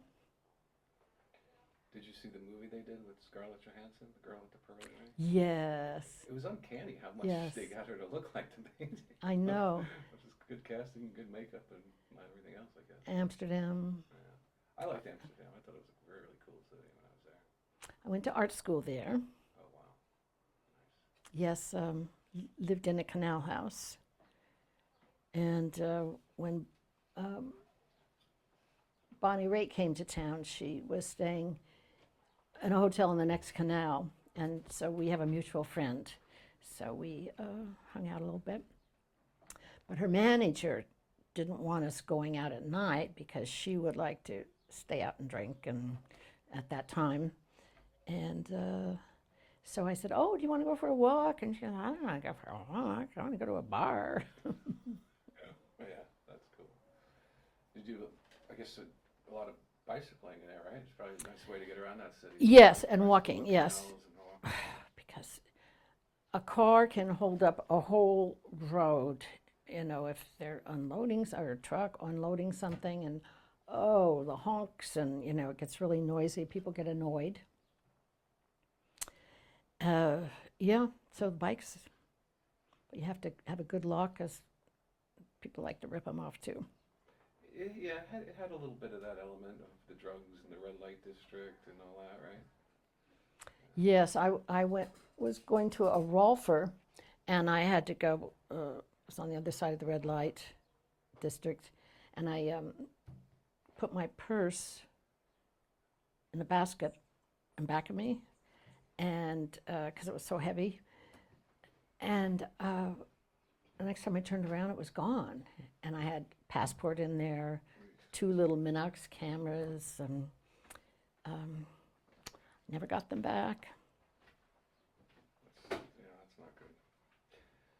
Did you, I guess the Van Gogh Museum was open there at that point? That was great. No,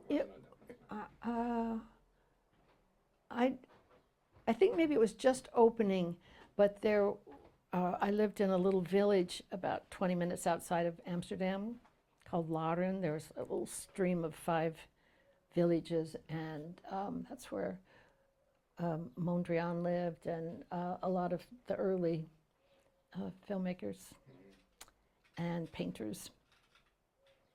So I imagine you picked up the language pretty I did. quickly. I went to night school to learn, but I didn't learn the Queen's English or Parliament. I learned the street, you know, the market language. Yeah. Well, that's probably what you're going to end up using most of the time, right? Yeah. But everybody speaks English. Oh, is that right? Oh, yeah, yeah. But, so there was this, I think, a liquor store, and, or it was a store, and the man, when you left, he would go, bye-bye, instead of bye-bye, or, you know, he was, bye-bye. You didn't quite get it, huh? I didn't know him well enough to correct him. But they try to, you know, come up with your language. So then you end up doing a lot of weekend trips around all the other great cities and countries, right? Yeah. The museums, lots of museums. Oh, so there was a museum in a forest, and it was a Dutch and a German couple, and she bought the collection on 2 or 3 weekend trips to Paris, and she had Picasso, she had Van Goghs, a lot of Van Goghs, better ones than the museum in Amsterdam, yeah. And it was, you had to drive through a forest to get to the museum, and then it had beautiful green, surroundings, and it was very nice. Yeah, when you're traveling as college student, you try to hit a lot of cities, but I would have liked, and I think I will go back and go out of the cities and see the Country. tulips and the windmills and the forests and all that great stuff that you miss when you only have to do 2 or 3 days in a place. Yeah. But I have really fond memories of it. Yeah, to take the train and then rent a bike and bike through the forest to the museum. Is The Hague? That's in Holland, right? Yes, The Hague. Because I listened to that.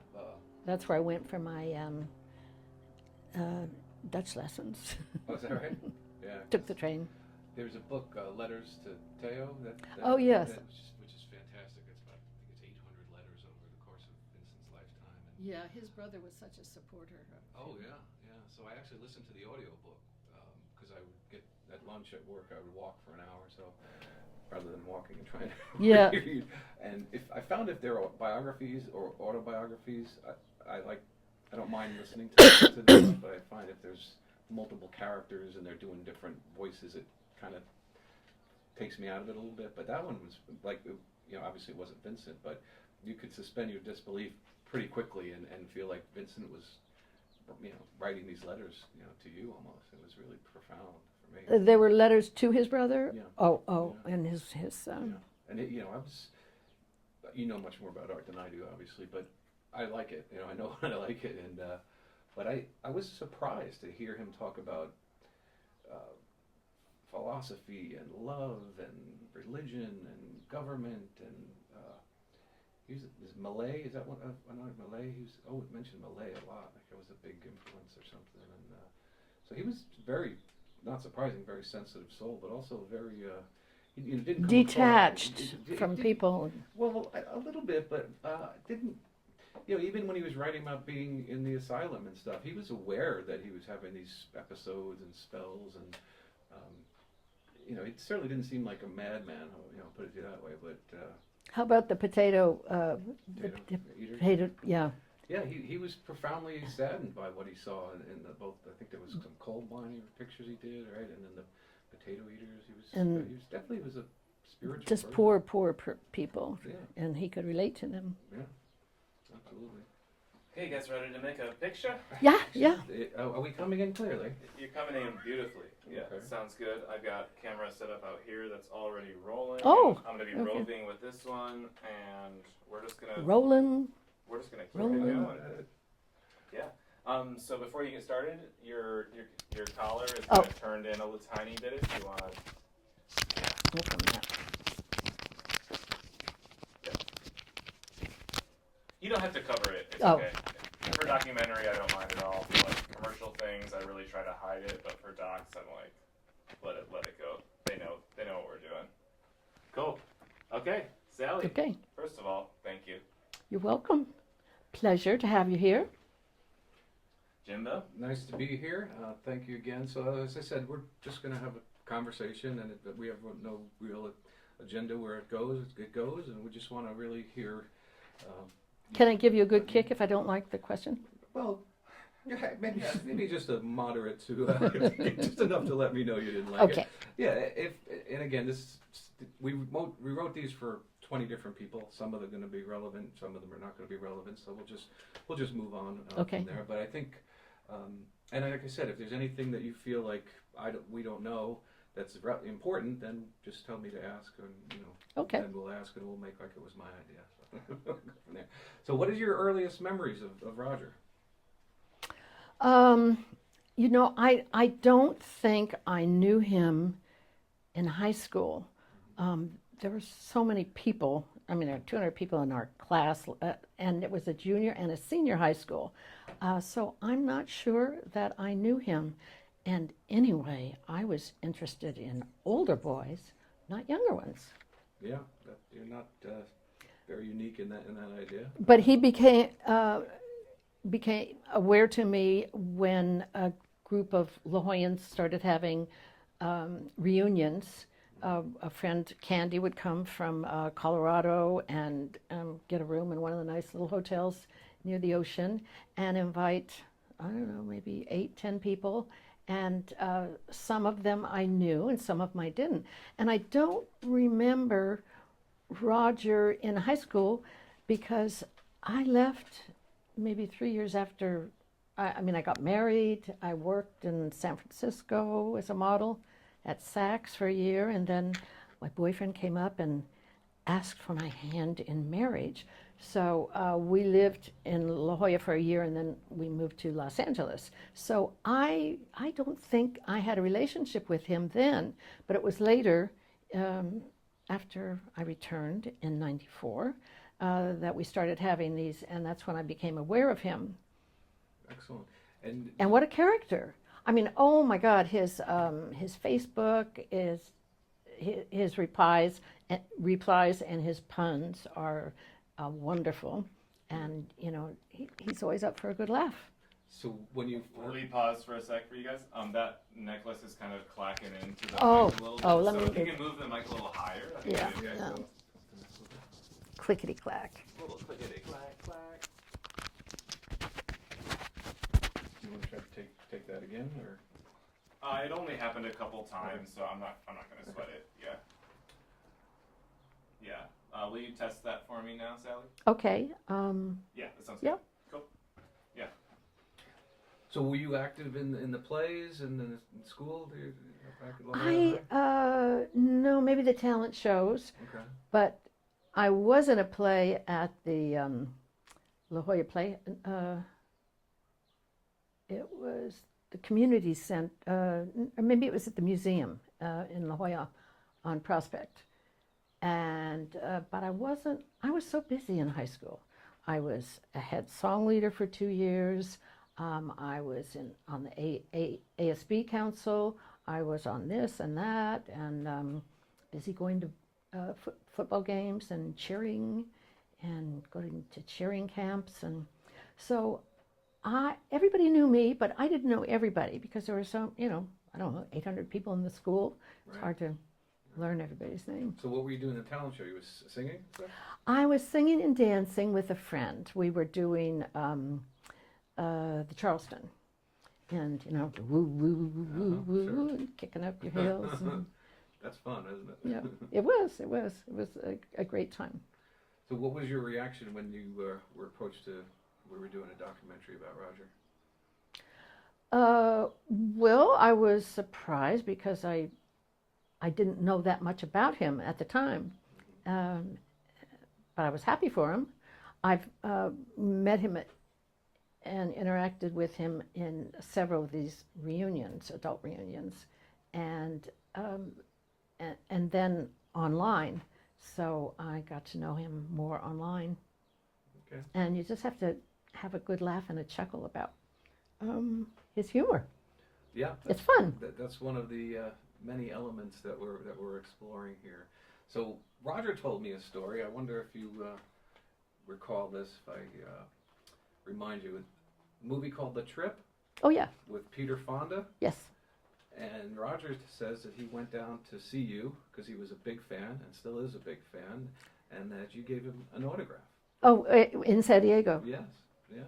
So do you know about what time that would have been? Let me see. That must have been 68. Interesting. So yeah. So he was a big fan. He took it upon himself to go down and spend some time with you. He said you were wonderful, and all these years later, here we are, right? So you never know. So that's the great. circle. So how would you describe him? A character. Okay. And he presents himself very well. He's always, in a suit and tie when he comes to these reunions. And I think he wants to fool you and not let you know how funny he is, because he's all dressed up and kind of formal. So can you elaborate on that a little bit?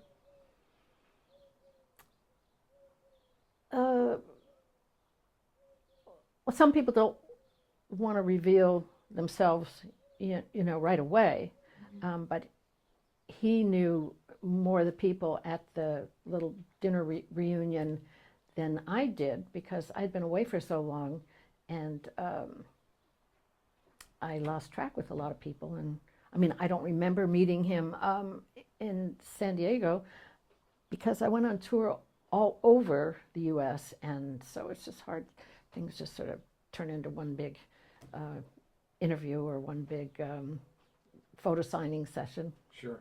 Yeah, I think, you know, you hit on an interesting thing about, and one of the things we're exploring is, you know, who is the man who has these world records and was a lip sync artist and did all these kind of off the wall things, and also the humanity of this man. So I'm curious if you made a comment about the way he was presenting himself, you know, buttoned up. Very, yeah, very not loose and, you know, kicking your shoe or anything like that, but very respectful. And as you with that group, did you hear other people telling stories or? Yes, yeah. I don't remember the stories. We met several times at different hotels, and so they kind of all get jumbled together. And when was the last time you were together?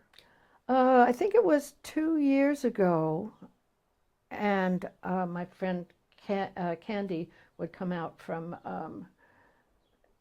Salt Lake City area, and then she had to postpone a couple of trips because of the pandemic. So I think it's been two years. Okay. So you found out about the world records and all that stuff much later than when it was happening. You were already in Amsterdam and studying art and doing all that stuff. I was away. Being in the movies and getting married and doing all that fun stuff, right? Okay. And if you had to describe him in one word?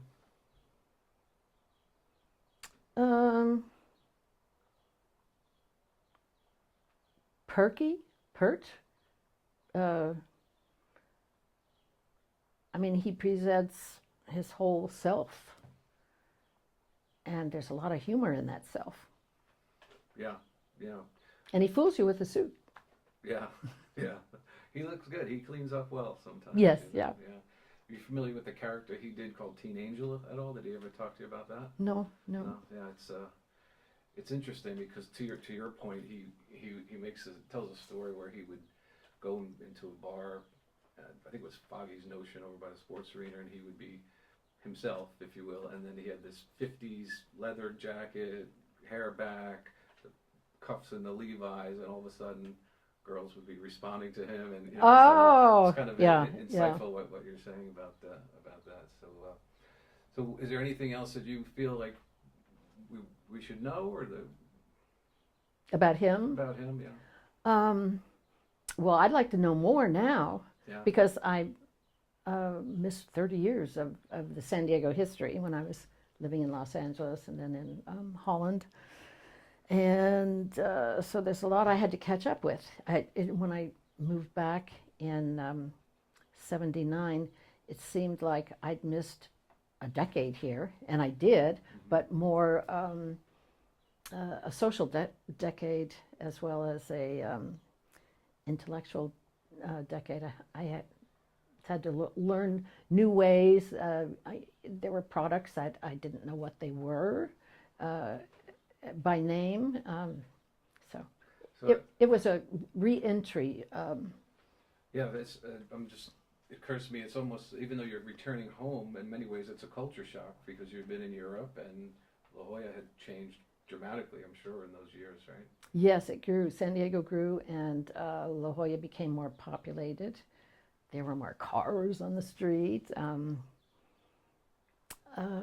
But there was still some of the old-fashioned, the older folks who were still hanging on.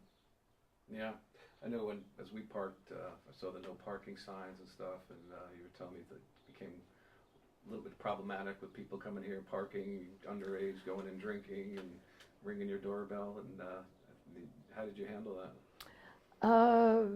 Well, I expressively. Yeah, how so? Well, if somebody was parked in front of my garage, I would take a Sharpie and write a note to them on their windshield, very large. And what would be the tone of that note? Letting them know that they were an asshole for doing that. I see.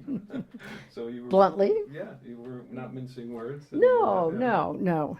And sometimes I would be in the patio and I could see the movement of the car or the truck as it left, and I always tried to get a look at the person. And one time I wrote on 3 of the windows, and the guy was, brushing off the sand with a towel, and he looked like a really nice guy, and he just seemed unfazed by the naughty words I wrote on his car window. That's good. That's good.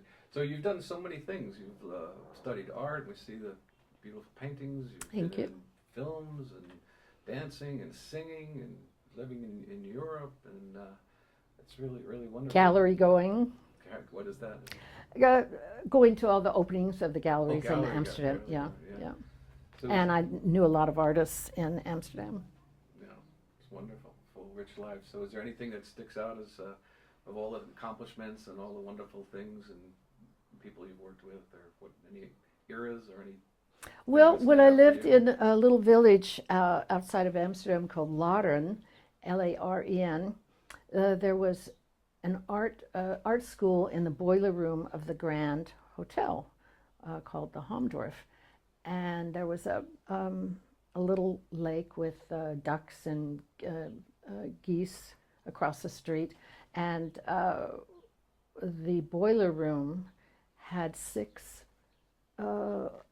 Northlight windows, and so it made a beautiful studio. So that I took lessons there, oil and watercolor, and I studied with I think a master painter, Hank Sliper. He would make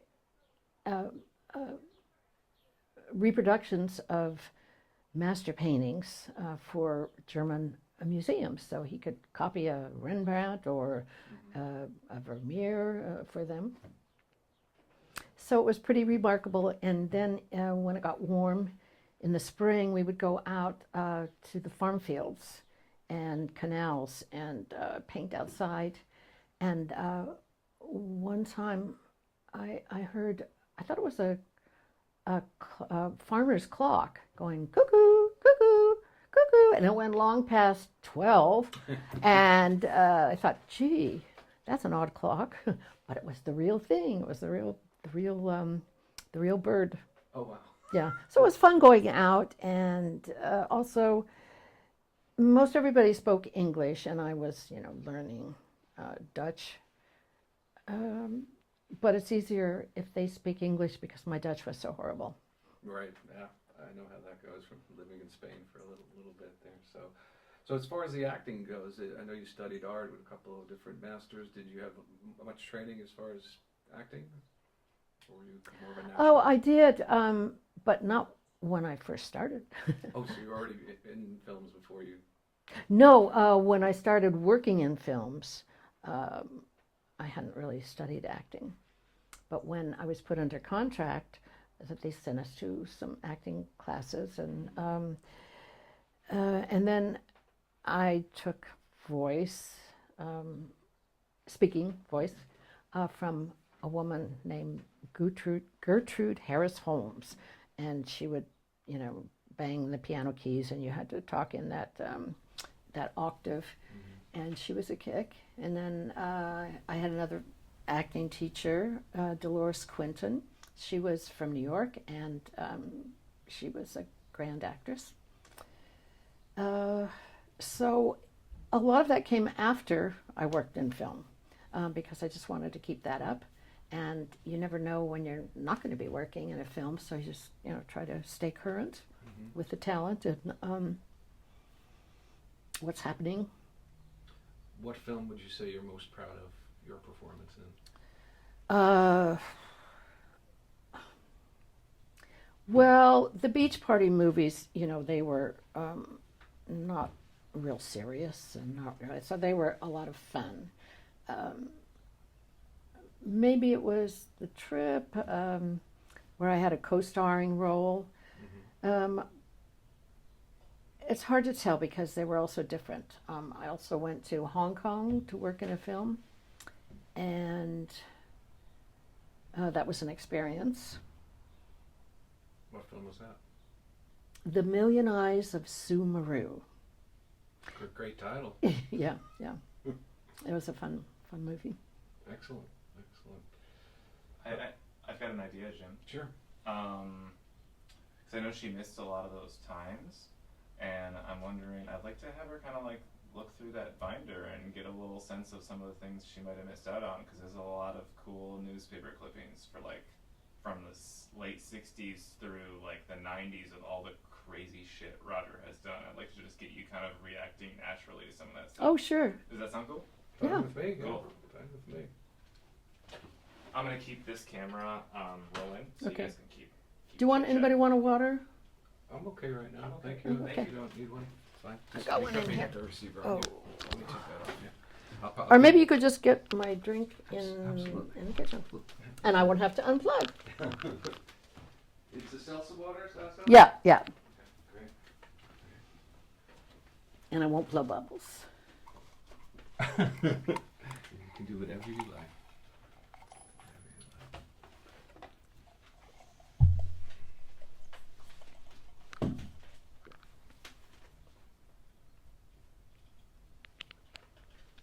No, I missed the Roger show because I wasn't here. Well, hopefully we can Recreate. show you some yeah. fun things, and we're going to do some fun events, and we'd love you to be a part of it down in Logan Heights. Oh, yeah. Tyler's got some really creative things going on. He's actually was able with somebody. He's getting pretty well known in the San Diego film community. He's got a couple of films that they're going to put Roger in as a zombie, and he's going to play Oh, a great. ship captain in one of them. So we're going to kind of Have fun. have that, behind the scenes look at that stuff. And Mine has the binder right here all along. Oh, I'm gonna stop and don't you hate the, that? Yeah. The outside camera anyway, so it's probably a blessing.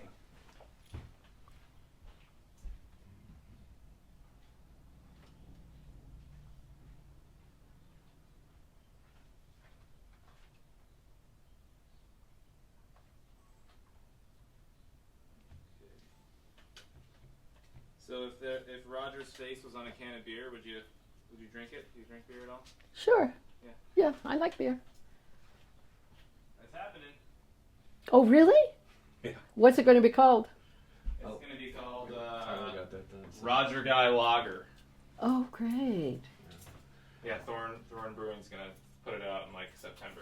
We're going to have a little release party. What brewing? Thorn Brewing. They're from like North Park, Barrio Logan area. Isn't it great, all these breweries in San Diego? There's tons of them, yeah. So we figured, like, what better way to honor a San Diego legend than to, like, have his face on a can of beer. And they agreed to do it. They're going to can a whole line for him and everything. Oh, wonderful.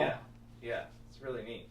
So here is this binder. The title of this film is probably going to be Full Tilt Boogie. That's one of his sayings. I'm sure you've probably heard him say that. But it's kind of just a little weird treasure trove of newspaper clippings and oddities that you may not... Oh, my God. I probably wouldn't have recognized him in high school. Yeah, so you can see his quote there. He is fun-loving, no doubt about that. Yeah. So did you pick up what his thing on his high school yearbook was? Oscar, to win, fat little Oscar, cute. And such a serious face here. Yeah, it doesn't quite fit, so yeah, I thought it was kind of funny. And this is what we're possibly going to use as the cover of the beer. He looks so different here. He looks so English. Yeah. Twist of Fate. It was his first Twist mirror. Oh, God. First world record. He did the twist for, what was it, 18 hours? Oh, wow. He has stamina. Yeah. That looks like Janis Joplin. Doesn't it? Uh-huh. Yeah, I thought the same thing. Mm-hmm. Yeah, that's actually That was his after he got cousin. off he walked from La Jolla to Canada, and that's him getting off the plane with his friend Valerie Mayers. That is too much. Yeah. How long did it take? A couple months? 2.5 months was his estimate. I don't know if we ever got the full I wonder But he how was- his blisters were. Yeah, he tried to walk on the beach as much as he could, actually, which is interesting. You know, try to meet people Barefoot? on the beach, and I assume so. Yeah, but it was for environmental stuff, which is, you know, that was early for that. Yeah, he was doing it to raise awareness to get people to stop driving cars. And Oh, yes, and in the 70s there was the no drive days, wasn't there? Okay, I Yeah. don't know. They had them in Holland. He was a busy, busy guy. I'm sorry I missed all this. Staying awake at the Love Shop, waterbed showroom. Oh my God. Staying awake for 12 days. He says the first 9 were easy. Yeah. Oh. I mean, he must have been so goofy. He was hallucinating. He spoke about many of his hallucinations on camera. Sleepless 12 days for the world mark. He's broken a lot of records. Yes. Oh my God, what a character. I just didn't know about all of this because I wasn't here during the 70s.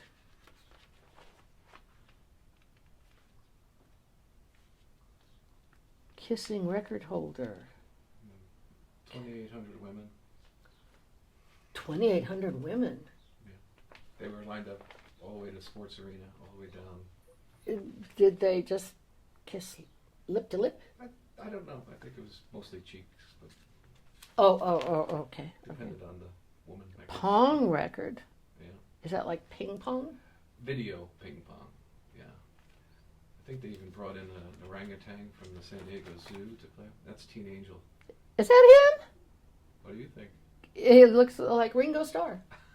To your point, you know, that's a character, so that we're exploring that question. Is that him or is that Teen Angel? Yeah, Teen Angel, that's for sure. Yeah. Look at that outfit and the rips in the knees and everything. Terrific, right? 2 teens hope to skateboard to Malibu. Oh my God. How does he think up all these outrageous creative things to do? That's one of the things we're trying to find out, Sally. A dunk just for the record. Yeah, that was what? It was I like 18-hour treading water in one of the La Jolla friends' homes.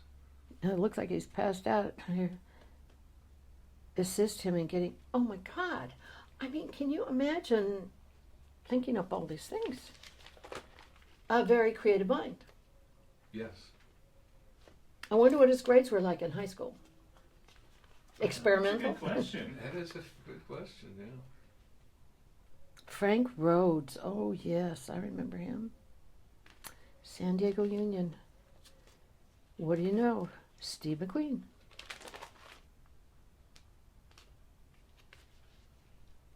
English Muddles, Mississippi.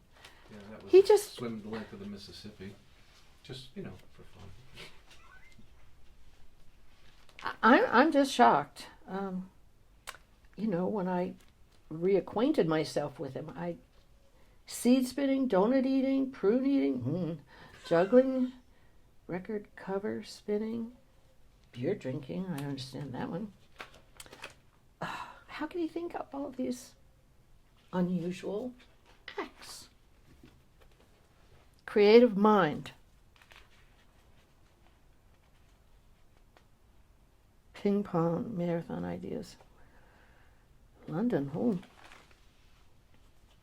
McWhirter. I know a McWhirter. This is a great. Isn't that drawing so spot on? Yes. Billy Bones presents Roger Guy English DJ playing your favorite dance music from 50s and 80s. Rock and roll. Oh, I'm so sorry I wasn't here for all of this. Oh, there he's kissing.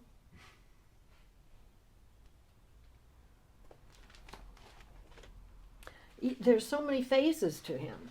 That's what we're trying to explore, yeah. I mean, I'd like to look inside his mind. It must be, it must be deep. Big joke. Working for a second record.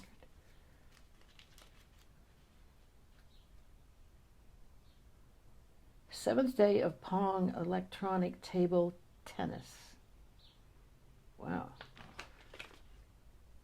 Oh, and here's Janice again. He is so many people. Indeed. And I never got a kiss from him. He kissed everybody else. How does that make you feel? Left out. And the Bleed Brothers was a pretty famous local lip sync duo. Oh, really? Yeah, with Roger and his friend Ricky Retardo. I guess they'd go around and compete. And I remember when that was a thing, that lip singing. They got on putting it on the hits show. You remember that from the 80s? It was like a kind of a lip sync American bandstand type thing. Yeah. They were on there a couple times doing various songs. So this is him being in the Trivial Pursuit game. He's the answer in the Trivial Pursuit question. Our own Mr. Roger English. Putting on the kits. Hits. Yeah, that's one. Tits. I bet he did that too.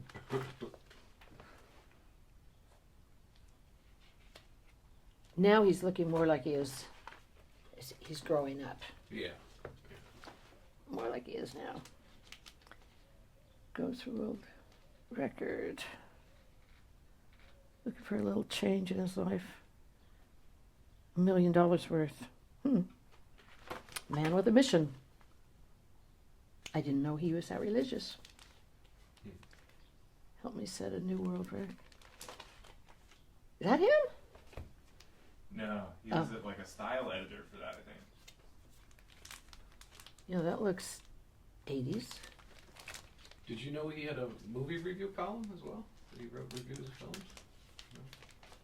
I was in here. Yeah. It's a great book.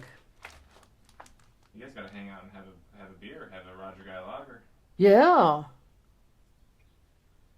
Wow. So is he totally retired now, or is he still dabble? Well, we've kind of pulled him out of his Retirement? quiet retirement in Poway, I guess, or Vista area, and so we're going to have some fun with this project and see where it takes us. That's great. It's nostalgic and it's truthful and daring. I hope he gets a fat little Oscar. We do too. Oh, these are in here. What was your favorite article that we read yesterday, Jimmy, in there? It was the first one probably, right? Just as far as like how it was written and all that. I don't recall. Oh yeah, he's in that magazine as an article. There's a great article in there that highlights. Yeah, that would be a good one for you to go through. In the wasn't this on Facebook? Yeah, that's the hostel that he had. Down by the roller coaster in Mission Beach. The hostel? He had an international youth hostel. Oh. Yeah, by the. Oh, he met. A bunch of Irish kids. And he's in here? Every summer. Yeah, so there's a page in there that has like all of his things and like bullet points, highlights. I would love for you to read through some of those if you can find it. Let me see. You'll see a picture of him. Okay. I think it's that same help me set the world record picture maybe or something.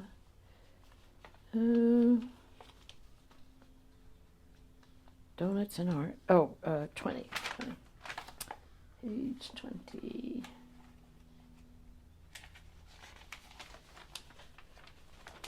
Oh, bad boy smoking. Roger Guy English, man of many talents.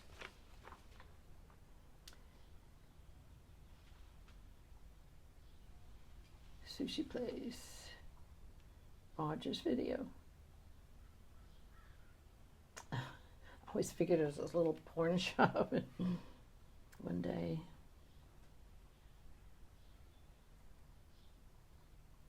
Nobody has said it wasn't yet. We haven't confirmed or denied that suspicion. Might have been a section in the back. Yeah, it could have been under the counter. Behind the saloon doors in the back. Oh, what really sets Roger apart from the rest of us, though, are the sheer number of Guinness Book of World Record achievements under his belt. Wow. I wonder, does it say how many he But has? still, that is also to be confirmed. We're going to do a little deep dive on that pretty soon in the next couple of weeks. Somewhere in the neighborhood of 8 or 9. Which is Water 8 treading. 8 or 9 more than I have. Love shot, waterbed, long distance swimming, playing pong. La Jolla walked from La Jolla to Canada. I mean, that is totally outrageous. I wonder what kind of shoes he wore. I love that. I love that line of logic so much.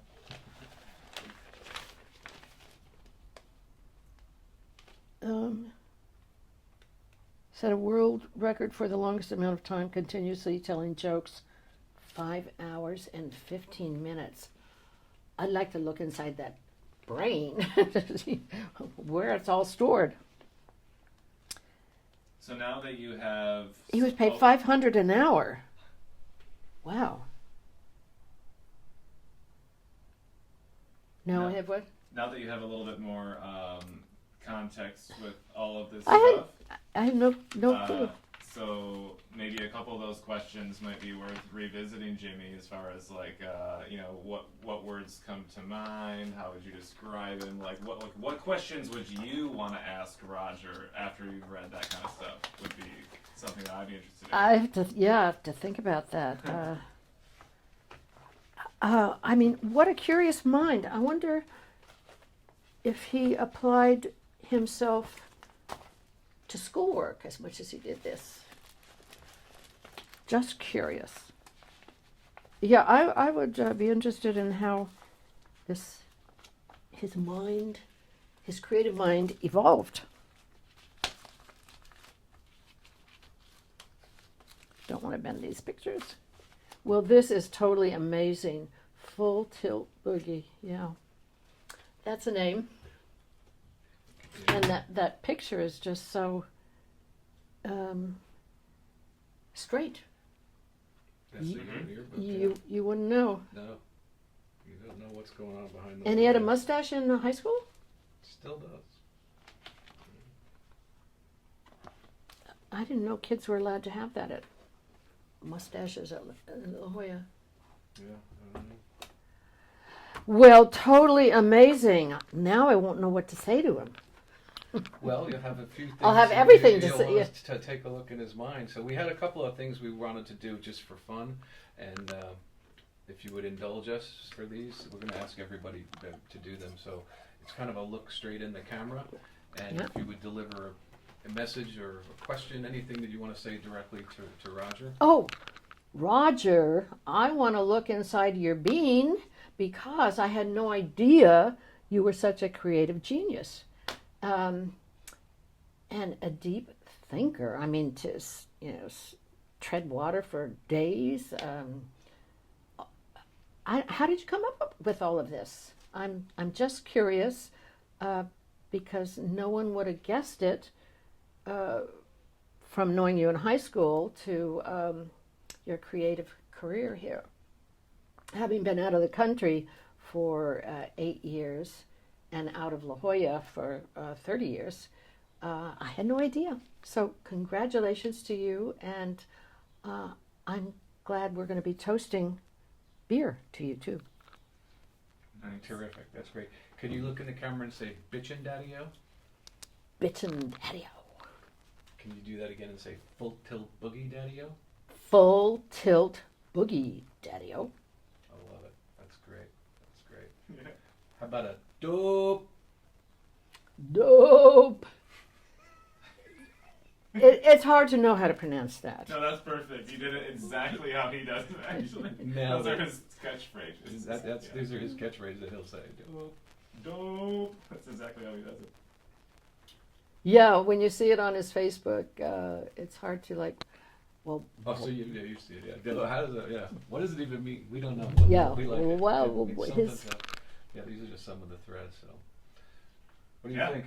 I think we're totally groovy. I think that was great. That was great. Sally, thank you so much. Oh, you're welcome. Yeah, you crushed it on those last ones. Were fantastic. Yeah. Oh, good. That was awesome. That was Good. awesome. Thank So you. We hope you'll join us for some of these events, and I would love maybe to. get that kiss. Maybe do a little jitterbug.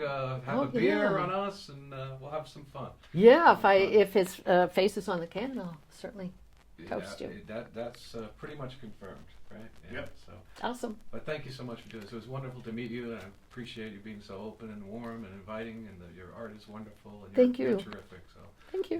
You were great. So thanks again. Well, thanks for adding me.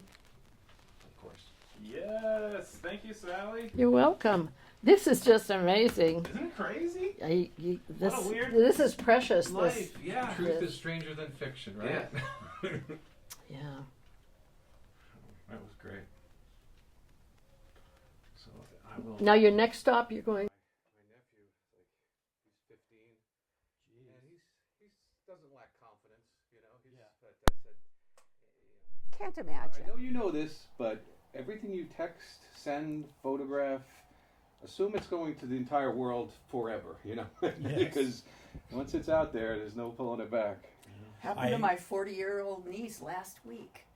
It bounced out and got back to my brother in 15 minutes. And he came around to her house and started They yelling. even do that for job interviews for certain companies. They want to yeah. see what you have on Sure. Facebook and what your Help the politics are. police and all use that. it. Yeah, what you. I did. You know. I did a couple of porno movies. One time in Las Vegas, and Are you serious? Yes, I am. And I went there to work on a film. Roger Nemours' father was a producer making a Western, which ended up becoming Blazing Saddles. When I was there, it was called Outlaws in Heat, and instead of it being a black gunslinger, it was a gay gunslinger. But they went bankrupt, and I came back, and they had switched to porno. So I ended up making a couple pornos, and I figured, nobody I've ever met in my life will ever see this. 6 weeks later, my cousin is on a fishing ship off China. And he sees me in this porno movie. And he's never let me forget it. Do you have a copy of that? No, but it's called, We should look it up. it's called Gladiator. Well, everything can be I've found heard- these days. I've heard of that title. Gladiator. I'm sure there's more. I You didn't can't see it. copyright. I You never can't saw it. copyright a title. So. Are you not entertained? No. Oh my God. Hold on, let's get some audio level so we can get this all. This is good, right? This What is was the other one? It's just standard.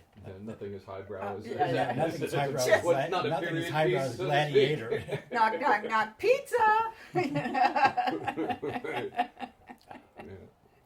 Okay, so you guys just keep chatting for me to get levels. Actually, Testes. that's, Okay. 1, 2, that's 3. better. Testes. When people do mic 1, testing, it's never 2, their 3. regular volume they speak. Yeah.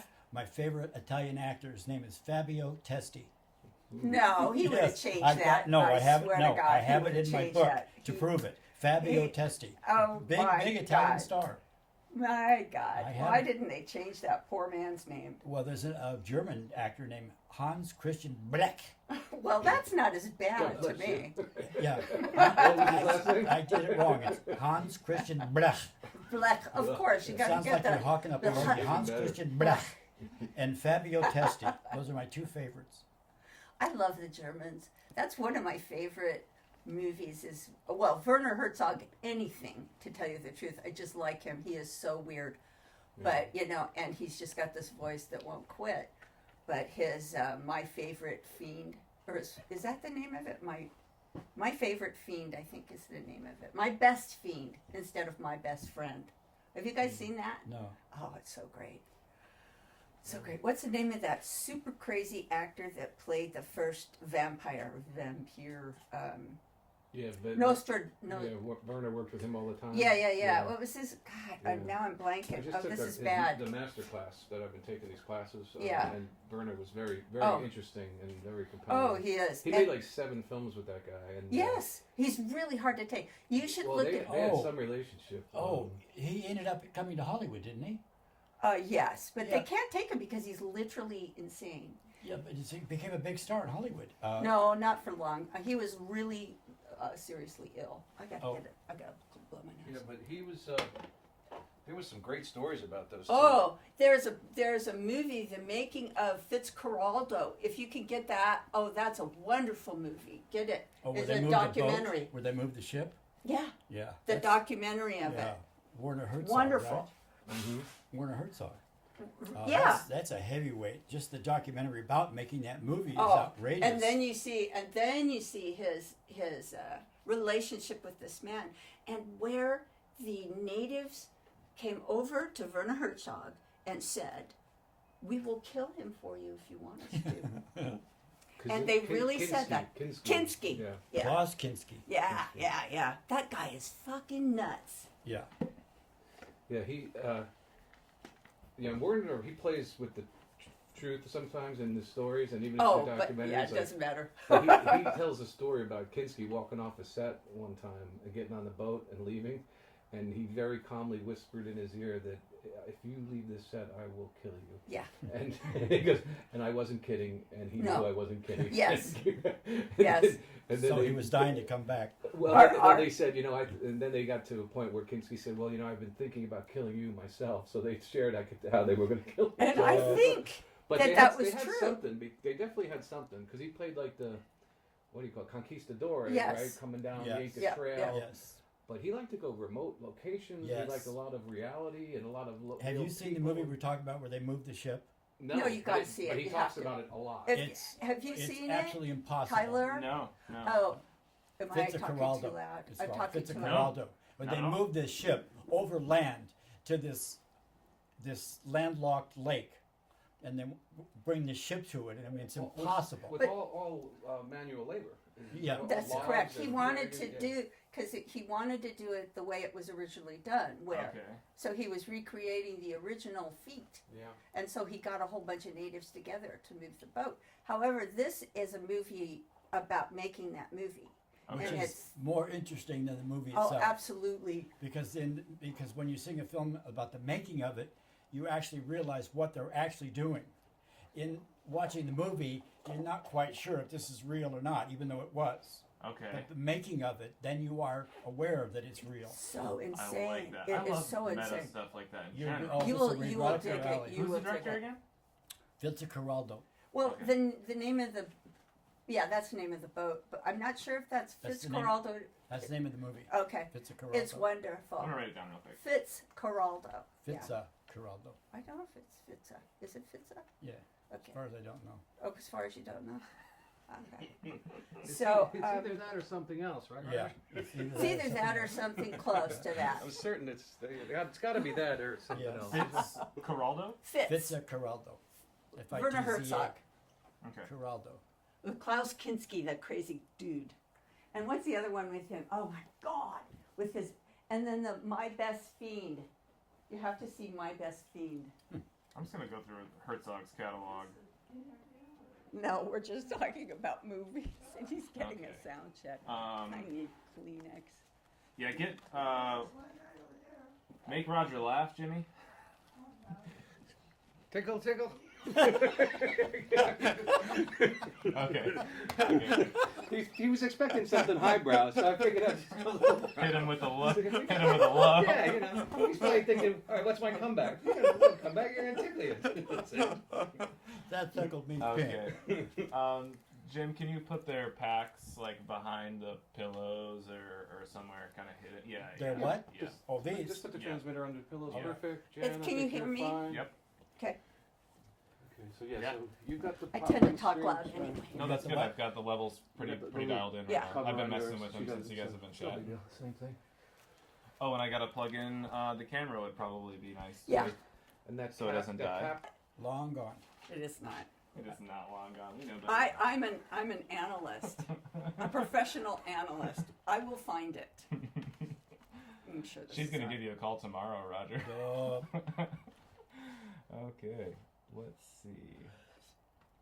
I'll get you in focus here. You guys, you said autofocus, right, Jen? Keep it autofocus. Yeah, the same focus that Ava Gardner has. Okay. She and I are kind of just alike. Okay. I'm good to go. Jimmy, you want to kind of start the ball rolling and just get him chit chatting a little bit? Yeah. So, thank you both for doing this, Jan. Thank you so much for coming and sharing the stories. Sure. We put a few general questions together that we're going to want to ask everybody, but we want it to be free flowing and take it anywhere you want. We have plenty of film in the camera, so to speak, since it's digital and digital.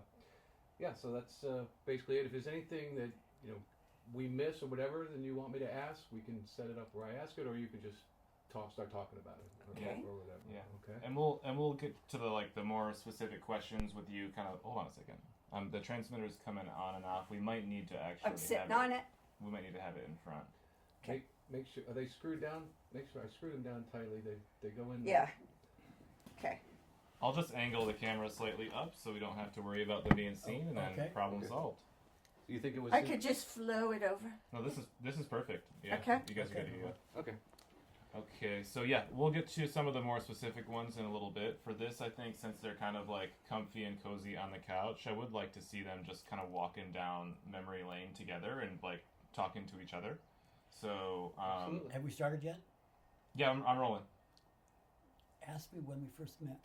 Yeah, that should be your kickoff question. Well, let's have Jan say like, remember the first time we met, and then you can go in that way because I want to stay. You guys stay locked in with each other right now. Yeah. Right.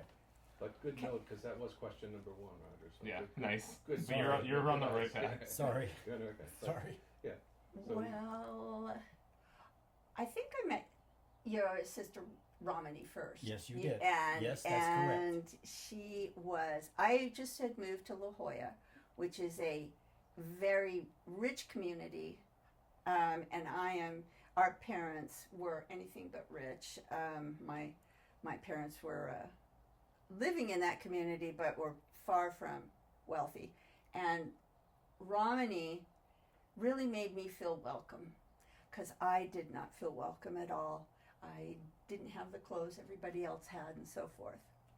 So that was the first meeting that we had, was when she introduced me to you. Do you remember where? No, I don't. She had a Beatles party. Oh, well, that. She had a Beatles yes. party, and you came yes. to the Beatles party. And yes. I saw you out of a second-story window, and I'm looking down at you, and I'm thinking, wow, what a nice-looking ass you have.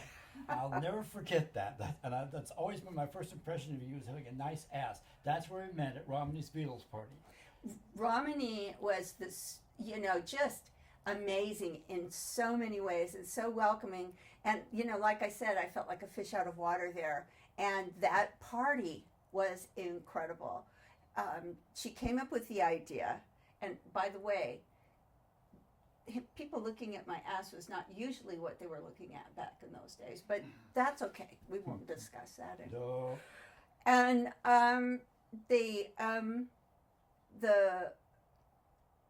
the thing that we did that was so unusual, and that was Romany's idea, is that we went Beatles caroling. We went door to door, singing Beatles songs. Yes, you did. Rather than Christmas carols. Yes, you did. And it was so fun. We were all so in love with the Beatles then. I remember that was the time when the Beatles first came on Ed Sullivan, believe it or not. Yeah. It was just a little bit after that. And my grandmother was visiting and saw me go cuckoo for the Beatles back in those days. Everybody went cuckoo for the Beatles. Yeah, so that was just a blast. And it made me feel so at home. And so that was great. That was in junior high, right? And then we went to high school together over in La Jolla. You're forgetting, though, you and I met at that party, and we clicked. Oh, yeah. We instantly clicked. We got tight instantly. Yeah. So by the time, that was in 9th grade, by the time we got into high school, we were already thick as thieves. Yes. Yes, we were. Because we both have the same weird sense of humor. Yeah. And we both love movies. Love movies. So we were going to the movies all the time. And your parents loved me, which is so cool. because your dad was such a His lieutenant colonel. full bird colonel and Full bird yeah. colonel. Okay, he was a colonel. He And was- he was very, very straight. But he really liked me. I was so stoked. So did your Yeah. mom. Oh, my mom. Every time he walked into my parents' house, he was so thin, and he was naturally thin, and he still is. But, he was naturally thin in those days. So my mom would just immediately want to feed him. And he would go right down to the cake. You would go to the cake cupboard to see if there was some cake. And she would just feed him anything just to get some food in you. So that was pretty funny. And before we leave, every single time your mother would say low and slow. Yeah, she would. Low and slow. That's an old Air Force term. Yeah. Low and slow. Your parents were so cool. Yeah, they were very cool. They were awesome. Can I pause you guys for one sec? Roger, can you take your mic and put it on this part of your shirt instead of right on the collar? Because it's a little close to your mouth piece right now. Okay. Like that part of your shirt that's kind of sticking out a little bit. Right there? Yeah. No, this Okay. part. Yeah, she's got it. Jan's got it. Yeah, like right in there. Yeah. Oh, all right. Thank you. I You watch guys- a you lot guys- of TV. By the way, this is fucking perfect. Like, this is exactly what this segment should be, I think. Oh, You guys good. chatting it up, walking down memory lane. Okay. We're the fuck out of it. And for this part, I think, too, Roger, like, don't be afraid. You don't have to... It's a conversation right now. Don't be Okay. afraid to, like... But are you guys here? Go back and forth. Are We're you- not here right now. You're not here right Nope. now? Okay. Okay, it's just her You and I guys are just chatting. Yeah. All right. Okay. Like, I mean, just Okay. chat the way you're chatting. Okay. Be natural. All right. Right now, wait, don't change anything. Okay. Okay. Okay. Except don't be afraid to talk, because I know I can see you holding back sometimes, because you feel And like don't be that- afraid to interrupt Yeah. me because you remember better than me. Okay. Okay. All right. Yeah, so it's Okay. perfect. All right. Don't change a thing. Okay. Okay, so here we are, In high school. high school. And having a ball. I mean, remember the FNC? FNC. The Friday night crowd. Oh, yeah. Every Friday night. Oh, yeah. We terrorized La Jolla. Yep. Yep. And you had that motorcycle. No, that was after. First I had the '61 Corvair. Oh, yeah. Oh no, wait! I'm sorry. You're right. I did have the motorcycle first. Okay, because Which we tooled I mean around that with. was our only you were the Yeah. only one with any transportation, so that was extremely cool that you had the transportation so we could go places. Yeah. And plus, and this is big, Rhonda had a very welcoming house 2 blocks away from high school. Yeah, that's true. And she was like my big sister. Cool. I had a very strict household, and it was very far away from the school. And my parents trusted Rhonda to take care of me down there. Cool. So I got to, escape them for a little while, once in a while, and Rhonda be at is Rhonda's. my big sister. Yes. She was your pretend big sister, but she was actually my big sister for real. Yeah. And just, From and day one. it's funny that, 50-something years later, she is still so close to me, and she's in there doing something, but she's just such a wonderful person, and has been such a, support to me all these years. And going back though, and remembering back in high school, I think one of the highlights was the night we went to the graveyard. Oh, yeah. And it's not a San Diego graveyard. It's a Carmel Valley graveyard, because back in those days, Carmel Valley was rangeland. It was nothing but cows. And so there was just grazing and a couple of farmhouses, and that Right. was it. And very, very dark at night. Very dark. So then we had this wonderful little graveyard that was half German and half Mexican, and it was grown over and just really rustic, and you have to pull off a Carmel Valley road and up a little dirt road. That's right. And so it was our favorite place to be at. You, me, and Linda Herring. Yeah. Of all things. Yes. And we park in the graveyard, and I leave the brights on, shining down on the gravestones. I remember it like it was yesterday. So Linda's too scared to get out of the car. Yeah. Well, she's a wimp. But you and I, if you recall, walked down on the gravestones, and we're dancing on the gravestones and having a blast. And do you remember what happened? Yeah, because there was this one bright white cement grave that we started walking towards. I remember that part. Okay. And then a sound happened. Out of nowhere, a voice went. Just like that. The only time in my life I've ever screamed. That's the only time I ever screamed. I was so mortified. I screamed bloody murder. And you and I went running back towards the car. So scared. We're tripping. Because running. the lights were in our eyes. I know. And we get to the car, and Linda is so scared she won't open the door. All she sees is two terrified people running towards the car. And she won't unlock the car doors because she was so scared. I mean, literally, it was either some maniac out in the middle of nowhere in the middle of the night to scare us, or a ghost. It was a ghost. And I thought it was a ghost for many years. I don't believe in ghosts in the daytime. At night, I'm a little more open-minded.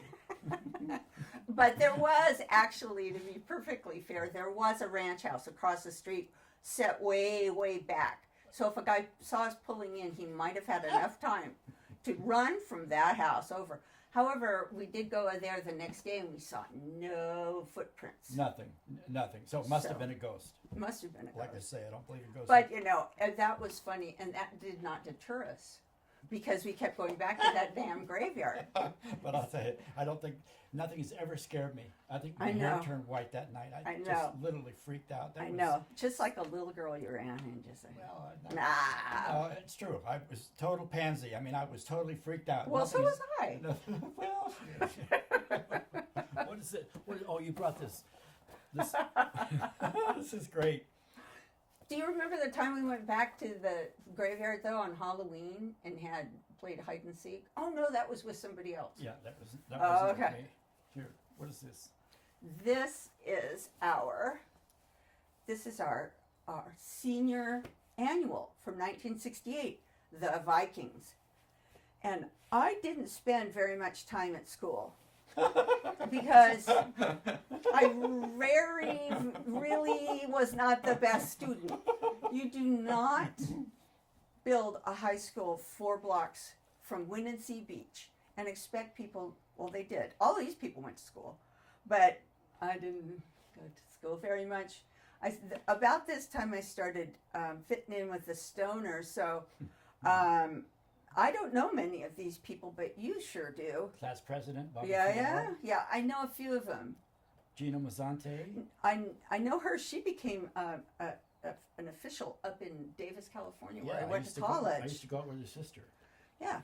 So what's her name? I'll get it. I called her sister Rashomon. I can't remember what her name. I don't want to mention her. Okay, Kathy. Yeah. You don't want to mention her name? Kathy Sylvia. Yeah, that's Kathy Sylvia. Yeah. I met up with her. And that's she's deceased now. Yeah. Well, we're old, So. What's her name? I don't know. I know her. Who's that? Kathy Marshall. Cool. And that's because I'm looking at the. Cool. Good. But the best part about this picture is you. Well, I wouldn't go that far. Oh, no. I would go that far. And that's the only reason I've kept this book. Cool. Is because of this picture, because... I must say that being elected the class comic at my senior class was... I'm sure nobody else in the world cares, but to me it was the greatest honor I'd ever had in my life. I absolutely was so stoked. I even got the ballots. I went and found the sheets that people voted on. They didn't vote for anybody except for me when it came to class comic. Of course. I was so stoked. Everybody knew who you were. Yeah, but I wasn't that funny. But apparently these people thought I was. Oh, you were. You were funny. Okay. So when we were getting into trouble, and then, between... we got into trouble after hours, too, so it was great. That part was great. I wasn't sad to see La Jolla go, but, that part was good. Only trouble I ever got in was one night, Helen Henderson and I were... Oh, never mind. Yeah. Never mind. I can't. Okay. You sure? You can't. Well, okay. We got arrested for trespassing on Bishop School. I mean, we were just cutting across Bishop School. Well, that was silly. Yeah, we got arrested, and I shouldn't mention her name, but now that it's slipped out, that's stupid of me. No, well, you can tell the story, and we can leave the name out, too. Would you please? Yeah. Okay, bitchin'. Yeah. Okay, so Helen and I are sneaking across the grounds at Bishop School, and we get arrested and taken to jail. And They had a substation in La Jolla, and those cops there were assholes. I'm afraid. Well, they're nice to me. They put me in jail, but my mom came and picked me up, and she's yelling at me in the jail. And then we got out of there. She goes, "Don't worry about it. It's all right." Well, your mom was all right. Yeah. So what was the trespassing situation? We were on Bishop School, which is private property, and we got arrested for trespassing. Just hanging out? No, we were just cutting across it as a shortcut instead of going around 5 blocks. We just pain in the ass. Yeah, they arrested us. The only reason I got arrested is because Helen couldn't get over the fence, and I wouldn't leave her. So we both got arrested and taken to jail. Of course not. You're not going to leave her. No, of course not. It was just no big deal. Peace out, Helen. See ya. Yeah, really. No. Come on. Well, bye. In fairness, Roger, you didn't have to be cutting across the roof.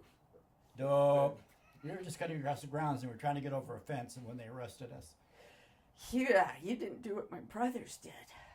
They stole the golf carts, and we're doing wheelies and all kinds of stuff out there. Can we cut? Yeah. Can we cut? Yeah. Cut. Let's cut. We have a great story to tell.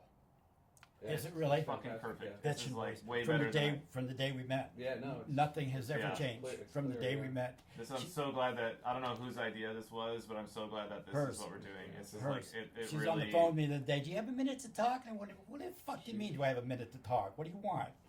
Yeah, I got a minute to talk to you. Didn't know if you were masturbating or something. Oh, I had to put that in there because it's you. Yeah, Jeffrey Tubin lives. So That isn't that amazing okay. that they. Can you start again? Oh yeah, I started. Okay. Yeah. So. Oh no! Cut the It's master. all right. So no, it's all right. It's cool. So what about the time we went to Hollywood? Okay, that was one of our best adventures. Let me start it out. Yeah, you start. And you can tell most of it, but let me start it out. I'm watching PM Magazine. Yes. And there's an item on PM Magazine about a guy named Forrest J. Ackerman. Yes. The editor and publisher of Famous Monsters of Filmland magazine. And he's being interviewed, and it turns out that in his mansion in Holmesby Hills, California, he has... Hollywood Hills. Well, Holmesby Hills. Yeah, okay. Which is outside of Hollywood. But Yeah, anyway, he's got $10 million worth of horror and science fiction movie memorabilia in his basement. Okay, And I'm watching this at the same time. Oh, were I'm you there? No, I'm watching the same show at my sister's house. Oh, And yeah. we got on the phone. Yeah, and I called you immediately Yeah. and said, Jan, you see this? You see what I just saw? And you went, yes. I said, let me call you back. And I hung up the phone, and I got Forrest J. Ackerman on the telephone. I called up his house, and the secretary answered, can I help you? And I said, yeah, my name is Roger, and I've been reading Famous Monsters of Filmland magazine since I was 7 years old, and I want to talk to... But dig this. He was listed. Well, how else and would they I- picked up the phone. His secretary picked up the phone. Yeah. And I said, my name is Roger Guy English. I've been reading his magazine since I was 7 years old, and I want to talk to Forrest J. Ackerman. And I heard this voice go, I'll take this call. So I ended up talking to him, and he invited me to come up and bring somebody with me. So me and Jan, away we go to Hollywood with my niece, Ricky Lynn. Now you can take it from there.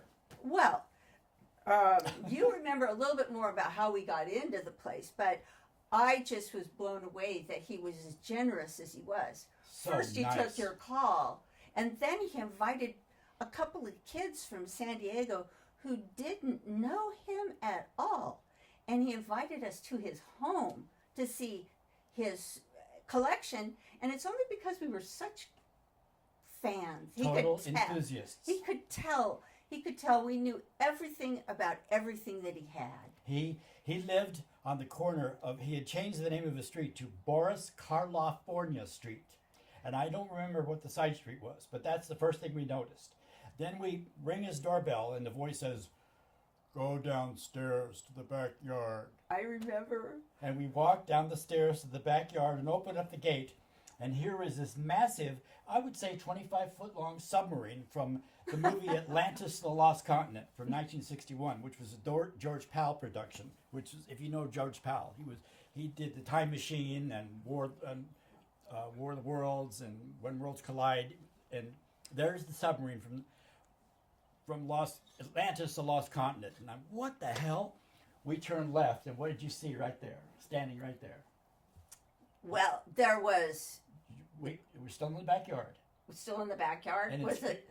It's what is his name? Gort. Gort. Gort the robot from Yeah. The Day the Earth Stood Still. Yeah, yeah. I was going to say Klaatu. Yeah, that's a Robert Weiss film from 1951, a masterpiece, one of the best science fiction films ever made. And you're like, ah! Ah! I mean, this full-on robot. It's like 10 feet tall, standing there. I was doing my best to be impressed.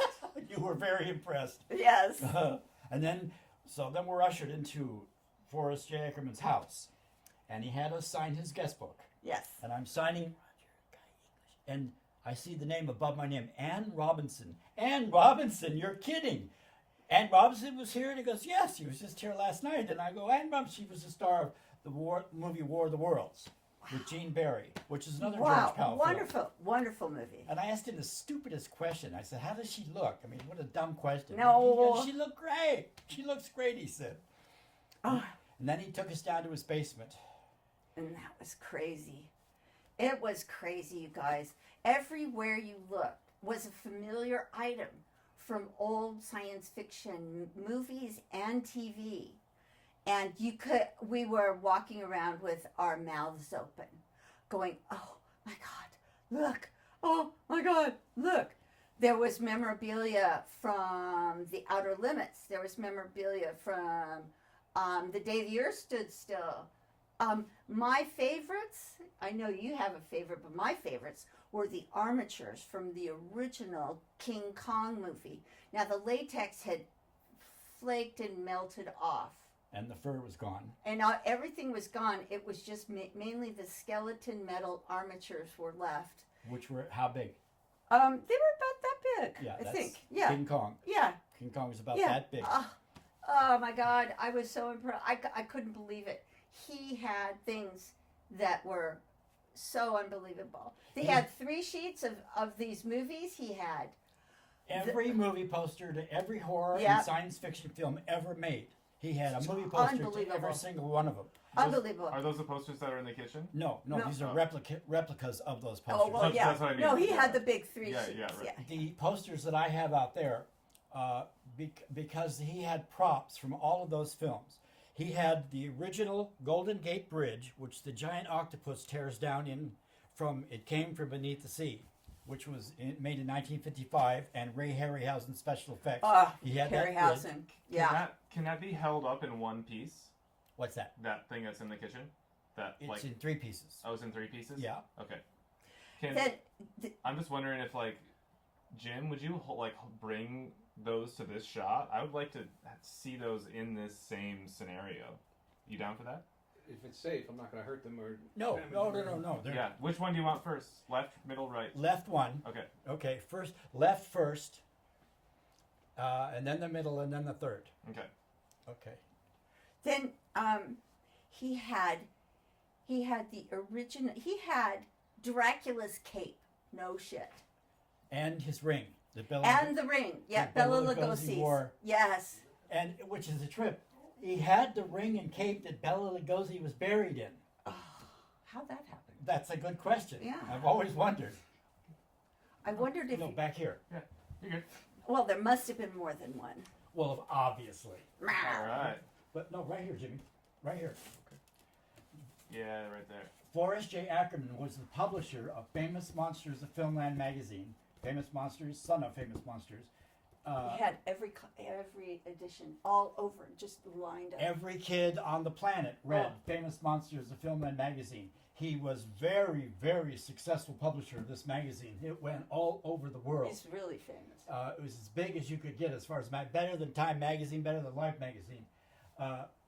This is his magazine. This is what Forrest J. Ackerman did. Besides being a massive collector, and he became so popular that he made appearances in movies and guest shots on television. Here's Atlantis, the Lost Continent, the George Powell film from 1961 with the submarine in the backyard. This is the day the Earth Stood Still. That's Gort the robot that scared Jan when we walked into the backyard. I was being theatrical.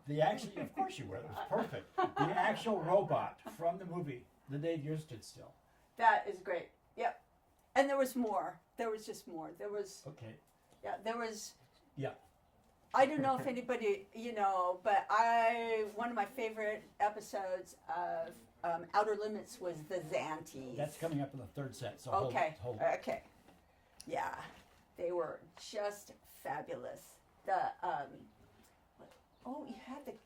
You didn't say anything about the Capitol building. Oh yeah, here it comes, right here. Okay. Okay. Where's the Capitol building?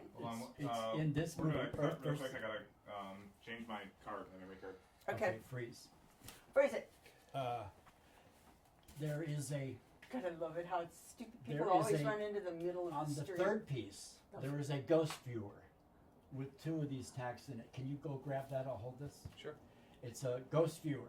It's not a poster. It's just a ghost viewer. You'll see it right there. Okay. How's your head, Jim? Oh, it's fine. Okay. It was Earth versus the Flying Saucers that the Capitol was in, right? Yeah. Yeah. Yes. That's why this is here. Yeah. Because we had the Capitol building. Yeah. This was a fabulous design. Look at that. Yes. Isn't that it's just such a great design. Yeah, they would work today. I know, and they haven't really gone No, much farther I from know. that. That's like classic. Bet you see that? Oh God. That's not a real one. It's a simulation, but that's what they were. Oh my God. Are we still on?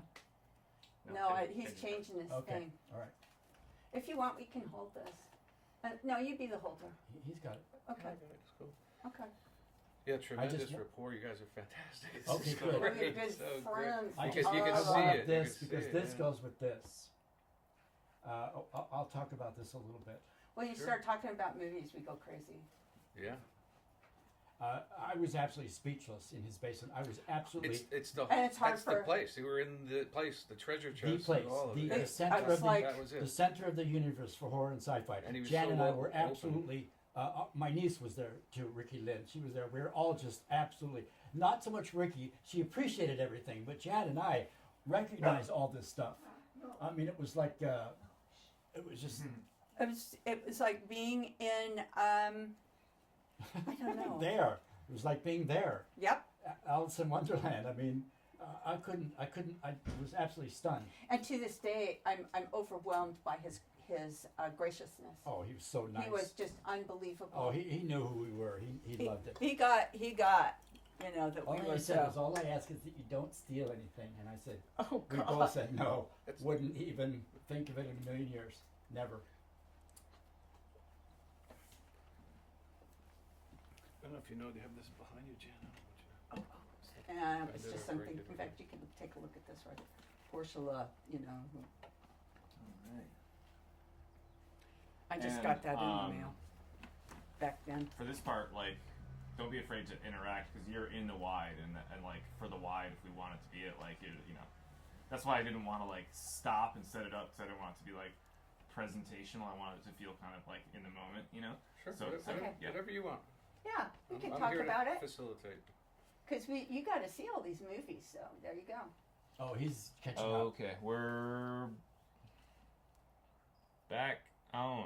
So, this is Earth versus the Flying Saucer, bitchin' movie. which was another Bitchin' movie. another Ray Harryhausen special effects fest. Bitchin'. And in the movie, a flying saucer crashes into the Capitol Dome and destroys it. And he had the Capitol Dome in his basement. I couldn't believe it. The actual miniature work by Ray Harryhausen.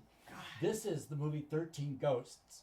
And the producer of this movie, William Castle, and the director, he's both the same. William Castle was a producer-director. He always had a gimmick for his movies. And what Forrest Jagerman had in his basement was an original ghost viewer. And when you went to see the movie 13 Ghosts, they handed you a ghost viewer, yours to keep, and the top was red and the bottom was blue. And if you looked at the red, you could see the ghosts. And if you looked at the blue, you didn't see the ghosts. So it's called a ghost viewer. Very, very, very rare. He had the arm from the movie The Thing, which is the most classic science fiction film from the 50s, made in 1951. Look at him. With James James Arness. Arness. Oh, I gotta tell you the story. I don't think I've ever told you this story. When I was 7 years old, my parents took me to a shopping center to meet James Arness. Okay, and I'm 7 years old, and standing there in front of him, and James Arness was about 6'4", and he picks me up and he's holding me, and the crowd is cheering and everybody loves it and everybody's excited, and I yelling and screaming, and I said to James Arness, that was Matt Dillon from Gunsmoke, Yeah. which is why he was making this personal appearance, and I whispered into his ear, I said, this is so neato keen. I can tell my friends that the Thing picked me up. And he went, what? How did you know I was in the Thing? And I said, I'd know you anywhere. And he started laughing. Excellent. Well, everybody wanted to know what I had said to make him laugh so hard. And that's just because I recognize him as the Thing. That's because your mother let you go to all those movies, and I just love it to death. I got to go to those movies too because I was on Air Force Base, and my mother had so many children that she just gave me a quarter and said, go to the movie. So I just did. Yeah. So that's why I got to see all of these movies I too. started seeing all these at Saturday matinees. Yep. This is It Came From Beneath the Sea, about the giant octopus who tears down the Golden Gate Bridge. And he had the Golden Gate Bridge, which was about that big, the miniature, which Ray Harryhausen had created for that movie. Beautiful. Okay, that's good. By the way, these are great images. I just love them. Yeah, priceless. Okay. That's wonderful stuff.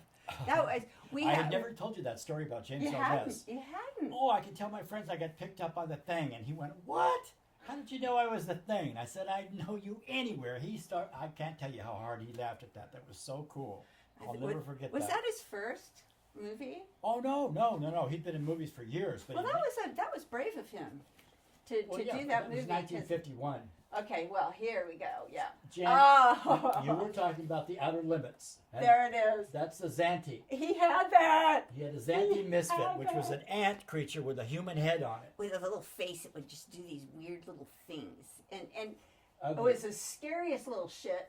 And I loved those so much, and I recognized it immediately. Oh, yeah, Xanthi. Oh, Xanthi. And this is War of the Worlds. Also another George beautiful Powell design. production. And he had the original flying saucers from that movie. The Wolfman, he had the silver-tipped cane from the Wolfman movie. And here's Dracula again. He had the cape and the ring. There it is, the ring. Yeah, yes, there it is. And Jan was talking about the Armatures, yes. armature of King Kong. Well, anyways, we could go on and on in his collection.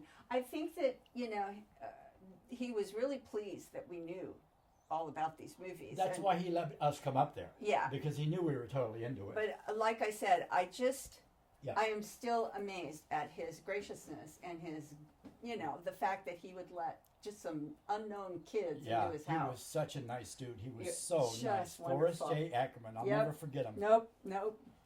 Just a wonderful dude. Really, that was great. So I'll always remember that. That was a wonderful time. That was our number one event from those years. I think so. Oh, absolutely. Are you kidding? So. Yep. Yep. We did a lot of different things. I remember once you were going to dress up as the creature and scare somebody down by the marine room by walking out of the ocean. Did you ever end up doing that? No. Good. I was going to play the creature from Life Lagoon and pull a girl off the Bahia Bell. That's what I was going to do. That's what that was all about. You and your stunts, I swear. I do remember you, I do remember you breaking some records back in those days. I do remember that, and I loved it. I loved it. We were moving on, in our, years, but, it always just amazed me, your energy. I said, I don't know how he does it. I don't know how. I don't either. I just don't know. I can barely get up off the couch. You got a kiss from me, didn't you? Oh, absolutely. I got a kiss from you and your kissing foray, and I came over and saw you when you were doing Pong in the trailer. Oh, that was fun. That was a fun world's record. That was great. I saw that, and let's see. That turned out to be, as it turns out now, a friend of mine named Martin Kremer, the actor friend of mine, looked it up, and it turns out I am considered the godfather of e-games. E-games, is that what they are? I guess, electronic games? Yeah, electronic games, electronic games. I'm the godfather because I set that first world's record playing Pong. Well, Pong was one of the first. Well, that's how Yeah. I introduced Pong to the nation, was having me set that world's record. Ah, wow. Well, you did it. Did you actually come down to Mission Valley to see Yeah, it? I did. Did you? Yes, I did. I did. I had to tell this. I'm not bragging, but I got so good at playing Pong. I played it for 7 consecutive days, and I must have played, I don't know how many thousands of people. It was crazy. But I got so good on a Pong table built for 4 people, I could play against 2 guys using my toes and skunk them both. That's how good I got. It didn't last. After I stopped, I lost my power and ability to be that good. But for those 7 days, you couldn't touch me with a 10-foot pole. That could be something. There could be something there that you have this certain power that you invoke when you're making those world records, because something about it, I don't know. You just concentration. Yeah. Full tilt boogie concentration. Yeah. Oh, God. I'm telling you. It was great.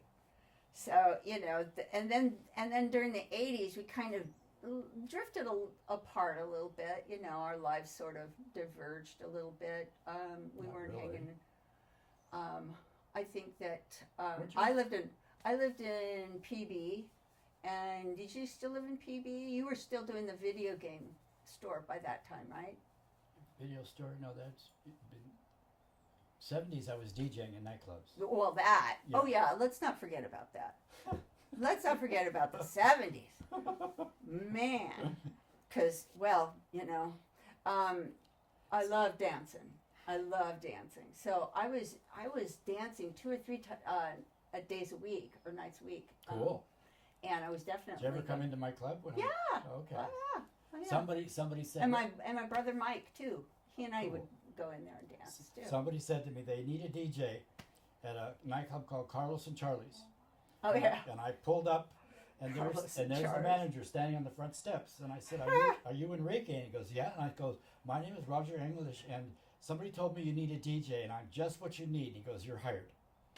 That's the only time I ever got a job like that. Boom, you're hired. And I started that Wednesday night. That was great. Ah, crazy. That was great.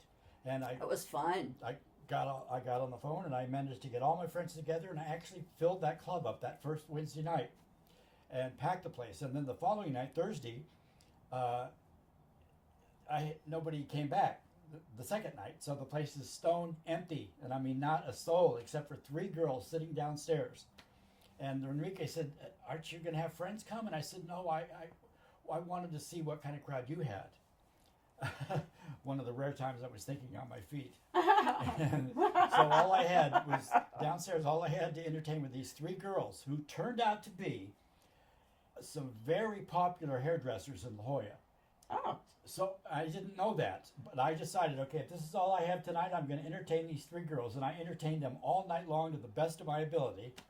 And so by the time the next night, Friday night came around, they had spread the word, and those 3 girls literally packed that club, and it was the biggest hit nightclub in San Diego ever. Fantastic. After that Friday night. It fantastic. exploded. Yeah, Carlos I and had Charlie's. a lot of fun at the Bahia. Used to go there all the time. Yeah, that was, well, they got a new manager who took me away from the booth and the center of the room and put me in a black, dark corner.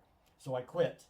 And I moved to the Bahia, and the whole crowd went with me, which was really cool. That was fun. Oh, that was fun. Yeah, that was great. That was really fun. And yeah, I did a lot of other things and drinking, but I still had a great time because I just loved to dance. And I hate to say it, but disco was a lot of fun. Big. A lot of people don't get it, but it was a lot of fun. It was big. It was big. I remember when they started saying disco's dead. And I went, well, that's not. It just music changed a little bit. But yeah, nothing was dead. Yeah, it did. Nothing dance is dance. But I remember having the best New Year's Eve party ever, and it was at Rudy's.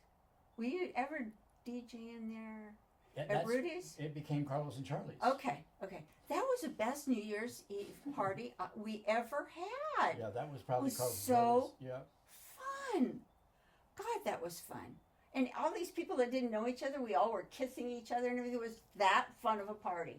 The best party I ever had was a Halloween party.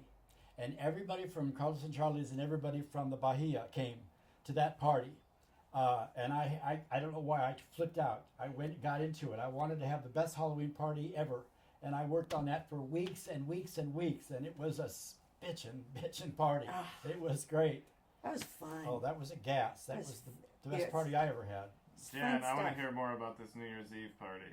Walk me through that day or night. Oh, well, basically, there's not much that I remember other than the fact that we walked in just sort of, cold. We didn't know that there was going to be anything planned or anything. We walked into Carlos and Charlie's, and it just sort of spontaneously happened. There wasn't any that I knew of. There was anything planned, but as it started filling in, the night started just rocking, and you just started playing stuff that kept it going and kept increasing the good time. Cool. Now, and by the time midnight came around, people were just best friends who didn't even know each other. I mean, seriously, the way you could pick music to move people to, just lose their minds was so much fun. I'm glad you remember that. I worked very hard to do that.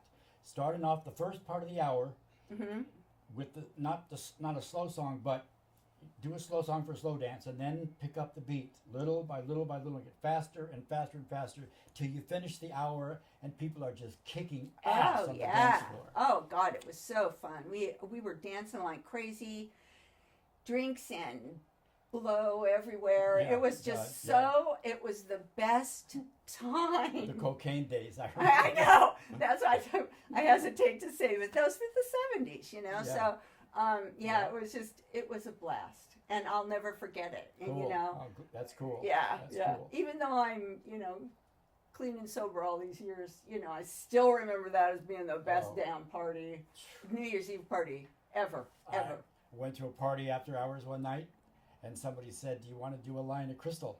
Uh-oh. And I said, "What's that?" And they said, "Well, it's a little pick-me-up." And I said, why not? And I did a line of crystal, and boy, I found my drug of choice. I loved it for a while. I did that for a while. I enjoyed it thoroughly. And I don't regret it. I enjoyed doing it. Yeah. You can't regret it if, No, not at all. it's part of your life, but I'm glad I moved on from that. Oh, yeah. That just wasn't something I could maintain, and I didn't want to. So, that was, the Halloween party I was just talking about, that party right there, not that party, but one night at Billy Bones, not Billy Bones. What was the name of the nightclub? Carlos and Charlie's. Yeah. One night at Carlos and Charlie's, there was a song which was called Superman by the Kinks. Superman, Superman, Superman. I put that on, and I had dressed like a complete dork for the night. No, really? Yeah. I looked like a complete spaz. No. And I got up on the bar to that song, Superman, and stripped down to my Superman suit. And for some reason, it was a massive hit. Everybody just loved it. They loved it. It worked. I tried that again a year later at the Bahia, and it didn't work. That was, talk about embarrassing. But anyway, that night at Carlos and Charlie's, it worked. And I ended up having a great time that night. I go home, and I pass out on my couch in my Superman suit, and I wake up about 7 o'clock the next morning. Okay? And I stand up and I look out my window, and out my window there's cars parked on my lawn. There's cars parked everywhere on the street, across the street, at the elementary school. There's cars everywhere. And I went, oh, I know. My best friend and landlord, Carlos Rios, is having a sales meeting with real estate agents from all over. He's trying to sell this corner piece of property. Oh, I remember that property. Okay. Oh, yeah. My studio apartment. Yeah. My studio apartment, his 2-bedroom apartment upstairs, 2-bedroom townhouse here, and a single-story 2-bedroom house here. I remember this. So, I realized all these cars, he's having a sales meeting with real estate agents. So I get up, I walk out the back door, across the patio in my Superman suit. You're so bad. I climb up the fence, up onto his 2nd-story roof. I don't know how I got up there. On the 2nd story of his two-bedroom townhouse apartment. Stand on the edge of his roof, and I jumped backwards off his roof, down 1 full story, and landed on his balcony. Kaboom! So everybody looks out at the sliding glass door as I landed on his balcony with my cape fluttering in the wind. Jesus. And I leaned over and I opened up the sliding glass door and I stepped in the room and there's about 60 people in there going, huh? Huh? And I said, excuse me, I just needed a place to land. And nobody said a word. They were frozen. And I walked downstairs, and I went, oh my God, I hope I didn't screw up Carlos' sales meeting. Oh, yeah, you think about it then. Stupid. Then I hear a big thump on the ceiling, and I knew exactly what it was. It was Carlos Rios falling off his stool and laughing, and I could hear him laughing, and they all started laughing. They laughed for an hour. Oh, that's lucky.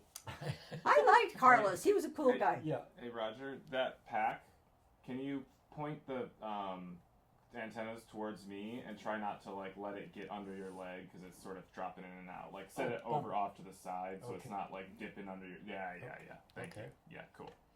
Okay. Yeah, perfect. This is so good. What time do we have right now? 4:45. Okay. Well. Yeah, we. I think we should.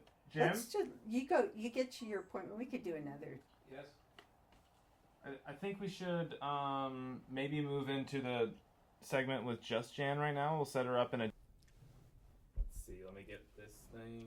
I don't know how to transition, so if you have to get me later, I'm just gonna start. I'm gonna start mid-80s, Raj. In one of these chairs. Maybe there's a little chair there. It might be easy for you. It's gonna get a good eye line for you, so. He's going to be about right here. Can you look right So I here? don't talk to the camera. Yeah. You'll do right. like Jim. Can you look right here for a second? Okay, yes. Perfect, yeah. Yeah, that'll be good. That will be dope. Dope. So I'm going to go with the some of these general questions that we crafted for everybody. All right. And some are going to be more relevant for certain people. You happen to have a long, deep, and beautiful relationship, friendship with Roger, so you have a lot of great stuff. Some of the stuff I'm not going to ask because you guys already touched on it. Okay. And we'll just have some fun with it. Where did I put my glasses? Anybody know? There they are. On my head? Right on the couch. I've become that guy. Hey, I get it. Like those commercials, you become your parents. Yep. I just keep mine on my face. That's the best way for me to go. Yeah, that makes sense. Oh, you look good, Frank. It looks really nice.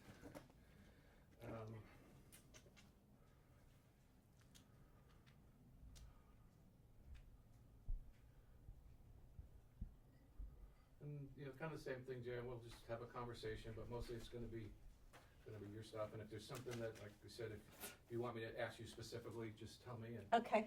And I'll ask. Okay.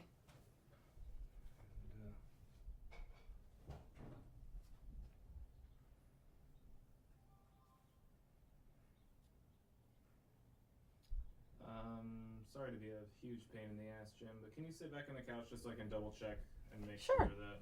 No, Jim. Oh. Yeah. Okay, look at Jimmy again. Tough call. Maybe we'll split the difference and put you like here. You already moved the chair? Yeah, I already moved it. Okay. Yeah, there it is. Okay. And roll in there, roll in here. Okay, whenever you guys are ready. Okay. Okay, so thanks again for doing this, Jan. We really appreciate you being here and all your great stories. And Roger spoke earlier in one of the segments about his first impression of you. I was wondering if you recall your first impression of him. Well, jokes. That's mainly what I always remember about Roger and his older brother too. They're like an encyclopedia of jokes. Any subject at a drop of a hat, He will give you a joke. So I know that that's always, going to be something I can go to. He always made me feel good about myself, and he always respected me as a friend. So, that was something that I really needed at that particular time in my life, saying, I felt a fish out of water in La Jolla. And it came from living in Alaska, right, to living in La Jolla. So you can imagine the culture shock. Yeah. So, it was pretty great that I felt so welcomed by him and his sister. So it was really cool. That's wonderful. Yeah. You've seen him break world records. You've seen him in nightclubs and doing performance artists and all that stuff. Known him for all these years. What would you say you find most interesting about him? Let's see. I would say that it is his courage. He is willing to do anything, and mainly, he does a lot to get a laugh, right? But he is not afraid to do anything, and I mean anything. Some of his world records were surprising to me because they were very physical, and to look at Roger, you wouldn't expect those kinds of physical challenges from him. Not that I didn't, but he was just not afraid to do anything, and anything to get a laugh. So that's what I find, surprising about him. I guess the most interesting thing is right off the bat was Hold on, I just lost audio. I might have the batteries. We'll do a little pause. Okay. I think it would probably have to swap out the batteries in your transmitter. Okay.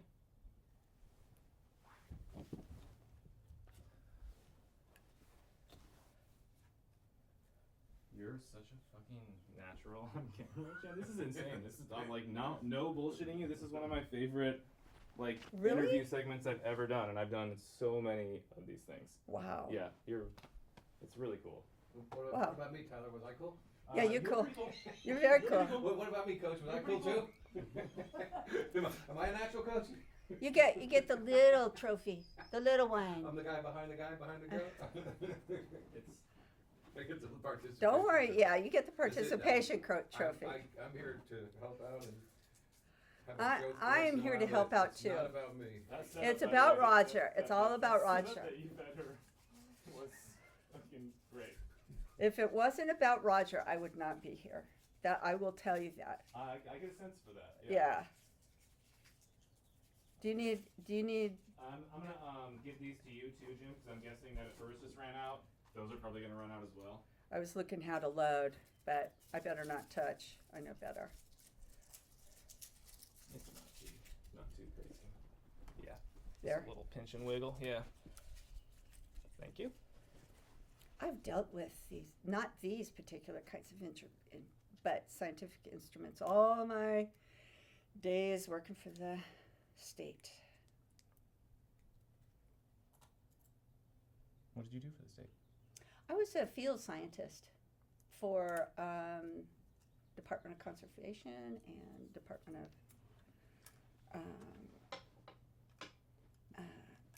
of Water Resources. Okay, I see that here. And Office of Abandoned Mines. Oh. Yeah.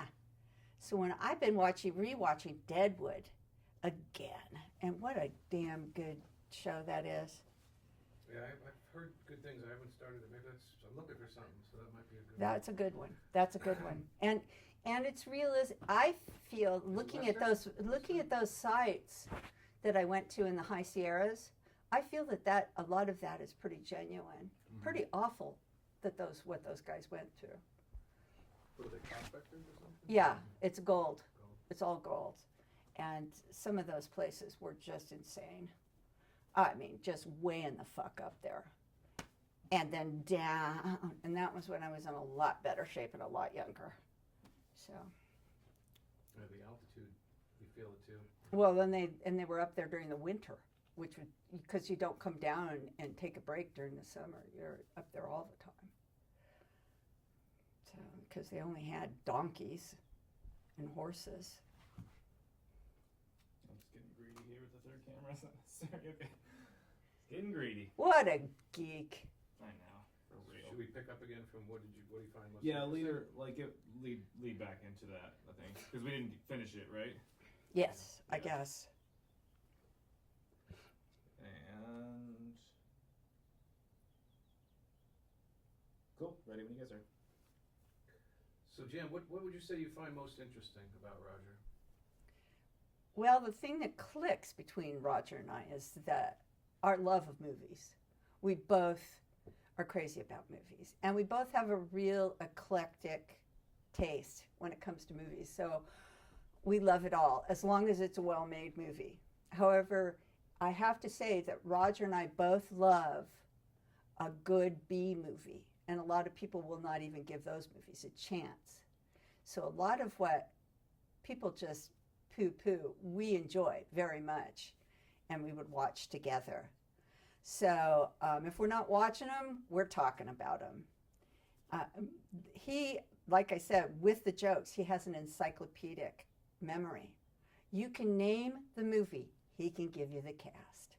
So I love that because my memory is shot after all these years. I could tell you about little scientific, things, but nothing about, many of the decades of movie watching.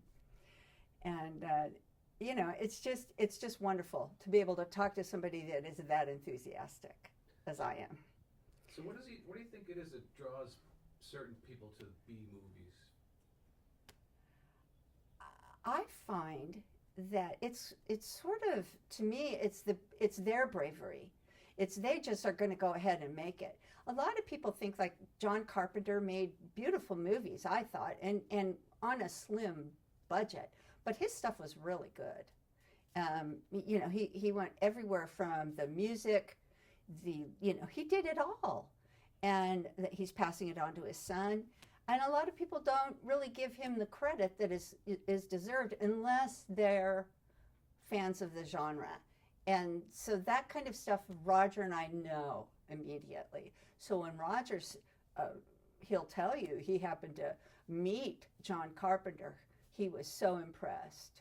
And John Carpenter was surprised that somebody knew him. So that, to me, that kind of thing is just, that's Roger, that's what makes him special in many ways. I mean, Roger is a very open and kind person, but that particular quality that he has of really revering people that make this kind of entertainment it's just wonderful. So that's one of the things we first clicked on and we still click on, and those kinds of things. Those type of filmmakers that maybe don't have the big Hollywood budgets, they still go ahead and do the best they can with the tools that are available. That's right. That do-it-yourself ethos is something that you'd say Roger really has in the way he lives his life. And exactly. Yes. Yeah. Exactly. Exactly. Do you recall the first movie you two saw in the theater together? No, I don't. We've seen so many together. I was just speaking with Rhonda about a movie that was one of the horror movies that I particularly, there's not too many that I'm afraid of, but this one I was. And we would watch them on TV. That was back in the day when you had to actually be in front of the TV at the time it was showing.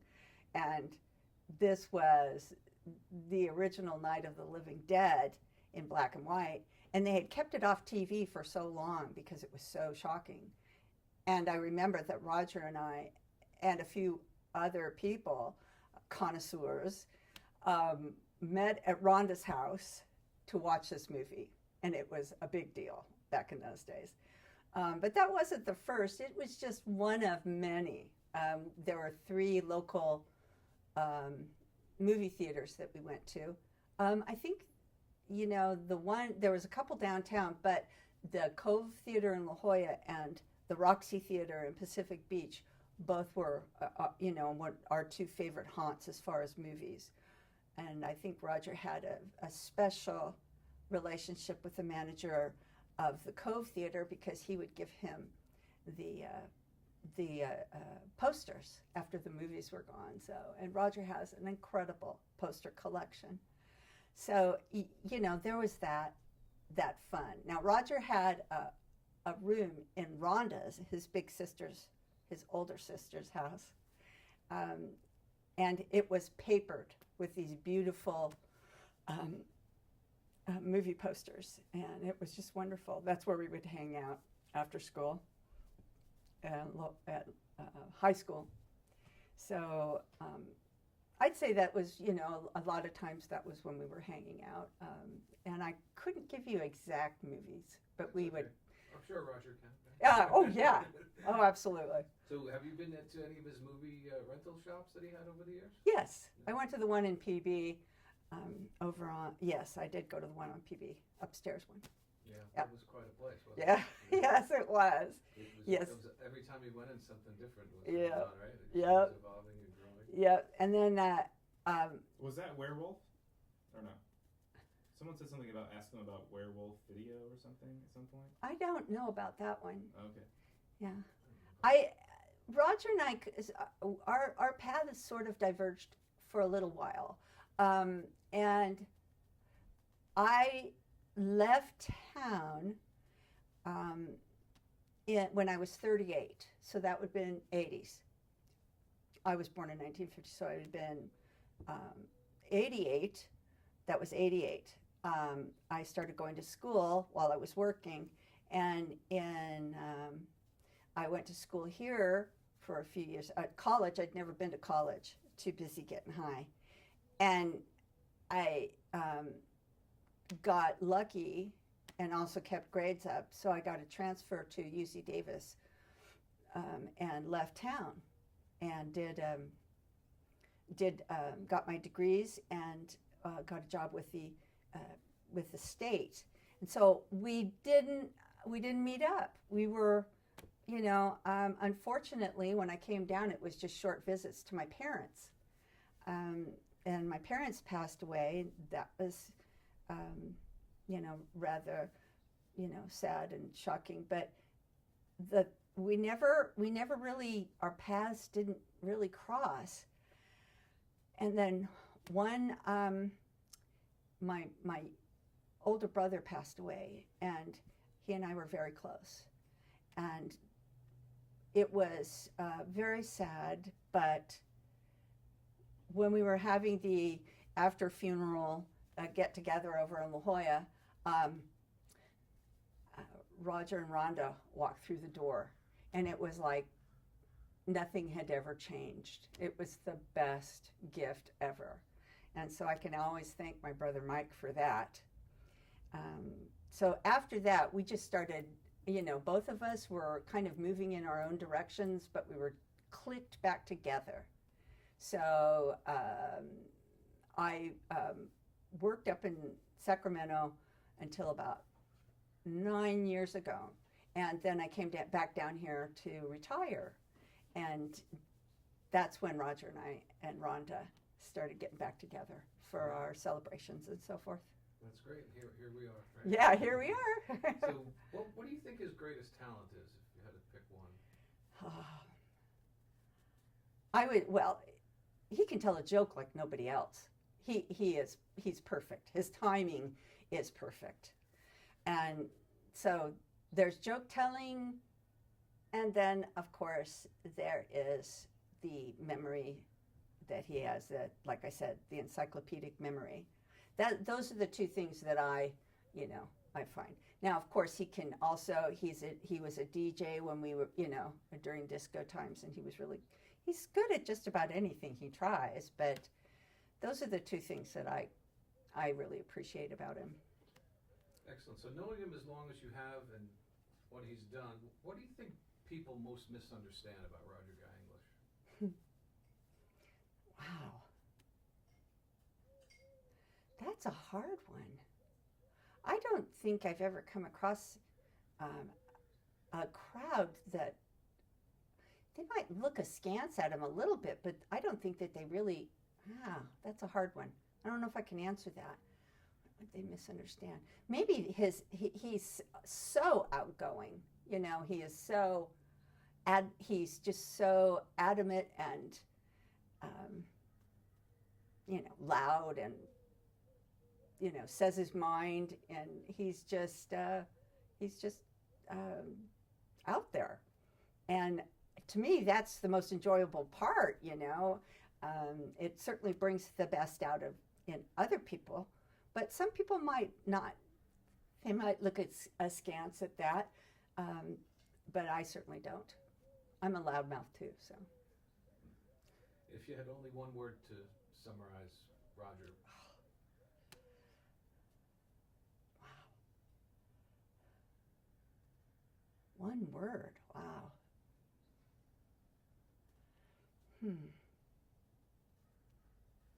I'm not a person of one word. I guess I would say vibrant. He in the true sense of the word, he loves life. He reflects all the best of everyone else. He's vibrant. Yeah. I think that's a great word. Yeah. Is there anything you'd like to look into the camera and tell Roger? Well, I love you, Roger, and I'm very fortunate that I have you and all of your family in my life. I think we are family in a way, and man, we have been together a long time, and we're going to be spending a lot more time together. There's still a lot more movies out there, so I'm looking forward to it, and love you, Guy. Beautiful. Wow, Jan. Really? So I'm not going to ask any more epic. questions after that. That was terrific, right? Okay. Any pickups that you want? Or I don't have anything, and that's Okay. never been the case in my history of filmmaking. So that was Really? Yeah. Oh, yeah, that was great. Told you I got a bit. She knows me so well. She knows me. She is, she's like the best. This woman, she is the best. All the time I was going to college, I was, newly recovering, going up to a place I didn't even drive a car. I didn't even have a car when I went up there. Had to come back down here and buy a car, and she just supported me through the whole thing. She just supported me through everything. I got a scholarship through her. This woman, during the time that we were together at the house in La Jolla and hanging out, she had foster kids too. Man, she not only had her brother, and was Romney living there too? No. But she had 2 of her own children, and she had foster kids. This woman, dynamo. So when you first heard we were doing a documentary about your old pal Roger Guy English, what was your first reaction? I was happy, and thought it was great. I thought it was great. And how do you feel about, after all these years watching films together, you and Roger are going to be in a film together? I feel great. We'll see how it turns out. You think we should go A route or B route? Oh, I think you should go A route. I'll have to go buy a dress, but We'll have a couple B elements in there. Okay. Definitely. You can wear jeans to anything these days, right? That's what I do. You can't find the right pair of shorts, I guess. Oh yeah. Shorts time is right. These are my evening shorts. What are you talking about? Yep, Oh my and my alien socks on for luck. Alien technology. How do you feel, Roger? Like $1 million. You should. You kicked ass, kid. I most have no idea. Roger, I've never one single time in my life as doing interviews just turned the camera off and been like, okay, I have nothing. I have no more questions. I have no more. It was just perfect. It was 100%. Well, The most powerful tool in the universe is sincerity. Yeah. And that's what you have in spades. You just have to shut me up. Never. And if you could fake that, you got the world licked. Yeah, exactly. You can fake that, you can fake I anything. used to sell diamonds downtown. Yeah, she could talk Diamonds? about anything. No, real Oh, diamonds. Diamonds, yeah. And she used to look at the marquee of the Balboa Theater and whoever was the manager back in those years used to put stuff up on the marquee that were just priceless. Oh yeah, they were so Can funny. you think of one? Oh my God, no, I can't. I Is she wonder over if they're filming there it? somewhere. No, but she dropped the title of that theater twice while we were talking. I know. They're going to do an interview with me at the Balboa Theater. Oh, good. So you have Godzilla. I mean, King Kong. You have that King Kong photo, right? I have it, yeah. Yeah. It's in the book.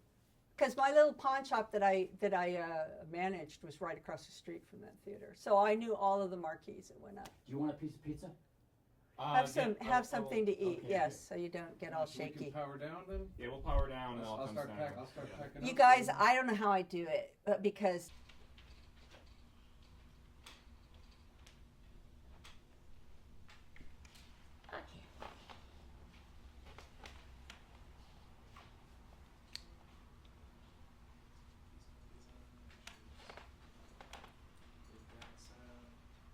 the hot seat.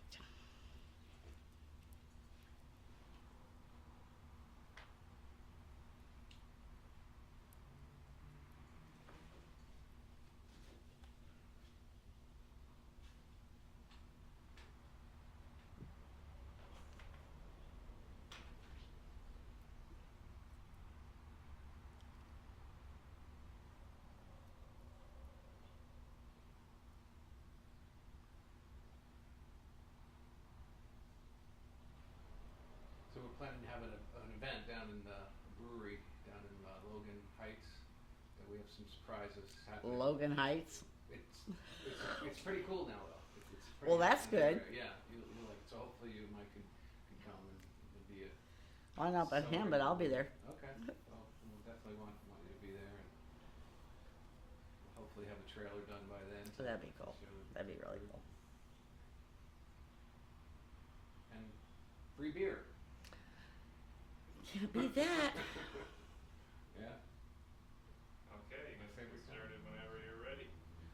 All right, I'm ready.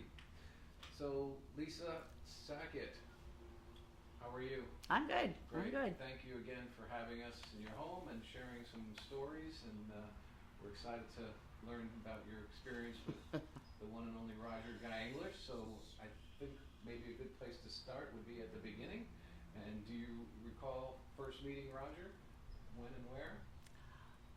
Probably the Bahia Hotel. He worked in the. They had a disco there then. Mm-hmm. It was really a cool bar.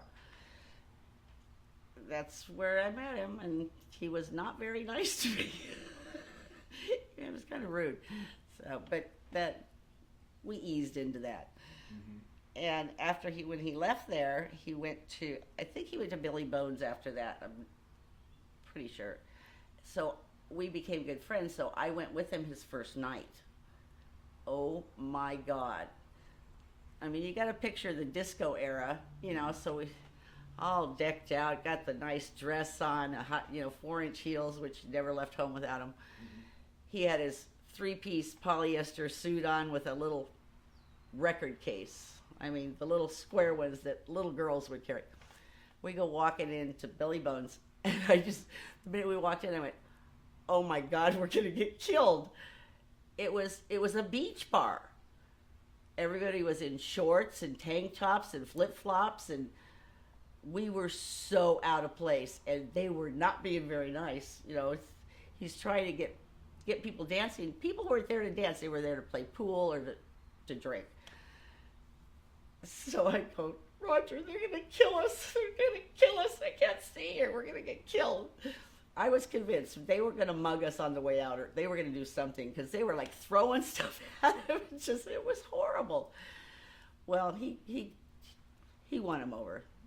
And after that, that place was packed every night. And it was the best place in the world. You didn't have to stand in line. You didn't have to pay a cover charge. I didn't have to stand in line anyways. I just walked. If there was a line, I just walked to the front. I'm the owner's daughter. Just walk in. Then you had the bouncers that would take care of you. Anybody even looked at you sideways, you just go, Big Tim. Okay, you're out of here. It was wonderful. But that first night was That was crazy. It was crazy.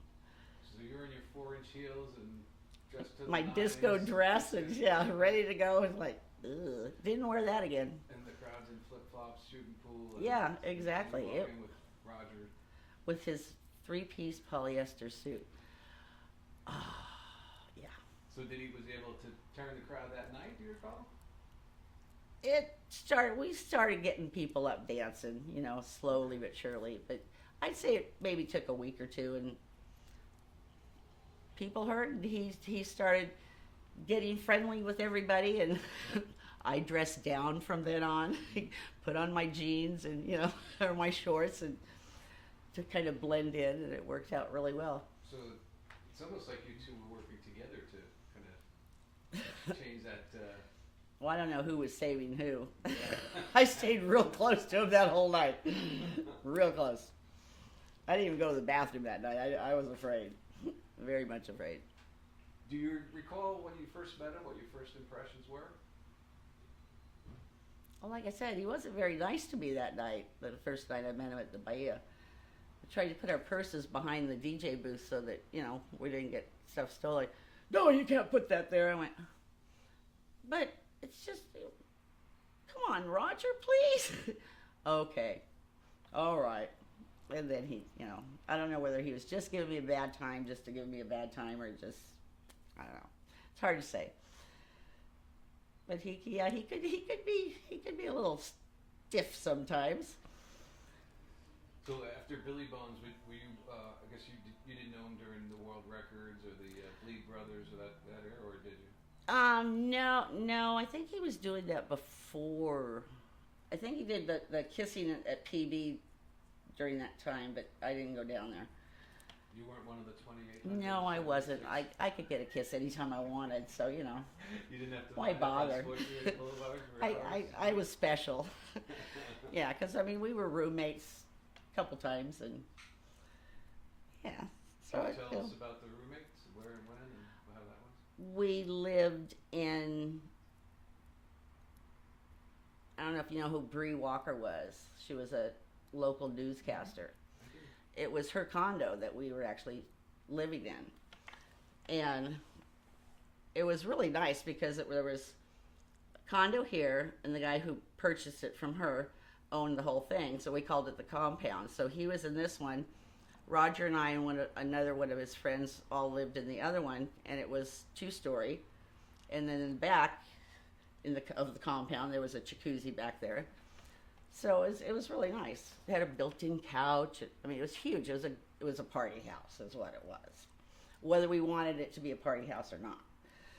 People just automatically just would follow us home, going, no, there's no party. I gotta get some sleep. I gotta go to work. No party tonight. Roger, close the door. Turn off the lights. Do something. We can't have it. I mean, people would walk into my bedroom when I'm trying to sleep and going, really? Really? Get out. Leave me alone. You can only do that so much. And when nobody was around, we'd sit around in the living room just shooting our kamikazes, and that was our drink of choice back then. So he was wonderful. Roger's my guy. Couldn't marry him. Had to marry 4 other guys, so, you know, what could you do? It was better not marrying him. So you have a unique perspective having lived with him. Like, can you just what would people be surprised to know about when you're living with Roger versus seeing him in the clubs? He's no different. He's absolutely no different. He's not awake during the day. He only comes out at night like a vampire. But he's very caring. He's when I was sick, he took care of me. You know, when I was upset, I had his shoulder to cry on. He was just the best friend I think I've ever had. You know, he just is a wonderful man. That's great. And kept you laughing too. So then that was the first time, and then where was the other time you lived with him? Well, the second time didn't end up so well. That was not pretty. I had a guy move in with me that I unfortunately ended up marrying and got divorced within a year. but he threw Roger down the stairs, so that wasn't good. Jealousy type thing? He didn't want anybody talking to me, period. You know, one of those kind of situations. Very abusive. So we got rid of him, and that kind of was when Roger and I kind of separated a little bit. I didn't see much of him after that. When was the last time you saw him? He was over here one time after we bought the house. I think my son was maybe 2, my daughter was 5. They thought he was just another big kid. You know, they were having a blab.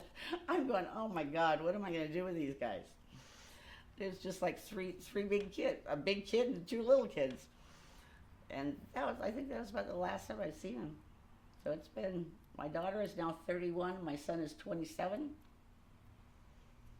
So it's been over 20 years. Okay.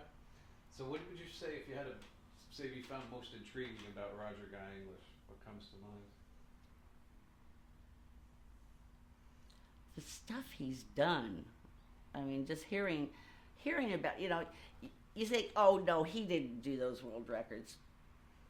They had him in the Trivial Pursuit game. They had a question about him. I went, oh my God, he did. I just wanted. Sure. So he wasn't lying.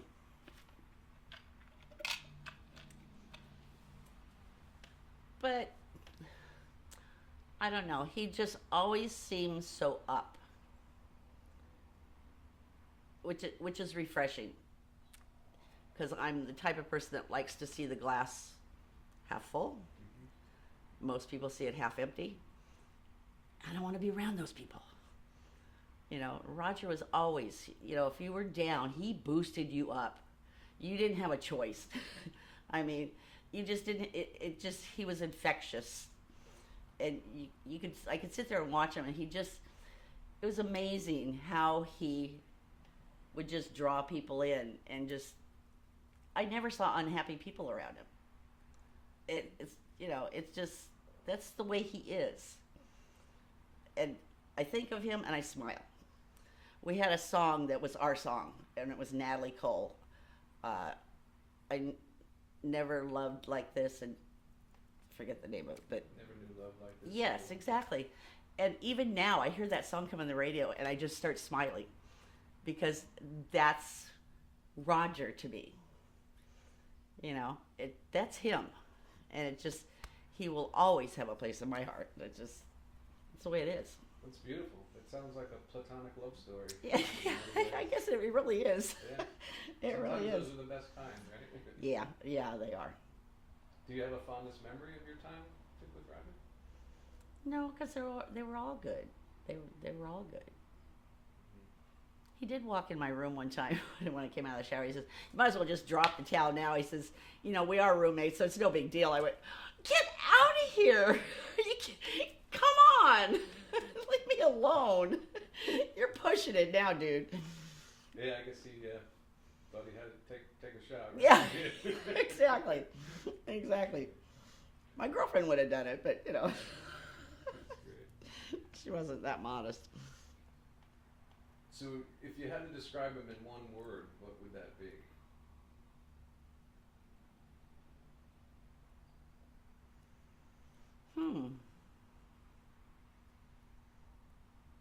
Have they come up with that word yet?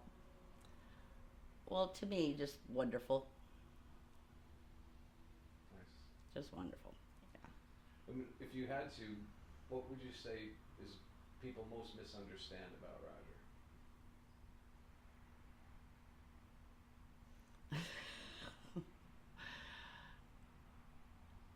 That he's not just a wacky, eccentric person, that he really is a good, decent, semi-normal person. And I do mean semi-normal, you know, as normal as you can be. And what elements do you find are somewhat less than normal, shall we say? Well, not going out in daylight, you know, I remember that. He never put on weight, which really upset me. Like, I don't even know if he even ate. I tried cooking for him so he would put some meat on his bones, but I don't know. He just was so animated. That's hard. That's really hard. He's just special. I've never met anybody like him in my entire life. Then they broke the mold. They definitely broke the mold with him.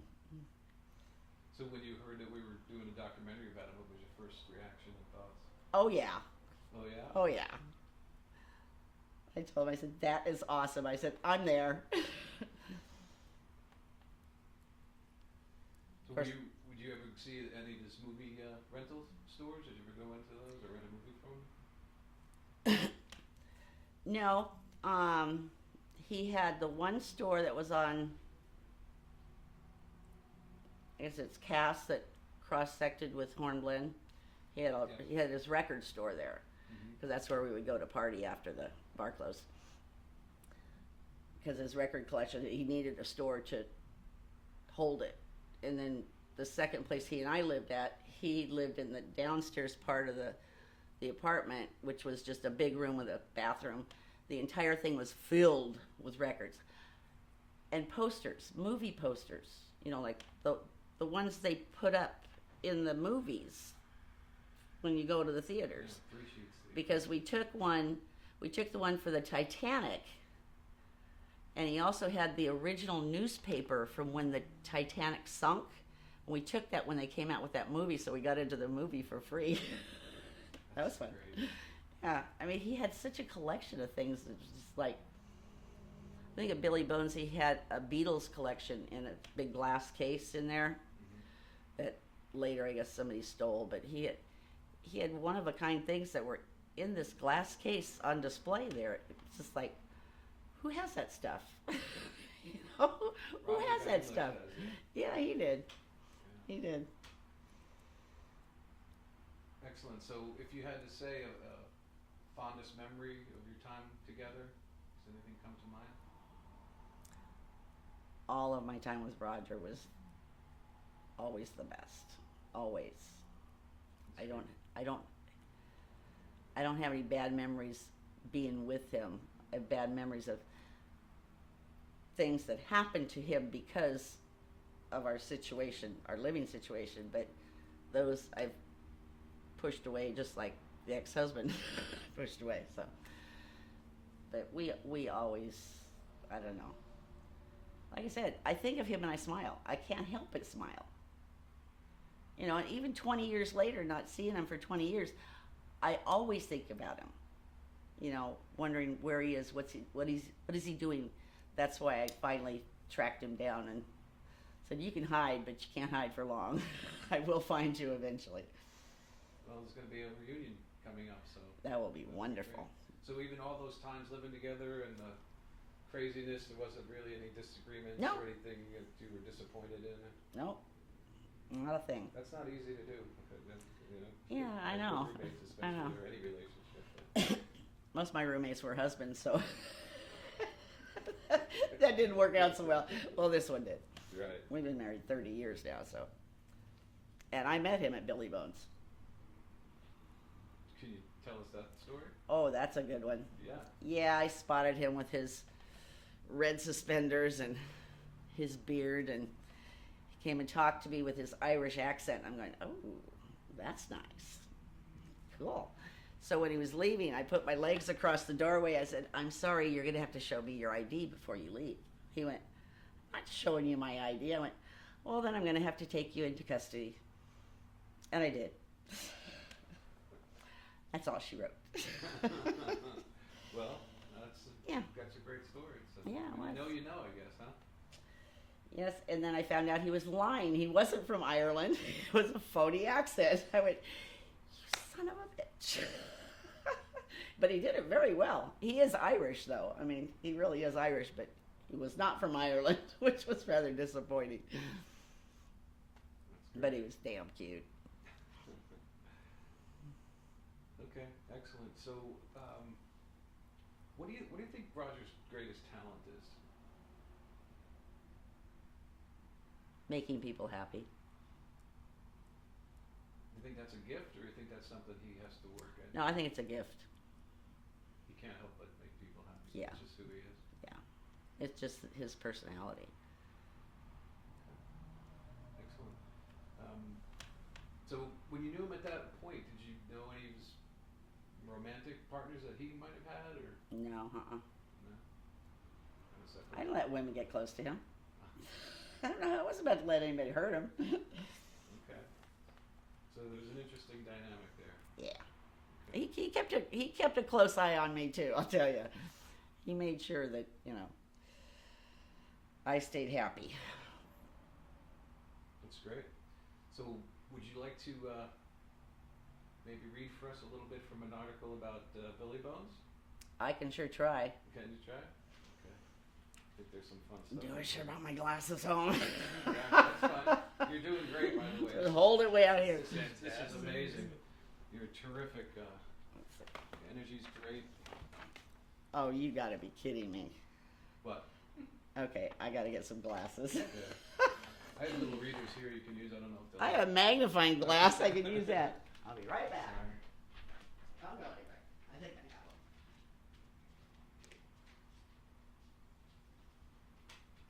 Oh. Hey, Mike? Yeah. Can you go get my glasses out of the console of my car?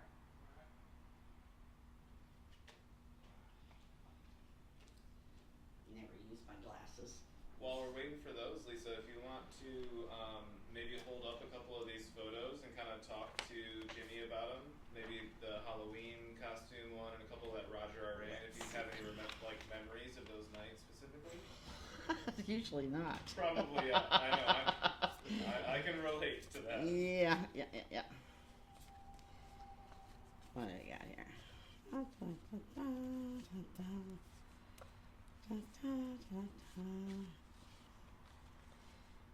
Hairdos. Hairdos. Oh, here's a good one. This probably isn't in Billy Bones, but it's probably After Hours. Halloween. Probably 87, 88, something like that. Might have been back at the record That's me store. right there. As the maid? The cute one, yeah. Cute maid? Sexy The maid? cute little maid. Yeah.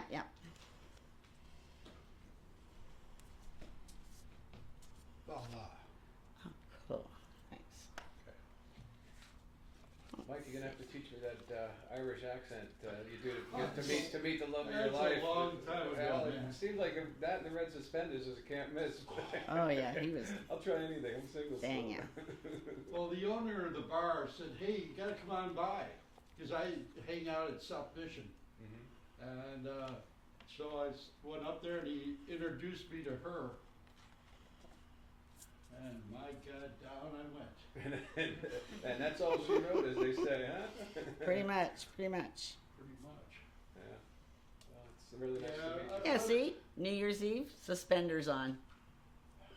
Oh, See yeah. all that curly So hair? That's you and Mike? Yep. Oh, that's Well, that's terrific. back when I used to run the tree lot at Home Depot, so I'd be wearing suspenders because I'd be cutting all the trees. Oh, right. Okay. So it was function as well as fashion. Yes. Okay. There's New Year's Eve, 1988, me and Roger. That's a beautiful picture, too. Yeah, I love that picture. That's one wild dude. Wild dude. Yeah? Why do you say that? Mic him up. Mike, yeah, really. And I don't even know him that much. Well, that's one of our ongoing things is as people learn about him and they say, this guy's fascinating or wild, and we say, you don't even know that. I don't even know that. And this wasn't really even a costume. This was how he really looked with his shirt off. Seriously. At least that's what we thought. Yeah. So, Mike, what was your first impression? Do you remember? First impression. Yeah. Well, there would be a crowd of people trying to get into the bar, and we always came in through the back door. How'd you get in the back door? Because, well, we knew everybody there. I went right through the front door. Oh. I don't do back doors. Oh, look at you. I didn't have. So you were one of the surf guys that were there before it turned to be what it became when I showed up in '89, more of a nightclub. You were one of those.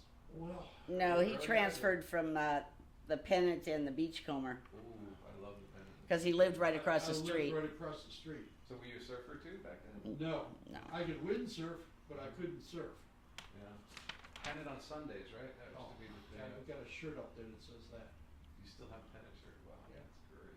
Is that still open, I wonder? Yeah, sure it is. Yeah. Sure. Wow.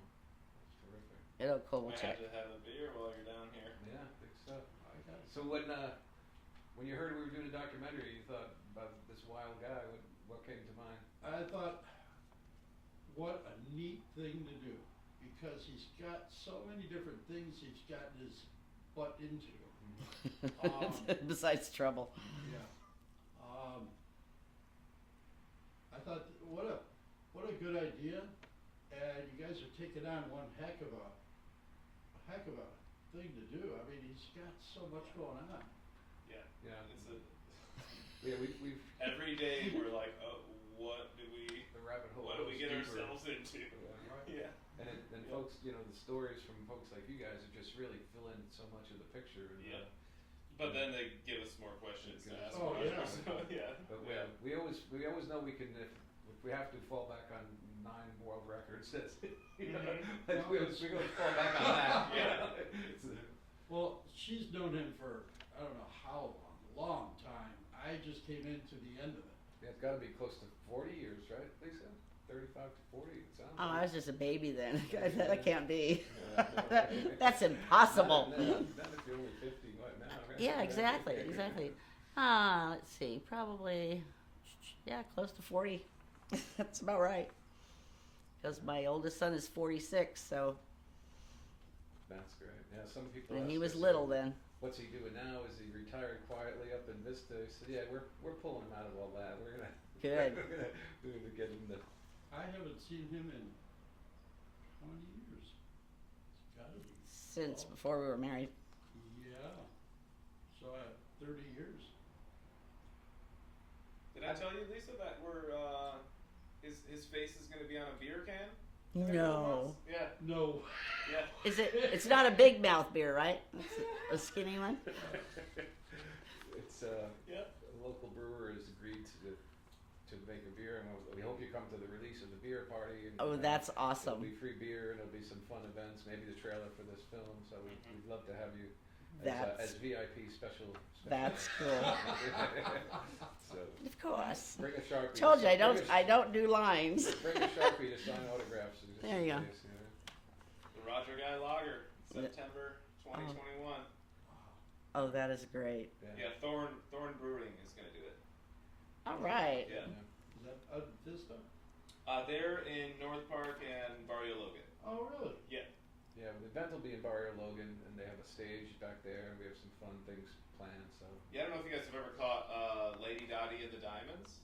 No. You know her? Okay, so she does like a really kind of high energy soul act, like a lot of 60s, 70s stuff. And they're going to be playing some music, and we're going to try to get everyone in the place to do the twist because of this twist record, you know. Cool. Bring it home. Yeah. So, yeah, you're going to be cordially invited. Oh my or you are God. cordially invited. I'm in. Yeah. Sounds like I'll have to call work at. Yeah. Yeah. I seem to be. Sometime in September, you're going to have a little bit of a. It's a third. I know it's a Thursday. I don't know. Asymptomatic. He has no I don't know. problems with that. Oh, the sun came out today. I'm not going to I work. don't feel good. COVID, yeah. Yeah, what's the matter? I don't feel like going to work. That's what I'm doing. Not free. Yeah, it's going to be fun. It's going to be, I think 30 years is. Who wrote this? We don't know. We found it, but that'll be wonderful. And he'll love to see you guys, and we're going to get a lot of film of that and the 30 years, and it'll be nice. And it's going to be a reunion of a lot of different people from a lot of different eras. That's so cool. That'll be really special. This is an article about Billy Bones. This is terrible. The guy describes it as you. That's kind of how it was when we first got there. Yeah, that's what I'm saying. Yeah, I don't there- know that to be like that. But There you're was like, knockdown, drag out all the time. And I probably knew the two bouncers that were Right. bouncing Yeah. people. Yeah, Big Tim and yeah, Dennis. Timmy, Meanwhile, Mike's slipping in the back door, right? Yeah, exactly. Not dealing with that bullshit. I mean, chased out of know the me. bathrooms by the cockroaches. They know me. Oh, yeah, when you actually put up put up what? He put up a curtain for the girls, right? No, they took it down. Somebody ripped it, so they never put a door back on or anything. It was terrible, very impersonal. It's like, and then you got the cockroaches chasing you out of the bathroom. It's like, oh great, I'll hold it. So was Roger there when you were going there? Yeah. Back there? Oh, yeah. Do you remember the blue truck in the back there that he was kind of magical mystery van that he was living in back there? Yeah, he had it on the far end of the parking lot there. Oh, where the dentist office and everything was. Right. Boy, that's a flashback. Yeah. We have a lot of those. We're from, well, I do. I'm from the 70s. Yeah. I'm from the 60s and 70s, you know. Sure. Those flashbacks will kill you. There was some fun things happening back then, musically especially, right? And culturally, and San Diego must have really been coming into its own, I would imagine. This is good. Give us your favorite lines. It says, after recovering from the momentary distraction, I began to take in the surroundings. This, as anyone who has been there can attest to, is no small feat. Billy Bones' decor resembles a major nautical disaster. That's good. What was the bar there on Sports Arena? Foggy's Nursing. Foggy's. Same thing. Same thing. Yeah. I think that's where It looks like someone blew up 2 or 3 ships. I think they did. Were you responsible for any of that destruction? No. I did go into a lot of Foggies because I worked at Sports Arena Home Depot, and so we'd go in there and get sandwiches. They did a good sandwich, and so I come in there at night, but it was mostly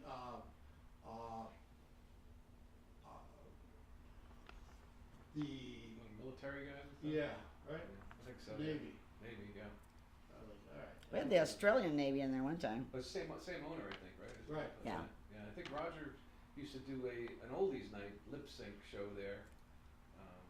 That you may have seen and not known, or maybe. I bet. Yeah, he was in a few competitions lip syncing. He was supposed to be in one at the old Sunset Bowl at Volcanoes. That was at the end of Claremont Drive, and the song he did it in blackface. They wouldn't let him do the blackface. Yeah. He says, well, it loses the whole thing if you don't do it that way. But Did either of you ever see him as Teen Angel, the character that he had? No, but he and I went to a Grease party one time. I went as Sandy, and he went as Danny. Danny, yeah. I made a much better Sandy than he did a Danny. Oh, is that right? Yeah. Because he was saying that he thought his Danny was like pretty strong. Apparently, there's 2 sides to this. Yeah, but think about it. If you look like when I look like these pictures, I'm a Sandy guy. So I wouldn't have been noticing how good he was. Yeah, I can go, hey, stud. Oh, Yeah, I had that down. So where was that? I forget where we were at, but we actually were the best Sandy and Danny in the whole room. Some of them, it's like, oh my, you better go home and rethink this. So you carried him through that one. Oh, yeah. Of course I did. Did you dance with him? I always dance with him. How was that? Crazy. That's probably why I have a bad knee and have a hip replacement. Yeah, he could really swing you around. It's like, Roger, my legs aren't as long as yours. They're almost as long, but not quite. Slow it down. So can we count on you with Roger for a Oh, hell yeah. slow twist? I mean, it's just Yeah, safety first, but Yeah. but just a little twist. Yeah. Just put me on a twisty chair. That could work. And I can twist all night. That could work. Might have to. This article is something else. So I want to know who wrote Do you this. refute any of those comments, or do you? Kinda, yeah. I guess everybody's memories are their memories, right? I thought it was just a fun party bar where everyone was in good spirits. Oh yeah. There'd be a couple of clowns, but yeah, someone has we'd too walk many. them out. Yeah. They had good bouncers in there. I mean, they made sure that people didn't get out of control, and if they did, they were escorted out very quickly because these guys were very, very big, and very hairy. Yeah. Always felt safe in there, no matter what. Once we got over the initial first week or two, where our lives were being threatened by beach people. You must have made quite an entrance in the white leisure suit with the Oh my Malibu God. Barbie record pack. He and was the skipping. He Euphoria went suit. skipping in there, literally skipping, with his little pink square record, 45 record case. I'm just going, oh God, please don't do that, Roger. You're gonna get us killed. I'm looking around, people are going, what the hell is that? And then they had a few choice words about him that we don't use in this house. Right. But yeah, we survived and probably made Paul a shitload of money. Paul. The owner. Paul's a pretty cool guy. So Paul has I don't know if he still has the schooner, I'm not sure. He has an old 1900s 90-foot schooner. Konakai? No, he's out there by the sub base, the amphib base. And so I Point got Loma. into this, helping race schooners. Oh, wow. And that's how I met Paul. And Paul brought a bunch of schooners over to Mariners Cove and dropped sail right there. And so I got to meet a whole bunch of other sailors. That's how Paul says, hey, have you ever been to my bar? I said, what is your bar? He goes, it's up in PB. Really? So he goes, go over to Hornblood and you'll see it. So that's when I went in, and that's when he introduced me to this lady. He didn't introduce us. Yes, he did. What do you think? Marla wasn't there yet. Some people don't need to be introduced. Bye. Any other lines you want to read from that? No, this That's good. is pretty interesting. I noticed it's anonymous though. Person needs to put his name in here. Yeah. Because he was not painting a very pretty picture of Billy Bones. It wasn't a pretty place, but Yeah. they did finally replace the I dance guess floor because maybe people it were wasn't- tripping and hurting themselves. Maybe it just wasn't his kind of place. I guess not. Yeah, I took a few people there and they said, you go here every weekend? I'm like, yeah, isn't it great? I'm never going in there again.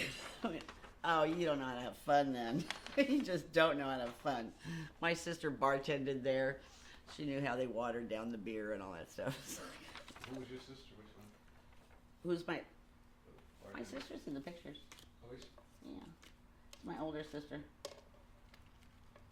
She always tries to say she's younger, but she's not. So yeah, she worked there for a little bit. So we were probably there at the same time, and I probably. And it was cheap. I mean, talk Yeah. about it. We could get That a carafe of wine for like $3. It's like, yeah. It's the only thing that wasn't watered down. Kamikazes all the time. Oh yeah. Do you remember Wally, his brother that works there? No, that's my sister, Oh, okay, great. the dark-haired one, with Mike and me. I think that was my 35th birthday. So it sounds like you enjoy dressing up, Halloween, kind of that kind of stuff. Oh, we used to love it. We loved dressing up for Halloween. Went in there one time as a black cat, and my best friend was wearing the maid costume, but I had a collar on it with a leash. She kept, I'm going, no, you're choking me, because all I was just wearing a black leotard and tights and 4-inch heels, of course. Had to have the 4 and ears. Went in as a sailor one time, 50s pit-up sailor. Yeah, that was fun too. I had a few people wanting me to join the Navy at that point. I was just like, yeah, okay. They wanted to ride the waves, is what they said. I'm going, not funny. Have you ever seen or Roger do anything that people wouldn't believe? That just sounds too strange, crazy to even be true. Well, I'm finding it hard to believe that he swam the Mississippi. I didn't know he gets wet. And apparently it was during the day. And that's that's supposed to be one nasty river. Yeah. Very dirty from what he told me. Yeah, that's what I've heard. But as far as your time with him, any No. comes to mind? No. Any other stories or memories you want to share with us? Walk us through like a couple of the wildest parties. People always like a good party story. You don't have to name names. But Yeah, you I don't, good, because I probably can't remember them anyway. I was probably too drunk at that point. Well, usually what we would do is we would go to either his store or our house or somebody else's house. We'd party all night. Then as the sun would be coming up, we'd go, okay, well, the strange door must be open by now. It's got to be 6:30 in the morning. Let's go to the bar.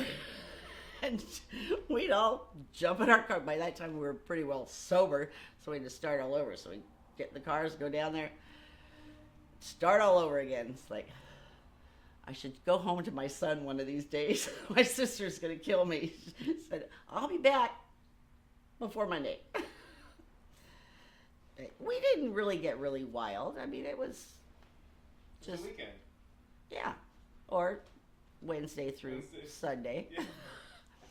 The worst part is Thanksgiving, no bars are open. You have your dinner, going, okay, let's go. First time my girlfriend and I were going, okay, we're all ready. We can go down there. What do you mean you're closed? Tomorrow's a holiday. There's no work tomorrow. Open the doors. It's like everything closed up. What the heck? People still need to drink, right? Yeah. That sucked. I really hated that. I can relate. I bartended for 11 years, so there were It made no sense to me whatsoever. times that upset me a lot as well. Yeah. I got a day off. I never got Thursday fucking off. Thursday's one of the best days to go out. Yeah. It's Monday's kind of Tuesday, Mondays but Wednesday through Sunday, oh yeah, we were there. And then we go to work the next day going, I can do this. And I sold insurance, so it was like, I'm still in insurance. It's like, I can do it. Now, not so good. So what? Wine, kamikazes, what else? Yeah. Usually kamikazes. Shots of tequila. And we always took my sister because she'd have one kamikaze and then she was on coffee the whole rest of the night because she's a really cheap drunk. Boom. Yeah, so we had our designated driver every time. Worked out great for us. We could drink all we wanted. That's great to hear your memories, and you're so animated when you tell the stories. You can see the joy and the love in your voice and your eyes. I'm really surprised I can still remember some of that stuff. It just starts flowing back. Yeah. Well, There's some good times, really good times.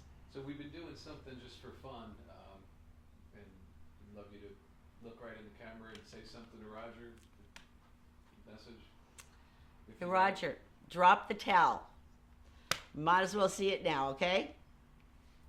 Turnabout's fair play. I love you. That's beautiful. Could you say full tilt boogie daddy-o right into the camera? Full tilt boogie daddy-o. Dope. Can you give me another dope? Dope. And one more. Can you give me a bitchin' daddy-o? Bitchin' daddy-o. Beautiful. Lisa. Lisa crushed it. Crushed it. That was awesome. Thank you so much. Cool. We were trying to talk about, do you remember when he used to go, bitchin' daddy-o? Yeah, oh yeah. You remember that movie? Oh yeah. Oh yeah. Well, the dope, I mean, even every time I send him something through Facebook, first time I read something he said and I responded to it, he goes, dope! I went, oh my God, he's still doing it. Good. He hasn't changed at all. I love it. Show that thing real quick with the, like you said, bitchin' daddy-o. Bitchin' daddy-o. Yes. Yeah, he was. I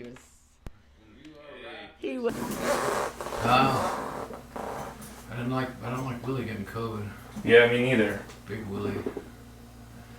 But he's been working out. He hasn't smoked cigars in 2 years or something like that. Oh, that's good. Yeah. You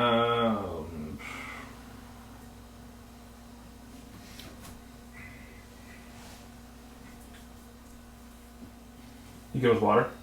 Uh-huh. Okay.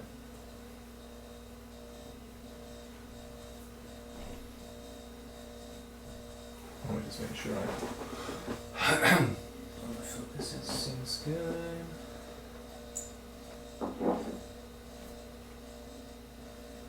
Yeah. Okay. Full Tilt Boogie Daddy-O. Yup. Can you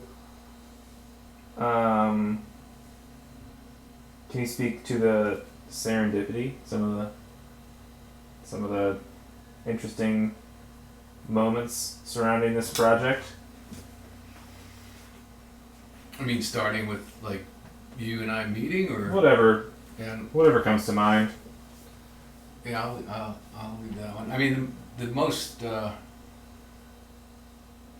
strangest or interesting serendipity for me was we walked into the old Rent-A-Movie. I think it was early on, one of the first days, and it was now a liquor store, and the old convenience store is now the Buffalo Exchange. So I bought a Gatorade or whatever it was, or bought a cool drink, and I asked the person behind the register. They said they've been there for 20 years, and they used to own the convenience store next door. And I said, "Oh, you must know Roger Guy English." And the only other person in the store pops out from the end cap and goes, "I know Roger. They're making a movie about him." So that was strange, but yeah, I think that was probably the number one for me. Yeah, that was bizarre. I wish I wasn't there so bad. Did you even hear that, or were you out of earshot? I was outside. Oh, so you didn't hear it? Yeah. It was great. It just popped right out of the end cap. "I know Roger. They're making a movie about him." I'm like, "Really? They are?" Meanwhile, Tyler's outside with the camera and. With Roger making a movie about him? Oh no, was Roger not there? Roger wasn't there. Because we were on our way to Mr. Kilroy's. Yeah. Yeah. So that would have been day one. That was the first. No, Mr. Kilroy wasn't on day one. It was Sally, Lisa, and Jan on day one. Oh, was it? Mr. Kilroy was day two after Bonnie. Oh, okay.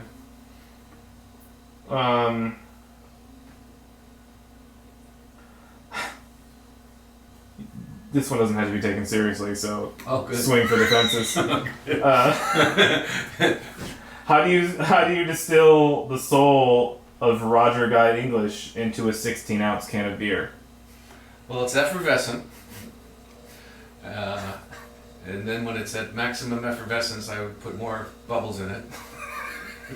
Whatever the legal maximum amount of effervescent, bubbly goodness, I would put that amount in there. As far as the flavor profile, it would have to be light, airy, easily drinkable or digestible, enjoyable on a hot summer day, and you got to be able to dance on it. You got to can't weigh you down. You got to be full tilt boogie daddy-o. You got to be able to move and feel those bubbles.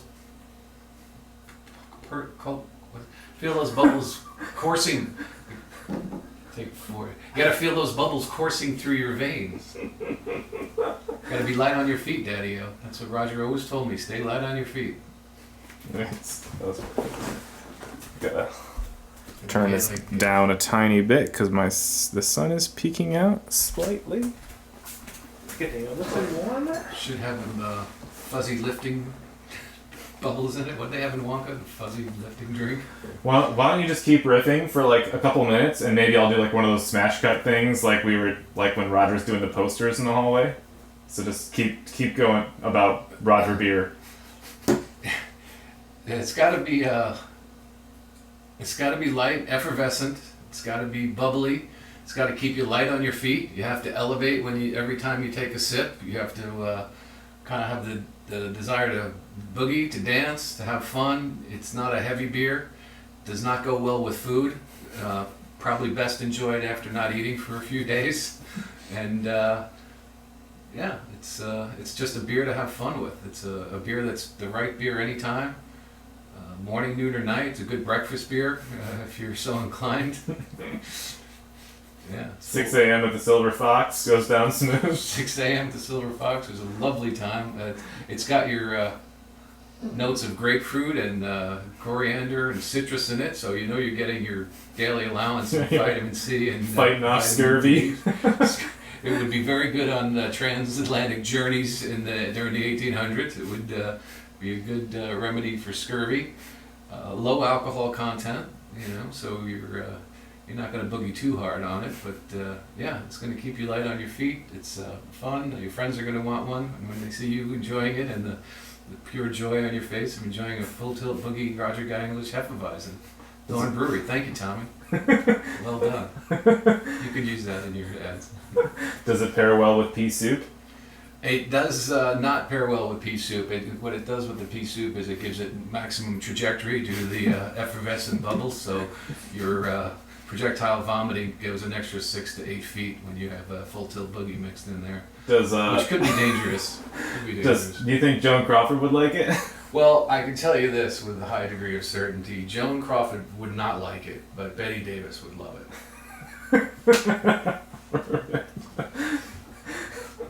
That was great. Let's see.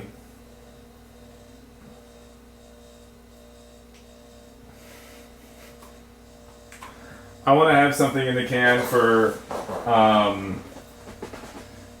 so we got like a couple kind of cold opens right now for the movie, right? There's like the roar and the him talking on stage, the Bleed Brothers, and then it goes into the 1971, here he is in the bed, and then there's the words flashing, and then there's the dramatic. So it just like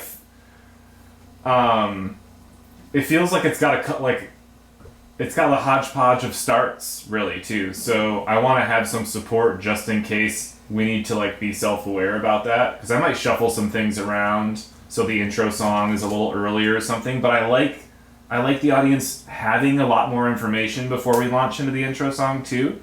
So I wanted to have a line kind of similar to like just you being like oh, are we still working on the intro right now? And then it goes do do do do do, like the movie, like maybe there's something like let me set you up here.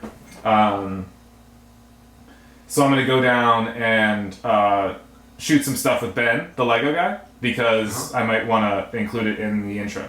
Okay. So the intro is still ongoing? Because it's about, what do we have, 45 minutes intro now?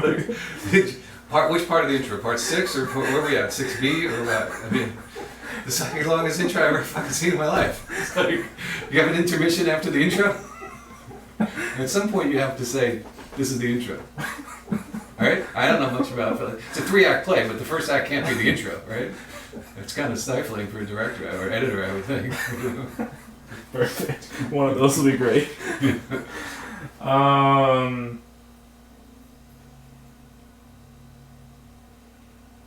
Oh yeah, hit me with I think you kind of already did this earlier, but just for the sake of having it in like a condensed soundbite, hit me with something to the effect of, and keep the intro thing in mind too, because we're rolling off of all the people are going to be talking about the world records as the hook in that twist part. Uh-huh. So with that in mind, come off of that with people hear about all these world records basically, and they think, wow, like what a fascinating story, like who is this guy, and like either they don't know the half of it and like, oh, just you wait, or something to that degree. Mm-hmm. Yeah, I mean, people might focus on the world records, and they're definitely valuable and they're definitely important, but that's not even half the story. I mean, in some ways, it's the least interesting part of Roger's journey, and I think one of the things that you really early on helped shape the direction was I really saw it as that being the core of it was the records, and he did this, then he did this, then he did this, then he did this, and you very insightfully said, I'm not as interested in those things. I want to know who he is and why he did it, and maybe you could speak to like how that came about in your mind, because I didn't see that. I guess that's kind of where I operate in any story, really. I feel like if there's going to be criticisms about some of my movies, it would be like not a lot happens. You know? Yeah. Like, Yeah. I mean, think about Dance Until She Died is like nothing really happens in that movie Yeah. besides she's having a struggle to start something, which she does. Right. And then she finds inspiration. And so she's able to begin. Like, that's all that happens in the whole movie. It's like 11 or 12 minutes long. So I think that I'm always going to lean into like, who are these people ahead of what are they doing? You know, and a lot of times what people do informs who they are. So I think in Roger's case, it's a pretty good 50-50. The records are certainly not the whole story, but they're a big part of it. Clearly. Yeah, but I guess when you like I said, you insightfully talked about, well, but why? You know, why does someone do that? You know, what is the true motivation? What is the person? What is the boy inside the man, and all that? And I think that's really made all the difference in the gravitas and the weight of the story, and revealing just the wonderful, positive person that he really is. And that was a revelation too, as we went through the process of just seeing how many people he's affected deeply. I used to say, in my own quote was, you can measure the quality of your life by the number of people you touch deeply.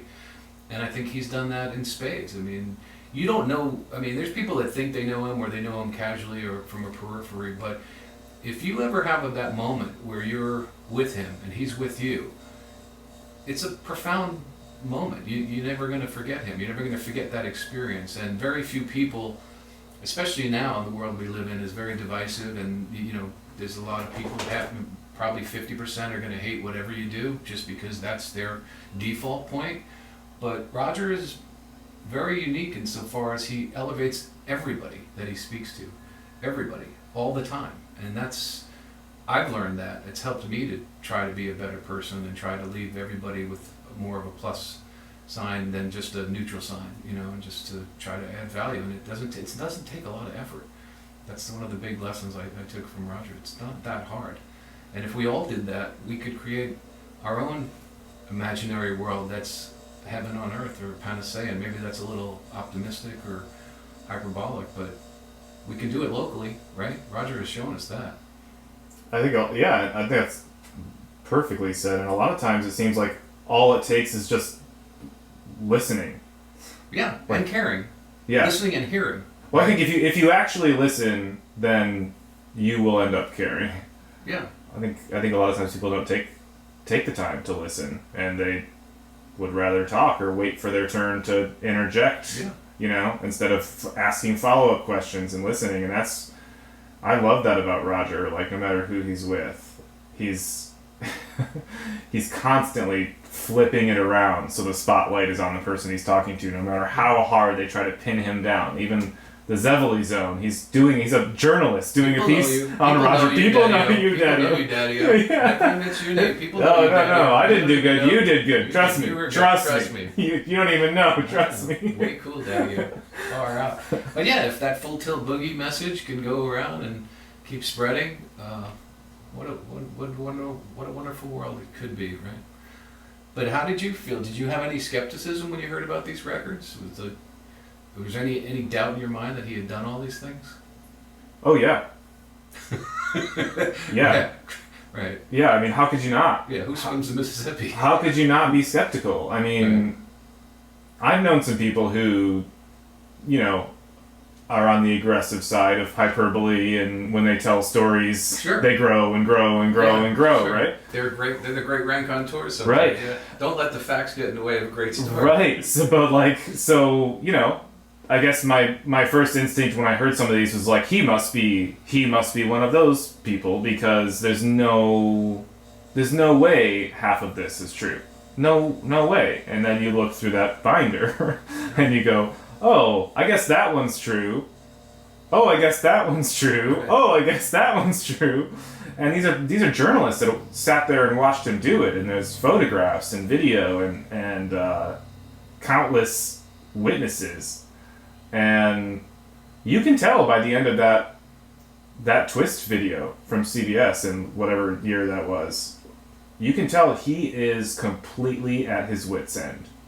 Like, his eyes are kind of rolling around. Physically, mentally, emotionally, he's just drained. Drained. He's the real deal. and I'm sure he adds some color here and there, but. So you're an athlete. You've been around great athletes, natural athletes, people that worked real hard. How do you account for a guy that never played organized sports, never was on a team, never worked out, and is able to get in a pool and tread water for 18 hours? I mean, how do you account for that? I'm not a fish. I've never been a surfer. I mean, we had a pool when I was growing up, but like, it didn't even have a deep end. So I can't even wrap my head around what it would be like to tread water for 10 minutes, I don't think. I think some Navy SEALs would have some good insight into that, Tim Breen being one of them, but I've walked like from one city to the next in Michigan for 7 hours with Rumman and walked until the sun hit a certain place where we thought we'd catch the sunrise on the way there and the sunset on the way back, and just walked with the sun all day. And that one day was fucking draining. Yeah. And he did that for 2.5 months. He walked to Canada. That's the one I can relate to. You know, because I can't imagine staying awake that long. If I'm awake for a day and a half, I am tripping. I don't think straight. Like, right. I make shitty movies. Like, you know, yeah. But the walking one, I just got a little taste of what it's like to just walk all day, one time, and to do that for 75 days in a row does not seem possible. With zero training. Zero preparation. And zero snacks, really. And not quality footwear, let's be honest. We're never going to get to the bottom of what kind of shoes he wore. It's funny, for a second, I found that quote of Valerie's where she's like, talks about the DBs, the desert boot shoes, you know, and I had it in... Chuckas, are they called Chuckas or something? Yeah. And so I had inserted that after Sally's quote, but it made it way less funny. Mm-hmm. Like, the quote is funnier when there's no response to it, and the story just chugs on through, you know? It was like, it ruined the moment. Yeah, and I think that's a great point. You talk about Valerie, a 17-year-old girl.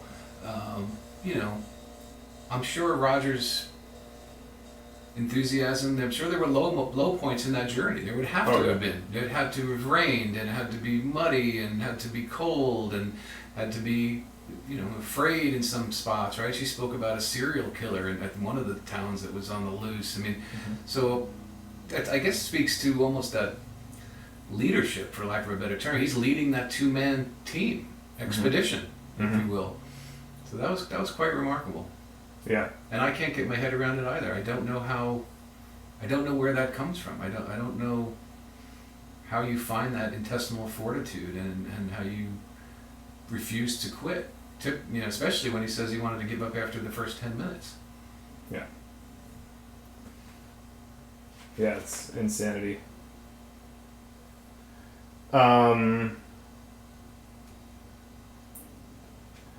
Before we move on from this one, I know it's a little bit in the rear view right now, but people hear about the records, you don't know the half of it kind of thing. Can you give me that with like a really sort of like a condensed and super upbeat, you know, try to keep it under like 10 seconds or something, as maybe like a launching pad into like the intro song?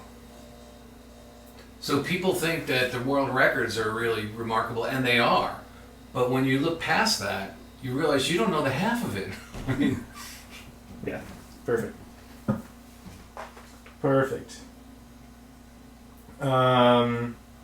Seeing him in the, what is this, same band about, what is he does? Okay, so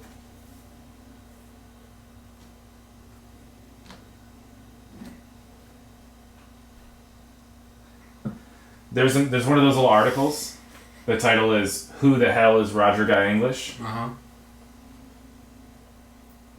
Do you think we're going to be able to answer that question? No, it's not possible. Sorry. Sorry, everyone. I encourage everyone to experience him, But no. We're gonna do the best we can to make a movie, but the question, who the hell is Roger Guy English? That's for you to decide. Yes. Yep. Well said. Okay. Cool.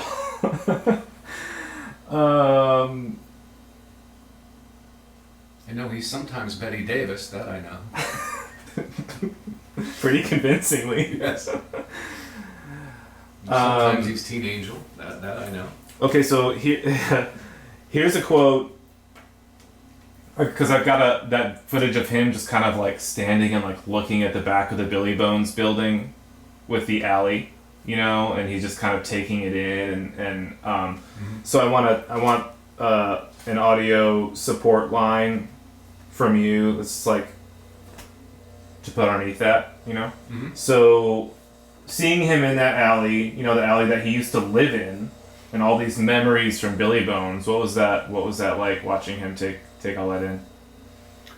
Well, I don't know if I was there for that film. Remember we walked. We saw the learning center on the front side. Roger was with us? Yeah. Oh, that's right. Okay. And then we walked to the alley. Yeah. Okay. Sorry. Well, it brought back a lot of memories, but it also had a sadness to it that that place, that time and place is gone now. It exists only in memory and some photographs. So I just wished I could have walked you through that front door, and that would have just been something. If there is a portal that we can get through at some point to take you in there, but yeah, it was. I guess my feeling was just kind of, I was bummed that it wasn't still there. I would have liked to have seen it. I know it changed. It was not Billy Bones. It became a couple of other things. But I would have liked, even if the structure was still there and we could have gone inside and had a beer, and Roger could have showed you, and and this was this, and this is where I put the leaf blower, and this is where I almost died when I hooked up the garage door opener, and Jimmy flipped the switch to save my life, or whatever that story was, which I did not remember. But yeah, it was. That was the overwhelming feeling I had of just nostalgia, and I was grateful to have had that experience at all. Yeah.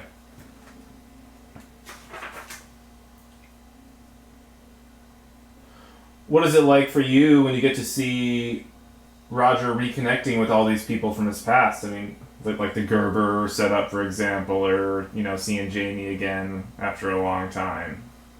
Yeah, it was. The Michael Gerber, that was wonderful, because they were, in many ways, they were really, they had their own special, very close relationship, and it had been many years. I think Michael left pretty early after early 90s, and I don't think he'd been back. So yeah, that was really special. That was wonderful to see. Jamie, I haven't met him yet, but I just love the kid, love his sound bites, love his energy, and clearly there's a profound friendship there between the two of them. So that's nice. It'd be nice to see him at the premiere. Actually, I'm really looking forward to that. What is it like for you in general when you see Roger? Like, let's take the premiere or the interviews. Like, you see Roger with Ben, and then you see him with Jen Carey and on the couch in that interview, and you see him at the premiere talking to people. What is it like for you, I guess, like watching him bounce around from all those different people that are so different, like different walks of life, different ages, different genders, different everything. Like, how do you take that in? I guess, like, what do you see when you see Roger just working a crowd?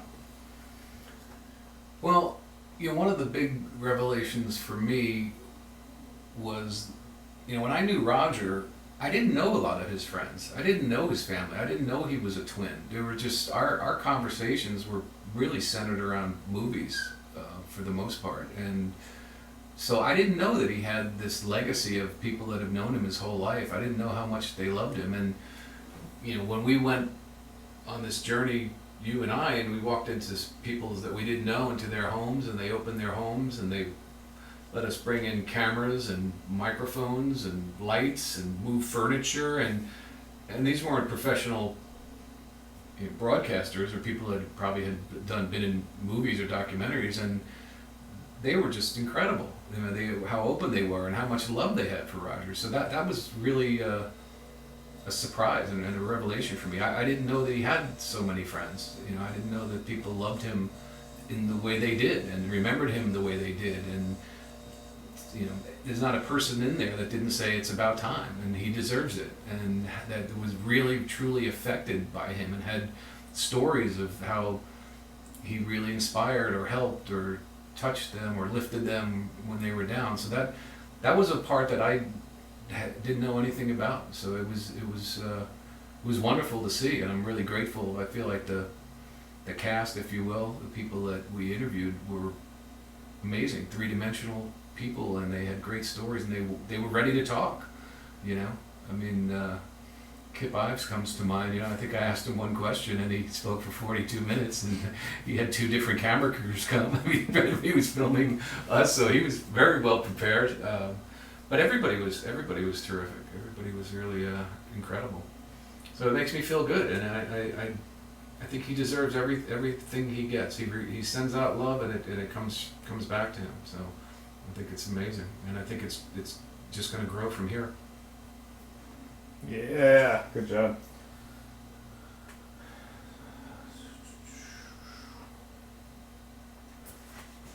Okay, this is the one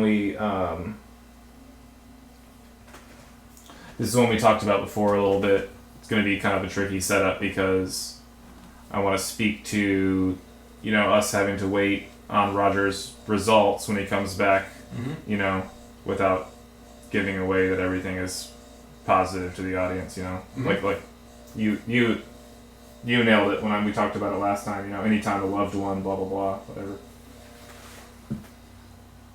Yeah, you know, when Roger went in to get his results, obviously you and I were there, drove him, and it's hard to prepare for what that's going to feel like, you know, and you think about relativity of time, those minutes, and they click by really slowly when you're waiting for someone to find out if they're cancer-free or not, and it was tough. It was tricky, and I actually went to get a coffee, and I wasn't there when he came out. You were, but I don't know if you want to speak to that now or how you're feeling when he went in there. I had to call Monique's mom. Really? Yeah. Why is that? She's who I call when I'm emotionally distressed. And she's great. She's a great person to talk to. She's just really, she toes the line really well with telling you exactly what you need to hear, without like bending the truth or babying you or like whatever, you know. She's a soft ear. And I called her, and I was just sitting there talking to her on the phone and crying a little bit, you know, and told her the scenario, and she walked me off the ledge the same way we did to each other, which is like, this is not the energy of this. This is not the way this whole triangle of energy is moving. Like it's going in a positive direction. Yeah. Right now, you know, and keeping that in mind. She was just like, that's not, you know, that's not what the universe has in store right now, and you can tell by all, you know, I don't know what she said, but what she said she needed to say. That worked. Yeah, I've watched enough documentaries to know that when you start the journey, things happen during the 2 years, 3 years, whatever, 4 years that you're filming. Fundamental life changes happen, and I was really concerned that was going to be an issue, and that was going to be something that was unexpected, that we were going to have to deal with. Yeah, thank God we didn't.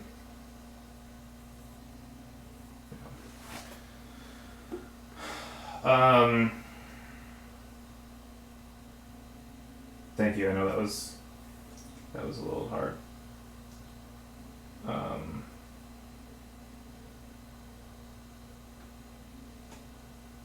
But Roger has this unique relationship with his body and his mind and his ability to do, for lack of a better term, superhuman things.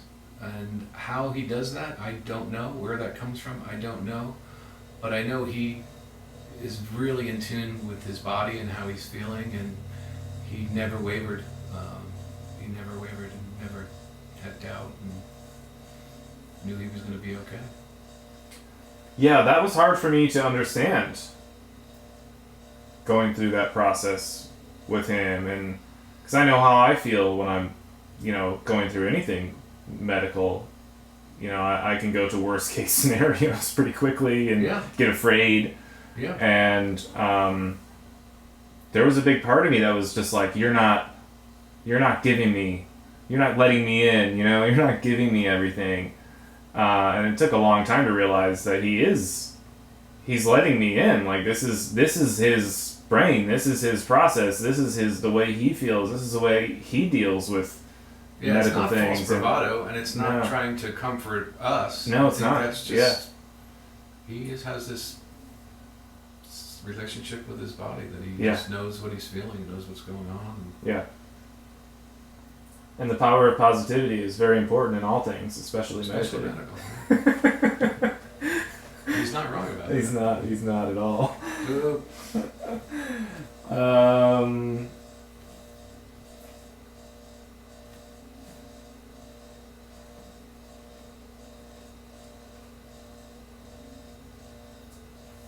I guess let's just loosely talk about drugs for a minute.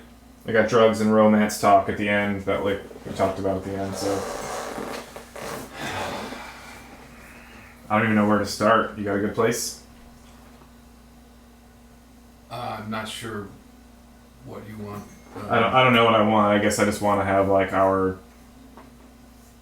just us chatting a little bit about it. I guess for me, someone that doesn't have any experience with methamphetamines and doesn't know what it's like, and I think I never viewed him, and I don't think he viewed himself as an addict. I really don't. I think he was able, remarkably, to have a relationship with crystal meth over many, many years that didn't really destroy his life, and was able to just snap out of it or stop doing it just when he decided to. Same with cigarettes, same with alcohol. His brain is such that he can just flip a switch. Yeah, he told me about the last time he took a sip, and the last time he took a drag of a cigarette, and the last time he took a drag of a joint, and he just tossed it out. Yeah. Yeah, he's one of the very, very few people, from what I understand, that could use crystal meth casually. But I think he was probably self-medicating, right? Yeah, no. I have no idea. Well, he said it's like he felt normal when the first time he did it at 30-something years old. Yeah. He, for the first time in his life, felt normal. So maybe his brain chemistry, that's what it needed to make him feel really comfortable. Yeah, it's really sad. But thankfully, he told me early on, don't ever try this, Jimmy, and I listened to him. And I never did. And I never really had any desire to, but it wasn't a real stretch. But when someone tells you that, that's in the throes of it, when Roger tells you that, you take it seriously, and knowing that he cares about you and knowing that he loves you, and so I just listened.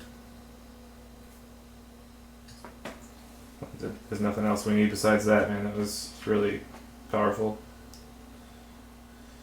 All right, there were a lot of ladies chasing Roger around. Apparently, I was not aware. Over the years, I was not aware. I mean, we got a couple of them that are still maybe a little bit thirsty. Rogerettes. The Rogerettes. We gotta name them. The Boogie Girls, Full Tilt Boogie Girls, the Daddy-O's, the Daddy-ettes. Yeah. Do we? I had no idea. I mean, fame brings that, energy brings that. Mm-hmm. Being the MC, the host of the party, and the DJ, and all eyes are on you, and taking requests, and the way he treats people, it's not surprising. But I was not aware that so many girls were into being with Roger and had crushes on Roger. And That was another revelation. But he never followed. He never followed up in a serious capacity. It seemed like he stayed away from long-term relationships. I don't know. I don't know that, I knew he had a girlfriend, kind of, or a gal pal, but it wasn't something that we talked about. I talked about my girlfriends, and I remember one thing that stays with me that's worth mentioning, and I was pretty torn up about this woman that I loved, and it had gone bad and ended in a not nice way, and I was probably going on and on about it, and he very insightfully said to me, "Did you love her?" And I said, "Yeah, with all my heart. I was all in." And then he said, "Then you will love again." And that was profound. That was profound, and he was right. Yeah, that's really nice. Yeah, and I didn't really see that, and that was some real wisdom from a relatively young man at that time. I mean, I was only 24, 25, and he was whatever age he was at that time. No one knows, but yeah, I thought that was and it helped me. It really did help me. Yeah, it seems like he he keeps a lot of stuff private, right? But he didn't have the most positive representation of love, both romantically and non-romantically, in his household. So Yeah, I think that's true. If you don't know what a happy home looks and feels like, or a functional relationship looks like, it's hard. But I also feel that he was never going to have a traditional lifestyle. He was never going to have a wife and 2 kids and a dog and picket fence and work a 9 to 5. So there was only going to be a certain limited number of people that were going to move into a styrofoam castle and make sail bikes and cut themselves, hold cameras while he's cutting himself into Frankenstein. That's a that's a big ask, for someone that probably wants to have a family and a couple of kids and a dog, and but it's not over yet. Who knows? Who knows? I'd love to meet Roger Guy English's kid. Yeah, this is my son bitching, and this is my daughter far out. Dope. Yeah, that'd be fun. But yeah, he was never going to have a traditional lifestyle, and that's okay. I think we're better for it. I think we're wrapped, Jim. Let's. What do you want to talk about? I'm wrapped over here. Okay. But I'm down to talk for another hour. You tell me. Let me just check this battery on this camera back here. We got about 10 minutes on that battery, and then I got backups. So yeah, I have something. I don't know, but ask me if I think it's really possible that he could win an Oscar. Okay. So do you think it's actually a realistic dream that Roger could win an Oscar? I think the starting point is, with Roger, anything's possible. So yes, is it possible for someone to tread water for 18 hours?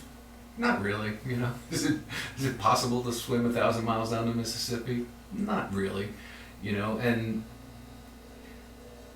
lots of people have Academy Awards, but I don't think Meryl Streep's ever walked from La Jolla to Canada, I don't think Gary Oldman's done the twist for 4 days, you know what I mean? So yeah, I think it's possible. A couple of years ago, an octopus won, right? So I mean, Roger Guy English is at least as charming as that, right? But I mean, I love that movie, but come on, Roger's way more charming than that octopus. You know. So yeah, I would put nothing. I would put nothing past him. Nothing's off the table. Nothing's off the table. Yeah, well said. So. And probably good to clear up now. Is that a formal challenge to Gary Oldman and Meryl Streep? Well, no, I don't. I don't think they would accept the gauntlet. I love them both dearly. They're incredible, but you know, like I said, they're not going to play pong with their toes for five days. You know, so yeah, he's in a class by himself. You know, he is in a class by himself. You know, and it's interesting. You know, my mother, God bless her, the sweetest woman you'll probably ever meet. When I flew him out to the house, and he's being Roger and being wonderful, but she made the comment to me because she doesn't really live and run with a lot of artistic, creative, out of the mainstream kind of people, and her comment was, "But he's not like normal, right?" And I was like, "Well, what do you mean by normal? You know, I mean, is it normal to walk to Canada? No. Is it normal to jitterbug across the U.S.? That never happened. You know, is it normal to cut yourself into movies? Yeah. So you have to define the word normal. But thank God he's not normal. Thank God he's unique and special and magical. Perfect. That was great.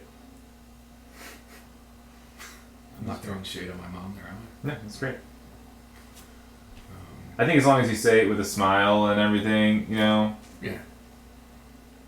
I don't know if that's where you want to go or whatever. But No, I mean, if that's even usable. We got a lot of good. I thought it was kind of fun. We got a lot of great stuff in there. Because like that idea of like we want this, but we're aware that it's kind of it's a joke. I thought it was a fun way to do it. And then let me just go to my Tyler questions that I had. If you feel like still going. Yeah, I got.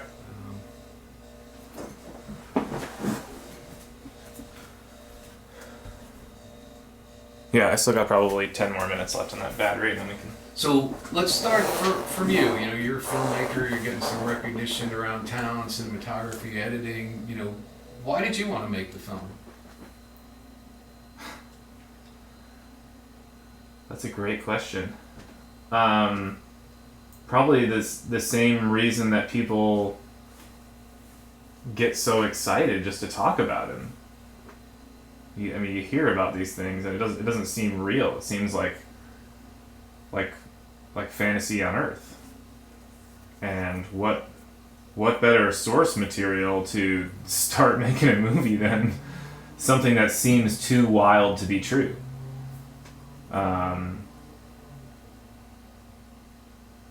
I was, I guess, instantly fascinated by him and who he is and like the things we might discover if we were to walk down this road. And then, pretty much around every bend, it became more interesting. So I think there was probably, let me turn off that rewind thing.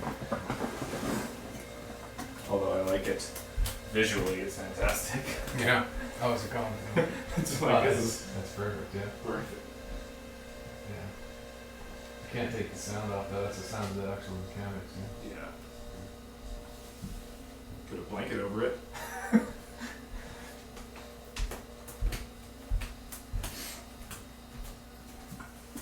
Yeah, I mean, he's the kind of people that you try to make up if you're writing a book, if you're a novelist, if you're a filmmaker. He's like nobody could craft a character that rich and that outlandish and that brazen and that unique. And he was your buddy, and now he's my buddy, and I just feel really lucky about that, I guess. And getting to peek behind that curtain and look around those corners, I don't know how many movies I'll make in my lifetime, but I can't imagine anything ever being this special. What surprised you the most about the journey and what you learned? What surprised me the most?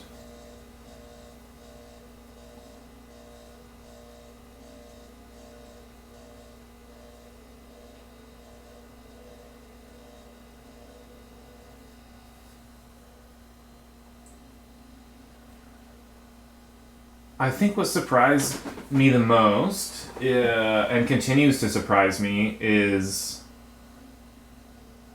probably the manner in which he handles hardships or situations that would shut a lot of people down. Living in the back of a truck, living in an attic, being sent to prison, his childhood circumstance. Like, what surprises me is the positive outlook that he's able to maintain, and like the open heart that he has. Like, I'm the kind of person who closes off pretty quickly when I feel like someone is wronging me or someone I love, and then I stay wounded from that for a little bit, I guess, and he seems to have a superpower to stay open and to stay in the love space and out of the fear space, if we're going to go Donnie Darko with it, I don't know. I don't know how to explain it. I don't know how to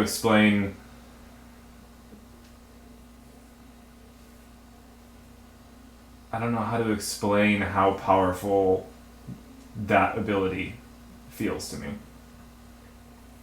So what have you learned through the process, and how have you changed as a person and as a filmmaker? Learn to listen more. Like I talked about projecting some of my own ideas, going to chemotherapy and how I would feel, and I think especially that making a documentary film, I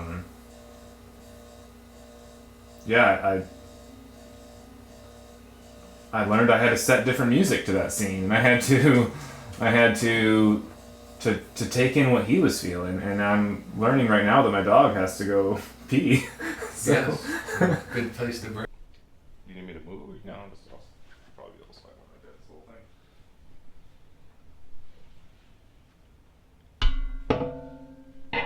I might as well grab that. There's some matches in that. I have it right here. Oh, you got it. Cool.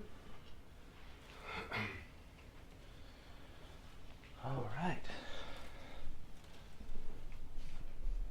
All right, I'm on Jimmy. Stay on Jimmy. Yep. Yep. You can come to me if I ask you a question. Yeah. Mm-hmm. Yeah. Cool. Sweet. Thanks, JT. All right. Yeah. All right. Good.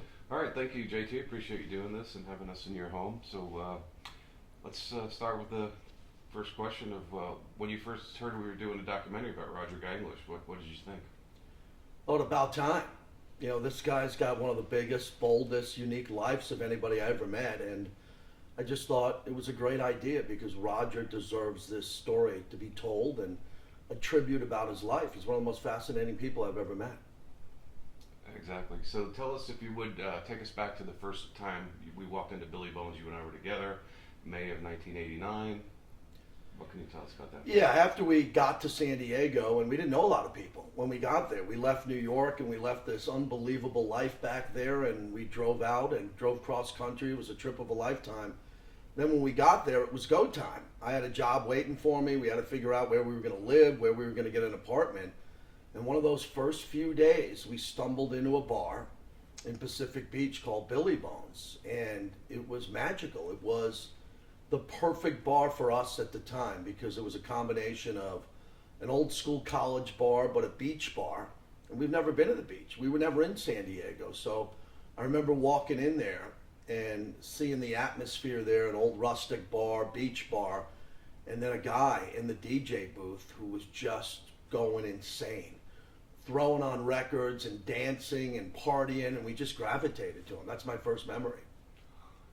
My memory of it is that you actually introduced me to Roger, and I don't know if you recall that my memory is that you said, you got to meet this guy, and you immediately brought me over to meet Roger.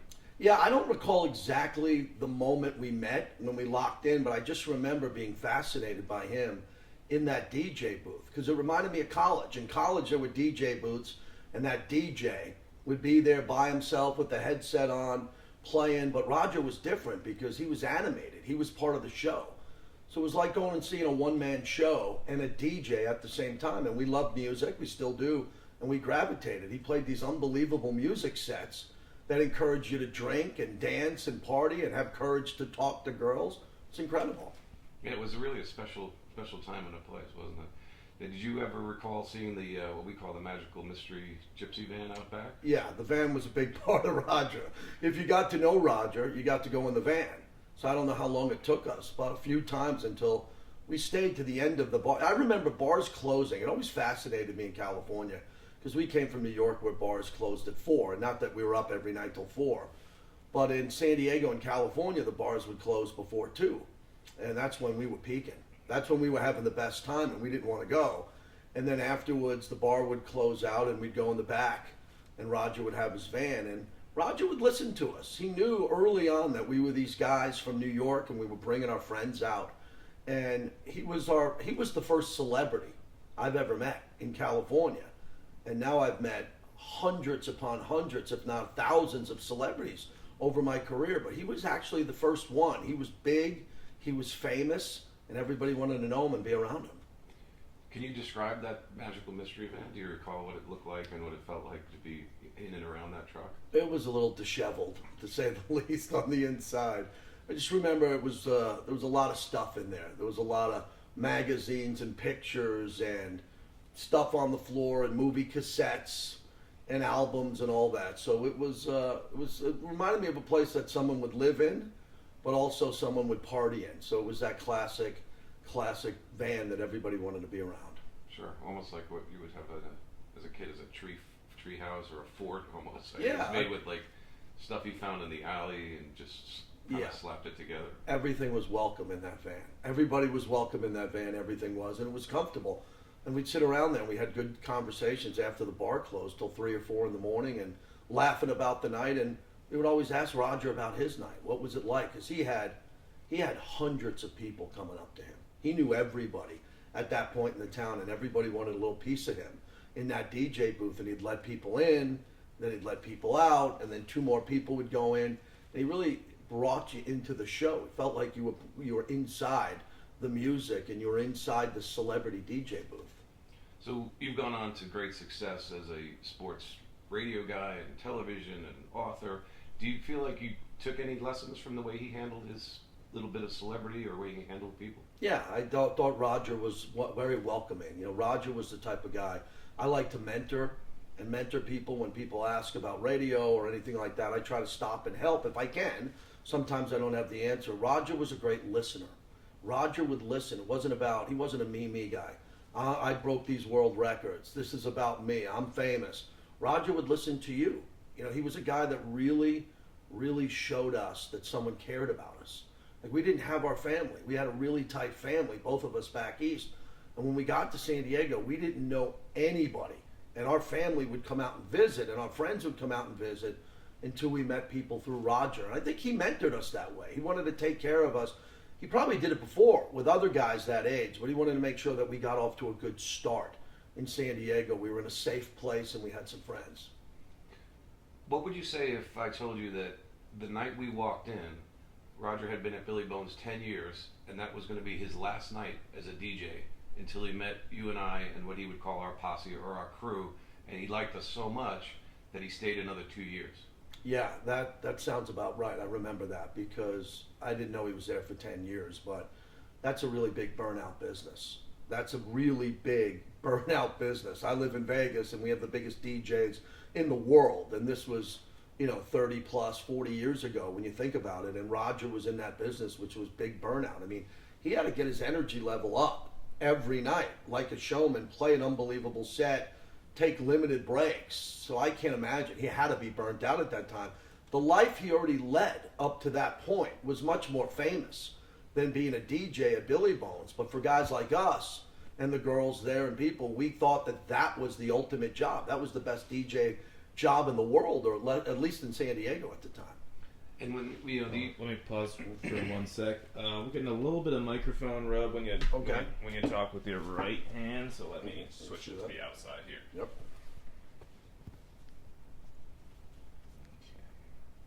Let's see. Yeah, I was trying to figure out how we could. Usually like loop it underneath or like. Yeah, something like that. And then. I don't know if this is. I've never been a good mic tech. I'm kind of thinking like.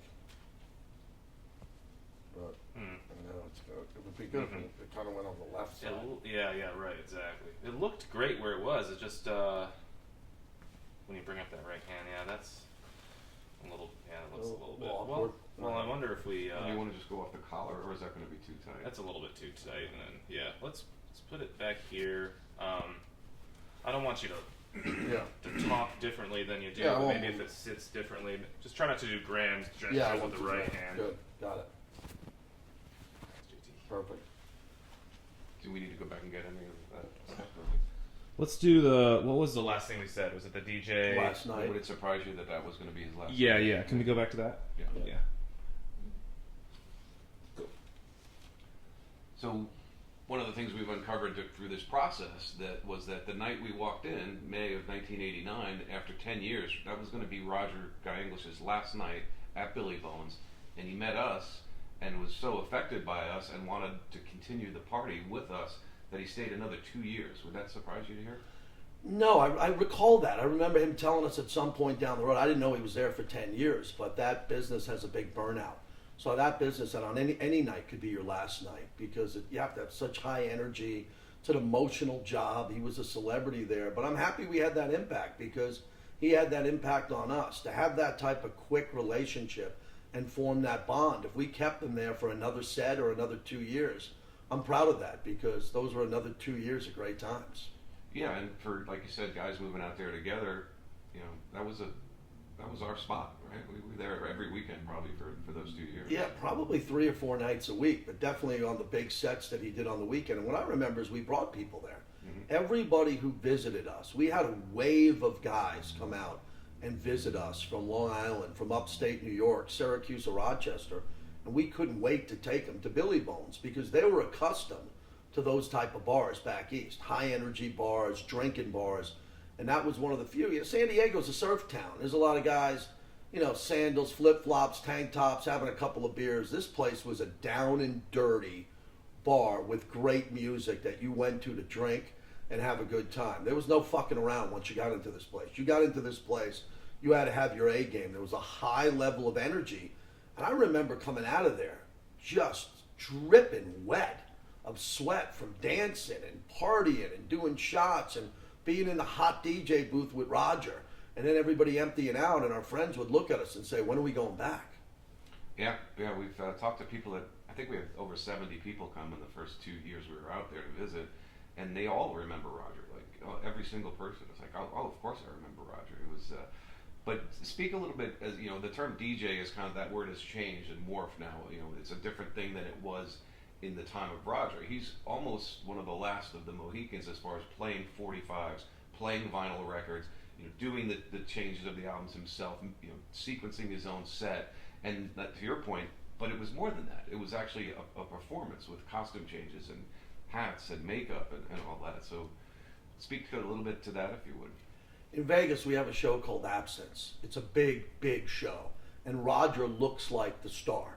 And the star looks exactly like Roger. And it always reminds me of that when I've seen that show, that it's a big show. It's in your face. And the star of the show, who looks exactly like Roger, kind of gets up in your face and engages you. And that's what was great about Roger as a DJ, as I recall. He was a showman. He would paint his face. He would wear costumes. He would come out of the booth during the song. He'd give high fives. He'd point to people. Imagine a packed dance floor where you could make eye contact with the DJ. So I always think of him as a Vegas one-man show. We have big shows out here in Vegas, but we have some really good 1 or 2 man shows or man and a woman show that really that's interactive and really touches you and comes out and makes eye contact. And Roger was like that. He was a performer. He was a DJ, but he was a master performer with tremendous energy. And I try to do on the radio, my only thing that I like to do on the radio is like that big energy. You have to have big energy the entire time you're on the radio. And I got a lot of that from Roger. Roger was a big energy guy. When you're a DJ and every single person, the bartenders, everyone at the bar is turning around looking at you, you're on. There's no 10 seconds off, and he appreciated that. Yeah, for sure. So it was also kind of a good litmus test if we had a new girlfriend, right, to bring her through Billy Bones to see if she could hang, right, and see if she could meet someone like a Roger and how they would respond, right? Yeah, it wasn't for every girlfriend. Yeah, every girlfriend. If a girlfriend wanted to go to a dinner and get a rose and walk on the beach, that wasn't the spot to bring them to. But if you had a cool girl or date or a girlfriend, that was really a good place to see if she could hang. Because again, that place was organized chaos. It was a bar that was organized chaos. I think of the Belly Up Tavern when we went up there in Solana Beach. I think of the Pennant and the Beachcomber on the beach, which were iconic bars. And then Billy Bones, 89, 90, 91, 92, where everybody had to make that part of that rotation. And we'll never see that again in society. There'll never be that again. I mean, there's new bars and young kids now have their own bars that they like. But there's just something about waiting for a bar to open, getting online to get into a bar when it opened, and then go in and stay there to the end when they ask you to leave. And you pour out front, and everybody that you hung out with is trying to connect for after hours, wondering what they're going to do next, because Roger made everyone have such a great time. Yeah, for sure. He was definitely the party host on that one. So when you started to hear about his world records, do you recall, these were some pretty wacky things. Do you recall like your impressions when you heard these stories? Yeah, that's when me and Roger really bonded, because I was fascinated by that. I love the world record aspects. That's why I was excited to be around a celebrity. He was a celebrity with real world records. And I remember asking him question after question. What was it like to be in a waterbed showroom and do the twist, and they move you and you have to get in the van and keep moving while the van's moving, and you explain this, and staying up the longest and kissing the most girls and all that, walking from San Diego up north. And I remember almost interviewing him at the time before I had a radio show. And asking him about this and what was the fascination, what kept him going. And those were big world records at that time. I mean, how many people do you know in life have multiple Guinness Book of World Records at the same time? Yeah, have one. And to hear him tell that story, he probably got a little bit sick of it, because I'd always ask him about it. I'd say, what was the motivation behind this record? What was it like to do this? How could you stay up that long? Dancing to the twist. Like, where'd you come up with that idea? And that was Roger. He loved telling those stories, and I think he was humbled by it because he knew it was a big deal. This still, to me, I have it here on my bookshelf, the Guinness Book of World Records. To be in that book is impressive, and for him to have multiple records at the same time was fascinating to me.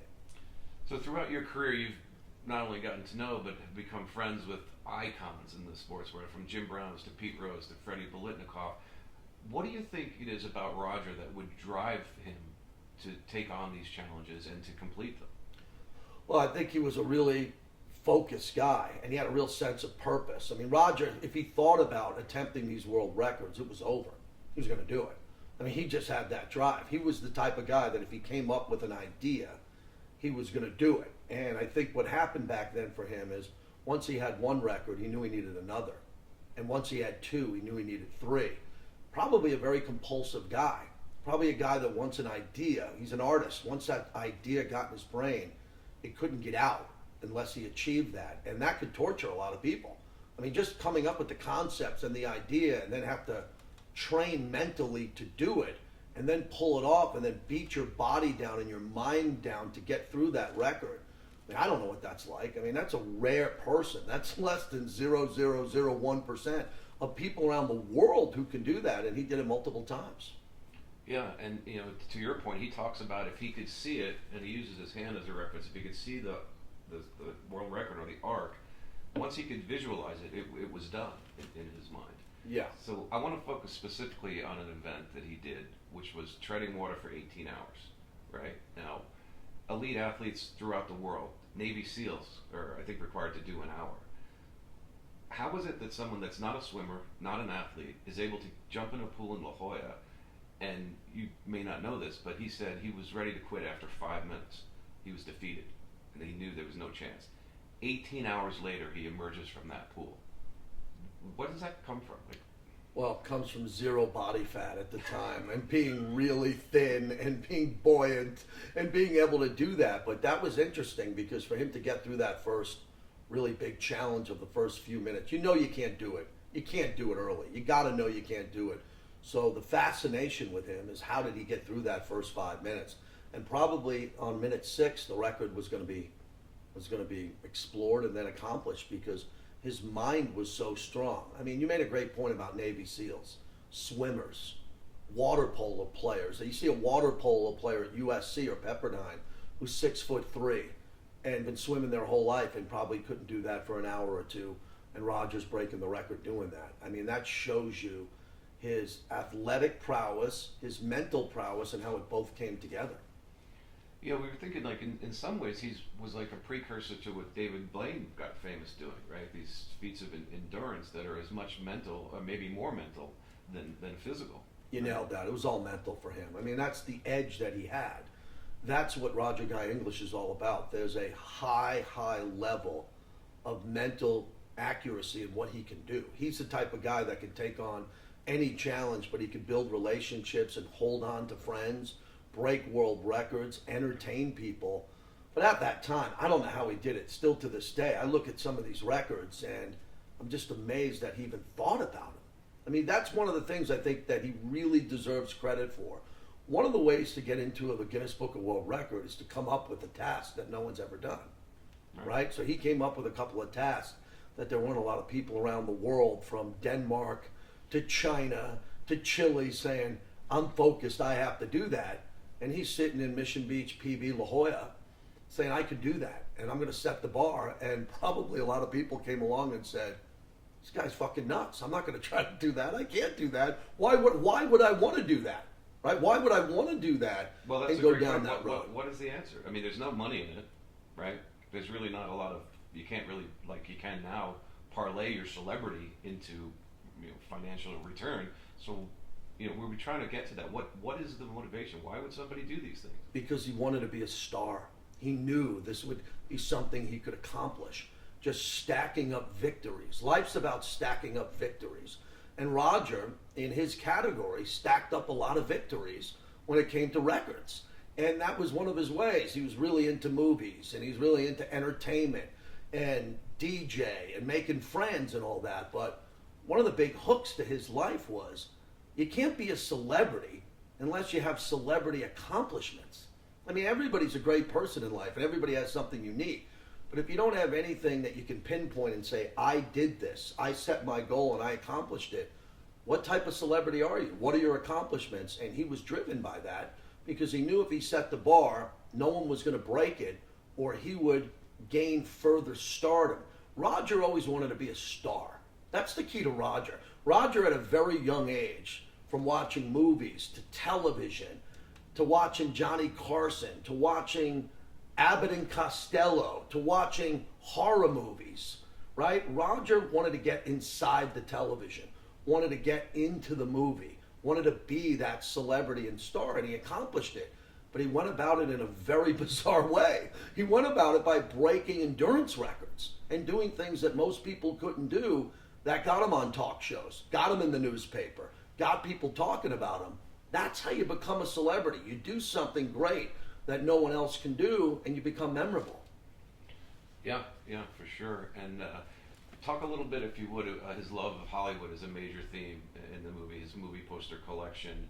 I think we've gone to movies with him. Do you recall ever going to the theater with him and seeing a movie? Yeah, we saw a couple of movies back in the late 80s, early 90s, and I don't recall if they were comedies or what they were, but I remember going to a couple movies with him. And what was great about Roger was Roger understood cinematic history. He loved the history of the movie, not only the movies. Roger loved the history of the movie studios. Mm-hmm. I've talked to Roger about that back in the day, how great actors and actresses would be under movie contracts and they couldn't break them. Mm-hmm. And they'd have to do these grand movies on sound stages and all that. I mean, Roger would have been great on a sound stage. You think about The Wizard of Oz or these big movies that were done, MGM, on these vast sound stages. And imagine Roger walking out onto a sound stage with a backdrop of a mountain or a city. He was born for that. And I think when he saw that as a young boy, he wanted to be inside those movies and be inside those TV shows. And he studied it, and he knew the history. Every year when the Academy Awards pop up, I reach out to Roger. you reach out to Roger, because we love movies and we love the Academy Awards, and he'll tell you every movie, every performance, who should win, who shouldn't win, what category is the strongest, what's the weakness of a category, and he'll tell me. He won't waste my time. If I reach out to him, he'll say, go see that movie. Don't go see that movie. That's going to win. And how many times have we been in an Academy Award conversation or a pool where we try to get it all, and you can't compete with him because he usually gets it. Yeah, it's remarkable. And a lot of times I've come to realize he doesn't even see the movies, and he's calling the winners. He doesn't even see it, just unknown it. So, talking about inserting himself in the movies, he's made 5 films that we're aware of. Whatever Did Happen to Baby Jane, The Exorcist Goes La Jolla, I Was a Teenage Frankenstein. Have you seen any of these things? The Exorcist Goes La Jolla, I've seen many times. I've seen it in the back of the movie store. I think I saw it in the Magical Mystery Van. I think I've seen it a number of times. Yeah, it was very raw and very unique and very incredibly jarring and alarming film that he did. It was film noir and insanity at the same time. I loved it. Yeah. So let's talk a little bit about the movie rental. Rent a movie and Roger's movies, and what are your impressions of what he was doing there? One of the most fucked up things I've ever seen in my life. And he wanted to open up his own, Roger wanted to open up his own movie rental store. And he did it, and it was basically the honor system. You had to pay Roger, you had to have the movie, Roger knew who took the movie, when it was back, and you just came back and you handed it in and he gave you another one. I don't even remember transactions. I really don't. I don't remember $1 going over that counter, because we had a stage where we hung out in that store. Yeah. And, we were not done with Billy Bones, but you couldn't do that every night. And when Roger transitioned into that stage in his life, we would go hang out with him. And I remember it was organized chaos. It was disorganized. I couldn't believe it. This was when Blockbuster and other places was so organized and there was so much money. And it was just Roger sitting behind the counter talking movies with people. And people would you'd be in the middle of a conversation with Roger and someone would come in with 4 cassette boxes and drop them on. Hey, Daddy-O, thanks for these. This is great. I love that one. He'd be like, great. Take this one. Tell me what you think of this. And come back, and he'd keep it all in his mind on what was going on. And I don't know what happened. I know the backstory with the IRS. I know that people wanted to know. I don't know how he was paying rent. I don't know how he was paying his bills at that time, but he was managing, and the whole key was he was having movie conversations the entire time, and people really felt comfortable talking movies with him, especially old movies that he had. He loved to collect them. You went there as much to talk to Roger as you did to get a movie, right? You absolutely were gravitated. You didn't go to get the movie. You went to talk to Roger, and then for Roger to encourage you what movie to see. Hey, Daddy-O, try this, or try this. You're going to love this. But a lot of people were in there looking for older movies. That was Roger's strength. It wasn't about the newest movie that came out that just went on cassette and you could use it. No one cared about that. It was about Roger going back in time and trying to turn you on to a genre or a particular film, and then want to talk to you about it after you turned it back in, if you turned it back in. Remember, that's what was crazy about this, because there were far less movies than what he started with. Whatever he started with, there was far less movies whenever that closed down, I can promise you. It sounds like you're ready to make a confession. Do you still have some of those movies that I might have a few. I might have a few buried in my garage here in Vegas. From the golden age of Hollywood. I was never good at returning anything, as you know. I was never. If I borrowed a shirt from you, if I borrowed an album from you or a movie, you probably weren't getting it back. You have many strengths, but that wouldn't be the one returning things. No, returning things, or being on time, or knowing how to return things. I have nightmare stories still to this day about Blockbuster, where a movie got lost under a couch, and a year later, and the fine was $60 for a $2 movie rental. So when you went, if you go to Blockbuster, you had the videotape. It was in a Blockbuster branded case. It was hard. If you recall, when you got a movie from Rogers, it wasn't that. It wasn't in a nice hard shell case that said Rogers Rent a Video or Rogers Movies. Like, how would he hand you the movie? I just remember he'd hand you the actual, big cassette movie, or it would be in some type of case, but with notes on it. Like homemade. Yeah, homemade. It was totally homemade, where he'd write something on it or write the name of the movie on it. And I don't remember the quality being great. It wasn't the best quality of the movie, but it was good enough, and it was good enough to throw in and get some laughs out of. But it was great just returning it, because when you returned it, you knew you were going to be in that store for an hour talking about it. And as someone who interviews people now, I just love the way that he interviewed people, like he would talk to people. Because Roger was really great, and still is, at having multiple conversations at once, as you can tell, right? So Roger could be talking to you, looking you in the eye, and then out of the corner of the eye, some guy comes on a bicycle, and then he recognizes them, and he stops on a bike, and they're talking. He holds your conversation, picks up that conversation, someone recognizes. You can have 3 or 4 conversations going at once, but make you feel like you're the priority in the conversation. I think you do that very well also. Well, I don't know how well I do it, but a lot of it I got from Roger. Again, with Roger, it was always about paying attention and listening. When you interview people, it's not about you. It's never I, it's never me. I did this too. It's always about interviewing the guest and letting that person talk and being quiet and listening. And Roger was really good at that. He wanted to hear what we were doing. And at that point in time, it was pretty chaotic, because I was a stockbroker, left Wolf of Wall Street, the movie The Boiler Room. I left that life, which was high dramatic work, came out to San Diego, tried to keep that industry going, was burning the candle at both ends, and then falling in love with the beach and girls in San Diego out there, and wondering what this world would be like. And Roger was the thread that kind of kept it all together before we, settled down with new friends, and we started seeing him less, and we weren't seeing him as much. But he was really the bridge that brought us from Long Island, New York, and our lifestyles there, to settling down and feeling comfortable in San Diego. Yeah, I think that's a good assessment. So, let's say going back to those days, we're going to walk in a friend from home, we're going to walk in a new girlfriend. How do you describe Roger? You're going to introduce him to this person, Roger Guy English. How do you describe him? I describe him as a big, big light, a beacon of light, and a star, and a high energy guy who's a little bit different, and it's going to take time to know him. Not a first impression guy that you would look before you'd walk in and say, I'm going to connect with that guy, but the second you talk, you know you're around greatness. You just know you're around someone special. It's a great question, because I don't know many people that met him. Usually if you met Roger, someone was telling you about who you were going to meet before you met him. Like, you didn't meet Roger, and if I was going to introduce someone to Roger, I prepped them. Mm-hmm. Yeah, you got to prep people to say, hey, you're meeting Daddy-O, you're meeting this guy. He's special. He's a multiple Guinness Book of World Record holder. He's into movies. He's a DJ. And you kind of build them up and then introduce them, and Roger would never disappoint. Yeah. So, knowing him now over 30 years, what do you think people most misunderstand about Roger? I think his appearance, because his appearance, he could be wearing something a little bit bizarre, a little bit unique. He could come at you, and you look at him initially, and you're like, okay, I've never seen anyone like this before. And then I've never seen anyone like this before with this type of energy and this type of personality. And all that comes together. So for a lot of people, you wouldn't be intimidated, but you could be a little bit overwhelmed because you haven't met someone like this. I've met a lot of people. We've met a lot of people in our walks of life. We love meeting people and making new friends. He was someone that first impression, you knew he was going to be a friend for life. Right? And he still is to this day.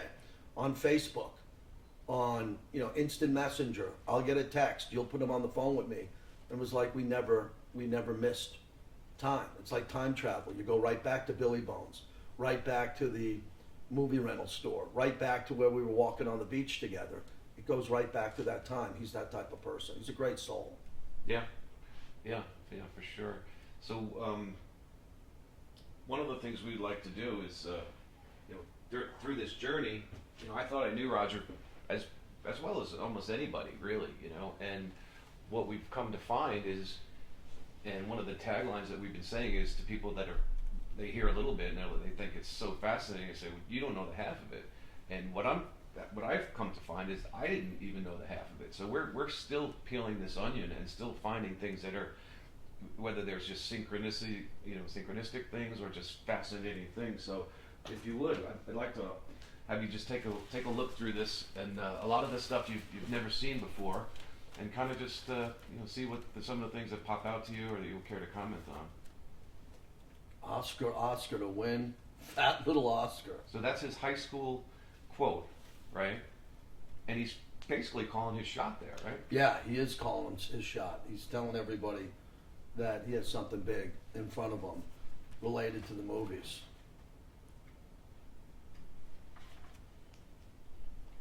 Yeah, a twist of fate. La Jolla sets a world record. You know, he's a proud son of La Jolla, and a lot of cool things have come out of La Jolla. You know, but not much cooler than Roger. I mean, there should be a statue. I'm big into statues in sports. When athletes retire, I think they should get a statue. I'm the guy saying get him. There should be a statue of Roger Guy English in downtown La Jolla for what he's done for that city. Yeah, I'm looking around here, seeing all of these great accomplishments. I'm pleased to confirm that your time of 102 hours, 28 minutes and 37 seconds beats the existing record by 102 hours for non-stop twisting and constitutes a new world record. Unbelievable. Dancing to the twist. How about this one? Roger Guy English established new world records for staying awake at the Love Shop Waterbed Showroom at 43rd and University in East San Diego. Roger broke the old record by 5 hours and 5 minutes by staying awake for 12 days, 288 hours. I mean, do you know that? They banned that you can no longer attempt that record because it's too dangerous. 12 days, 288 hours. La Jolla goes sleepless, 12 days for world mark. First 9 days easy. Incredible. I mean, right there. That's like an accomplishment of a lifetime. I've never seen this. This is fantastic. And some of his performances. This is fantastic. San Diego record setter. He wants to do it all. That should be the title too of the movie. That's another good title. He wants to do it all. La Jolla man sets world pong record. Roger Guy English, 24, who has set world records for twisting, staying awake on a waterbed, and telling jokes, set another record this weekend. This time for playing electronic table tennis. English's sponsor said they would enter his 7-day-long playing record into the Guinness Book of World Record. I didn't know that record at all. Two teens hope to skateboard to Malibu. Of course.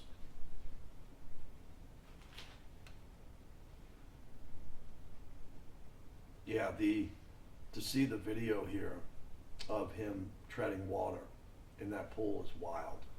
I mean, that's incredible. That was one of the most impressive records I've seen out there. Man, it took a lot to save all this.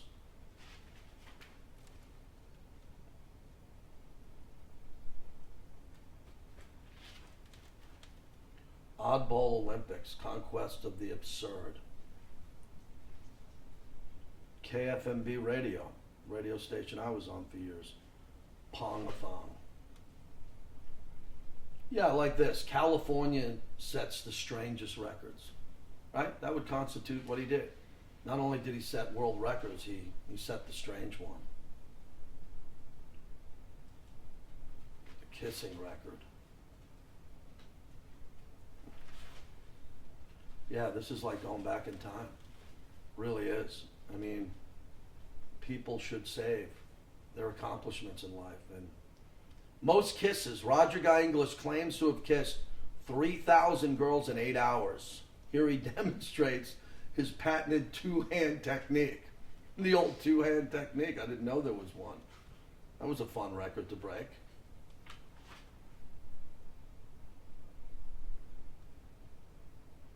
Yeah, this is great. How about this? Trivial Pursuit, Baby Boomer edition. What dance did California's Roger English withstand for 102 hours, 28 minutes, and 37 seconds to set a record in 1973? Answer: The Twist.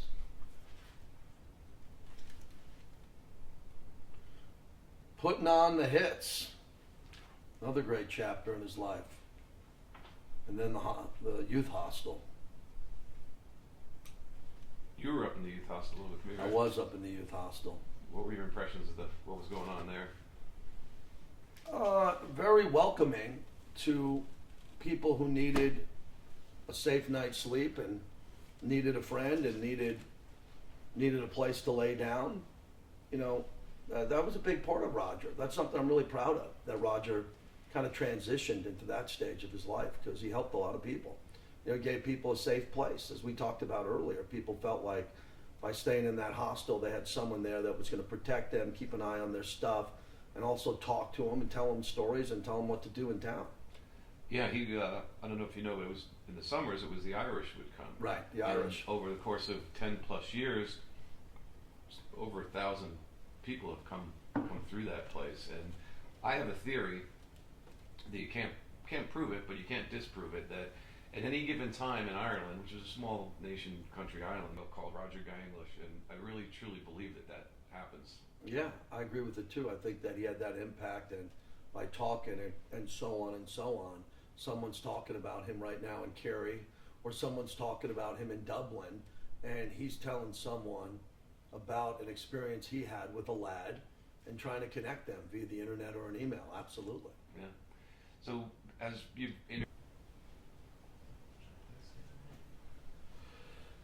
sounds like it clicked or something. Yeah.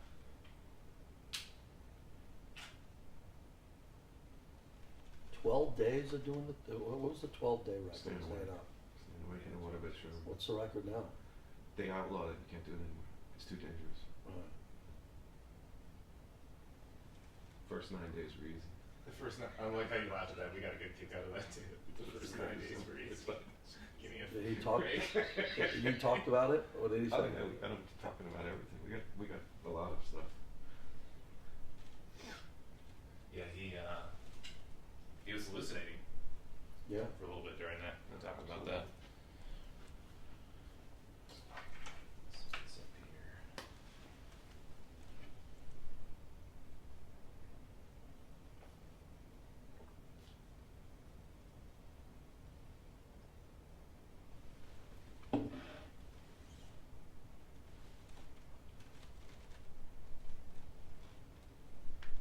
Cool. Ready when you all are? You want to scooch back here? No, you can go. So, putting on your professional interviewer and thinking of him as an athlete performer, if you were going to interview him, what would be some of the questions that you would want to get to the heart of and really peel back the onion and know about Roger as a person? I would want to ask him what motivated him. You know, life's about being motivated. You can't do anything in life unless you're motivated. You have to wake up with a sense of purpose. And I would ask him what motivated him at a young age. Because he has all these great accomplishments, but something clicked early. And it might have been a movie, it might have been a TV show, it might have been a guest on late night television, something. It might have been a family member. I don't know his family well, but it might have been something. I would ask him, what was the reason why it clicked for you? When I interview athletes all the time, I go back to their early years. I interview football players all the time, and I say, what was the moment for you when you knew that you could play at the next level? And a lot of them blow me away. They said, I never knew I played track, and a coach told me to come out for football. I didn't play football until I was 17. Or a scout found me as he was coming to recruit another player, and he saw something with me that day, and it gave me my big break. It was all about getting a break. Something happens in life. He got a break somewhere. It might have been a high school play. It might have been something that he saw, a conversation he had, that it all just clicked for him. And he said he was going to go on to do something. He was going to be different. He was going to be special. And I would ask him, what was that moment? How far did it go back? A lot of people don't remember before the age of 5, 6, or 7. But for him, he probably would remember that because he's that type of guy. He has that type of memory. That's what I'd ask him.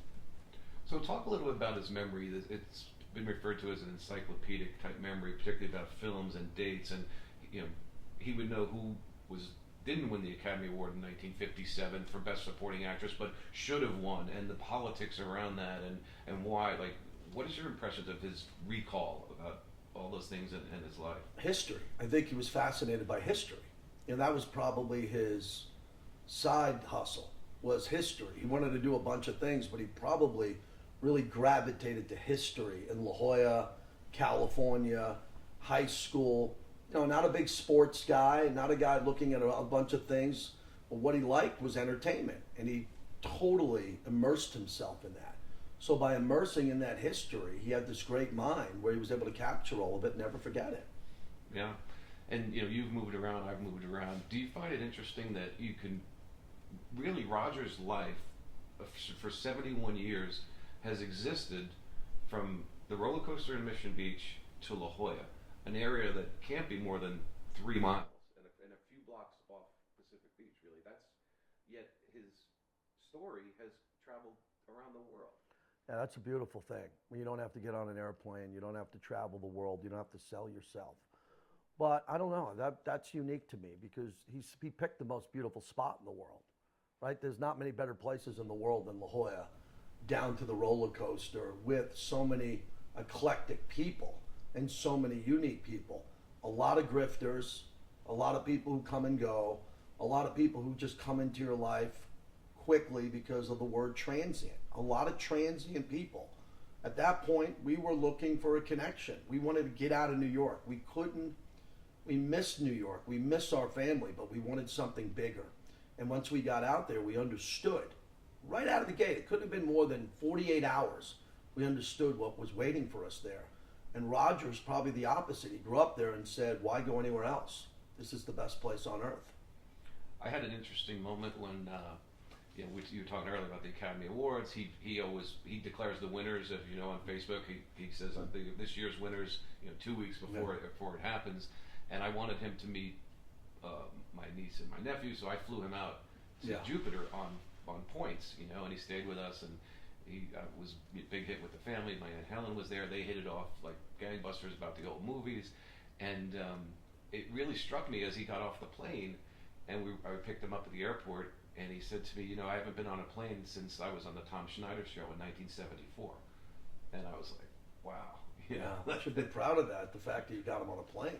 Yeah. To go across the country, and I wonder if he regrets that. I wonder if he would have been someone who would have wanted to go on a plane more often and go to Europe and sell and tell his story and be on talk shows in London and around the world, because he'd be the best guest. And I think he's comfortable in his own skin and just loves the life that he has in that small community, which is really a big community. It's South Hollywood, right? It's La Jolla, the La Jolla Playhouse, the Old Globe. He's performed at the He knows all of them, and that's a really good niche place to be from and spend your whole life.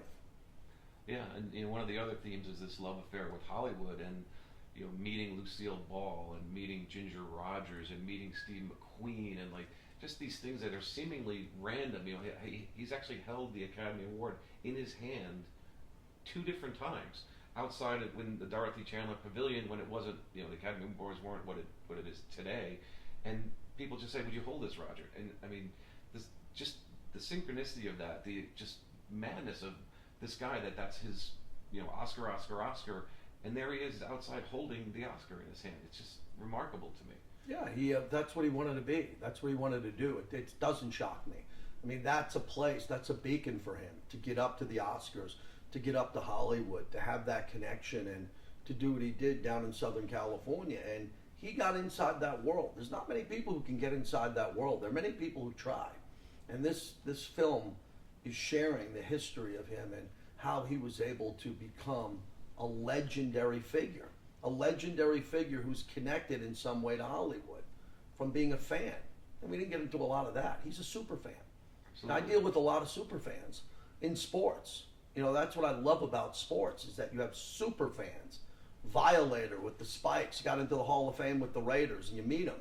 He takes his makeup off, and he's Wayne. He's just a regular guy, and then you see that. Roger is a entertainment super fan who just has this unbelievable bio. A lot of super fans are just super fans. They could stand in line at Comic-Con for 2 hours, and they're great people. But Roger's the type of guy you could stand in line with 2 hours and you'd want to meet. Like if he was at the end of that 2 hour line and he had 30 seconds with you, those 30 seconds would be magical. Yeah, I think so. Tyler, do you have any pickup questions that you wanted? That was great. Let me change out the audio batteries real quick. Big lines about Roger. Like, say it again? I'm trying to think of a couple of the big lines about him. I like to do that. Okay. So, all right. So let me ask it this way: of all these seemingly disparate things he's done and these records, like what would you say his greatest talent is? His greatest talent to me is listening. He listened. He's a celebrity, but he didn't make it about him. He was a guy that would listen to people and want to answer questions ask questions, but if not, he wasn't a me guy. He wasn't the guy that would stop you and say, look what I did. We all have that fault. We all do something in life and we wonder if anybody saw it. Hey, did you hear this? I interviewed this guy. Did you see me in this? I did that. He didn't care about that. Either you knew who he was or you didn't know who he was. You heard about the records or you didn't know about the records, but he wasn't going to tell you about it. Like he wanted you to like him for who he was. And it's a big thing. And, I thought that he's humble entertainer, right? An entertainer who's humble. How many entertainers are humble? Most entertainers are very over the top, in your face, telling you what they did. He was just the opposite. You had to do your homework with Roger because he wasn't going to tell you.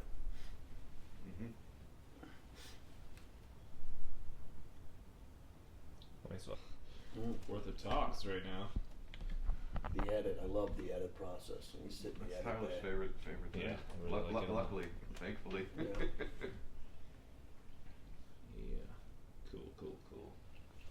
Good. All right. Roger the Connector. Yeah. I'm going to just jump in with that? Yeah, whatever, however you want to do it. So I think life's about connecting people. My big mentor, a guy by the name of Andrew Ashwood, connected people. He was called the Gorilla. And that's a trait that I love. I love bringing people together. And Roger was really good at that. We talked about the hostel and the people that he met along the way. He would connect people. He was a super connector before people understood what connecting people were. And you just think about his life from La Jolla to the roller coaster in Mission Beach. Think about the millions, possibly, or hundreds of thousands of people he's connected. One person who knows 100 people. That 100 people know another 100 people. And it all comes back to Roger. So Roger understood that. And that's the greatest trait, I believe, in people, is everybody could be a great person, but how do you connect people? How do you make other people's lives better? And Roger is a super connector. And that's why I love him on Facebook, because you want to talk about a portal now that connects people and billions of people. That was perfect for him. Roger was Facebook before there was Facebook. Roger was Facebook before the internet, before the camera phone. He would connect people and stop people and say, you need to know him. You need to know him. And we did that with him because we brought a lot of people to him because we said, you got to see this guy, Daddy-O. He's one of the most unique people. And then people, as you said, would go back home. Like Bilbo, my friend Bilbo I went to college with, still to this day talks about him all the time. He came out to San Diego one time, met Roger 2 or 3 times, and 40 years later I talked to him about it. 30 years later I talked to him about it. He still brings up Roger. Yeah, and he's not alone in that. I tell people what we're doing. I said, do you remember our friend Roger Guy English? And the comment generally is, I remember Roger. Of course I remember Roger. Everybody remembers Roger. Right. So he had that impact. So one of the nice parts of this journey for us, and I think Tyler would agree, was we had the good fortune of meeting his 6th grade teacher, Mr. Kilroy. And I think you're probably like me. We went to elementary school together. I couldn't tell you the day I walked out of every grade of my life. I never had any more contact with those teachers. Never really thought much more about them. And this is a 60-year friendship that they've had since 6th grade, to where Roger says Mr. Kilroy was the first person that really saw me, that really treated me like a human being, was the direct quote. And he's a lovely guy. And he told a story that, he said, Roger, he asked him, what do you want to be, Roger? What do you want to do? And he said, usually kids said, I want to be a doctor, I want to be a lawyer, I want to be a baseball player. And he looked right in Mr. Kilroy's eyes and said, I want to be famous. I want to be famous. Yeah, I think a lot of people in that genre, in that world of entertainment, want to be famous. That's a tight fraternity and sorority of people that understand at an early age. And the fact that he had that influence from his teacher, Mr. Kilroy deserves a lot of credit because he gave him the confidence probably to go out and become famous. He deserves you cannot underestimate the impact he's had on Roger's life. And I kind of did some quick math with Mr. Kilroy. I said, so you taught, he's in his 80s, you taught for 30 some odd years and this many students, and he goes, and I ballparked it between like 12 and 1,500, and he said, I just did the math on this. I had over 1,400 students, and he remembers 3 or 4 of them. 2 that went on to be professional golfer, surfer, and Roger Guy English, which I just think is remarkable. Yeah, Roger's a memorable guy. Once you know him, you don't forget him, especially at that age. Imagine being Mr. Kilroy and seeing him on the Tom Snyder show, seeing him in all the write-ups in the paper, and seeing his growth as an entertainer. That's a great connecting. Yeah. Yeah, we had a really fun moment. If you remember the old Renter movie, you used to have the quick stop in the Renter movie. So now it's a liquor store. So we happened to go in there. We were trying to film some exteriors and give Tyler a sense of what the place, time and place was like. And he was outside. I got to talking to the woman at the counter, and I said, "Yeah, this used to be a movie store." I said, she said, "Oh, I used to own the quick store next door for many, many years." So I said, "Oh, so you must know Roger Guy English." And this woman pops out from behind one of the racks, the shelves, and says, "I know Roger. They're making a movie about him." So I waved Tyler, and it was a woman, Peggy, whose friend or husband Russ is loaning us the '57 Thunderbirds, and he had been talking. So she goes, "My husband's Russ." He goes, "You're Peggy." So it was like just another example of synchronicity of us being there in that moment, and somebody popping their head out, going, "I know Roger. They're making a movie about him." So I think if you were in that community of Pacific Beach, La Jolla, Mission Beach, through the '70s and '80s, at some level you intersected with Roger, whether it was a movie or a DJ or Bleed Brothers lip sync performance or world record. So it was pretty remarkable. One of my earliest memories in Massapequa was Jerry Seinfeld. When he popped and he would go on the Tonight Show, his dad owned Seinfeld signs, and he would drive through the neighborhood in a station wagon saying, "My son's going to be on the Tonight Show." That's a true story, and he would let everyone know in that little world of Massapequa that his son was going to be on the Tonight Show and how proud he was. And a lot of people in that area were proud of Roger. Roger was getting written up in all these records and going on TV, in all the newspapers at that time, and it was a sense of pride for that beach community. Yeah, I think you hit on the Facebook piece as well. He was very surprised, not only that people remembered him, but that they remembered him so fondly, because he always felt a little off kilter or outsider or a creep in his own words. But I think what we've seen in this journey is the outpouring of love for this man has been just remarkable. Yeah, that's what this is all about, right? This is all about the love that everyone has for Roger. Everybody, you told me that, I'd sit down and talk about him, I was very excited because you don't get an opportunity to talk about people like this all the time, especially in a format like this. And Roger, I can imagine everyone had great things to say about him and are proud that at this stage we're chronicling his life and talking about his great moments because this story needs to be told. Yeah. So if you would look direct to camera and tell Roger any message that you care to share with him. Well, Roger, I love you. You had a big impact on my life, and you still do. I think your impact as an entertainer will be talked about for hundreds of years. You had a big influence. You connected a lot of people. You connected a lot of friends, and those friends brought new friends to the table. I think you deserve a lot of credit for having an impact on so many people's lives you're not aware of. People that you had a short passing with, or people that you've known 30, 40, 50 years. We all love you. We're proud of you.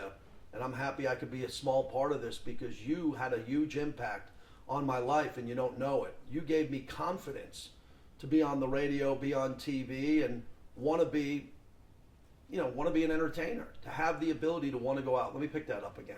3, 2, and 1. Roger, what I want to tell you is I love you. I miss you. I love seeing you. Every time I do, there's just a bolt of energy that goes through me. You are one of the greatest entertainers that I've ever met. You're the first celebrity I ever met in California, and that says a lot. And you still bring joy to so many people. No matter where I am, When I always think of my years in San Diego, I think of you first. The impact that you had and the confidence and the way you looked out for us and said, hey, you're going through a transition in your life. I know what transitions are like. Have fun, have a good time, and I'm rooting for you. You always rooted for me, and I'm always rooting for you. Fantastic. Fantastic. When we're doing this thing, kind of fun thing at the end, if you could look right at the camera and give us a bitchin' daddy-o. Bitchin' daddy-o. Can you give us a dope?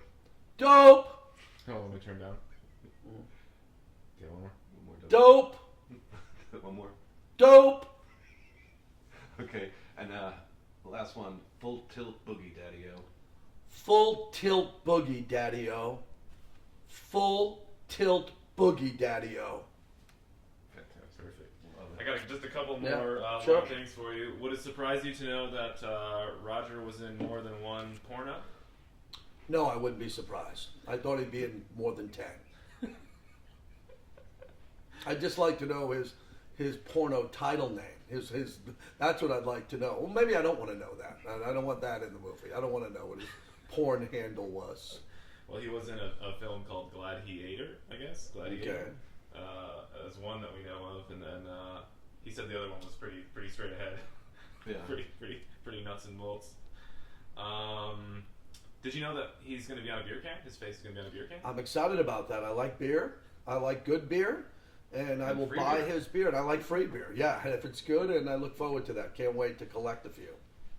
And then we have a couple, and Roger's talked about this openly too, but being that you've been in the Magical Mystery Van, you're probably one of only 2 or 3 people in this documentary that are aware of his methamphetamine use. So if you can just kind of speak to that for a little bit, and that, obviously take that in whatever kind of tone you want to take it in, but it's a part of the story, Yeah, it was uncomfortable to see him involved with that, but that was part of who he was at the time, and I'm happy he got through it. That was a stage that he was going through in his life that I'm just happy that he survived it and came out the other side. It was a big impact on a lot of people at that time in that community, and something he gravitated to, something that he was able to get out of, and it didn't define him, which I'm happy about. Perfect. Speaking of stages and survival, are you aware of his recent battle with cancer that he's been going through? No, I'm not. I'm very concerned about that. Yeah, he's got a great diagnosis just recently. He's apparently he's free, he's clear of it, and all that. So yeah, things are. Well, my prayers are with him on that. I've known several people who fought through that, and they're warriors, and my prayers are with them on that. Yeah, I'm really happy with Jim gave me that news the other What day. kind of cancer?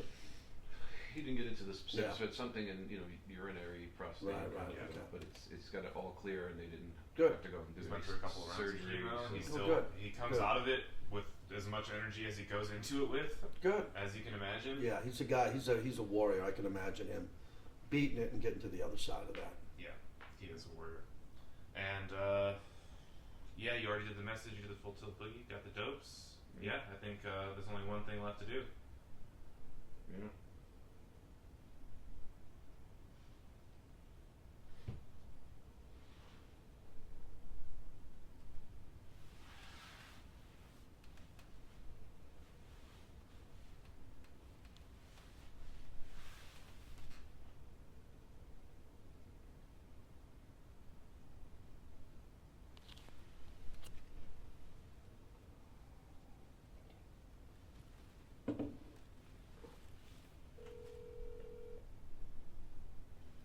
Do you know about the pile of coins? No. That's an interesting one. He is setting a world record for having the biggest pile of coins. This is when he moved the Oh, videos. I remember that. Of course. Yeah. Of course, when he had the coins, it was in the corner of the store. Yeah. Right. Yeah. What was the right? Did he get it? No, I think that was a part of. I think the city didn't really, or the powers that be didn't really like that very much. Well, there was something going on with the taxes and him not paying the taxes when he Wasn't charging sales tax. No, when he fought, he had the sign up, didn't he? Said he wasn't going to pay taxes, or he was openly talking about not paying state taxes or federal taxes. State? I don't think he I remember. I remember that. He was vocal. he was very vocal about not paying taxes. I don't know if that's good for the movie, but Yeah, he's already talked about that in the first documentary. yeah, Pretty extensively. that was a weird process he was going through. That was kind of probably the only time I remember him getting political. Okay. You know. Did he put a sign up? Like a He had a poster? sign up. Yeah, he had something that was either by the register, if I recall, or something where he was talking about he wasn't paying, you weren't paying state taxes, or he wasn't paying. charging sales tax, and then he was Yeah, saying, yeah. if you want me to charge sales tax, then you need to pay me to be a tax collector. Yeah, he was very I don't think he bizarre. was. Yeah. And I don't think it was. Well, clearly there was no accounting. There was no like you didn't. Yeah, and how are you covering the meth part in the movie? What are you going to do? Well, he's talked about it openly that he used it, he got out of it, he as soon as he felt like he needed it, he backed off. Right. And it was something that kind of, the way he speaks about it, it kind of helped him ground himself. Right. Yeah, he said he did one line a day for 10 years, and as soon as he needed it, he stopped, didn't do it, and he, like everything, Yeah, because it was powerful. I didn't do it, but I know I think Krebs did. Whoever did it, it wasn't like the type of thing you needed 2 lines. Like one line, you were like, you had one line, you'd stay up for freaking 2 days. He equated it to the way like ADHD medicine, the way like if you need it, it Right. doesn't really necessarily take you through the stratosphere. It puts you on an even line, and if Right. you don't need it, then it jacks you up. And Yeah, that was a very uncomfortable time because you could tell he was on it. He was on it. You could tell he was into it. That was a big part of his life in the van and being on it. And I remember being concerned about it with him, but yeah, I'm happy you're covering it. It was a part of his life. it's all and then drawing a bridge between the meth and the taxes. Roger feels that his possession charges were trumped up because they were already trying to nail him for things that they couldn't stick him with like the taxes and all. Well, I don't know what happened with that. He got arrested, or Yeah. Yeah. Yeah, he was in prison or jail for what? 2.5 months. For what? Drugs? For possession. But it was really, they knew that they didn't want to deal with him on the tax stuff. Right. So they just found meth and marijuana. So we're obviously very sensitive to not trying to be salacious or exploitative of Roger, but we also feel a responsibility to tell the story. Part of his story. And he was comfortable with it, and I don't think he identifies as an addict, and I don't think he was. No, I don't think so either. I think he used it as medicine. Yeah. Really, really helped him. Yeah. So. Yeah. That truck though. Have you seen Brazil, the Terry Gilliam movie? Mm-mm. The pictures we've seen in that truck. Does that bring back any That memories? brings back memories. Wow. Yeah. So how many people could you fit in there, like partying behind this?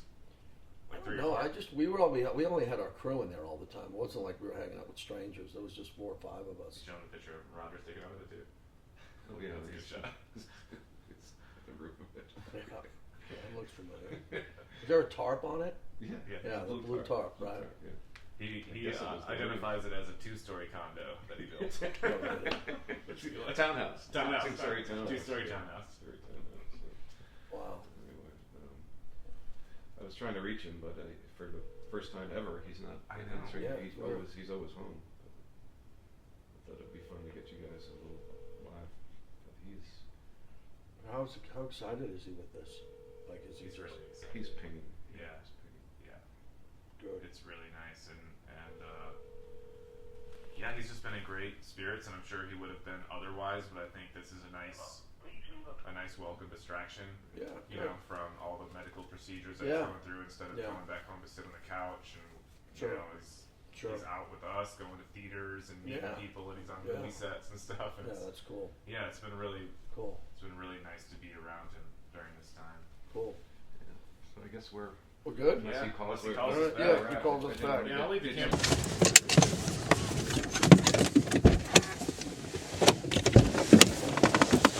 Monsieur. Oh man, what a day we had. What?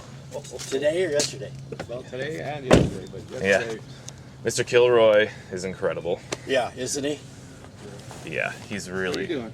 I'm doing great. You know, Love your shoes. that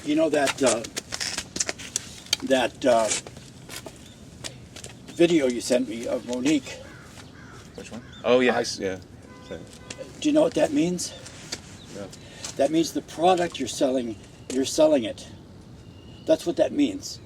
Monique is looking at it going, wow, I like this guy. She genuinely likes me. Loves. Genuinely loves me. Yes. And you've sold the product. You're selling the product. You're not a product. What Roger. you're doing is working. It's magic. I'm telling you. We're just showing you to the world. It's not. You're not a product. You live Yes, your life. yeah, and I am. you have a soul. We're all products. I disagree with that, but that's okay. We can disagree on that. Hey, I want you to know, just so there's no problem, I am right 97% of the time. And the other 4%, who gives a fuck? Take your point. That's my joke of the day. That's one of my favorite of all time. I like it. I'm right 97% of the time. And the other 4%, who gives a fuck? We heard from Bonnie about your your movie experience with you just showing the studio cards to She loved that. She cracked. We were dying too. I wore the shirt in your honor because of that story today. He had to take a knee. I bowed out for a minute. I wish you could have been there when I popped She's that. like, we had our popcorn. Yeah, the we were popcorn's ready, really brought me into it because I'm thinking about all the preparation that people put in, and like to sit down and all have a the movie. Irish kids. Anytime I popped in a movie, they knew they were going to love whatever movie I popped in. So that day I popped that in, and it's I think the first logo was 20th Century. And it goes on and on and on. She said you guys were cracking up. That was your. Oh, you talked to her? Good. I talked to her. I called her and I said that you guys were really happy with her. She was fantastic. Isn't she wonderful? Dynamite. Yeah. I was working for her husband who hated me. Ben. Yeah, he just hated me from day one. Because I immediately come in there in this ball of energy and take over his store. Now I brought in the business, but he hated me.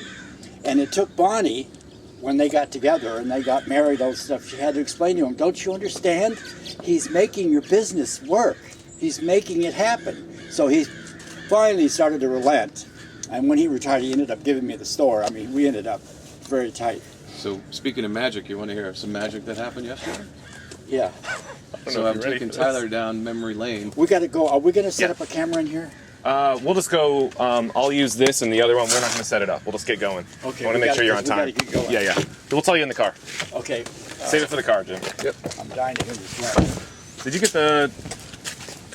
I got the keys right here. I think. Okay. That Monique thing. Lovely. Oh God! What? Are you kidding? I just. It's already done, and it's a done deal. It's like I've known her for 20 years. What a trip. What a trip. Can I open the back of your car, Roger? What do you want to do? Can I open this back? Yeah. I'll put a few things in there. Actually, I'm gonna ride back here because I'll get a better shot this way. All right.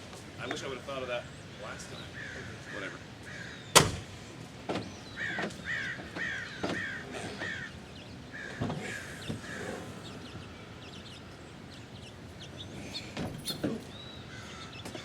Yeah, wait till you hear the story that we got for you. Okay. Oh, I can't wait. Yeah. Jeez. We gotta. I still can't. What? In the car. Okay.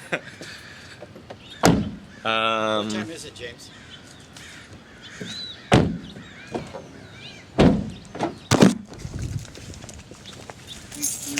Okay, let's roll. Oh, okay. Oh, we're fine. We're doing good. We're doing good.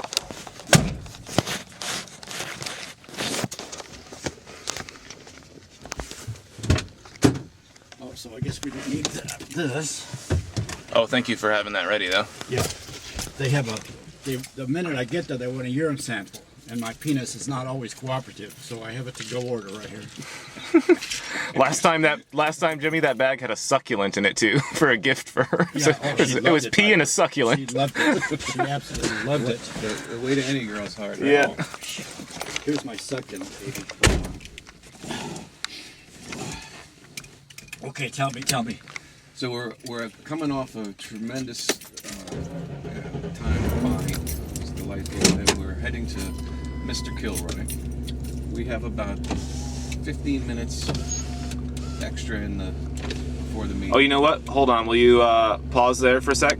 Kilroy So I said, Tyler, let's just go down Garnett. I want to show you a couple of spots that I think you might find interesting. So I was looking for the Quick Stop, and what was the Bluffs many years ago, but the Quick Stop is now a Buffalo Exchange. So I said, okay, this is it. Pull in here. So I'm getting ready. Tyler wants to do a couple of little things, film. I was really thirsty from talking so much, so I wanted to get a water. So I said to Tyler, as he's outside the car, I'm outside the car, I said, should I tuck in my shirt? And just as I said that, the truck pulls right past me, pulling in, and goes, tuck it in! so I said, thank you, that's the answer. So I go into the liquor store, which is not what was the old video store, is now a liquor store. And I wanted to get some water, so I was talking to the woman behind the counter, and I said, this used to be a clothing store called the Bluffs. She said, oh yeah, okay, I don't remember. And she said, so I used to own the Quick Stop next door.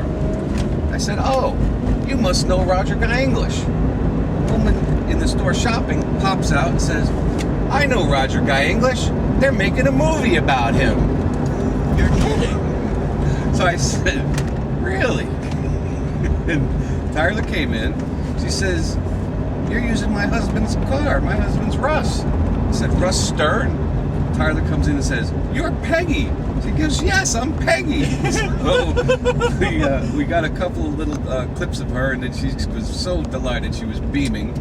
And she said, don't film me now, I'm not ready. And she ducked behind a counter and hid behind a shelf and hid from us. So, yeah, there's something in the air. Oh, tell me about it. Is that magic? Are you kidding? I know, Roger. They're making a movie about him. What? Wow. See? Yeah. Magic. Yeah. It's magic. I just sent Martin a message, by the way. Okay. I told him the train is leaving the station. Run fast.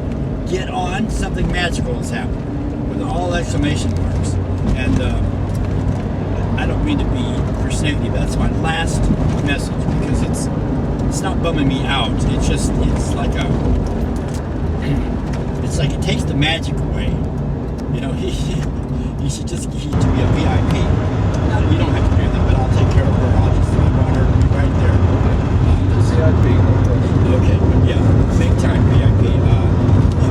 This is just be a crowd show. Yeah, I hope everybody comes. Oh, I do too. And they will. Very loud and great energy, terrific smell. Yeah, she's very happy when she does well. She's really treated her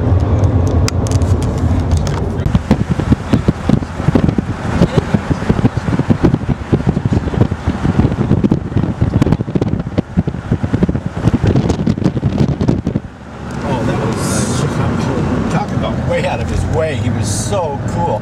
They were Mr. Kilroy, my sixth grade teacher, and our principal, Mrs. Barton, were totally into my acting career. They were totally into it. Mrs. Barton, in the 4th grade, sent for me in class one day and had me come down to her office and said, Roger, there is a boy that got sick who has a part in a play at La Jolla Junior Theater, and they need you to replace him. You're going to have to learn the part in 2 days, but they need you. And I went, you're kidding? Really? I'll do it. I'll do it. She drove me, my Mrs. Barton, my elementary school principal, drove me up to La Jolla, not to audition, but just to walk in. They gave me the script and go, here, you're playing the Scarecrow in a play called The Saucy Scarecrow. And that was my first part in a play. And of course I was on top of the world. I couldn't believe it. And I pulled it off. That's great. Oh, that was, I'll never forget that as long as I live. There's another story about Mrs. Barton. I used to tell her jokes. And this is in the 4th grade. And when I started telling jokes to people. And figured if you can make them laugh, they won't beat you up. So I did my damnedest to get people laughing. And one day I told her a joke. And the next day, I was pulled out of class. Mrs. Barton wanted to see me, and she took me down to her, I was taken down to her office. And went into her office and she said, Roger, I want the joke you told me yesterday, I want you to come to this sewing class and tell these ladies that joke. And I went, sure, okay, I will. And she took me to this sewing class, and there's about 50 women in this huge classroom, all with sewing machines, and they're learning, these women learning how to sew. And so I stood in front of the class and they introduced me and I started telling this joke. And I'll tell you this joke right now because this is the first time I really performed in front of a live audience. So it's a little significant for me anyway. Can we roll the windows up one more time for the joke? Alright, I don't want to miss anything. The joke was, and it won't be that funny now, but it worked to the sewing class for these ladies. The joke is, a little boy named Joey gets a part in the Christmas pageant, and he is supposed to tell the story of the Christ. And he has the devil of a time learning his lines, and he tries and tries and tries to remember his lines, but he just has a really hard time remembering his lines. So his mother goes, oh, I got an idea. She sews his script into the top of his pants so that if he forgets his lines, he could just look down at his pants and there's his lines right there. So here's the night of the Christmas pageant. He's up on the stage and he's telling the story of the Christ. The three wise men follow the star and they finally find the manger, and they go in the manger and they walk up to the manger, and there's the baby laying there. He forgets his lines. He looks down in his pants, and the three wise men meet Mary and Joseph, and he looks down in his pants again, and Mary and Joseph said, this is our baby, and his name is J.C. Penney. And it's not that funny of a joke now, but it worked in the 4th grade. This little kid standing there telling the stupid joke. Because it was a sewing class, they roared every time. Every day for a week, they took me to this class to tell that joke. Which actually reminds me of how Jesus actually got his name. One of the wise men looks at the cradle at what has to be the ugliest baby he's ever seen in his life, and he goes, Jesus Christ! Just stuck, huh?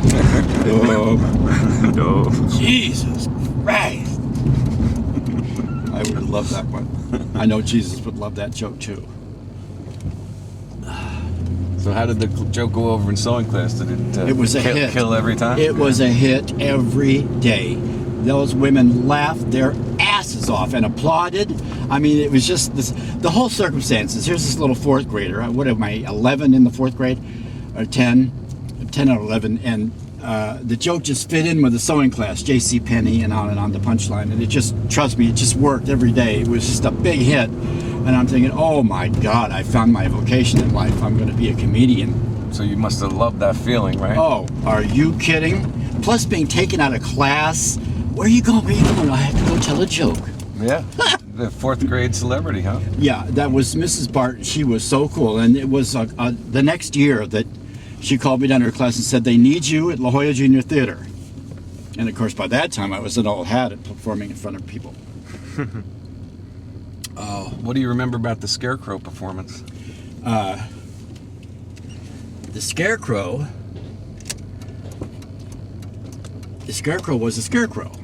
Okay, so in my mind's eye, Scarecrow doesn't move. And in the play, some witches come along and, oh, shit. Okay, up there if you want. Oh, thank you. Okay, good, I'll take it. The Scarecrow is not a living entity, he's a scarecrow. So the first 10 minutes of the play, I'm just a scarecrow standing there and I didn't move a muscle. And in the play, the witches come along and bring me to life. So when I finally came to life and actually started moving, the audiences actually jumped out of their seats. They tripped out. They didn't realize I was a human in that scarecrow outfit. That's pretty strong. The effect is exactly the effect I wanted, and it worked. I loved it. Oh, guys, I'm a little bit nervous. It's okay. I'm a little bit nervous. We're right here with you. It's. And everything's going to be fine. Are we filming? I can turn it off if you want. No, I just said, are we filming? We are. Yeah, it's on. Okay, I'm going to go take my test and be evaluated and see if anything has returned. And hopefully I'll come back with some good news. Yeah. So I'll be back shortly, boys. Let me give you a hug real quick, Roger. Okay. We're confident. Too much beautiful things happening right now. I know. I know. That's what's got me so nervous. No, this is... No.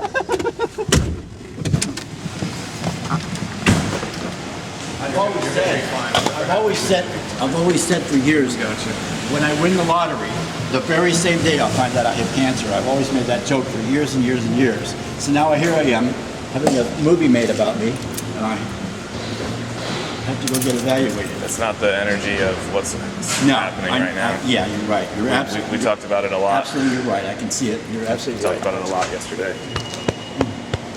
It's gonna be good, man. Yeah. Okay. We'll be right here. All right. I know the security guards. He's cracked down. Oh, cool. Thank you. See you in a bit, bro. Okay, guys.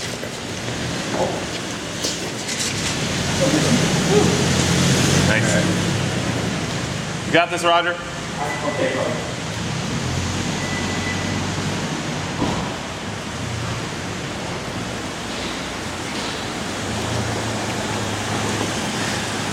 I wish I had my sunglasses right now.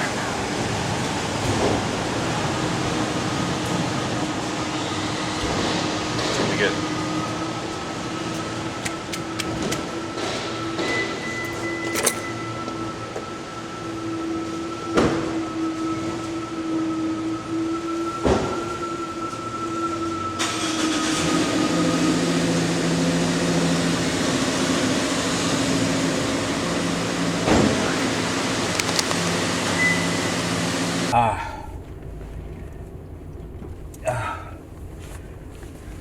I've always maintained, it's a joke, that the day I win the lottery and I win $1 million is the day I found out I have cancer.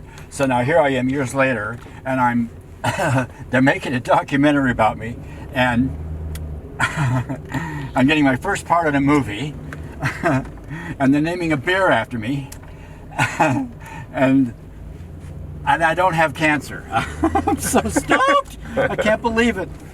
I've never been so relieved about anything in my life. I can't believe it. I thought for sure the cards would be. Hold up. So the doctor, My doctor is wonderful. She's a heavyweight and a specialist, and is taking really good care of me from day one.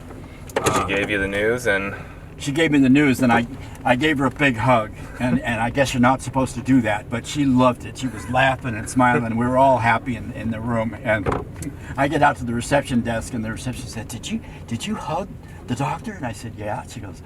I said, "How did you know?" She goes, "It's all over the floor already." Apparently, it's just not done. Some people get away with a little extra on account of. We were all very high energy in the room. I could feel it. They were stoked. And plus, they want to come to the screening. My doctor and the assistant that was there, Catherine, they want to come to. I'm going to drop them off 4 tickets, and 2 more for the other lady that takes care of me. Yeah, this is great. Then I can put a chair here and not be standing the whole time too. Yeah. If I can do it without bumping my camera. I'm ready when you guys are. Let me just make sure the audio is rolling. Room tone? Room tone. Yeah, let's start with that maybe. Audio is rolling. Will you just kind of tap that mic lightly above you?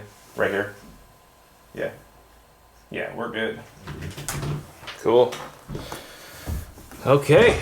All right. Well, this has been a pleasure already. And, yeah. Thank you so much for doing this and welcoming us into your home. And you're a natural. So. Yeah. Don't change a thing. You're a this natural. So we're just going to have a nice, easy conversation, and we're totally excited. So. Why don't you take us to your earliest memory of Roger, if you can? I would have to say probably that would be Thanksgiving. Thanksgivings, because my mother and his mother, they were sisters, and Aunt Rosie would bring Ricky, Rhonda, Romany, and Roger, to our house in La Jolla, and they lived in Pacific Beach. And I remember Roger and Romany being just little squirts, like maybe 2 years old, or maybe even, I don't remember them as babies, but I do remember them as real small little toddlers, like I probably saw them as babies, but I was pretty young too, because I think I'm a couple of years maybe older than they are, but we're pretty much in the same group age-wise. But yeah, they used to come over and have Thanksgiving dinner with us. We'd have it over at our house, and I remember Roger had a lot of energy, and he was just, I always liked him. He's just a good kid, And Romany too. They were the twins, right? Sure. Okay. Yeah. Great. So you got going back to the Thanksgiving, and obviously a lot of people talk about his energy and stuff. Like, can you remember any memories that you guys, doing stuff together and having fun? Or? Well, he usually came over, in a group with Aunt Rosie, because we were kids. We were all kids, so we couldn't really. They lived in Pacific Beach, on, what was it, Pacific PB Boulevard, right, in Ingram. Mm-hmm. And so that was a ways away from where we lived, which was on Bishop's Lane in La Jolla, right? Mm-hmm. So it wasn't like we could really get together unless we came with our parents, right? And so, and at that particular time, neither my mother or Aunt Rosie were married. They were both divorced, right? So anyway, the main time I saw Roger or Romany or Ricky or Rhonda was, when we'd go with my mom to see them over in Pacific Beach, or, Rosie would come see us in La Jolla, so he was, Roger had a lot of energy. He, what can I say? He really was very much interested in movies, and especially monster movies. Mm-hmm. And he, I remember when we were kids, I remember we would go, to the ocean or the bay and just kind of play around, right? Just kind of do whatever kids do, wade in the water and that kind of stuff. But mainly what I remember about him, early on, was when my mother married my stepfather and we moved to Kensington, okay? Mm-hmm. And anyway, my brother used to buy these monster magazines, right? There was this newsstand down on Broadway in San Diego, right across from the Spreckles Theater, where our mother worked. She was a cashier there. Anyway, my brother would buy these magazines, Monster Magazine, and whatever, Gore, or whatever it was, and then when when Romany and Roger would come, Ricky and Rhonda were kind of getting to where they were on their own. They were more teenagers, but Romany and Roger would come over and with Aunt Rosie, and Roger would do a beeline to the magazines. He'd do the incidentals, like how you doing, what you been up to, but after that, never mind the small talk. Where's the monster magazines? So he'd go and start looking through the magazines, and he'd read all about it, and then he had his own research. He'd do his own research, however he did, because there wasn't any online stuff. But one way or another, he would find out, tidbits about Lone Chaney or the Wolfman or whatever. So So basically that's what that's what he was really interested in, and also movies. He always could tell you a lot about movies. Yeah, that's come up as his encyclopedic knowledge of film. Do you recall ever going to a movie with him, or? Well, yeah, I mean, I think we went to King Kong at the Roxy, and that was big, because King Kong was still big, even though it was an old movie. It was still a classic, Sure. and loved it, and cried at the end when King Kong died, but. Was that on Cass Street, the old one that's the post office? Yes. now? Okay. Oh yeah, Okay. that's the Roxy. Yeah, Okay, sure. great. And I got. It's funny because I stayed with my grandmother a lot. My mom was still kind of, this was before, my mom married my stepfather. I got, what do you call it, passed around a lot, where I was at the beach, with my grandma, and she lived like on Salem Court in Mission Beach, and then she lived on Taft Street, right across from Aunt Rosie and Roger, right, and Romney. Ricky and Rhonda, I think, were out of the house by then, or they'd come and go. I think that was kind of it. But anyway, yeah, I saw Rodan with him, and I might have even seen Godzilla with him, but he was just totally enamored with that stuff. And then he'd find out all this stuff about it, about who played Godzilla or whatever it was. He just was really, he would really dig into that stuff. Do you remember him when he started to collect the posters and stuff? Do you recall? Yeah, well, a little bit, but I think it was his secret passion in a way. He just did it. And Roger was a very friendly person. He always has been, but he also had his own little life, within his life, and I think that a lot of that stuff, because his mother, they kind of jumped around a lot, right? It's like they lived in South Bird, they lived in Pacific Beach, they lived, kind of in East, kind of Park Avenue, East San Diego or whatever. They were around. They went around a lot, and so I didn't really. I never really got into their place to see much of what was going on, so I didn't really catch his posters till later, and then I know when he was there in Mission Beach and Ventura Street, when he was Roger's place, the second story place that he was at. Well, he showed me them then, some of them, but I wasn't aware. He might have told me about them, but I didn't really see too many of them. Why were they moving around so much, you think? Well, there was, Aunt Rosie, she had, how can I say it? It was that she got with some really kind of weird guys, Okay.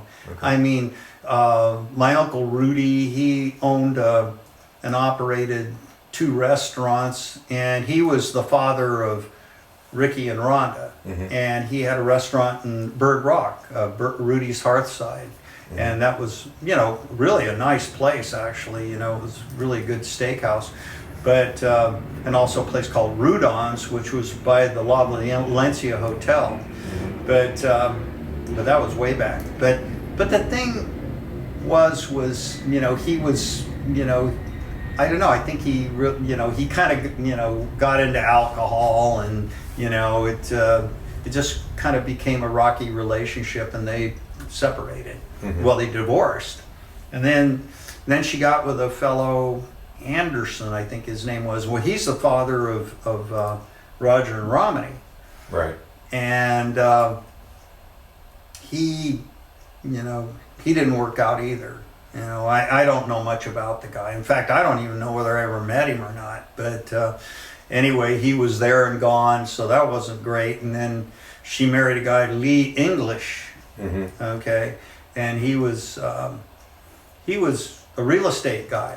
He was a big real estate guy here, especially at the beach, you know, and he, how can I say, he was, he turned out to be abusive. You know, he was not a good fellow, you know, and he almost, you know, he basically pistol whipped Rick and, you know, almost killed him. And Roger basically saved Rick's life. You know, Roger stepped in and stop, you know, the guy was wacky. Anyway, he, you know, the guy, he was up on charges and everything, and he just hauled ass to Mexico. Nobody ever heard from him again. How old was Roger at that time? Do you know? You'd have to ask Roger, but I'd probably say around 7 or 8, maybe. You know, child. Yeah, he was a kid. Yeah, you know, and then she got with a guy. I can't remember his name, but he was kind of lived way on the end of Adams Street, the western end of it, Frank or something, you know. And he wasn't. I don't know that might be his name. Roger would know, but he was another guy that, you know, was into alcohol, and I don't think he treated, you know, my aunt very well, and they ended up divorcing, and then she ended up living in La Jolla at the house that we lived in, my brother and I and my mom, you know, but we had moved out because, you know, my mom had married my stepfather, and we moved to Kensington, so she still owned that house, right? My mom did, so my aunt moved in and lived there for many years. You know. How do you think that shaped Roger and who he's become? I have to say that you know, I mean, okay, you know, I mean, it's like, you know, Roger had a lot of trauma in his life, a lot of trauma, you know, and that's what I've heard. You know, I didn't really see a lot, you know, because it was always a family get together and everything, you know, and we hung out a little bit for a little while when I was at my grandma's. I was staying at my grandmother's, and she was across the street from them on Taft Street in South Bird Rock, right? And so we kind of hung out a little bit, you know, did things together, but I never really, you know, was around him in his house, seeing, his personal life, right? I kept my surfboard over at my Aunt Rosie's, right, in South Bird, because I lived in Kensington. We moved to Kensington, so I'd take a bus out, and I'd have my board there, right, you know, and I'd see Roger and Romedy there, and we'd talk, but I never really, you know, I never really spent much time with them in their family. But from what I can gather, you know, from, Roger, Romedy, and, Rick and everybody, that, Roger, he had himself a hard time, I think, in a way. And so he had to, I think Roger invented his own reality in a way, you know, because there were so many wild things going on. Our families were, we're from Eastern Europe, wild people. I mean, no kidding. I mean, my grandfather, his grandfather, was, died on a motorcycle, right? He was the cobbler for the La Jolla colony, right? He was a shoe guy. He was from Serbia, Czechoslovakia, Serbian, and my grandmother was, Czechoslovakian. And they came here, and he was just a real wild man, and he drank a lot, and I think that this, these things set ripples in the family, and Aunt Rosie, she's a wonderful woman, but she, from what I can gather, she was kind of hard on Roger a bit, Now, you'd have to talk to him about that, but I have heard, kind of real rumblings, and I can understand it because, it was, there wasn't a lot of security, so, he had to make his own world. He had to create his own world in a way, and he did.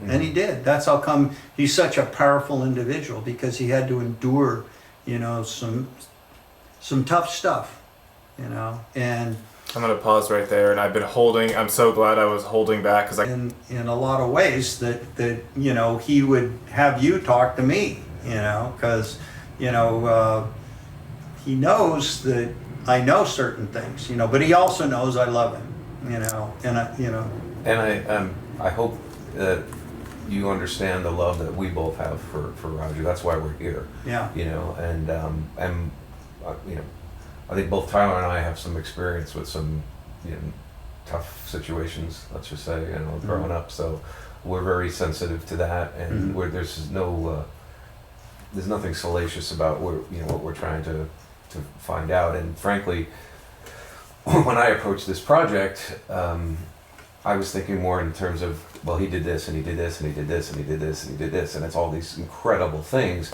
And to his credit and wisdom, Tyler said, you know what, I'm less interested in the things he did. I want to know who he is, and I want to know why he did those things, you know. So I think a lot of this is you know, very insightful and important, you know. And I think I know I do, and I think Tyler agrees, we want to have this to be a message and a beacon for people that maybe are struggling, you know, that can see this and be like, you know what, full tilt boogie, daddy-o, I'm going to go for that dream. I'm going to, you know, endure and survive and flourish. And I think that's, you know, a message that a lot of people can relate to. Right. You couldn't pick a better guy than Roger. Really, honestly, he's, you know, It's the only person. I had zero interest in doing a film, a documentary, but Roger I've known, and Tyler was willing to do it. So yeah, I mean, this is the only way we do it would be with Roger, and I jokingly say, when we started, Roger didn't want to do it. I didn't want to be in it, and away we go, you know. And Tyler had the steady hand to say, yeah, let's do this. But you know, my love and protection of Roger is first and foremost, and you know, that's the most important thing. So I think he's told you, be as open as you want, right? Like, everything's on the table. So it's fitting because of the fact that he wasn't born with all these, you know, like, you know, he's good looking in his own way, but he ain't, you know, like, you know, some kind of, you know, Kirk Douglas or anything. And he's thin, he's skinny, and, you know, and he had a lot of stuff he had to overcome because of, you know, his situation as far as his, you know, his home life, you know, which was very rocky from what I can gather. And, you know, even the little bit I saw, I could see, you know, it's kind of like stepping back, right? Like maybe 10 or 15 years before today, I couldn't give you more of, you know, what I can now. Sure. Because I'm older and I'm, you know, I've got a little bit more perception on it and a little bit more wisdom. And yeah, you know, I mean, the guy, I think what it was, you know, he created a world for himself, you know, and he lived in that world, and it was a good world, you know. I mean, he didn't turn sour, you know, which, you know, he could have. Yeah. He could have been a real bitter son of a bitch, but he wasn't. He kind of zippity doo-dah'd, you know. He kind of, you know, okay, I'm going to take the high road, and you know. And you know, his energy, you know, he flew over stuff, you know. He didn't get stuck. He just, you know, kind of upped the game, and, you know, just kind of went, hey, I'm playing my own music here. So I'm going in this direction. I'm not going to hurt anybody, but I'm going in this direction. And that's what he did. And, you know, God, I can't believe how many times I read in the paper he set another world record or something. I mean, you know, some nebulous thing, you know. I mean, it wasn't really like coveted, but he did it, you know, and you know, and he got publicity, you know. I mean, and you know, he did that for quite a while, and he just doesn't seem like he's, you know, he's older and he's a little bit more mellow, but he's still Roger, you know, and I really respect him for that, you know, and I love him. You know, I love Roger. And he told me, that, you know, it's really funny because when we were at that that get together, that beer at that beer garden, Roger comes up and said, yeah, he introduced me, you guys, I guess, and he goes, yeah, they want you to tell the story of when you were on the tuna boat, right? Mm-hmm. And I go, oh, really? And he goes, yeah, because when I first, talked to him about that and said, I saw you on a movie, Roger. and he goes, you did? And I go, yeah, and I told him the first time he kind of, he didn't admit it, but he kind of, he just didn't, he kind of, changed the subject, right? But through the years, I just kind of, yeah, okay, Roger, I know that was you, And so he finally, is okay with it, but here I am in Magdalena Bay in a tuna boat, right? With, we're at, we got blown into Mag Bay because there's a Chubasco, which is this, a Mexican version of a hurricane, right? Coming up the coast, it's already hit Mazatlan, it's gonna hit Cabo, and then, it'll just go right up the coast. So our whole tuna fleet, we had a code group, we went into Magdalena Bay because we didn't want to get sunk out in the middle of in the ocean, because, that could happen, in a hurricane. So, a Chubasco. So anyway, we go into Magdalena Bay, and we're all anchored up. There's about 6 or 7, tuna boats, in this code group. And one of the skippers goes, gets on the horn with our skipper and goes, hey, you guys, what are you doing, and, for tonight? And well, what do you eat and go to sleep, right? Because there was no entertainment back then. This is the early 70s, right? It's like, what can we... I mean, there wasn't, we didn't have any radio, we were too far from, radio contact. All we had was, CD radio.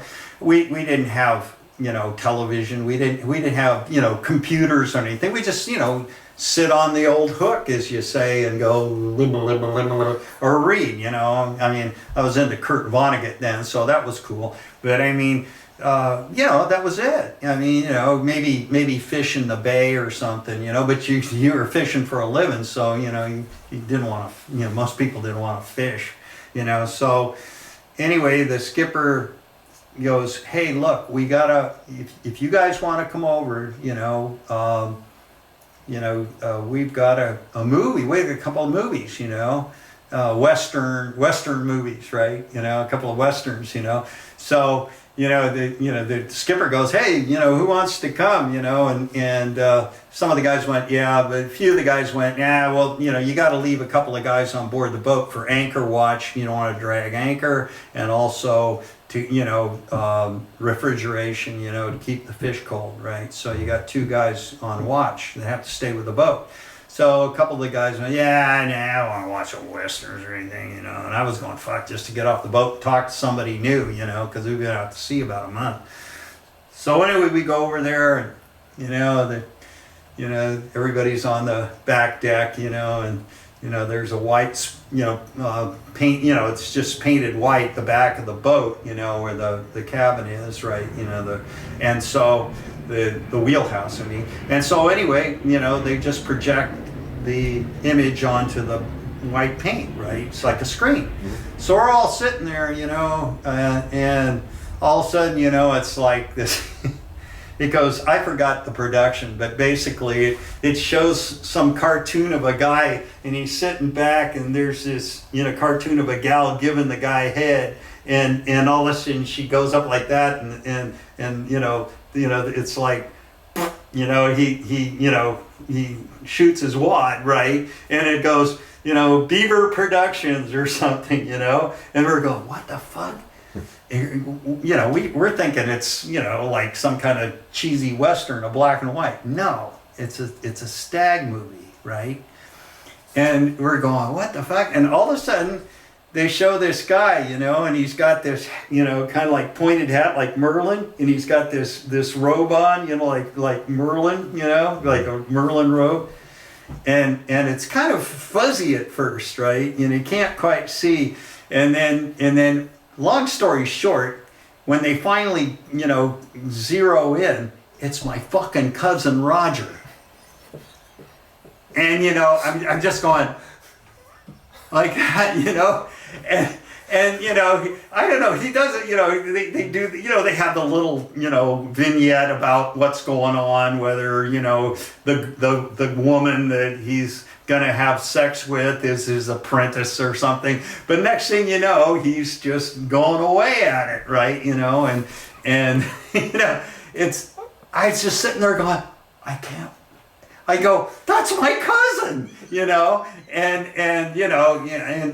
he was gifted with a Czechoslovakian schlanger, the guy's definitely gifted in that department, and so anyway, he's there he is. I'm watching him have sex for about 30 minutes, all these different positions, and I was just going, and I just go, it's Roger, all right. I mean, there's no way. I mean, nobody, Roger's Roger, right? But anyway, it just kind of went, oh my God, one of these days, I'm gonna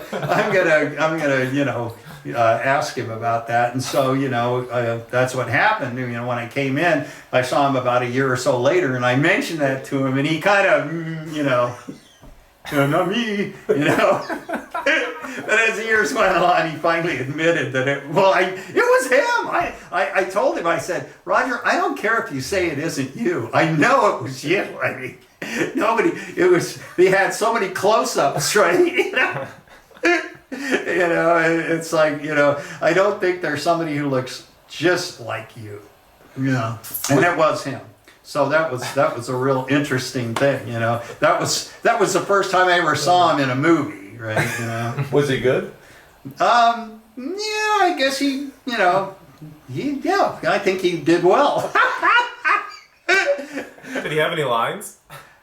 No, it was just it was a silent thing, right? There were no hello, how are you? It's a nice girl like you doing a place like this. You want to see some real magic? Well, they did have a little something, a little plot, about because he was in this Merlin outfit, right, with a hat and everything. But I can't remember exactly. Do you remember what it was called? No, I don't. There was another one, they showed another one, and that was called Girl on a Bike. Okay, and dig this.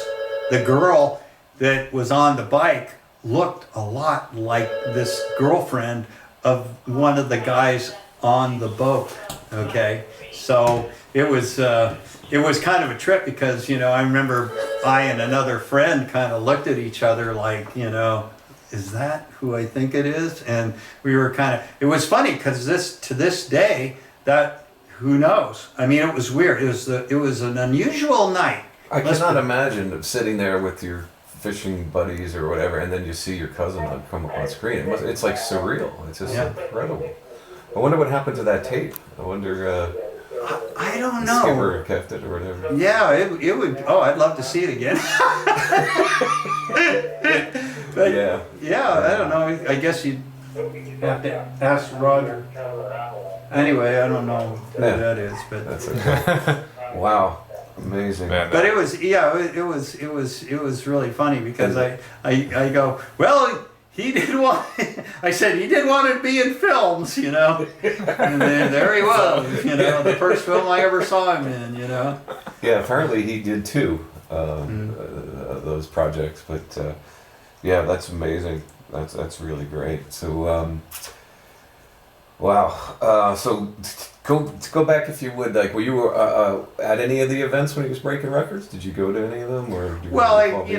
I saw him when he was doing Pong. Oh, really? Yeah, okay. he was doing it with his feet for a while. He'd take off his shoes and play, and then he was what do you call it? That Ford dealership. Buy a Ford, I'm bored. He was up in that car. They had him up on a tower, and it's I didn't really the Pong one. Yeah, I saw him, but a lot of the stuff he'd just do it. He wouldn't call me. He wouldn't keep me informed. We were living our own lives, right? Sure. But I would say, when he was at Billy Bones, I went and saw him a few times, Oh, yeah. But yeah, I mean, he was definitely, he walked up the West Coast, all the way to Canada, and he did a lot of stuff, and I was proud of him. I was glad he was doing stuff, he'd get the publicity and everything, and I think that he just showed a lot of people that determination and fortitude can get you places, and he was definitely the poster boy for that. He just, and then do enough of something that it was enough off the grid where he would get publicity. Sure. Yeah. Yeah. I continually come back to this. And I still can't get my head fully around treading water for 18 hours. Like, that it's just, because they don't, as far as I know, he wasn't a swimmer or a lifeguard or a Navy SEAL. But to your point, there's just a certain determination that he has. Like, he says he can see it, and once he can see it, he can accomplish it, Yeah. Well, yeah, I think what he did, really, I would have to say that what he endured in certain times in his life, he had to go on automatic pilot. That's what I think.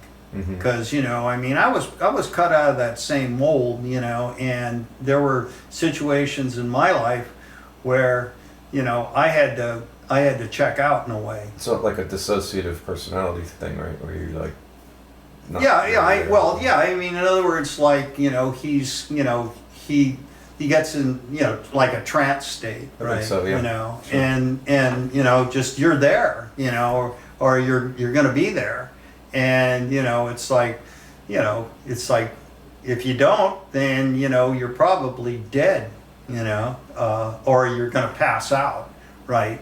One or the other, It's just like, somebody who is, like, they're crazy or something, like they're and what are you going to do? You're either going to kill them or knock them out, right?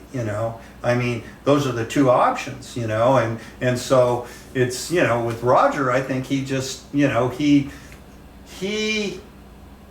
this is what I feel was part of it, was not only his determination, but his metabolism too. I mean, he had a high metabolism, but I think there were times where he had to look the other way, right? He had, like you say, I think he disassociated in a way. And he was in this world. And, it's like, okay, I'm in this world until such time as I achieve what I'm going to do, and then I wake up, right? I'm here. Okay, I'm here. I'm here with you, But until I get there, I'm somewhere else. I'm kind of disassociated, right? And I think that you could say that he had that, and I think because of some of the stuff we had to endure as kids in our life situation, our family situation. I was in an orphanage for a while, I mean, we had to disassociate from things, and Roger, from what I can gather from, I don't, there are things that I think our family, would share with our family, but with other people, I don't know. I would have to get his permission on that, but he's talked about being in the foster program when his mother was they had pleurisy, which she was in a hospital for a while, and then him and Romney were in the foster program as he talked about that being a very difficult of course time. Of course, they were not very nice to him. Yeah. So Exactly. And see, that's the thing, I mean, like, he's a very sensitive person, and so what he'd do is he'd disassociate. We share the same blood a lot. So I mean, I think there are some genetic components in here that we both understand about each other, and I think that's probably one of the reasons that he had you guys talk to me, was because we're a lot alike in certain ways, right? Because we had similar experiences, different but similar, right? And had to cope you know, because our mothers were sisters, right? So I mean, you know, they got a lot from their books, right? The book of Rosie, the book of Barbara. Okay, the other sister and the one brother, you know, they were, you know, our family was, you know, Aunt Josephine died at an early age. She was, you know, probably lived a little bit of too much of a, you know, of a consumption life. My Aunt Annie died in a mental institution. You know, my Uncle George, you know, committed suicide. He was a tuna fisherman and a motorcycle rider like my grandpa who was killed on a motorcycle. We had some wild people in our family. You know, I mean, it was like my Aunt Ida, you know, was you know, very badly abused by her husband, who was part of the port district here in San Diego. He was a big wig, but he was also an abusive person. I mean, I think the Maltich family had a lot of abuse, you know, the kids from Joe Malatich, Joseph and Josephine. My grandmother was Josephine, he was Joe. And so that spread out across the family. I mean, you know, it's like they lived in La Jolla, but they were, you know, as they say, the Southerners, there's only one thing worse than, you know, a black person, okay, a nigger, okay, and that's poor white trash. And we were poor white trash. I mean, you know, we came from Eastern Europe, in La Jolla, you know, I mean, you know, that we were, you know, we were not the, you know, the cream of the crop. You know, it almost sounds. You think there was like some like gypsies, like yeah, oh yeah. Well, you know, where do you think Romany got her name? You know what Romany is? No. That's where the gypsies came from in India, Romany. I didn't know that. Oh yeah, yeah. We were for sure. We were looked at as trash. You know. I mean, you know, there used to be a colored town in La Jolla, right? Eads and Draper Street. And we were, you know, my brother and I were looked sadly upon by the black community. Because we didn't have anybody. And, you know, Aunt Rosie was, yeah, she was in Pacific Beach, but, you know, I mean, she was kind of a beatnik and, you know, I mean, you know, there was baggage there, you know, that was put on mainly, I don't think by my grandmother, but my grandfather, you know, and I think my grandmother had to absorb a lot of that crap, right? And so when she got away from him, she became a lot more nicer from what I can gather, right? You know, he died before I was born, my grandfather. But there was some, you know, yeah, you know, I think Grandma worked for the Scripps family. She scrubbed floors and, you know, she was, you know, took care of their kids or whatever. I mean, you know, it's like she was, you know, we weren't the cream of the crop. Do you remember when Roger was working at Billy Bones and he was living in the truck out back? I didn't know he was living in a truck, but yeah, okay, yeah. We call it we just named it the Gypsy Caravan or the Magical Mystery Van. Oh, he probably has gypsy blood in him. Yeah, I think he built it with scraps. It was a pickup truck, and he calls it a 2-story townhouse. But they would find scraps in the, you know, whatever, people throw it away, and he just built it, had a blue tarp on it, and it was incredible. Well, see, there you go. I think that we were really kind of, you know, I think that how it was for us was we learned the essentials, right? I mean, we weren't into the trappings, right? Like, you know, to properly wear this clothes or to properly talk like this or whatever. It was like, how do you survive, right? How in the hell do you survive, you know? And glean, you know, as good a life as you possibly can out of this, you know. Sure. But, you know, and you know, to our advantage and our luck, we were in a wonderful area. That's what saved our ass. I mean, we'd probably all be dead if we were in Detroit or Chicago or something, killed in a gang violence or something. But no, we were in a beautiful area of the world that we didn't even know about. I mean, we just thought it was just another place. But Roger, like for me, like he grew up on the beach, but I don't see him as like a guy that's in the sun and in the beach. You know what I mean? Like I see him more like in the nightclubs and Oh yeah, well the beach had two distinct qualities back then, and that was free spirit. There was a nightlife that went on. I mean. So Roger probably knew more of the, the nightlife, beach life, I mean, the beach is, hey, God, PB. I mean, nowadays, it's like party heaven. Same with what do you call it, Mission Beach now. And growing up, it was, yeah, he wasn't a surfer, but he knew surfers. I mean, he knew, he was part of it, but he was more the night end of it, Do you remember when he was working at what's Foggy's Notion now by the sports arena and yeah, Carlos and Charlie's, I think, was the. Well, I remember that used to be the place across the street from the sports arena. Sure. It wasn't Foggy's Notion. Right. Yeah. And yeah, the big peanut chute and everything. You remember Teen Angel, the character that he would do with the leather jacket and the. Oh yeah, I kind of remember that. Yeah. Well, no, he. It's funny because I think what it was Roger, Roger stacked the deck where he was strong, right? And that was, he was very entertaining, he was very engaging, I mean, he could get people just, nobody knows anybody at the end of the night. Roger's got everybody knowing everybody, right? Yeah. And that's what he was good at. He was a connector. And he had the energy. He had no fear about stuff like that, And if he got off on the wrong foot, he would change feet, right?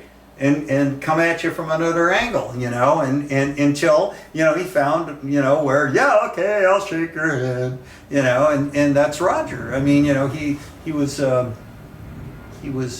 could you, kind of like a chameleon, I mean, but he was always himself inside, but he had many faces and many ways and a lot of energy to get things going, So what did you think when you heard we were doing this documentary? What was your first reaction?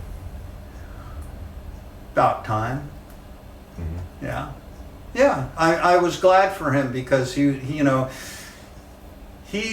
a work of art in his own right. And, there's many works of art that never get, enjoyed or, exposed. And I'm really glad you guys are doing this because he, he's put his ass out there, Roger's definitely put his ass out there and he deserves something good, And I think really. I think the world deserves to know him. I think that, that's what I felt more of a responsibility to do this than a desire to do it. I was like, this is the seat that I'm in, and someone needs to tell this story, and share this with the world, So I'm hoping that it resonates forever, and I hope it touches people and inspires people and makes them go full tilt boogie, daddy-o. Well, yeah. To the max, daddy-o. Yeah, exactly. And the thing of it is pushing the envelope, right? He pushes the envelope, and so it's like, and what's good about him is he pushes the envelope, but he's not mean. He's not, he doesn't have that mean side. He has that good, creative, get wild, I mean, whatever it is, push it, but don't hurt anybody. Don't slaughter people as you're going to the top, right? Just, find your way. There's a way for you. And, you're going to be bumping into people or bumping into things, but just keep going and be yourself and try not to get embarrassed. So what do you think people misunderstand about him the most? What do you think? I think he can be too much. I mean, it's like, he has so many things that he can, in 1 minute he can bring up 20 subjects, you know what I mean? You're kind of like going, I'm still on number one, So, I mean, I think that part of it is that he's just going so fast, you know, and I think the thing that is his, you know, the center of his gyroscope, right, that keeps him balanced, is he's a good person. He's a good person, and you know, he's kind, and that's all you got to really know about him. You know, he's not going to hurt you. You know, he might confuse you. You know, he might, you know, oh my God, where's he going with this? You know, but I mean, there's no harm in it. And if anybody's gonna take a bullet, it's gonna be him. It's gonna be him. It's not gonna be anybody else. You know, at least if he has his way, right? You know, because that's the way he is. He's, you know, he's always taking care of me. I know. You know, he's. You know, if I don't know what's going on, you know, he will back up and go, okay, this is what we're doing, and I think that's the way it is, the way he is. He's just a good guy, you know, but he has so much going, you know, at once that, you know, he could confuse people. But if you want to really just hang around, he'll come around, you know what I mean? I mean, it's like you might not understand what's going on, but just sit around, just stay planted, and you know, it'll come back to you, you know. So I know it's not easy, but if you had one word to describe him, what would that be? What, Roger? Yeah. God, what would that be? I'd have to say, you know, really wonderful. You know, he's a wonderful guy, you know. On top of, on a up, down, sideways, around, or whatever, you know, deep down inside, he's a wonderful guy, and I like him. I love him. You know, I always have. You know, I mean, he's confused me many times, but he never scares me. If he scares me, it's because I'm afraid what's going to happen to him, not anybody else. You know, Yeah. But he's landed on his feet, so. You know, more power to him. Have you ever seen his high school yearbook photo? No, I never have. It says, Oscar, Oscar, Oscar, fat little Oscar. That was his goal and to dream to win the Oscar. Oh, yeah, yeah. Well, I'll tell you, you know, I mean, as far as, you know, what do you call it, sheer desire and determination, he'd win an Oscar for sure, no doubt. You know, I mean, it's like he's, because of what he's put into it, you know, his whole life, you know, and you know, you can see the reflection of it. You know, you can see the reflection of who he is, you know, through the people that he's around. You know, it's like at that party, you know, or that beer thing, you know, it's like all these people and you know, Roger, you know, and I'm cracking up, you know, because you know, each one of us has something unique that you know, we have with him. I have some pretty big ones because I've known him since he was a, you know, kid, but I'm sure everybody has, you know, precious things about Roger, you know. Is there any other stories you want to share with us? Anything else you feel like the world should know? Well, you know, just that, you know, he's a survivor, and that I think that it's commendable that he's still above ground. You know, I mean, really, because he's been in so many escapades, you know, that I can't, you know, and so yeah, that would be it, you know, that he's still, you know, doing his stuff, you know, and he's got to be close to 70, or he's in his 70s. 72. Yeah. Okay, well then I am 2 years older than I thought he was. Yeah. You know? I didn't know that. I know him 30 years. I just learned this. I didn't know how old he was. So we've been doing something towards the end, and this has been fantastic. Thank you so much. It's been got a couple more things. Yeah. So one thing I really want to make sure that we properly remember Ramani, and there's not a lot of people that have relationship with Ramani that we've talked to, so it's really just you and Rhonda. Mm-hmm. So can you talk about Ramani and Roger and Ramani's relationship a little bit too? Well, they were pretty inseparable in a lot of cases, you know, because of their social situation with their mother, and Ricky and Rhonda, it was kind of like everybody had to take care of themselves, but then they had to take like Rhonda basically was the mother. Yeah, that's what it felt like. In a lot of respects, and I think Romney was really, really, really quite animated, and she was fun. She was a lot of fun, and she had a lot of sparkle to her, and she was a go for it in her way. Like I had a friend who was jumping off the clam there in La Jolla. You don't know where I don't know where that is. It's a little cliff that guys jump into right near the cave. Okay. In La Jolla, they call it the cave, where you can go down in the cave. Yeah, well, anyway, this friend of mine,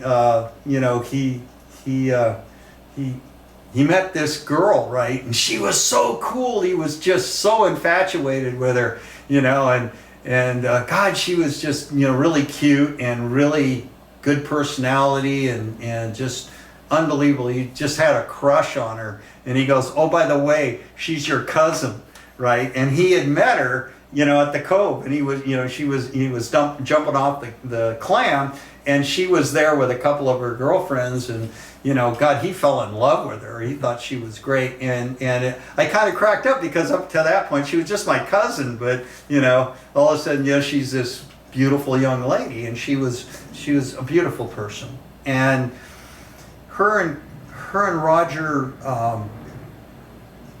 they had to survive some years, together with the social situation being, what do you call it, kind of rocky for their mother, and so they were kind of like, fused together as, two as one, and I really liked her, I loved her, and she was just a very sweet person. But she was she was in her own way. She was kind of a go for it too, though. She would, she was daring in her own way, and so yeah, we kind of, it was kind of sad when she got married and moved out of town, and she was out of town for many years, but she did come back, and in her last few years she died of some form of cancer. I can't remember. I think kidney. Yeah, that was it. But she was wonderful. And Roger was very close to her. They were very close, so yeah, and she was a big part of his life, so they helped each other get through the hard times, and that's what I remember about her, Plus, I mean, I loved the hell out of her, she was very, very, very nice. I really wish we would have had a chance to meet her. The couple of pictures that Rhonda showed us, it seems like her spirit is like big. Like she's really beaming. Like maybe that one by the waterfall or whatever that she showed us. Mm-hmm. Yeah. It's a powerful image of a person. Not everyone jumps out of a photograph.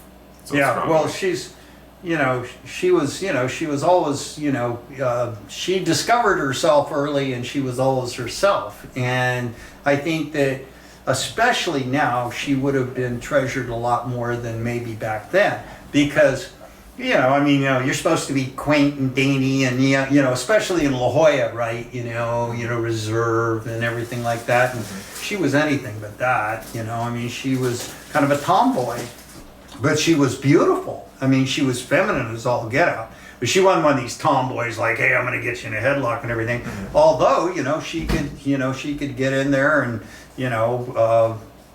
get in the ocean and, swim around with you, or, she was just, yeah, she was a guy or a gal guy from a standpoint where she, if you saw something wash up, it was kind of like, ooh, she'd go, let me see it, and like a lot of girls, ooh, or, see this bug, ooh, woo. She wouldn't be, you know, she'd be like, let's see it. What does it look like, you know? You know, so, you know, she had a very good, she had a strong sense of curiosity, you know, and she had bravado, you know. Romany had bravado.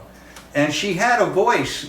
Her voice was kind of, you know, she had a kind of a strong voice from the standpoint of like she could pull you in with her voice, you know, kind of, you know, she was cool. I mean, she was one of these people where if you made a step towards her, she would make a step towards you. She wouldn't necessarily go, oh, well, I'm going to play this game with people, you know. She was pretty much herself. And, you know, you would have liked her. You guys would have liked her. Did you meet her? I did not. I'm disappointed, but I don't know why. That was, like I said, from '89 to '97. I was, you know, in PB and would see Roger from Billy Bones into the movie rental places, and you know, we actually did some filming together. And but no, it just one of those things, you know. Well, I think she might have been out of town. Maybe she wasn't around. Yeah, you know, because you would have met her probably if she would have been there.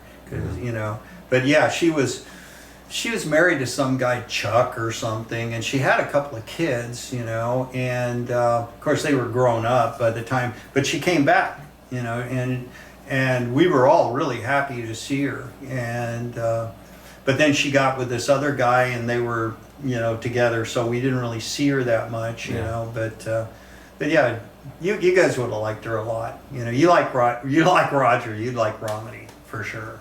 You know. Yeah. Man, I wish there was some video of the two of them together somewhere to see. You know, it's like I feel like the kids that are growing up now are going to be able to see their whole lives unfold. You know, because everyone's got a phone in their pocket, and we're like at the library trying to dig up photographs from 1977. We found some really cool ones, by the way, that they had at the San Diego History Center. But yeah, that would have been really cool to see Roger and Romany interacting, and obviously to meet her. But where we're at now, I wish we had that. Let's see. I guess, you know, that you've got another really unique perspective of Roger being in, having gone through that experience in the orphanage as well. And I'm not sure timeline wise if your experience was prior to his or if it was you know, earlier or later. But were you, having gone through that, were you ever afraid for Roger when he was in those circumstances because you kind of knew what was behind the curtain? Well, I think that no, I didn't then.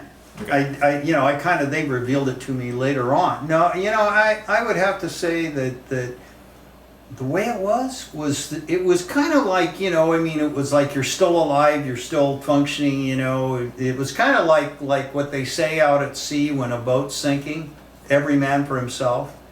Reason being is if you save yourself, that's going to be a miracle, let alone trying to save somebody else, right? You know, and that's a true statement. You know, you try to save somebody, you're guaranteed you're going to drown, right? So you just try to take care of what's in front of you.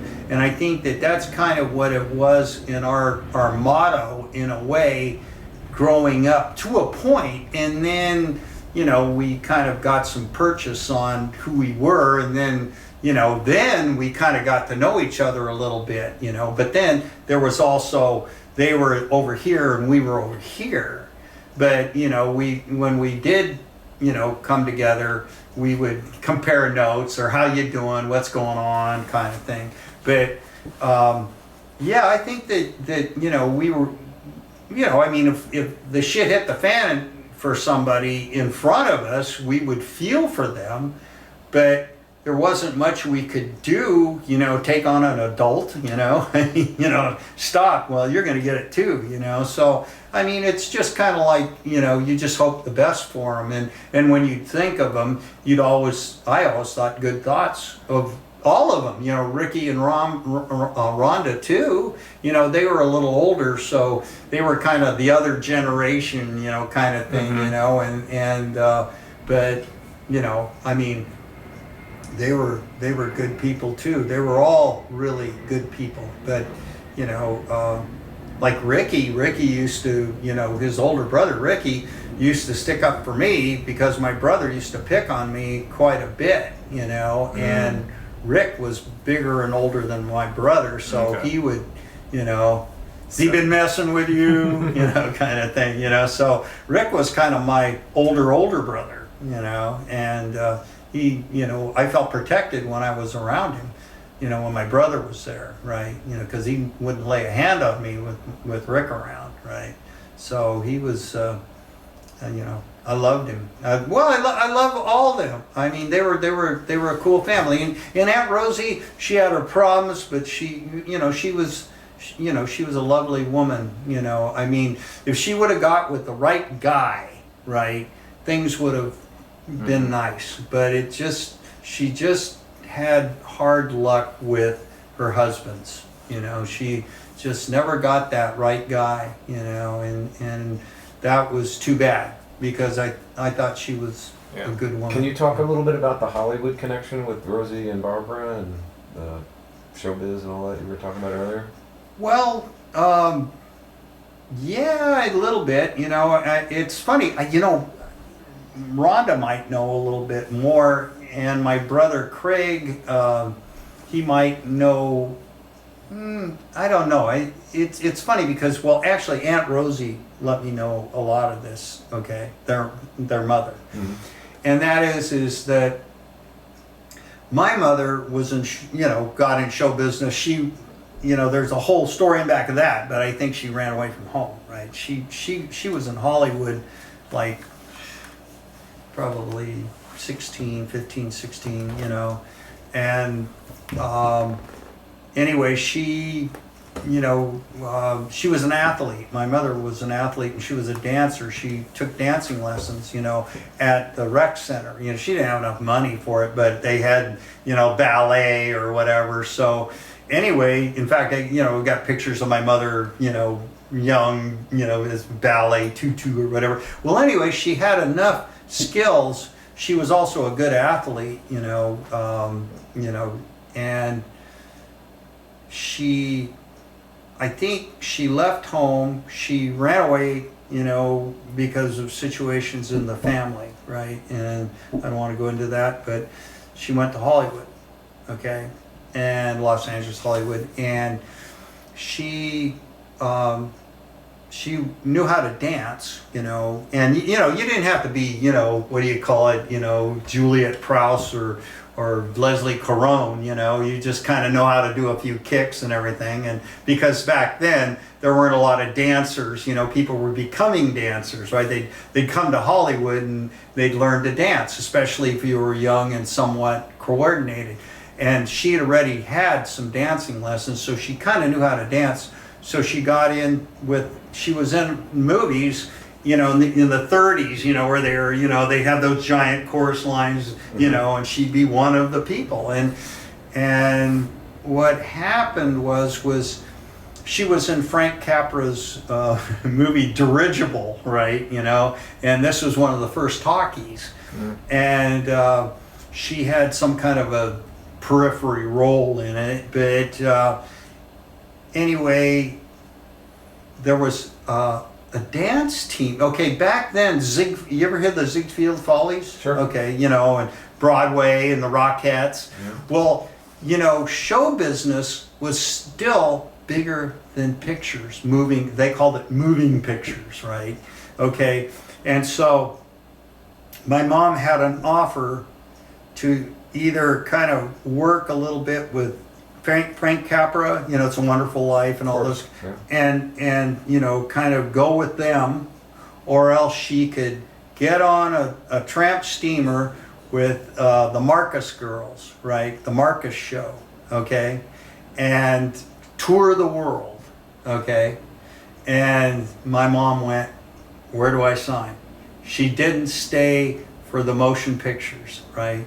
And that was when the first talkies were starting and everything like that. She said, nah, I want the glamour. Well, that was, she went around the world. She went, she dated all kinds of, she dated Donald Budge, who was a Wimbledon champion, you know, in tennis. And there was a few other people that, you know, she was girlfriends with Lou Ayres, who, you know, All Is Quiet on the Western Front. You know, he was a old-time movie star. She dated Ward Bond. You know, God, there was a couple other guys. John Hodiak. There was a couple other guys that were, you know, semi-famous, you know, in Hollywood. But it was like they were starting out. Everybody was kind of starting out, right? You know, and she went the other way. And when she came back, you know, it was like, you know, the war was starting. And it's just, there's a whole story back of that. But basically, you know, my mom never really, you know, she was ready to settle down about the time the war went on. And, you know, it was bad timing. Because a lot of the guys that were whining and dining her were, went in the army or whatever, and, you know, things were not really great. And anyway, she married my father, who was a soldier, right? And, he was younger than her, like by 10 years, he's a good looking guy, right? But, he put up, it's the weirdest thing. She married some guy, she was in Seattle, and she was at the ending of her dancing career. She wanted to settle down, kick back, and, these guys had been chasing her, some of these guys in different, towns or cities, oh, she's so beautiful, there's, oh, and she, I want to, want to live, maybe later on, but, and so anyway, she marries this guy in Seattle from a prominent family, okay? And anyway, they're married for a little while, and his family finds out about it, right, and they basically tell him, you are going to be written out of the family fortune if you stay married to her. Because my mom had a wild past. I mean, my mom had a good time, right? And so they said she's inappropriate for high society. So you either get that marriage annulled, or else you're on your own, buddy. And this guy had never been on his own, right? So he got it annulled, and my mom ended up in San Diego, and she was, what do you call it? She was crestfallen from that. And my dad, who knew her from up there and had always been chasing her, and she always was setting him up with these other friends of hers, right? She wasn't really that interested in him because she liked him, but, it was like, yeah, you're too young, and, whatever. Anyway, she married him because she was a fallen woman, and I'll provide for you, I'll do whatever you want. And it was during the war, and she married him, and she had my brother and I, and but she kind of wanted to get back to speed again because she was in her 40s, but she still thought maybe she had some gas in her tank, so she was out kind of running around with people, for a while. And my aunt was, had kind of gotten taken in on that too before the war. And, when she was in Hollywood, my mom took her to friends in Hollywood, and I guess Aunt Rosie had a great time, and they called her Little Barbara. And, it's just, it was just one of those times where, Aunt Rosie, had a good time, and she dated some influential people, but time went on, and, went back to La Jolla, and, Rudy, the guy who owned, and he was quite a entrepreneur at the time, he had, opened up a restaurant, that was Ricky and Rhonda's father, sure, right? Yeah. And Aunt Rosie, you know, for all practical purposes, you know, Aunt Rosie was gonna, you know, have a silver spoon and a, you know, red carpet, you know, for the rest of her life. And, but it didn't work out. It didn't work out, you know. It's huge. Yeah, I no, mean, this has been absolutely enlightening and fantastic. I thank you so much. We've been doing at the end. If you'd like to give a message directly to Roger, if you want to look in the camera and send him a message, it's up to you. We've been doing that at the end of the interviews. And hang loose, Roger. Hang loose. Perfect. Perfect. Yeah, you know, it's funny, you know, because like you know, one thing leads to another, and you know, it is quite a story. I wish I could string it together, but there was a lot of what do you call it? There was a lot of near misses, and there might have been with Roger too in his career, you know, because. You know, I know he at the La Jolla Playhouse, he starred in a few plays and was like, oh, you should go to Hollywood. And they went to Hollywood. So, I mean, you know, it's kind of like, you know, that, do you know the way to San Jose, that all the stars are pumping gas that never were, or pumping gas and whatever, you know, that Dionne Warwick song. But that's the thing, you know, in our family, there were some near misses. You know, but like if my mom would have gone, okay, I'm going to stick with Frank Capra and, you know, learn acting and everything like that, I think she could have been a star because she was a beautiful woman. Her hairdresser, who was from San Diego, Walter, you know, House of Walter on Fifth Avenue, beauty shop, he told me, he says, at one time, he says, your mother was the most beautiful woman in San Diego. And you know, and this was back in glamour, right? Glamour, right? You know, I mean, and my mom was glamorous. I mean, you know, it's like, you know, I remember her walking into Marston's department store one time. My brother and I were with her, and this guy was demonstrating some kind of something. You know, it had a bunch of people around him. You know, a pen or something, and my mom walked in and he stopped talking and he just went and I looked at her because she was glamorous. I mean, it was a trip. It was, you know, they don't have that now. I mean, it's not popular. You'd probably laughed at now if you were glamorous, but she knew how to wear the makeup and, you know, like that. And I remember people turning around and looking at her and going, oh. Didn't Marla English have a career in Marla English, yeah. She was. She was a star. She was a movie star. She wasn't a big star, but yeah, she was. Yeah. That was Lee English's relative. That was the guy who was a real estate. You know, he was kind of wacky. But yeah, that's right. Roger and Romney told me about her, you know, and I don't really remember what she looks like or anything, but yeah, she was actually, you know, a movie star, yeah. But that's kind of what it was, you know. It was you know, what do you call it?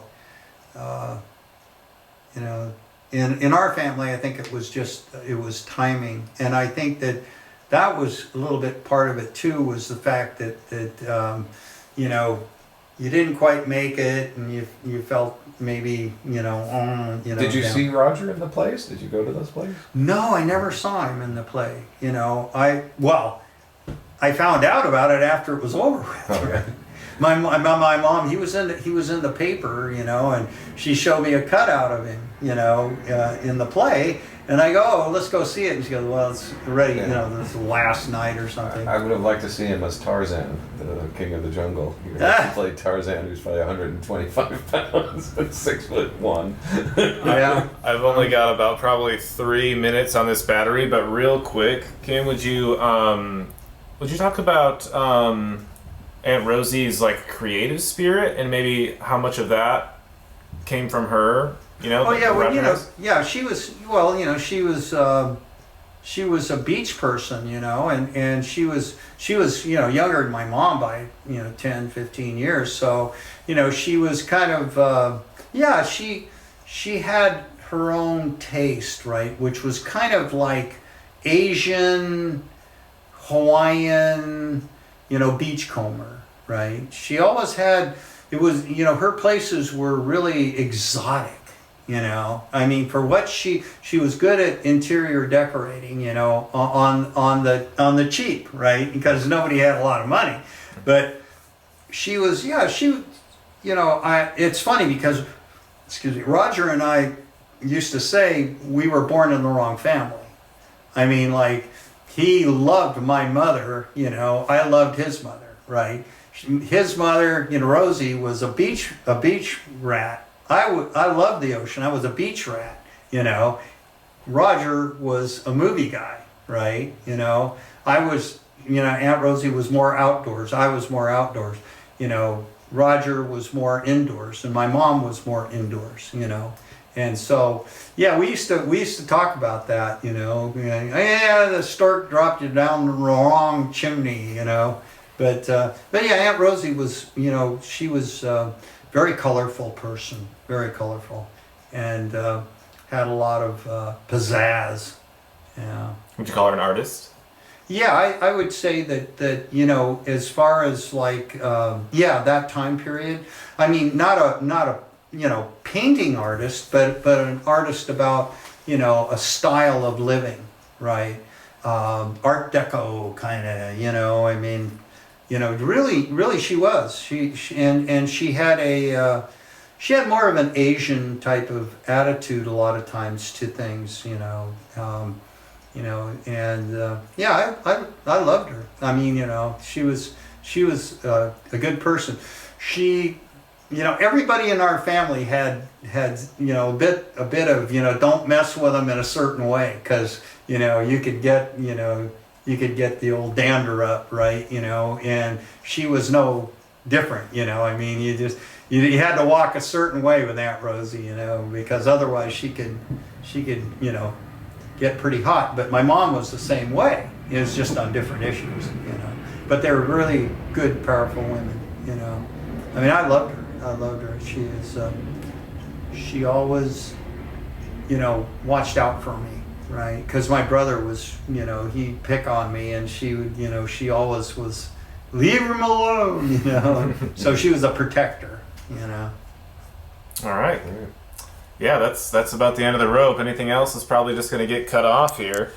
Kim, thank you so much. That was you guys. Well, gee, yeah. That was a lot of really great stuff, and some stuff that we never heard anything close to at this point. Yeah, which was really nice. Well, like I say, he's a unique individual, Roger is, and he always has been, even when he was little, and Roger's always had his own world, I mean, and it's a good world, because, Can I use your bathroom? Sure. Right in there, the door right there. There you go. Yeah, let me help you move some of this stuff back here.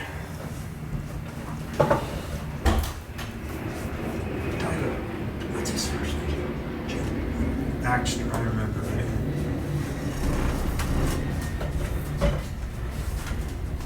Yeah, well, that's great that you're doing this, because he really does deserve it. He definitely does, and I think that he's going to be. I think that his story is going to be inspiring to a lot of people, and some of the parts of it that are harder to talk about, that we're really glad you guys are being vulnerable enough to let that in. That's going to be the part that makes me a hero to people, because without going through some sort of struggle, it's just a Roger commercial. Everyone knows that we all have two sides to the coin. Sure. And so that's what's gonna. Yeah, the whole picture and what he was able to do with taking that world that he was forced to build for himself at a young age, and how far he took it, and where he went, it blows my mind. And I'm really proud to know him, and really glad to be putting this thing out there in the universe. Well, you got it. I'm glad that you reflected on that, because that's exactly